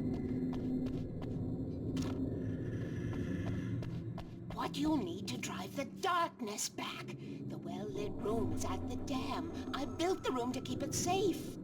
Will it help me find Alice? Will it get me back to the cabin? Fine, let's go. I can get my friends to come back with the helicopter. Oh, we won't go outside. Never at night. That's rule number 1. You've been breaking the rules, young man, and where has that gotten us, No, I have a secret route, a lit route, an old water pipe. Something was damaged at the transformer yard. It's drained all the reserve power. Without it, the pipe will go dark. The power to the yard must be cut. Let me guess. You want me to do it? Young man, you're the one who likes to break the rules. I can't be outside in the dark. The kill switch is outside.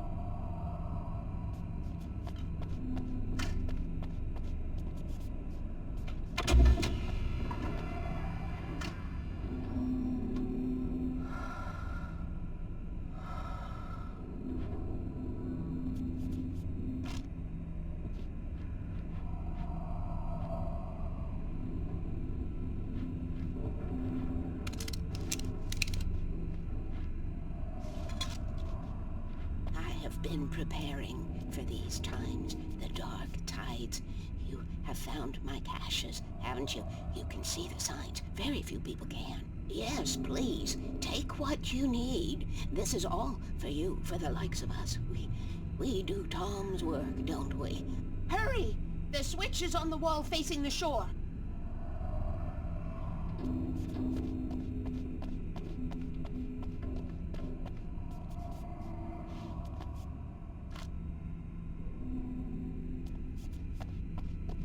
I cannot take you to the well-lit room if the lights in the pipe go out. You must go.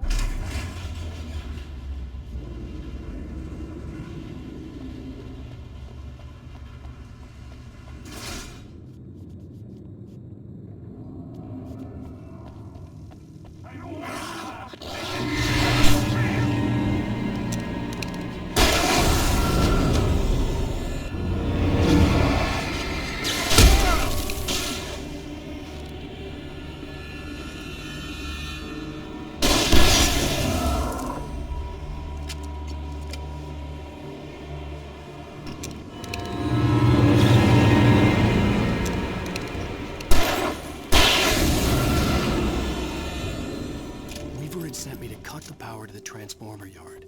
I was willing to do grunt work for her to get her to help me. I hoped Weaver was dependable. I'd stumbled into this crazy world a little over a week ago. She had been living this insanity for decades.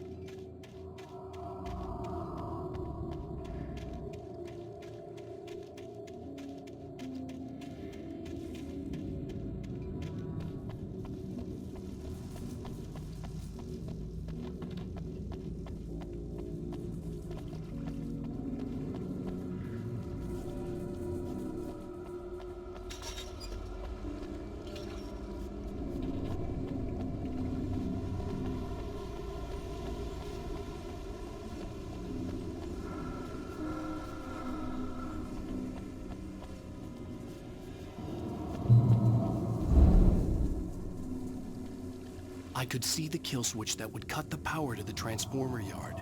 Now I had to find a way to reach it.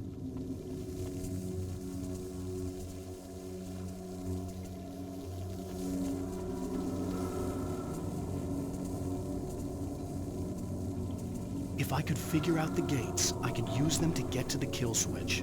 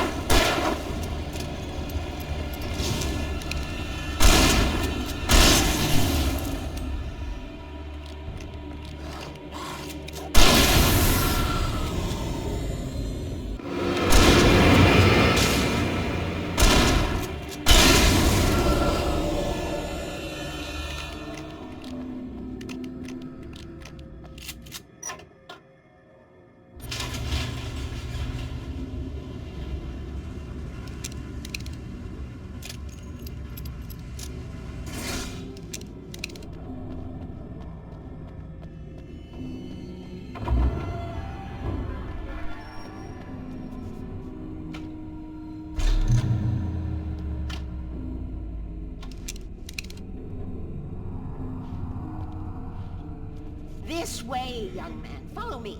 Come, come. The pipe's empty now. We're ready to go. This way. We need to go. I knew them both, Tom and Barbara. I had such a crush on him. Such a beautiful man. I was jealous. There was a part of me that was maybe a little glad when she had the accident. And then Tom started writing and woke the darkness up.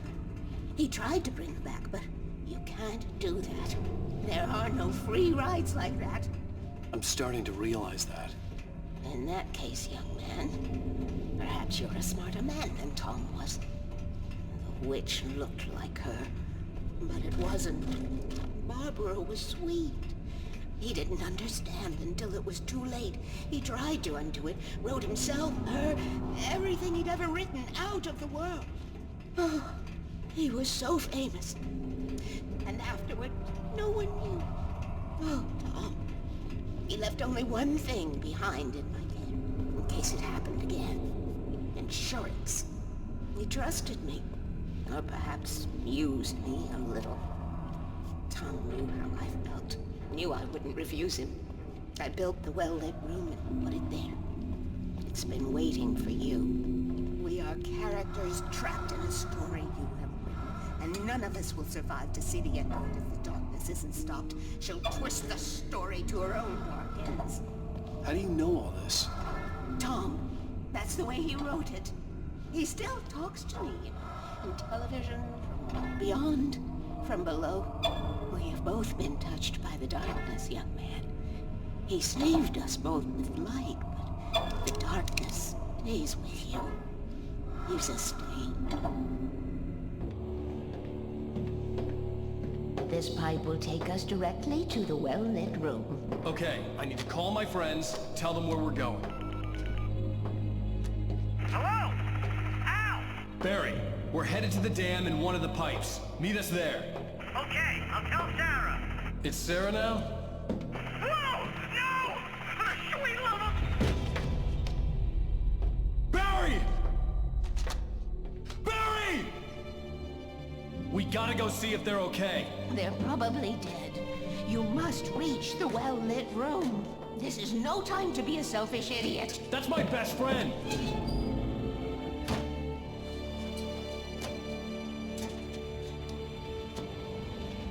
Well, be a fool. I'll use the pipe. I'll meet you at the dam if you make it.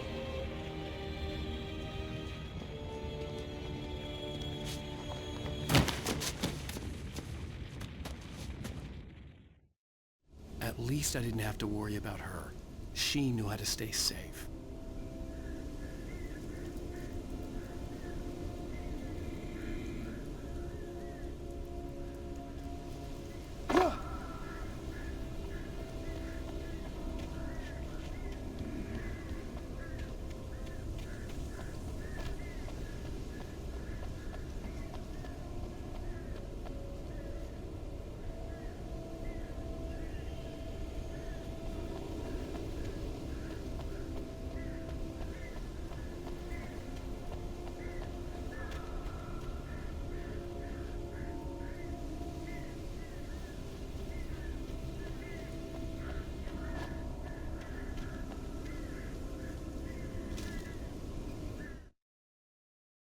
Sarah was almost starting to relax. Maybe they could turn this into a win yet.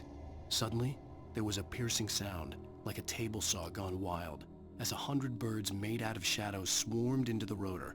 The chopper bucked wildly and the board lit up, telling her what she already knew. They were going down. Barry Wheeler screamed next to her.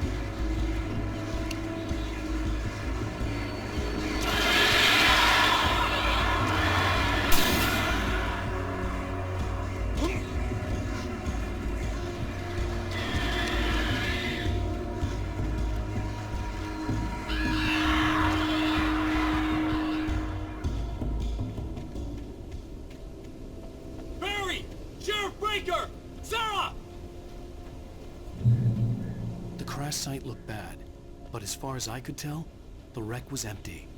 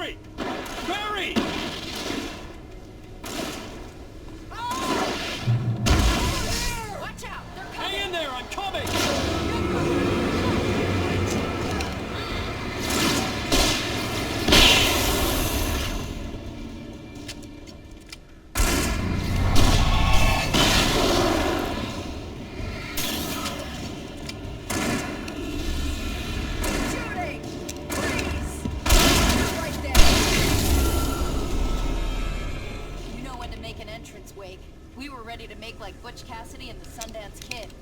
I have a different ending in mind. Yeah, I'm fine. Thanks for asking. I knew you'd be all right.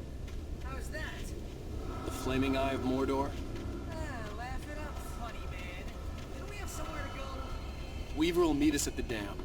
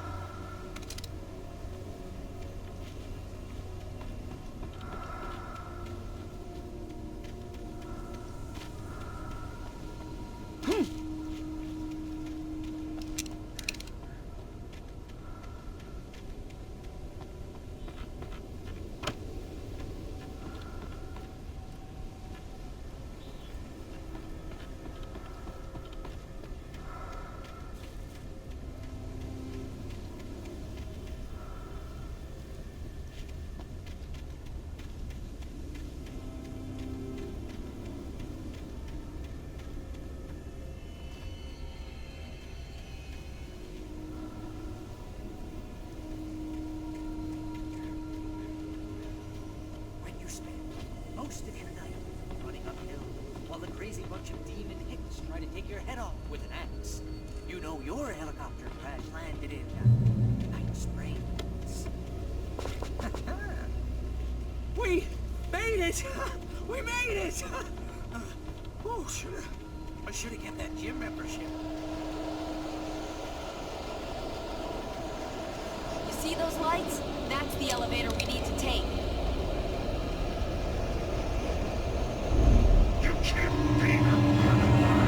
See something?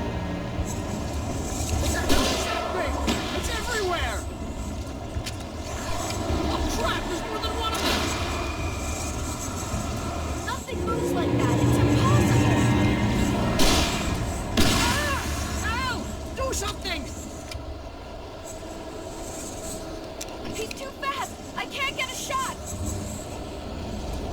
There! They're all over the place! How many of them are there? Where'd that one go? Ah, this can't be happening!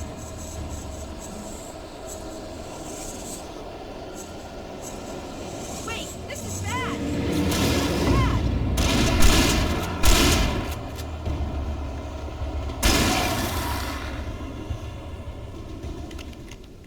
Was that it?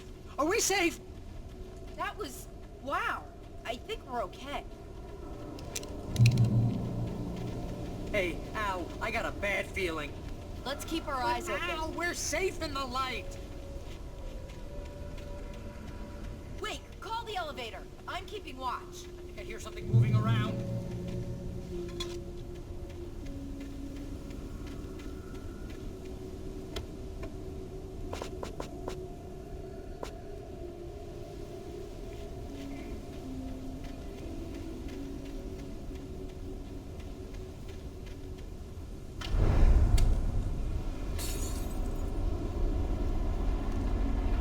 Heads up! Here they come!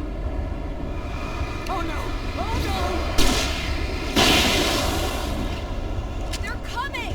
We have to hold them off!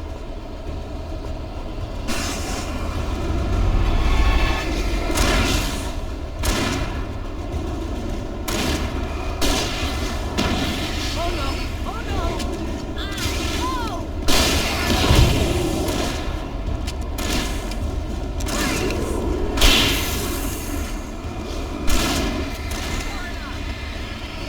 I swear this is the slowest elevator in the world!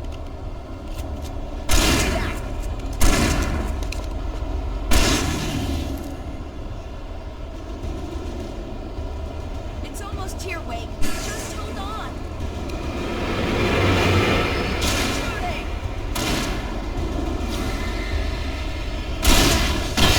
Come on!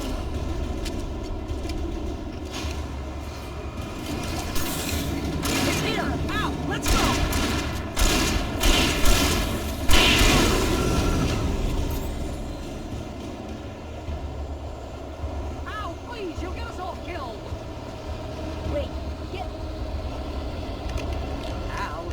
button.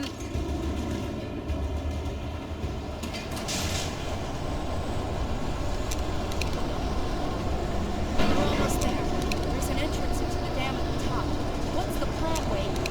Well, Weaver's crazy, but she's got something Zane left behind. Something to fix this.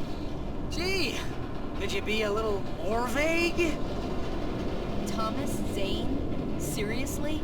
Might as well be Paul Bunyan or Bigfoot. Yeah, well, he was real.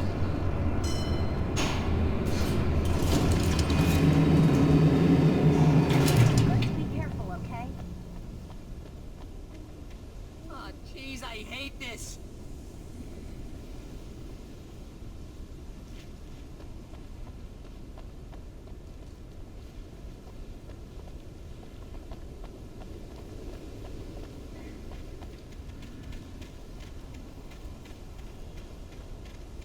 Okay, Wake. There's a button over there that opens the door.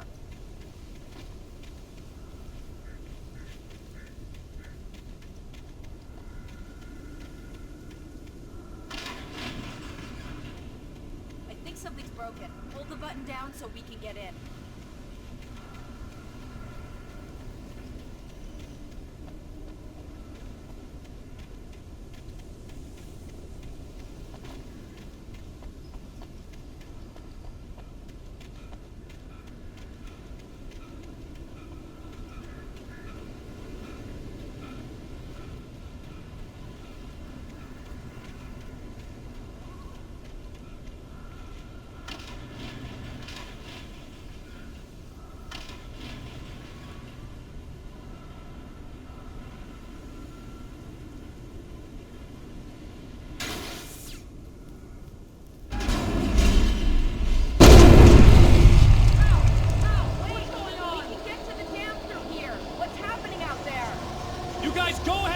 Weaver. She should be in the dam now. I'll have to make it alone through the top. Okay, wait. Good luck. Don't get yourself killed. Please be careful. I'll take good care of Mary, mate. You just look after yourself.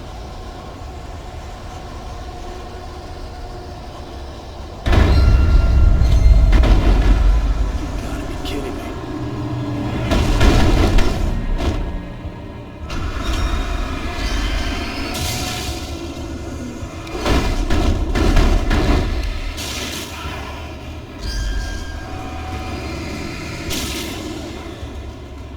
Down, boy.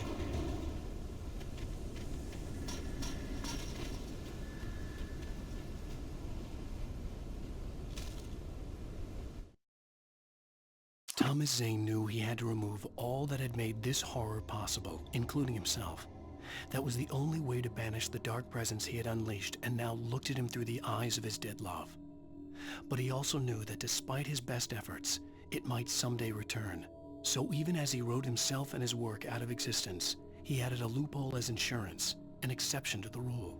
Anything of his stored in a shoebox would remain.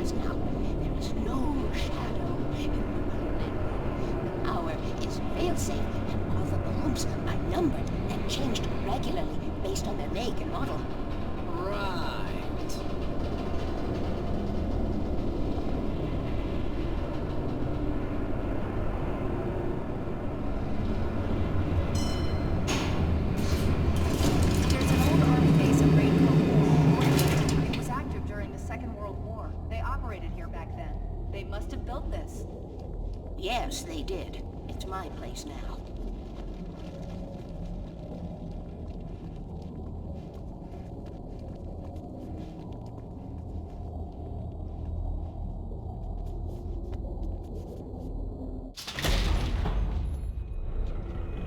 Take it, and I won't need to worry about the room anymore, because 6 and 33 and 118 need changing soon, and I don't want to climb up the ladder to change them because it's very late, and I'm tired. And if you take it, I won't have to do that anymore. The page was autobiographical, a memory from my childhood. But I didn't write this. It was a page written by Thomas Zane. None of them were supposed to exist anymore. Alan, 7 years old, would fight sleep to the bitter end. When he did sleep, he soon woke up, screaming, the nightmares fresh in his mind. One evening, his mother, sitting by his bed, offered him an old light switch. She called it the clicker, and flicking the switch would turn on a magical light that would drive the beast away. To imbue the talisman with all possible power, she added that it had been given to her by Alan's father. Alan never knew him, and anything of his took on mythical proportions in his mind. With the clicker firmly in his hand, Alan finally slept like a baby. Now, almost 30 years later, Alan thought of this as he stood on the rim of Cauldron Lake, the clicker in his hand. He took a deep breath and jumped. My mind swirled. I'd given the clicker to Alice, yet it was here. Zane had written it into existence, in a story I had written. I can get to her now. I can finish this.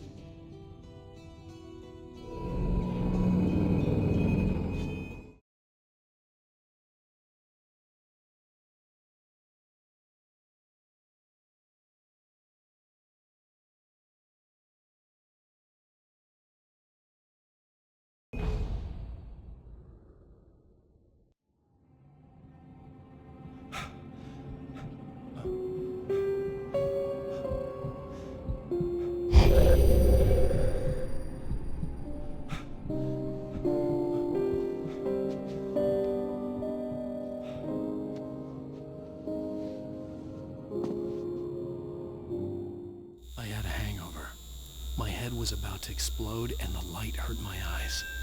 I needed my sunglasses and painkillers to dull the pain.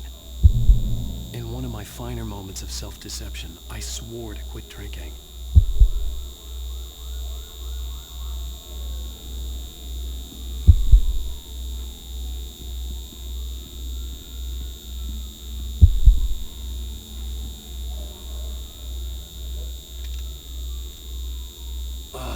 The sunglasses made the world look bearable.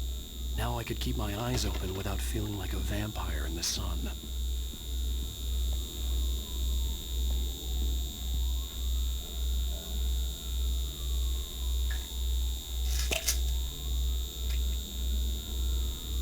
The pills worked fast. The prospect of being awake started to seem bearable again.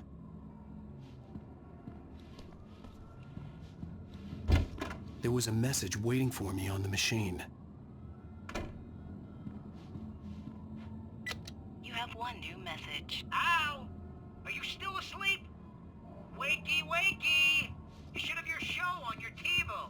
If Alice wasn't too mad to record it. As she called me earlier and really chewed me out. Yeah, we went a little overboard last night. But parties are a part of this business. Al, look, I'm saying this as your friend. She's not doing your career any favors by trying to run your life like that, okay? I'll talk to you later, Al. Watch the show!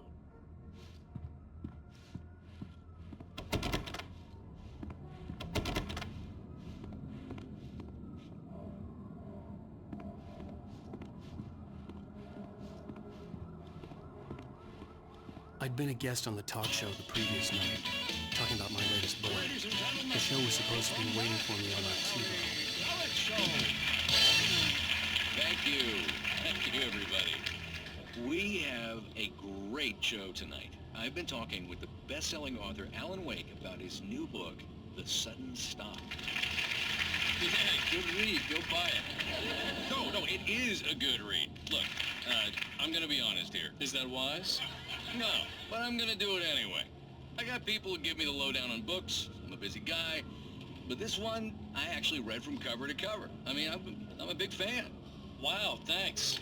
Now, this might be a spoiler for those who haven't read the book yet.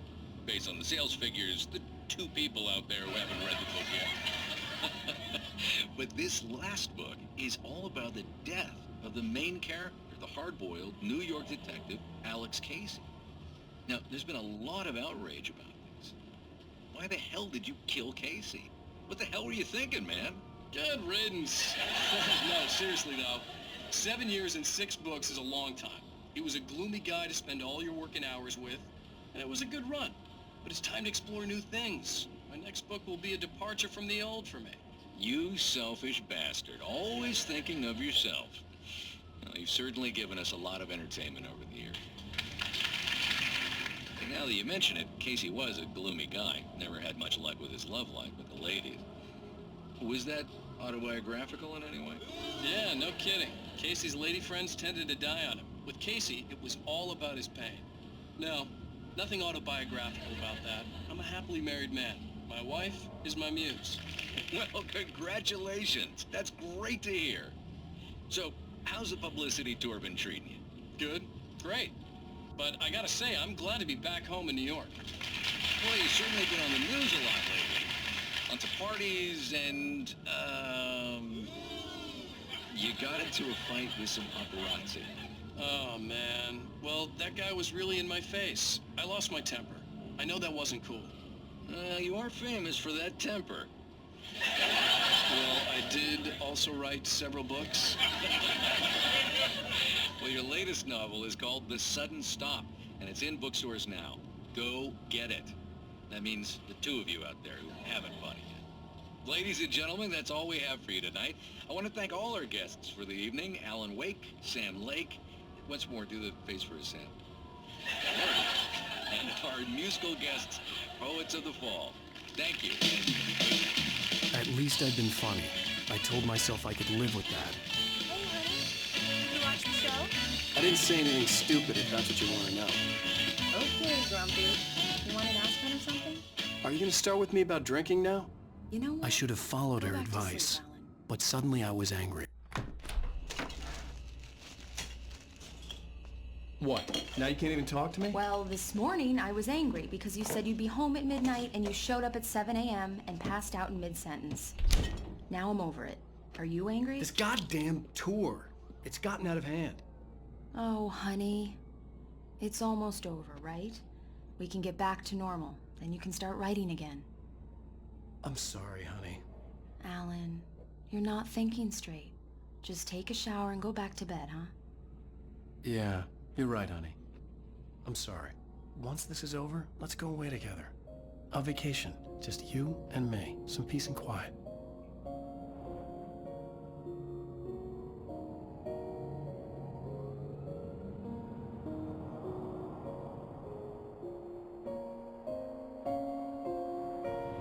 Somehow, the clicker was the key to the cabin. I had to return to Cauldron Lake to save Alice.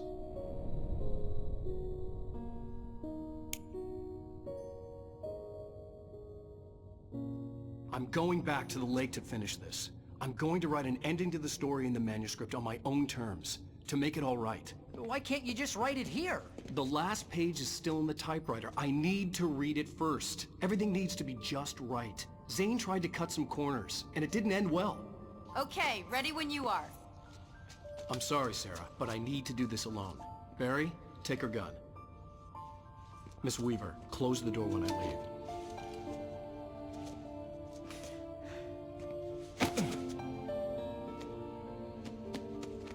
Good luck, Al. See you later.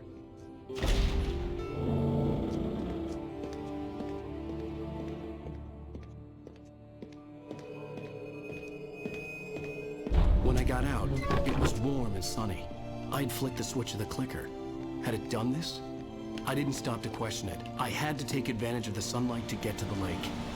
On Zane's page, I'd stood on the rim of Cauldron Lake, about to use the clicker. That's where I was headed.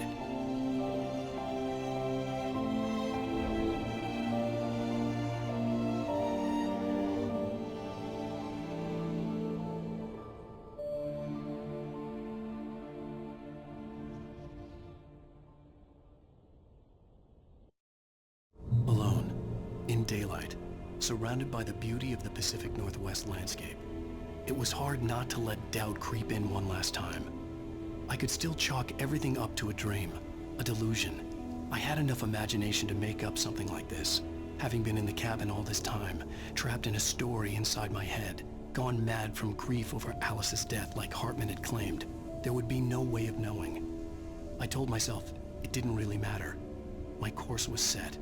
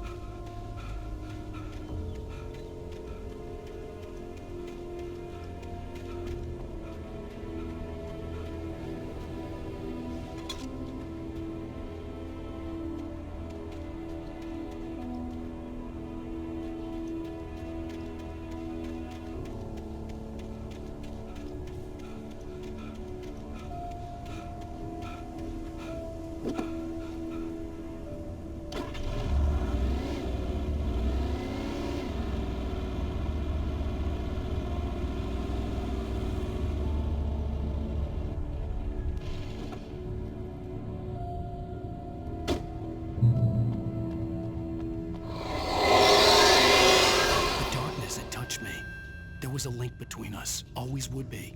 I could feel its presence again, getting closer.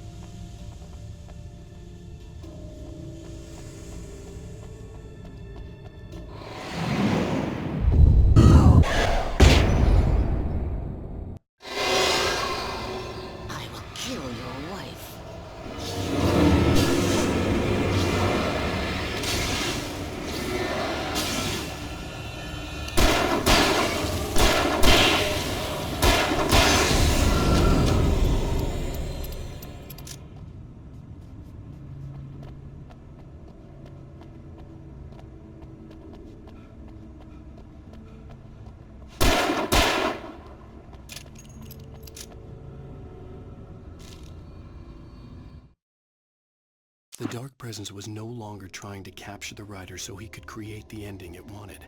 The Rider knew too much. He was too strong. And he carried a weapon left behind by Thomas Zane, something that could hurt it. Now, the Darkness was doing everything in its power to simply stop the Rider from ever reaching Cauldron Lake and the dark place it came from.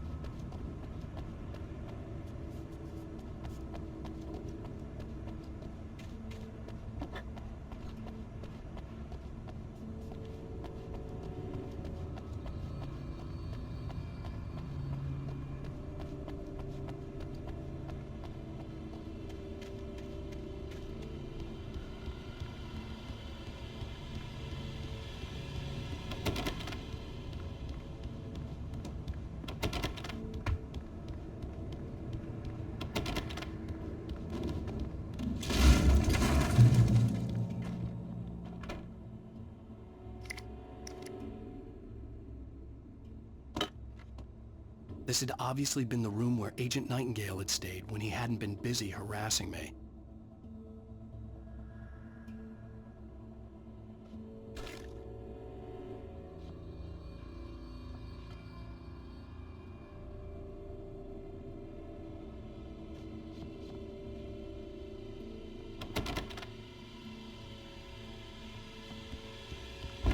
Look after yourself and your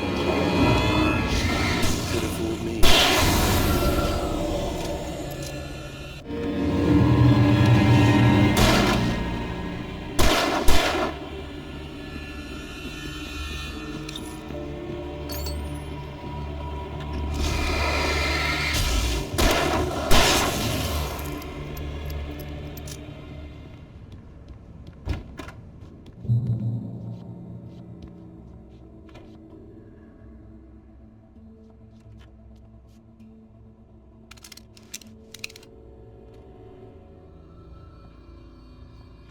Based on the signature in the motel register, Agent Nightingale had stayed here, in room number 2.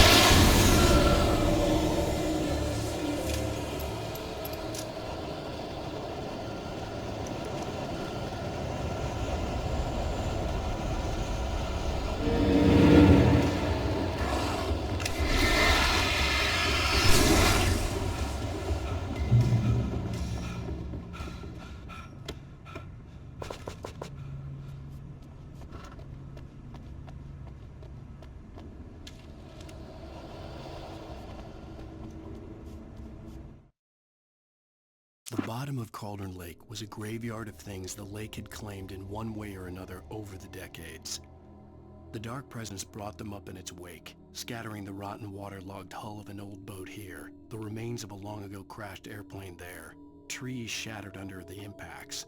The earth groaned. It didn't even notice.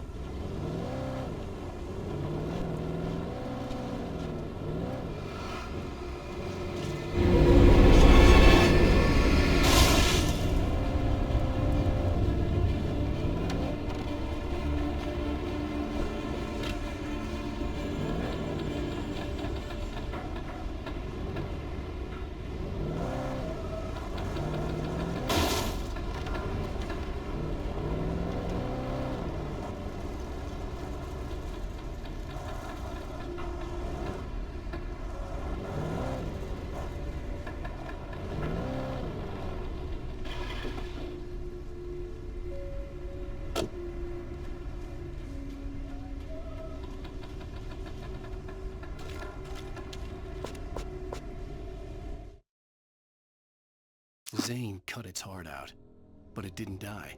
The thing that wore Barbara's face kept crooning sweet nothings sugar-laced with poison. He put on the suit, untied the monster from the chair. The thing in his arms thrashed weakly, but he held fast. He stepped outside, off the pier, and into the dark water, a sinking pinprick of light descending toward a bottom that never came.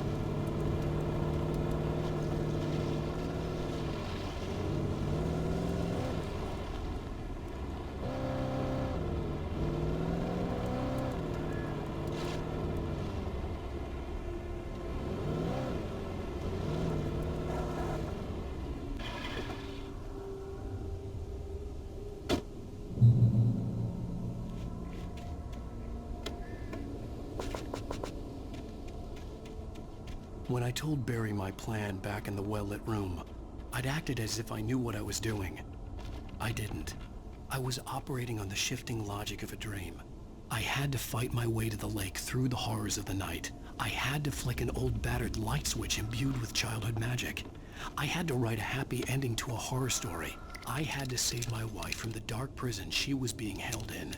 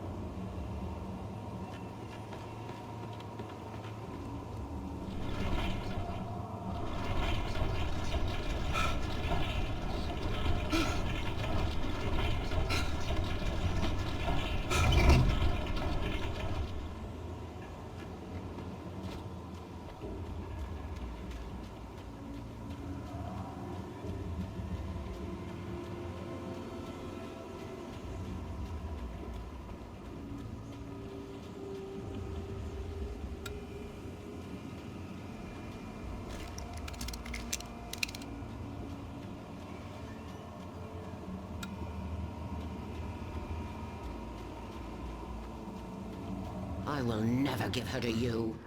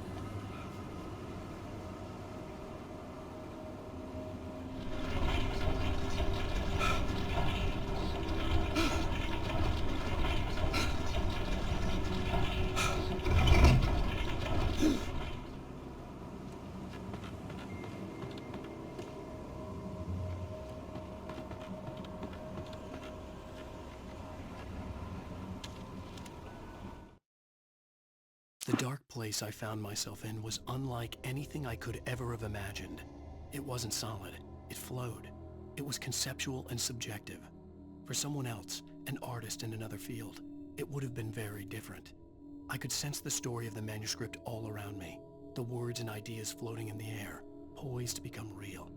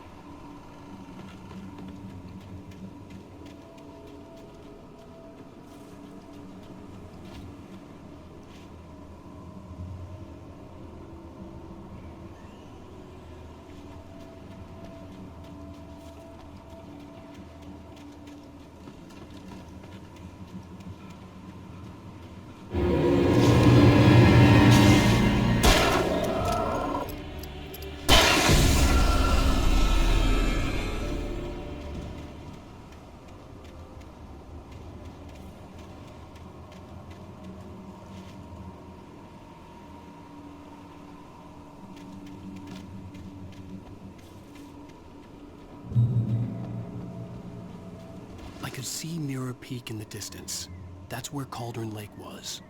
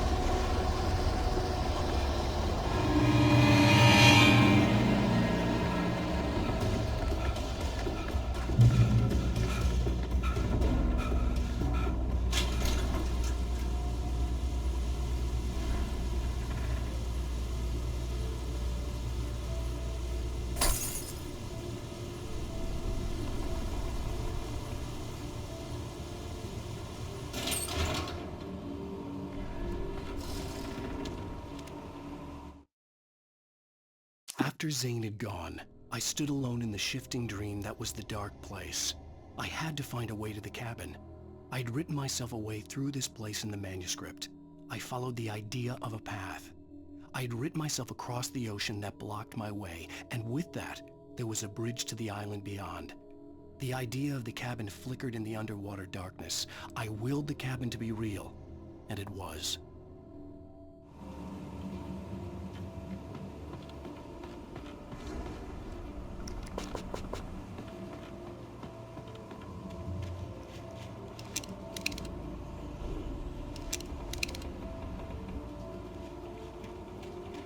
Turn back now.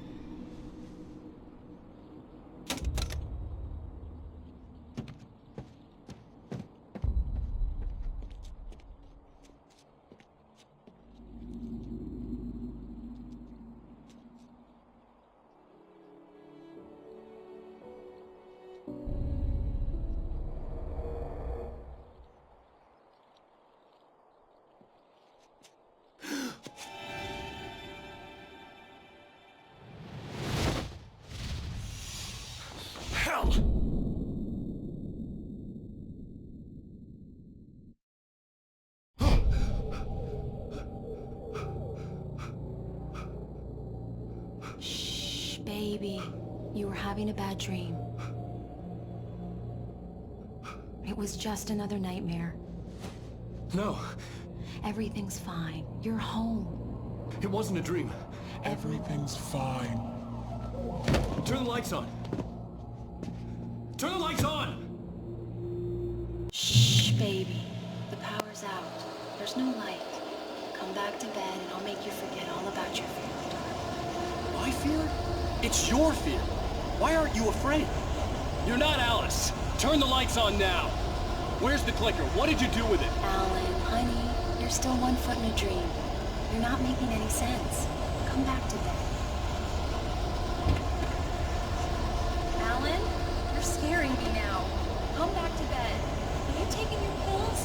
Do you want me to call Dr. Hartman? I read your manuscript. It's brilliant. Departure is your best weapon. You're a genius. I'm so proud of you. Come back to bed. We'll talk more about it in the morning. Come back to bed, Alan. Come back to bed.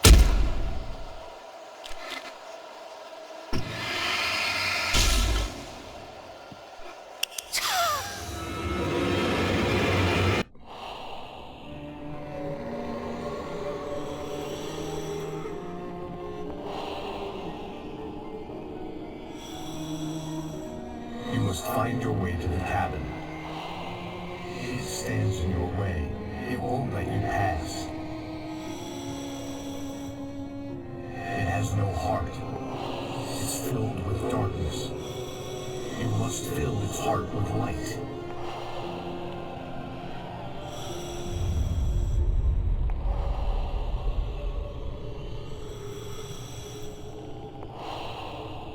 Don't mind him. He's Mr. Scott. Your friends will meet him when you're gone.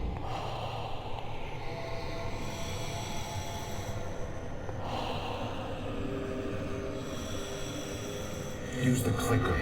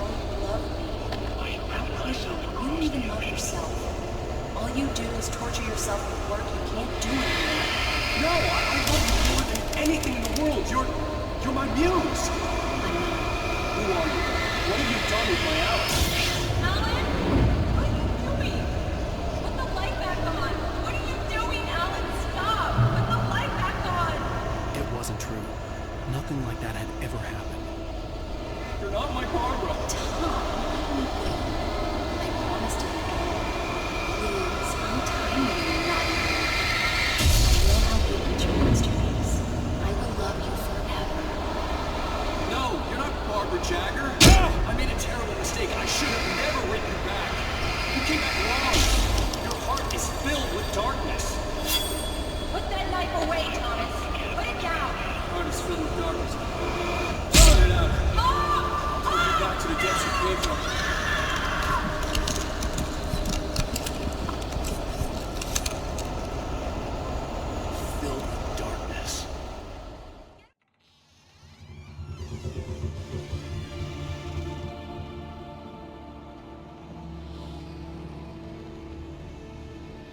Now you will never get her back.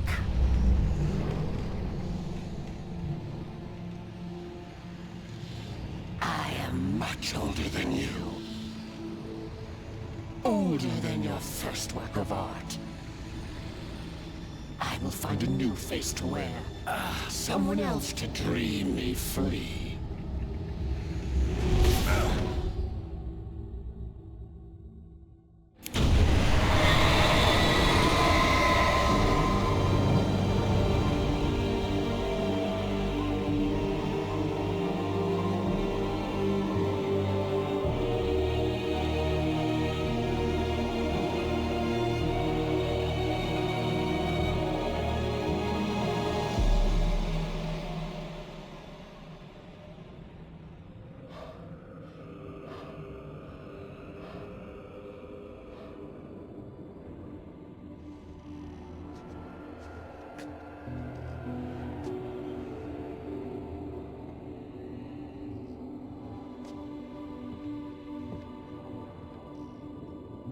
I could feel Alice's presence close by. I understood what I had to do now. I knew how to write the ending to Departure. There's light and there's darkness. Cause and effect. There's guilt and there's atonement. But the scales always need to balance. Everything has a price. That's where Zane had gone wrong. There's a long journey through the night back into the light. Alice? Alice?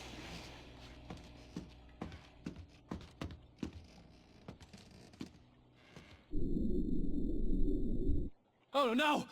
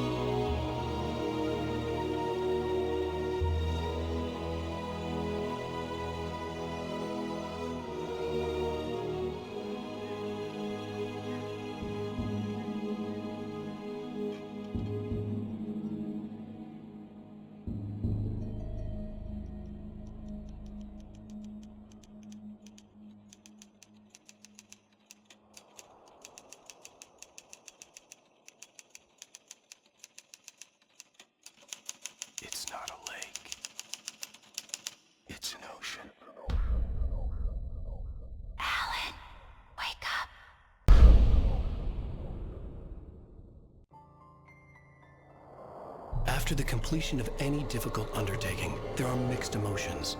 Accomplishment and relief. Sadness, depression.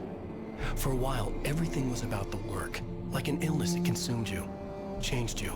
You locked yourself away from the world to do it, and now you need to recover. Learn to live without it. Find a way to crack open the door and let the light back in. I knew this place. It was familiar, but wrong somehow. Welcome to the... Everything had a surreal, dreamlike quality. I can't believe it. I had a disturbing feeling of déjà vu. I had no idea why I was here or where I had been before this moment. But something was waiting for me at the back of the diner. Try the coffee. Just don't blame me when you fall in love, because it'll break your heart when you have to leave. Here is no longer human. Nothing but black coffee under a thin layer of skin.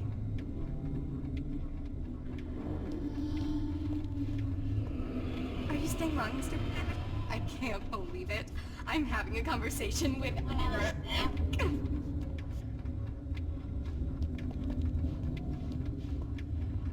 Are you on your own, or is your wife with you?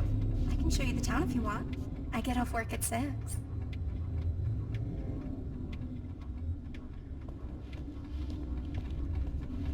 Do me a favor, Sonny. I could really use a tune right now. Number 6 in the jukebox. I'd do it myself, but both of my legs have gone to sleep. Bad circulation. Yeah. Are you serious? Again? You disgust me. Call yourself a rocker. Unbelievable. Ha! You put up! Just because we're brothers, don't think I won't murder you in your sleep. Yes, that's my favorite tune. Shut your mouth, you demented has-been. If I had my hammer, I'd Don't go in there, young man. You can hurt yourself in the dark.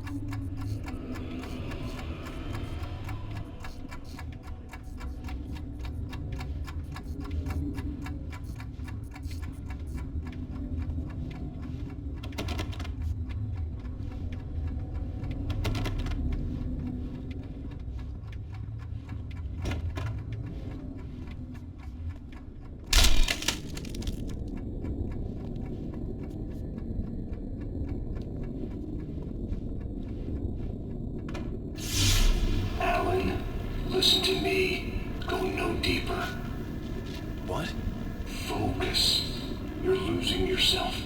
I will try to help the best I can, but it's up to you. Find a better point of contact. What do you mean? I cannot hear you. Please, you're the one making all this happen. Concentrate. This is what's happening. Nightmares. Too deep. Can't take the pressure. It's too much. Suddenly, Wake found himself face to face with himself. At the sight of myself, the dream suddenly became lucid. The dark place. That's where I was. You will need weapons. It's not the light itself, but what it represents. You will need it. This is not a gun. It is a tool in a logical process of elimination. Be careful. I will try to find a better point of contact. I didn't understand Zane's message, and knowing where I was didn't fix anything. Something had gone wrong after I had finished departure.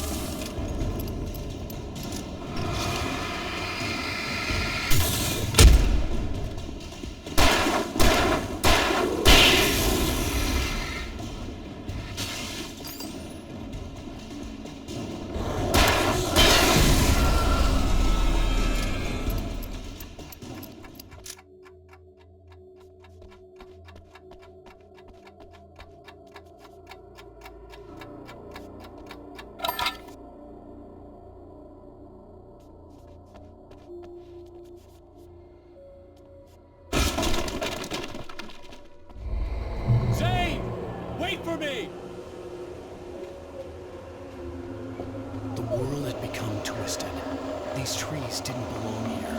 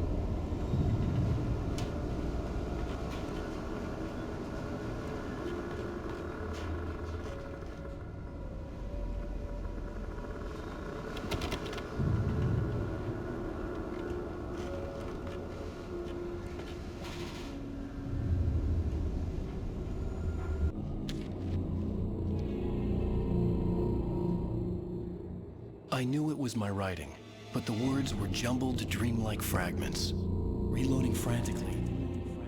The rounds slippery just a stone's throw away from the tent. The bed looked inviting, but it was just the radio. It had to go on. She was startled by the phone.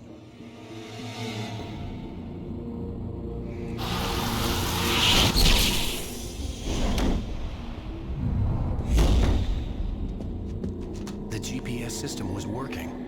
I hadn't expected that.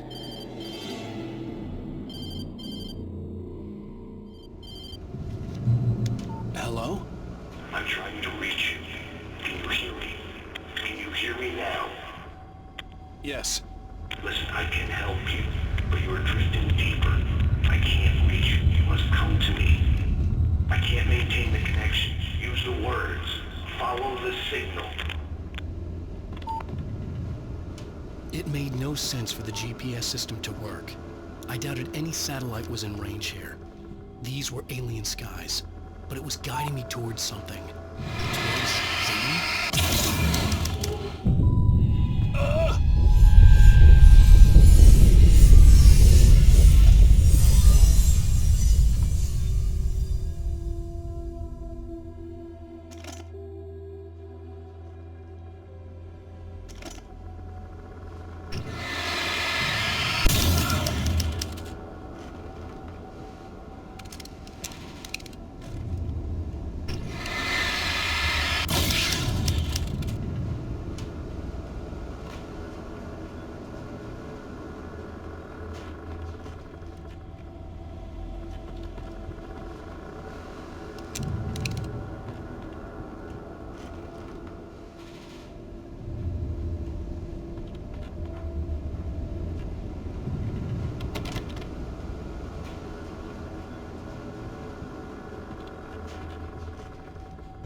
Something had shifted again.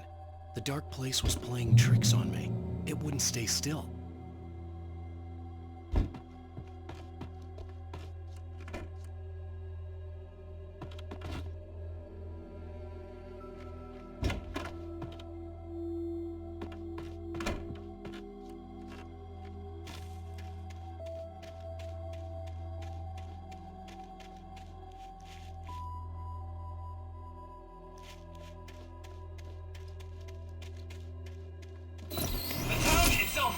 Turned against Wake. Cars flew toward him. He cracked bone and crushed muscle. It oozed hate. He wanted to bury him.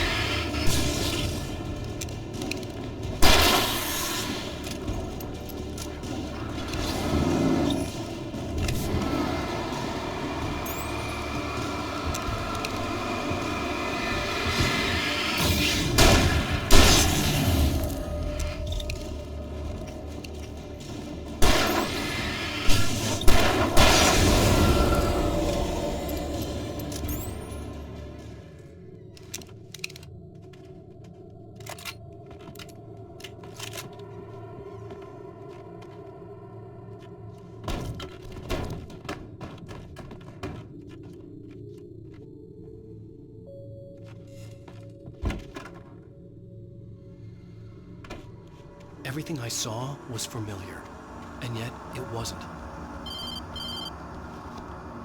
Hello? I cannot keep up. You're going too deep. I will try to guide you. Follow the signal. I'm trying! You must face yourself. Follow me.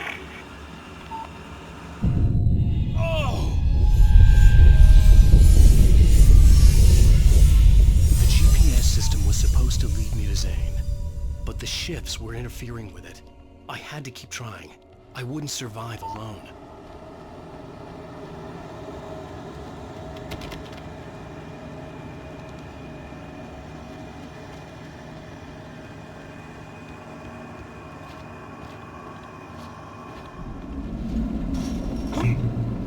The changes were becoming more violent. The street wasn't so much ripped apart as it was missing.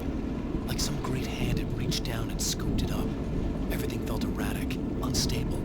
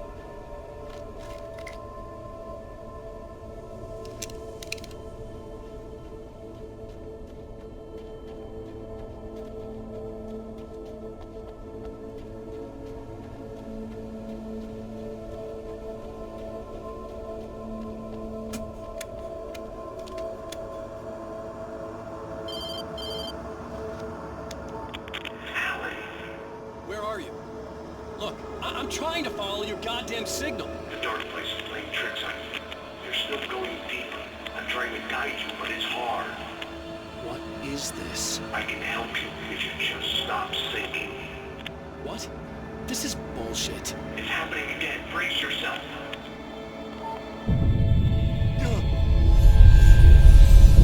I was running after Zane, and he was telling me I was going too deep. It was ridiculous, but I was more scared than amused.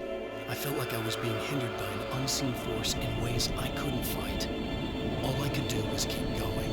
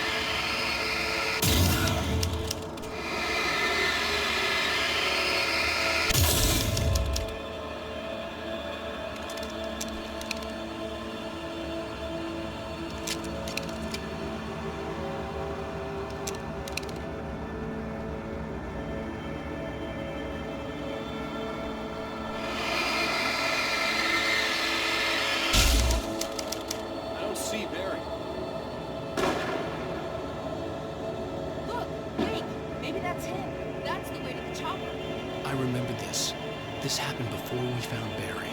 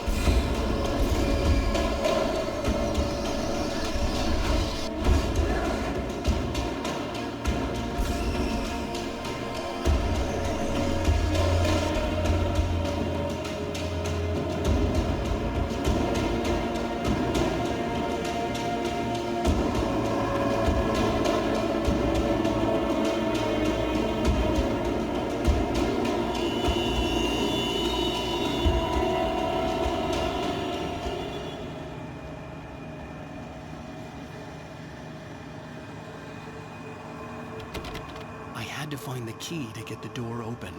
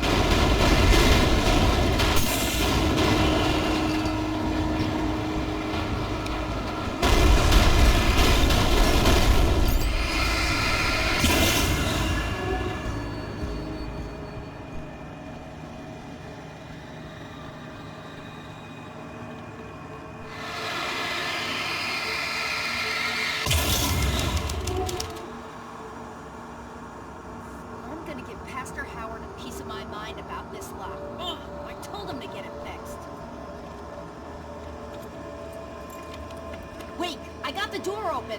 Run for it.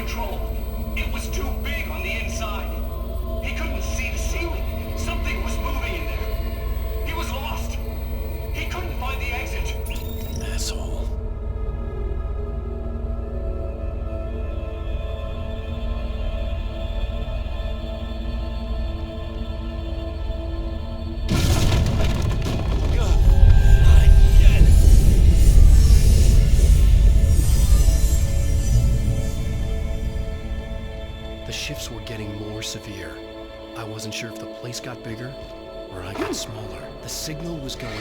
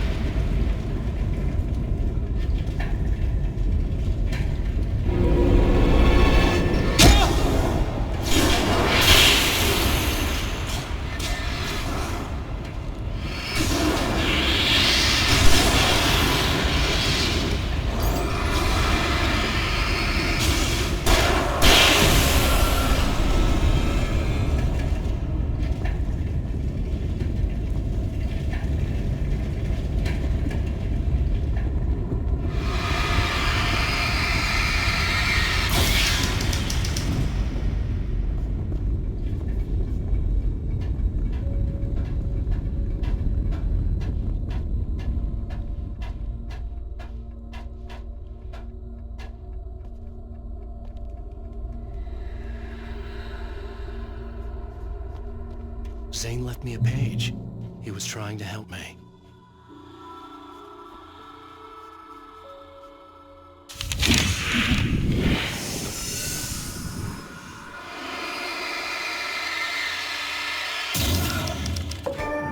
Yowza!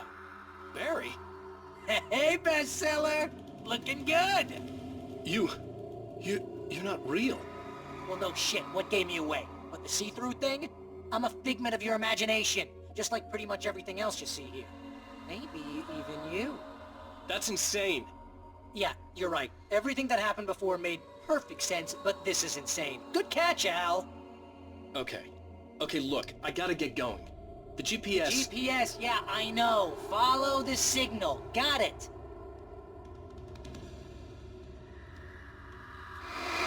So, anywho, I'm here to help you. Thing is, you need to get a grip, alright? You nag the way the real Barry does. You know that? Well, hey, be fair. It's not my fault you think I'm annoying. I don't think you're annoying. Ah, baby, relax, it's cool. Just try to stay on the ball here. You need to do what Zane tells you. He's been here for ages. He's like the expert.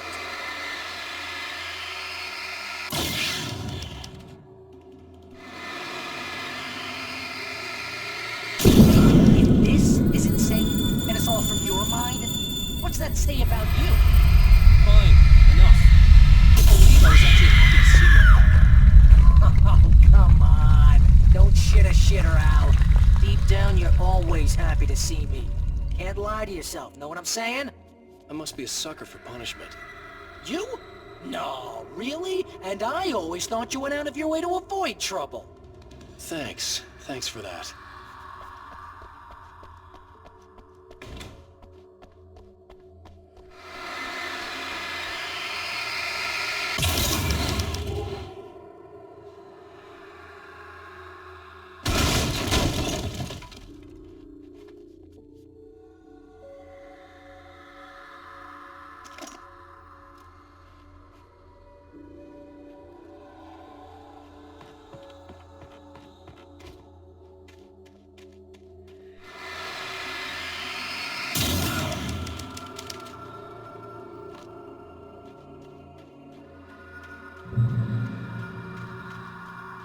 I think the signal's pointing towards that thing in the distance.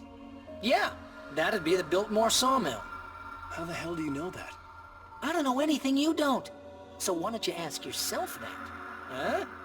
Maybe you saw a sign for it back in the real world, or maybe it's the sawmill because I said it's the sawmill and now you can't get it out of your head. Fantastic. Yeah, sure has given me a headache. Or is that your headache? Do you have a headache? Barry? Dude, we're bonding.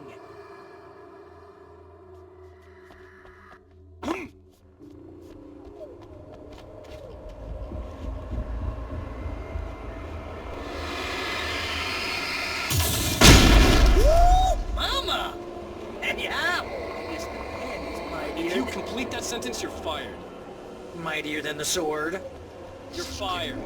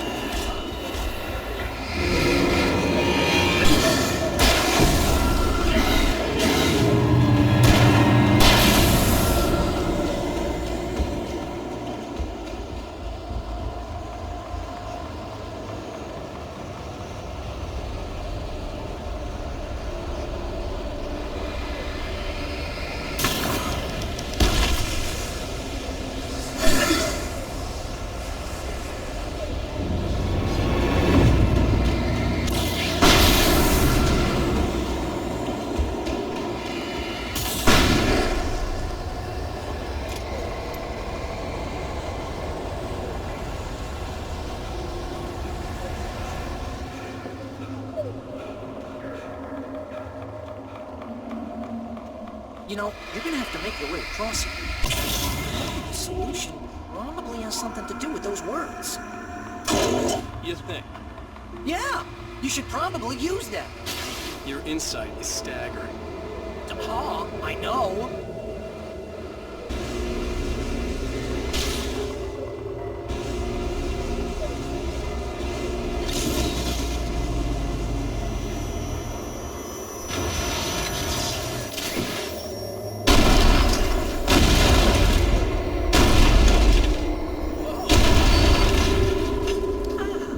See, this is the way things should be.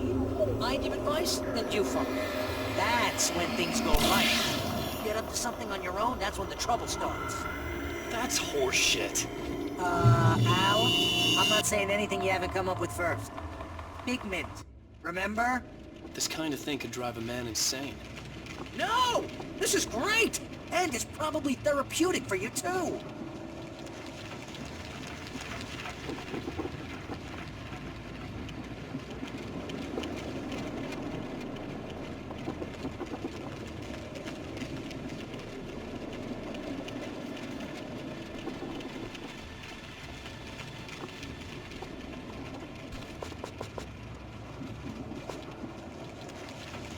Wake's own words, littering the landscape.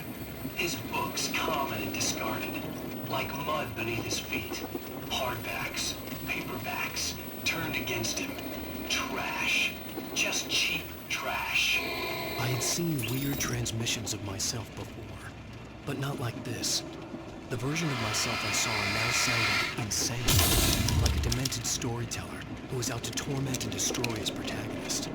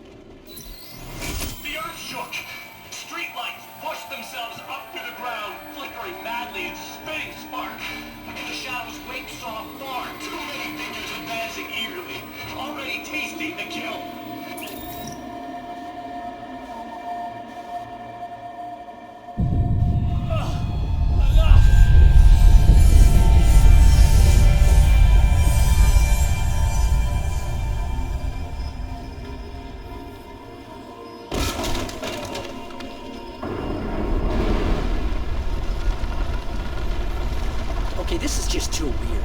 You're weird. Barry, is all this really coming out of my head? That's just the way this place is, Al. All that random stuff in your head? Imagination can be your enemy here. But you're from my imagination. Yeah, you know what, Al? Do yourself a favor and don't pursue that train of thought any further.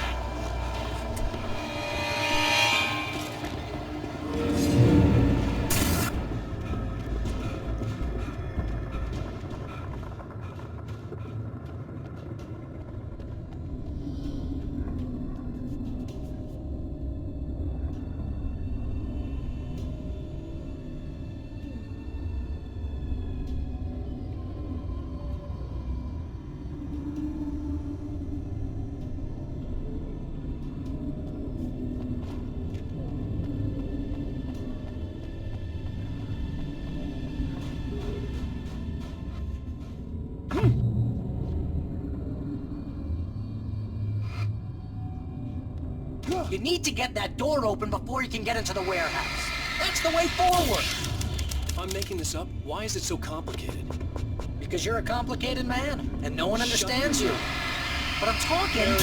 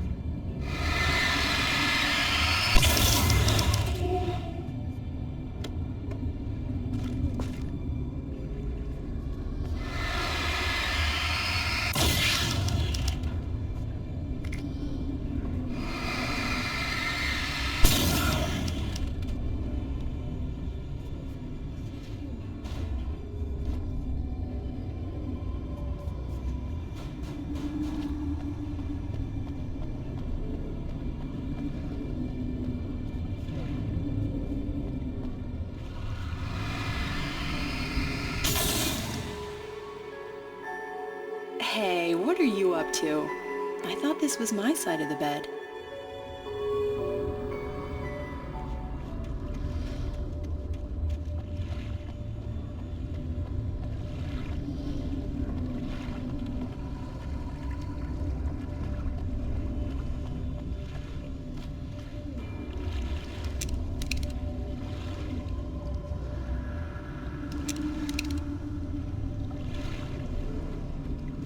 He entered the trap, surrounded by enemies.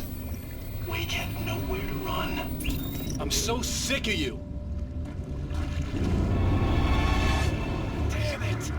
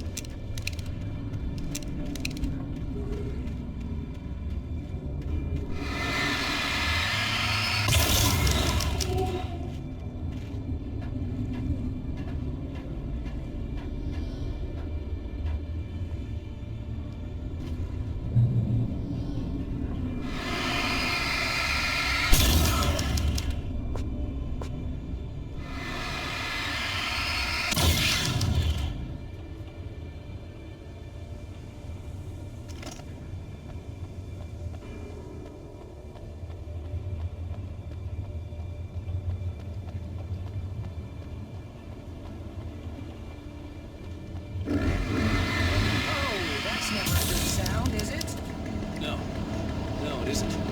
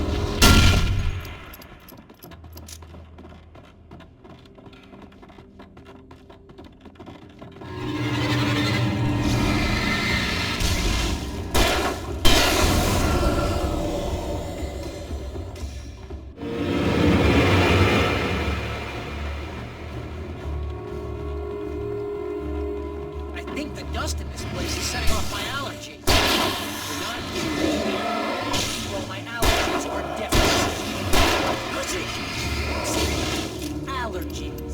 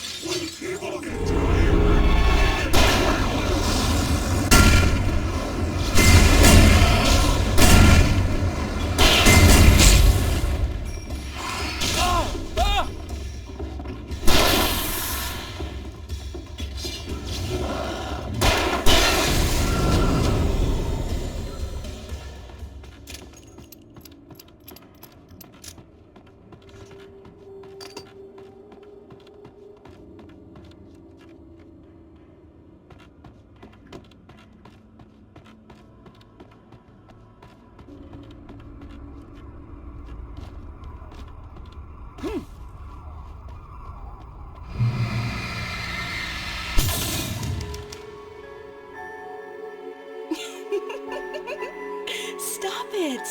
They're waiting for us downstairs. We don't have time for Alan. I knew she was, but she still made my heart ache. I had saved Alice, but I wasn't even sure when that happened. Was it days ago? Weeks? Longer? I had no way of knowing.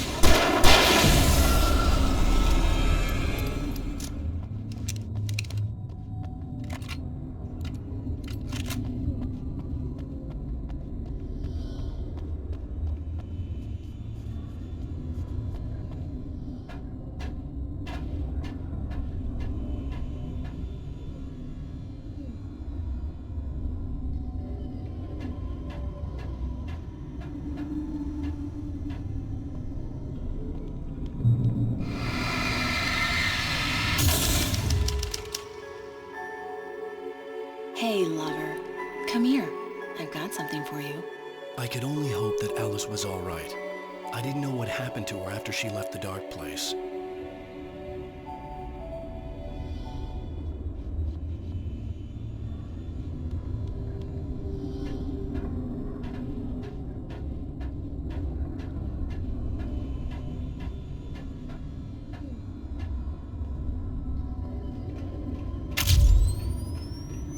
Zane?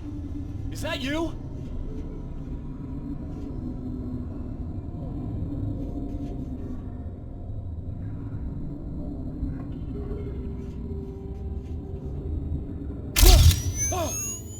Hey, hold that pose.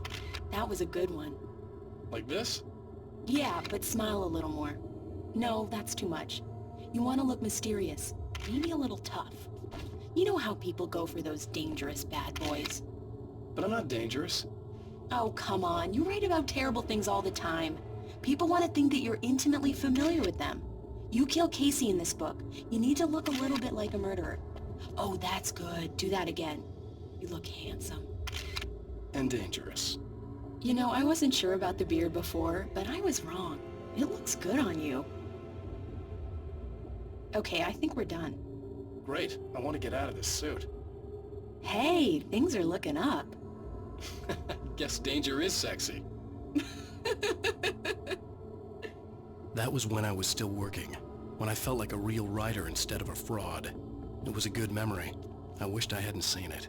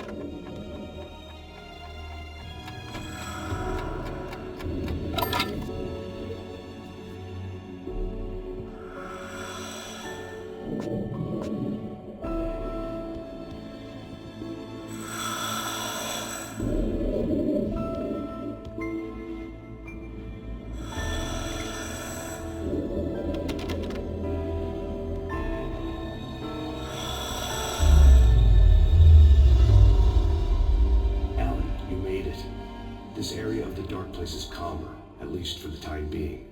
We can talk here, but we don't have much time. Zane, how do I get out of here? That's what you face. That's you, even as we speak. Darkness. Darkness coming! Swept him away. Lost. He knew. He knew! He couldn't hold on. He knew there was no way out. Oh! No! I'm right here, What was Zane! going wrong? That's not me, it's Wrong. just... I don't know, an echo, a hallucination. The dark No, presence. the dark presence is not responsible for this. You are making this happen. You're trapped in your own nightmares. You are fighting yourself. Wade didn't understand it. He would never make it. He would never wake up. He'd get swallowed up in the rising tide of darkness. It was coming. It was coming. Shut up! Ah! Swept away by the gathering insanity. Zane was gone. Wade could feel the pressure, gnawing at his mind. The darkness wasn't so bad. It was in him. He felt it. He knew the voice spoke the truth. It was just too hard to think. He couldn't make sense of it. He wanted to go with the flow. Stop thinking and just let go.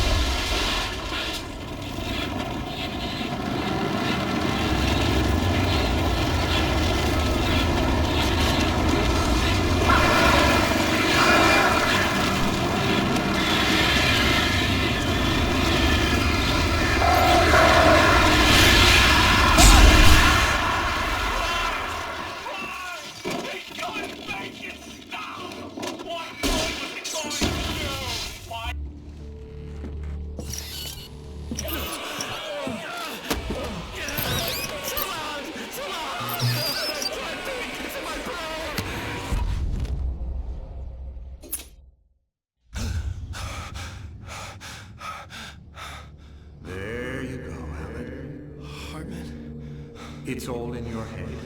You've been making it up. Really, Wade. Come on. Your delusions.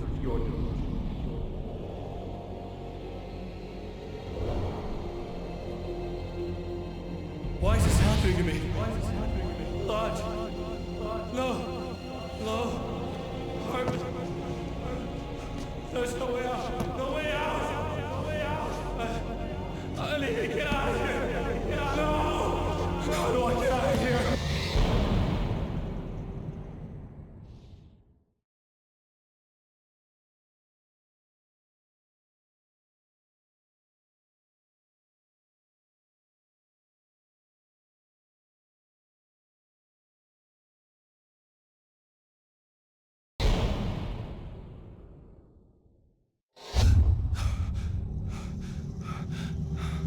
There you go, Alan.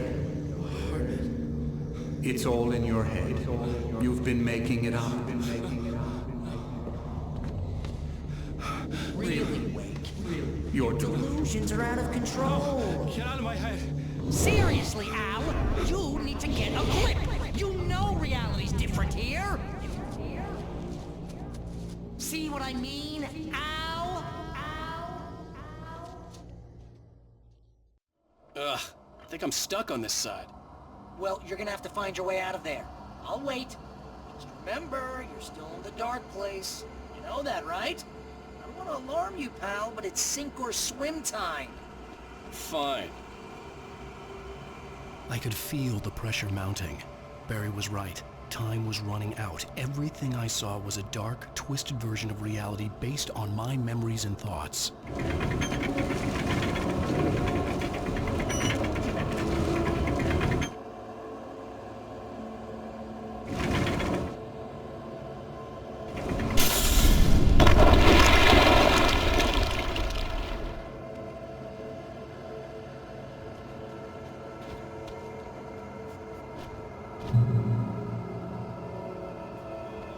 I had to accept it.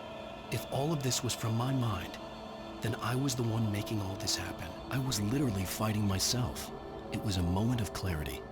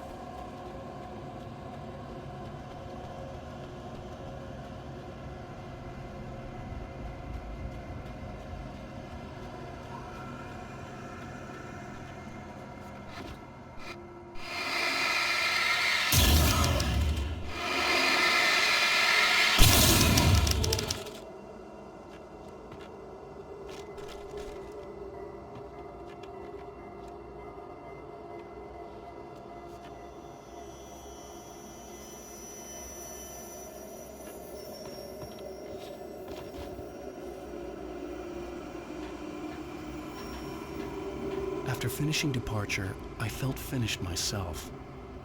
All I had wanted was to save Alice. After that, a part of me had been ready to just give in and die. But I hadn't given up.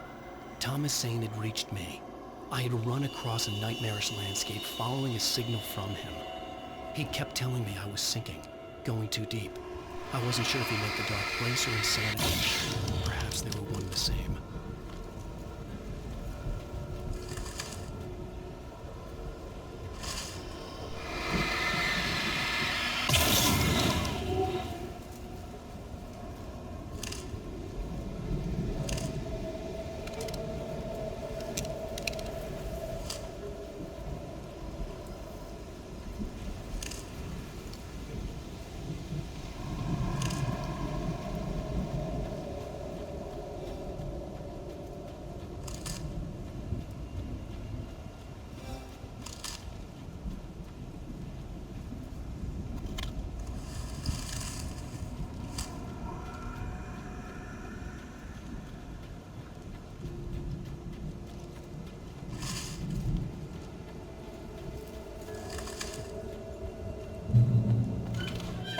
Hey, nice job, Al! So, you really are nuts, huh? Let's face it, we always knew this was coming. I guess, but I actually feel pretty rational, all things considered. Crazy people don't know they're crazy. That's where they're crazy. Hey, check out the light show behind the lodge. That's Zane's light. Yeah, you're done sinking now. That means he's just about caught up with you. You better go talk to him.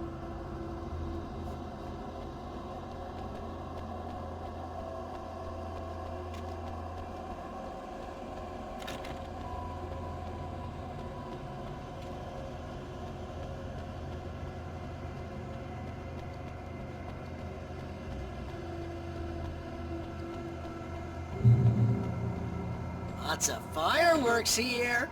Nice! Wake heard the old gods play. Music came out all wrong. It attracted the horrors.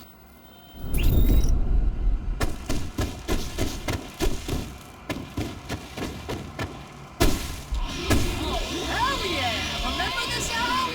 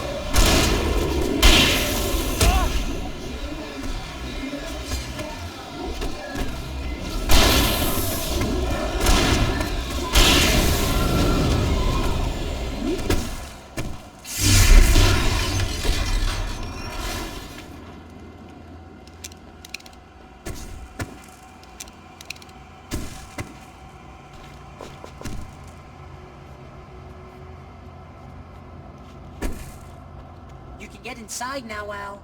The big guy busted down the door.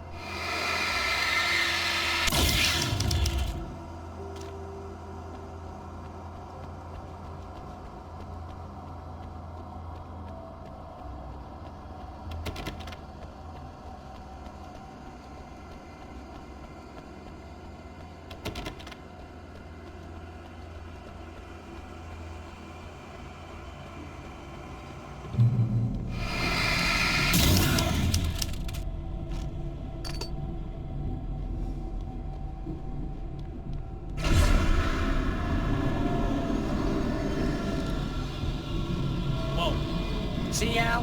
This is classic you. Always making things complicated. This is just a memory. Even your memories are complicated.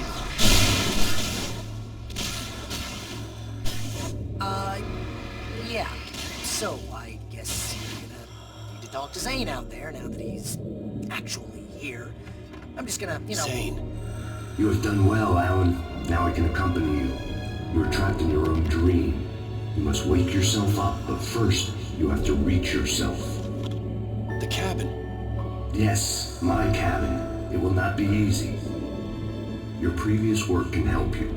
I still have some pages of your manuscript left. Words like that have power here.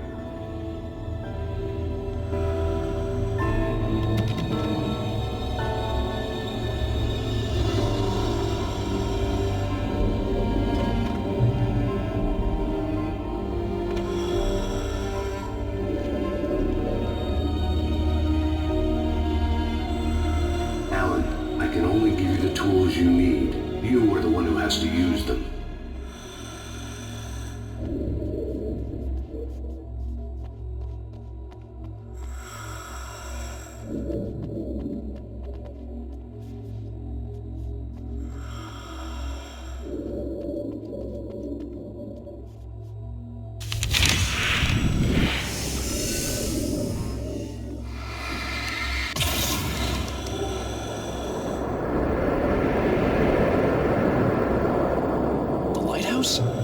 It's very appropriate. I can help you reach it. But after that, you will be on your own. I cannot enter the cabin now. The Dark Presence made sure of that on our last encounter. You are facing yourself, the parts of your mind that are hard to control. This is not a fight anyone else can win for you.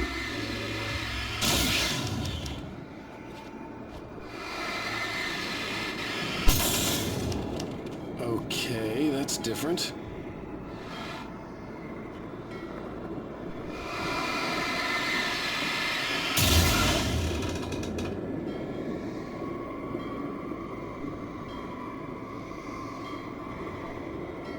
I was glad to have Zane with me in this place. He knew the terrain, such as it was, but a part of me wondered if he was even human anymore, after so many years in this place.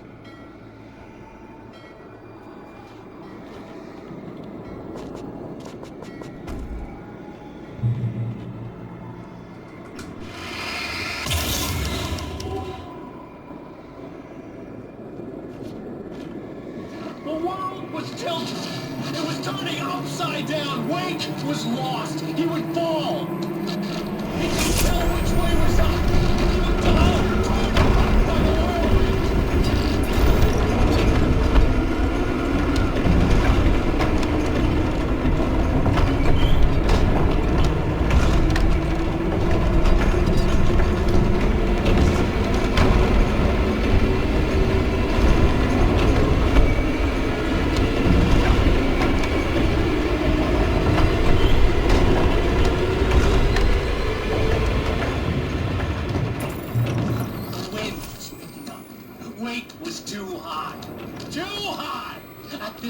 The water would be like hitting concrete.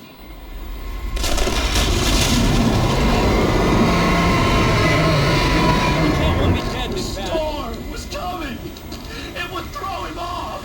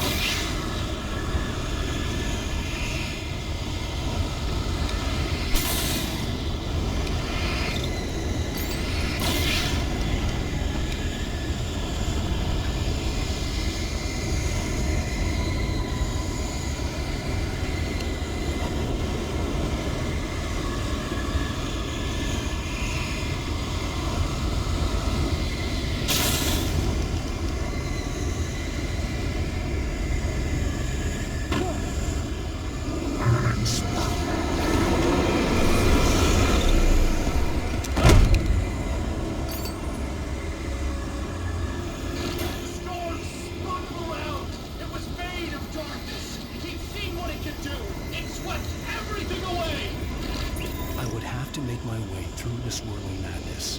It reminded me of the Dark Presence, just another memory, but it could still kill me.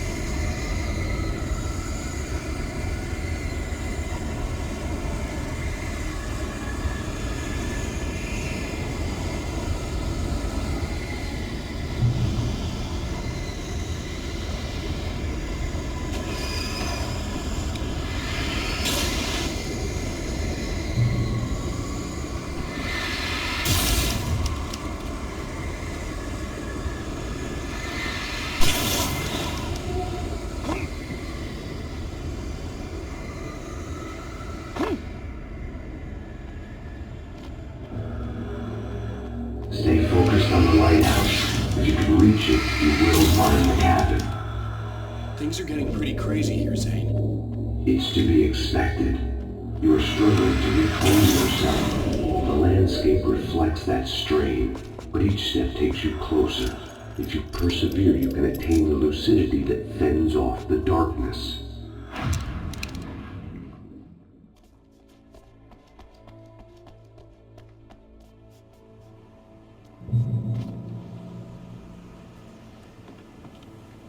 Now that I knew what I was facing, the environment became even wilder and stranger. Like it was no longer even bothering to pretend that things were normal.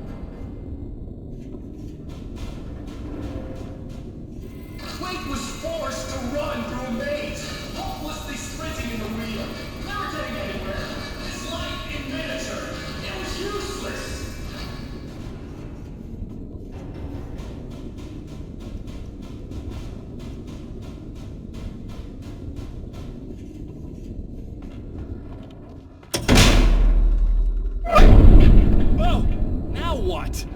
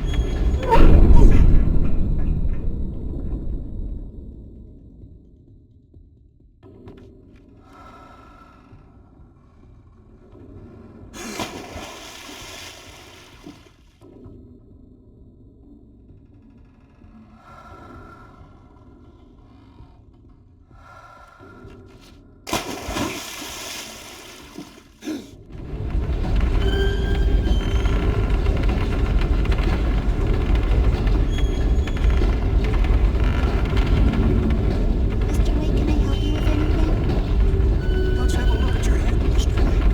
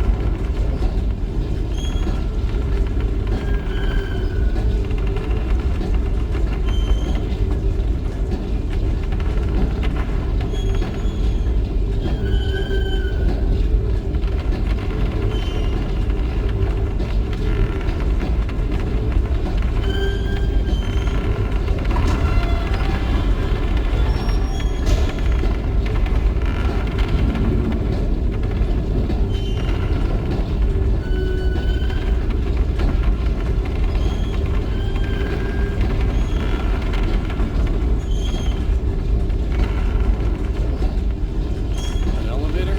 Sure, why not?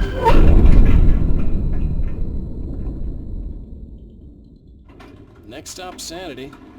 You're doing well. Keep going. It's hard to make sense of this place. It's a dream. This is a vast place, home to forces and beings that are completely alien. The Dark Presence. Yes. I don't know what happened to it after your final encounter. Is there any way out of here? Sometimes transmissions can be sent between worlds. You've done this yourself. But to actually leave the dark place, I haven't found a way.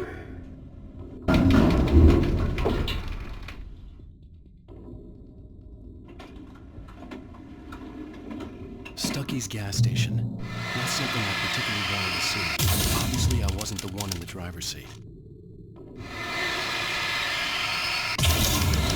Another memory made real. Wake would never make it. The insanity he was facing was already a part of it, in him. His own doing. He couldn't possibly win. He didn't even want to.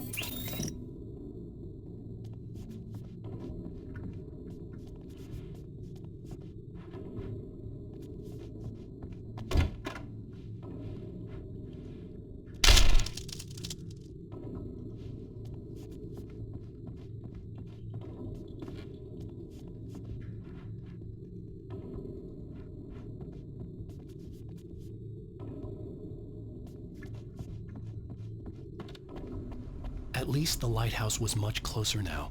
I would have to make my way up there somehow.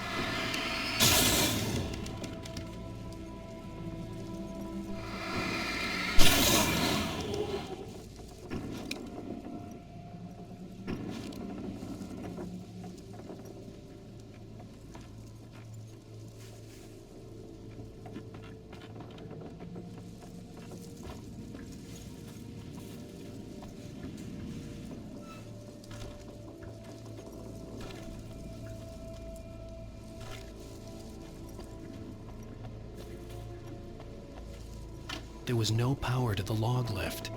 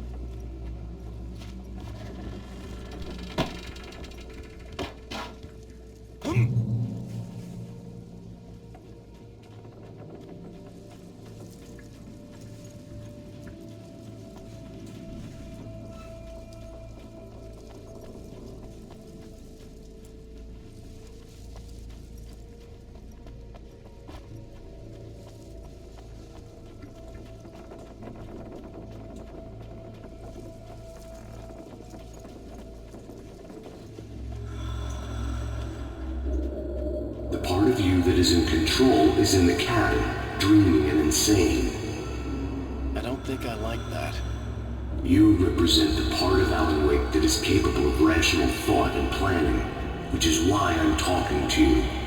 If that part can regain control, then you have a chance of making it. But a part of you wants to give in. There's comfort in the oblivion of dreams. You represent the part that isn't ready to quit and die. Wait, are you telling me I'm not real? You're as real as anything else in this place. So there are two of me? Yes. And the one you called Mr. Scratch, he's me as well? No. Zane, are you playing some kind of game with me? I am not the author of your story. How can you say that when you wrote that page about me and the clicker? It wasn't one of my pages. You directed me to it. You had Weaver guard it. Yes, she was needed. And you needed the clicker. But I'm not. What? I don't understand. Alan, you should keep going. Zane? Zane! Come on! Well, that cleared things up.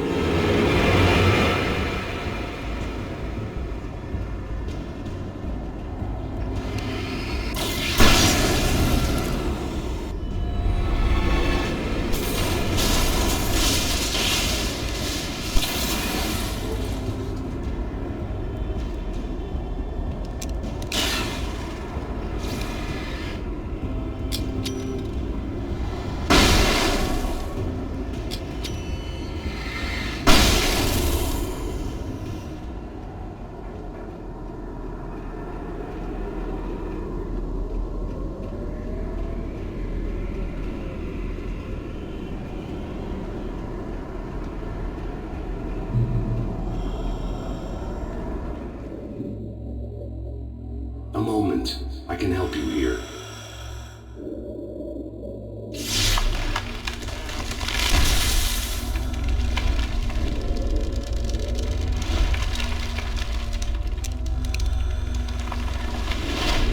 How the hell are you doing that? It's like learning to control your dreams. There's a connection. You were in my dream. Yes. I taught you. You fixed the foolish mistake I made with Barbara.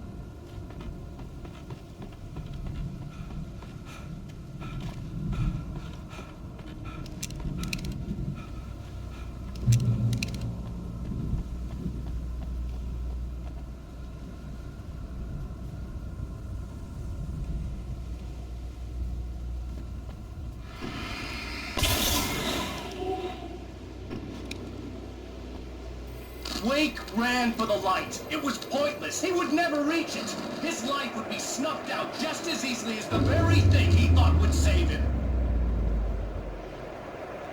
Even with the light gone, all I could do was keep going.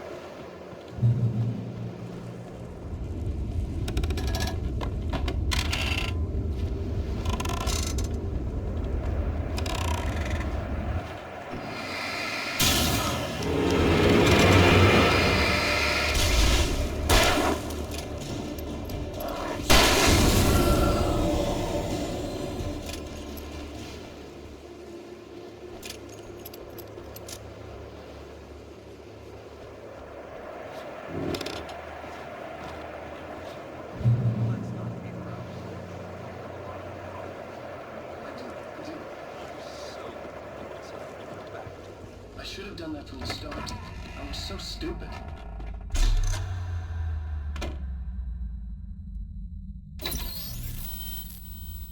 Since we're being so frank here, Alan, and let me just reiterate how happy I am that you've had this breakthrough, I would like to summarize your condition.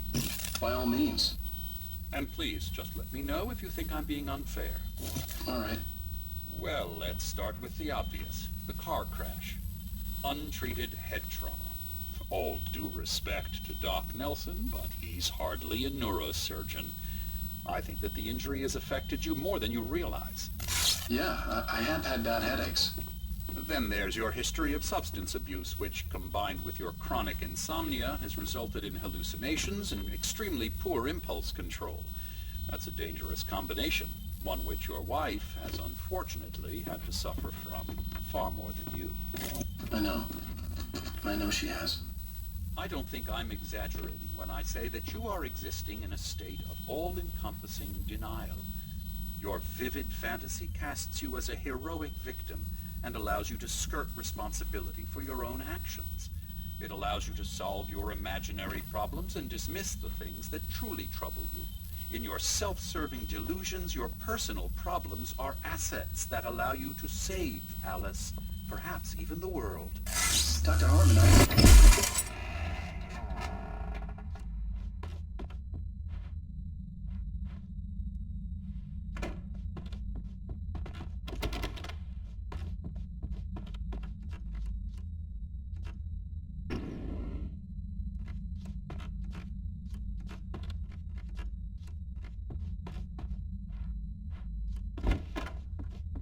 This was just another attempt to confuse me. By now I knew these phantoms and figments for what they were.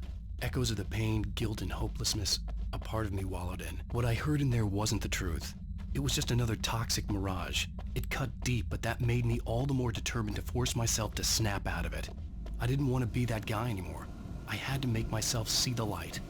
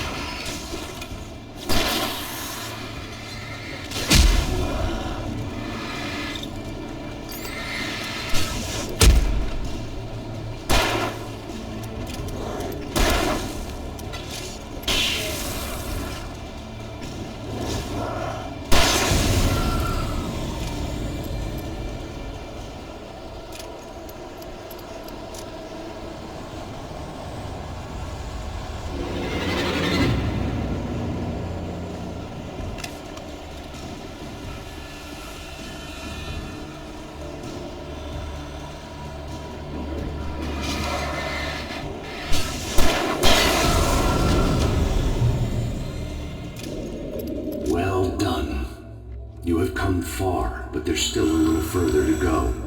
You must take full control of your own mind. Reject all of the fantasies you have constructed. Yeah, well, I think I can do that. A lot of the stuff I've seen here is personal and ugly as hell. I'll admit it hurts, but it's not fooling me. I know it's fake. Good. You are aware. The part of you bent on self-destruction is not. But you must be careful. Just because you know the lies for what they are, that doesn't make the danger any less real. I'll make it. I don't have any choice. Here. I cannot come any further, but this will help you on your way. Thanks, I guess.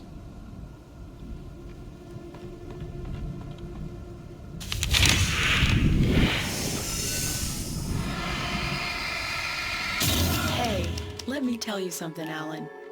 I know how your mind works. You screw up, then you start analyzing it, and before you know it, you start writing all these horror stories in your head. Don't you? Come on, I don't do that. Yes, you do. I know how it goes. You're a complete failure. I hate you and I'll never forgive you for whatever it was that you did. Am I wrong? Oh, man. See? I know you. But Alan, it's all in your head. It is. I love you, and I'm not going anywhere.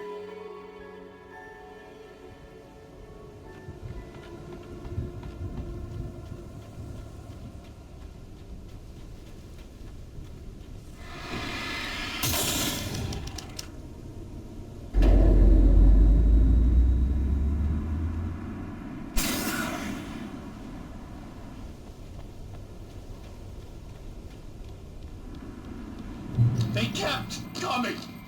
There were too many of them.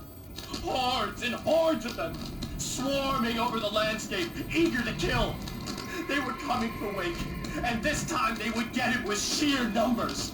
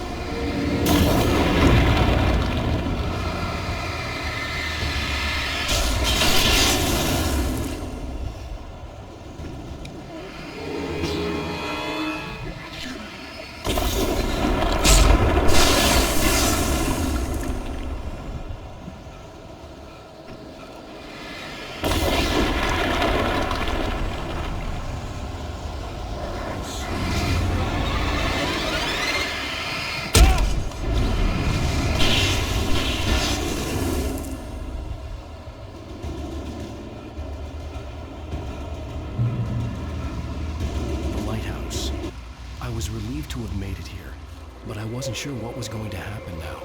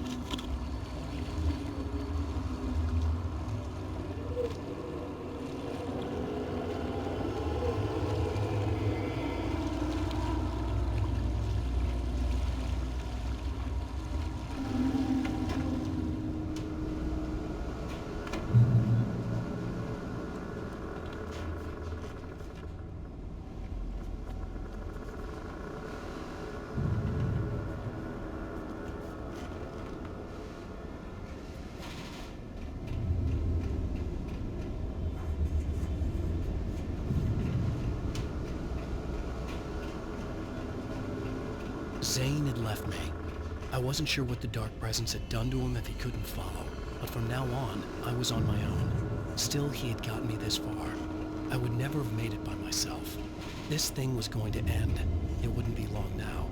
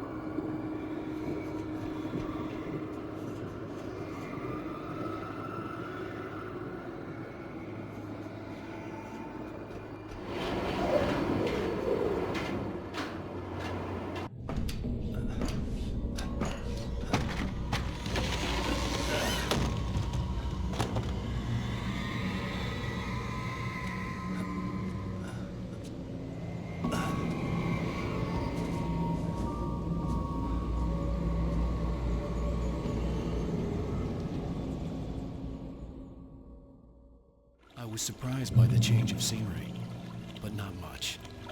I was starting to understand the symbolism, the way the dark place flowed.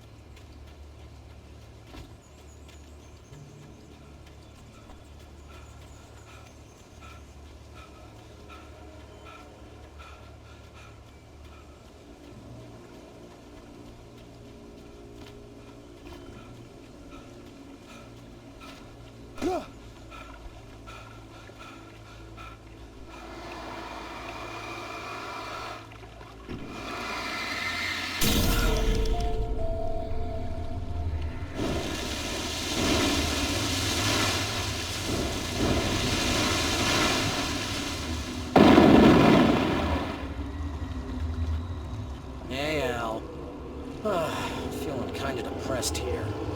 What? So Zane's your new buddy now. I feel abandoned. This is ridiculous. You're not even real. That doesn't mean I don't have any feelings.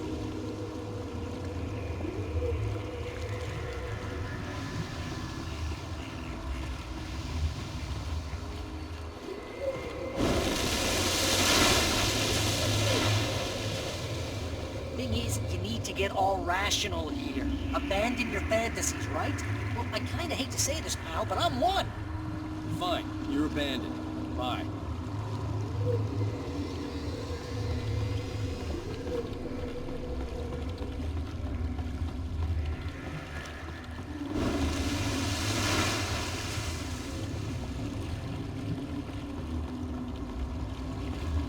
Al, what I'm saying is the only way you're getting in that cabin is through me.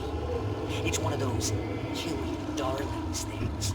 But hell, you're used to that, big shot rider. Am I right? It was in everything. It was even taking a people weight dude, turning his friends against him. They were all against him.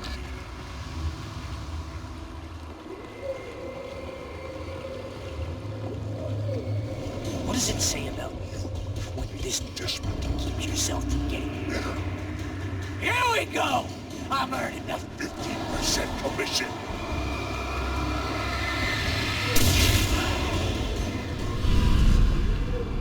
It's great that you first make yourself an imaginary friend, and then you can't even get along with that guy.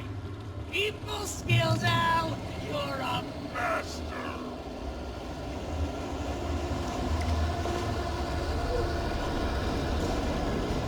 Let's crack that writer's block of yours, Alan! You're a modern master of crime fiction, an expert on murder in dark alleyways, and a master of substance abuse. That's not...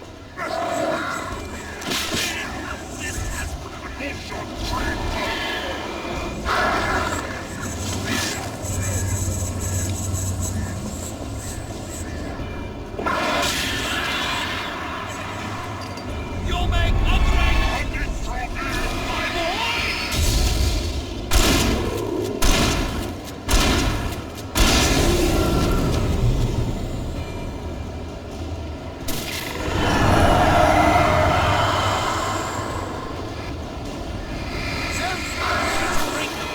Mostly consists of making sure you don't it holds control of a physical threat. It's very enriching. I have several lawyers on speed dial just because I never know when you'll get in trouble again. You know what kind of people need that? Gangsters and assholes. And you're not again. Because they make money all the time. Hey, when you threw a hissy fit, tried to help you with your ego. Couldn't take it, and because of that, I've been killed a dozen times over. BFF, Al! BFF!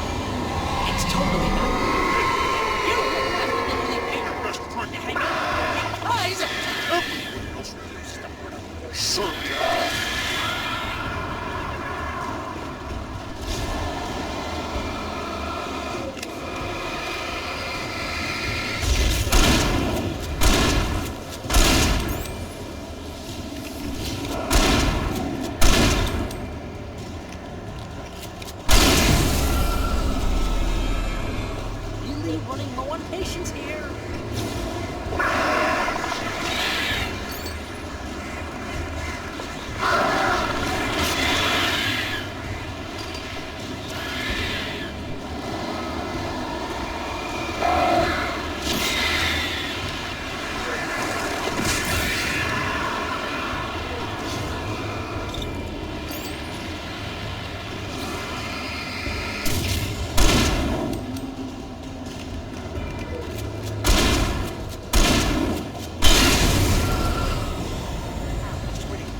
Driving me nuts.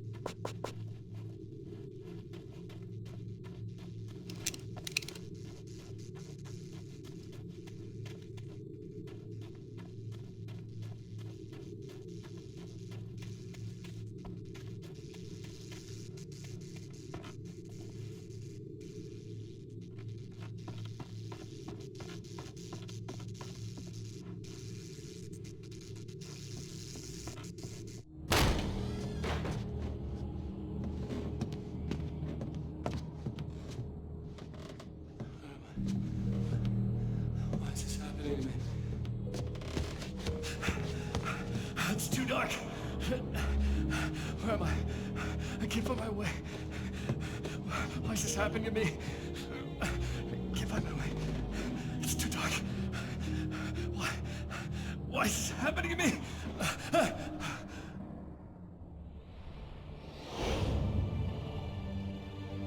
Just like that, my mind was clear.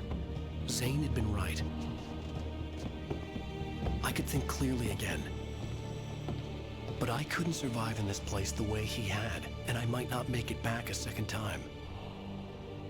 Leaving this place would be hard. Maybe impossible.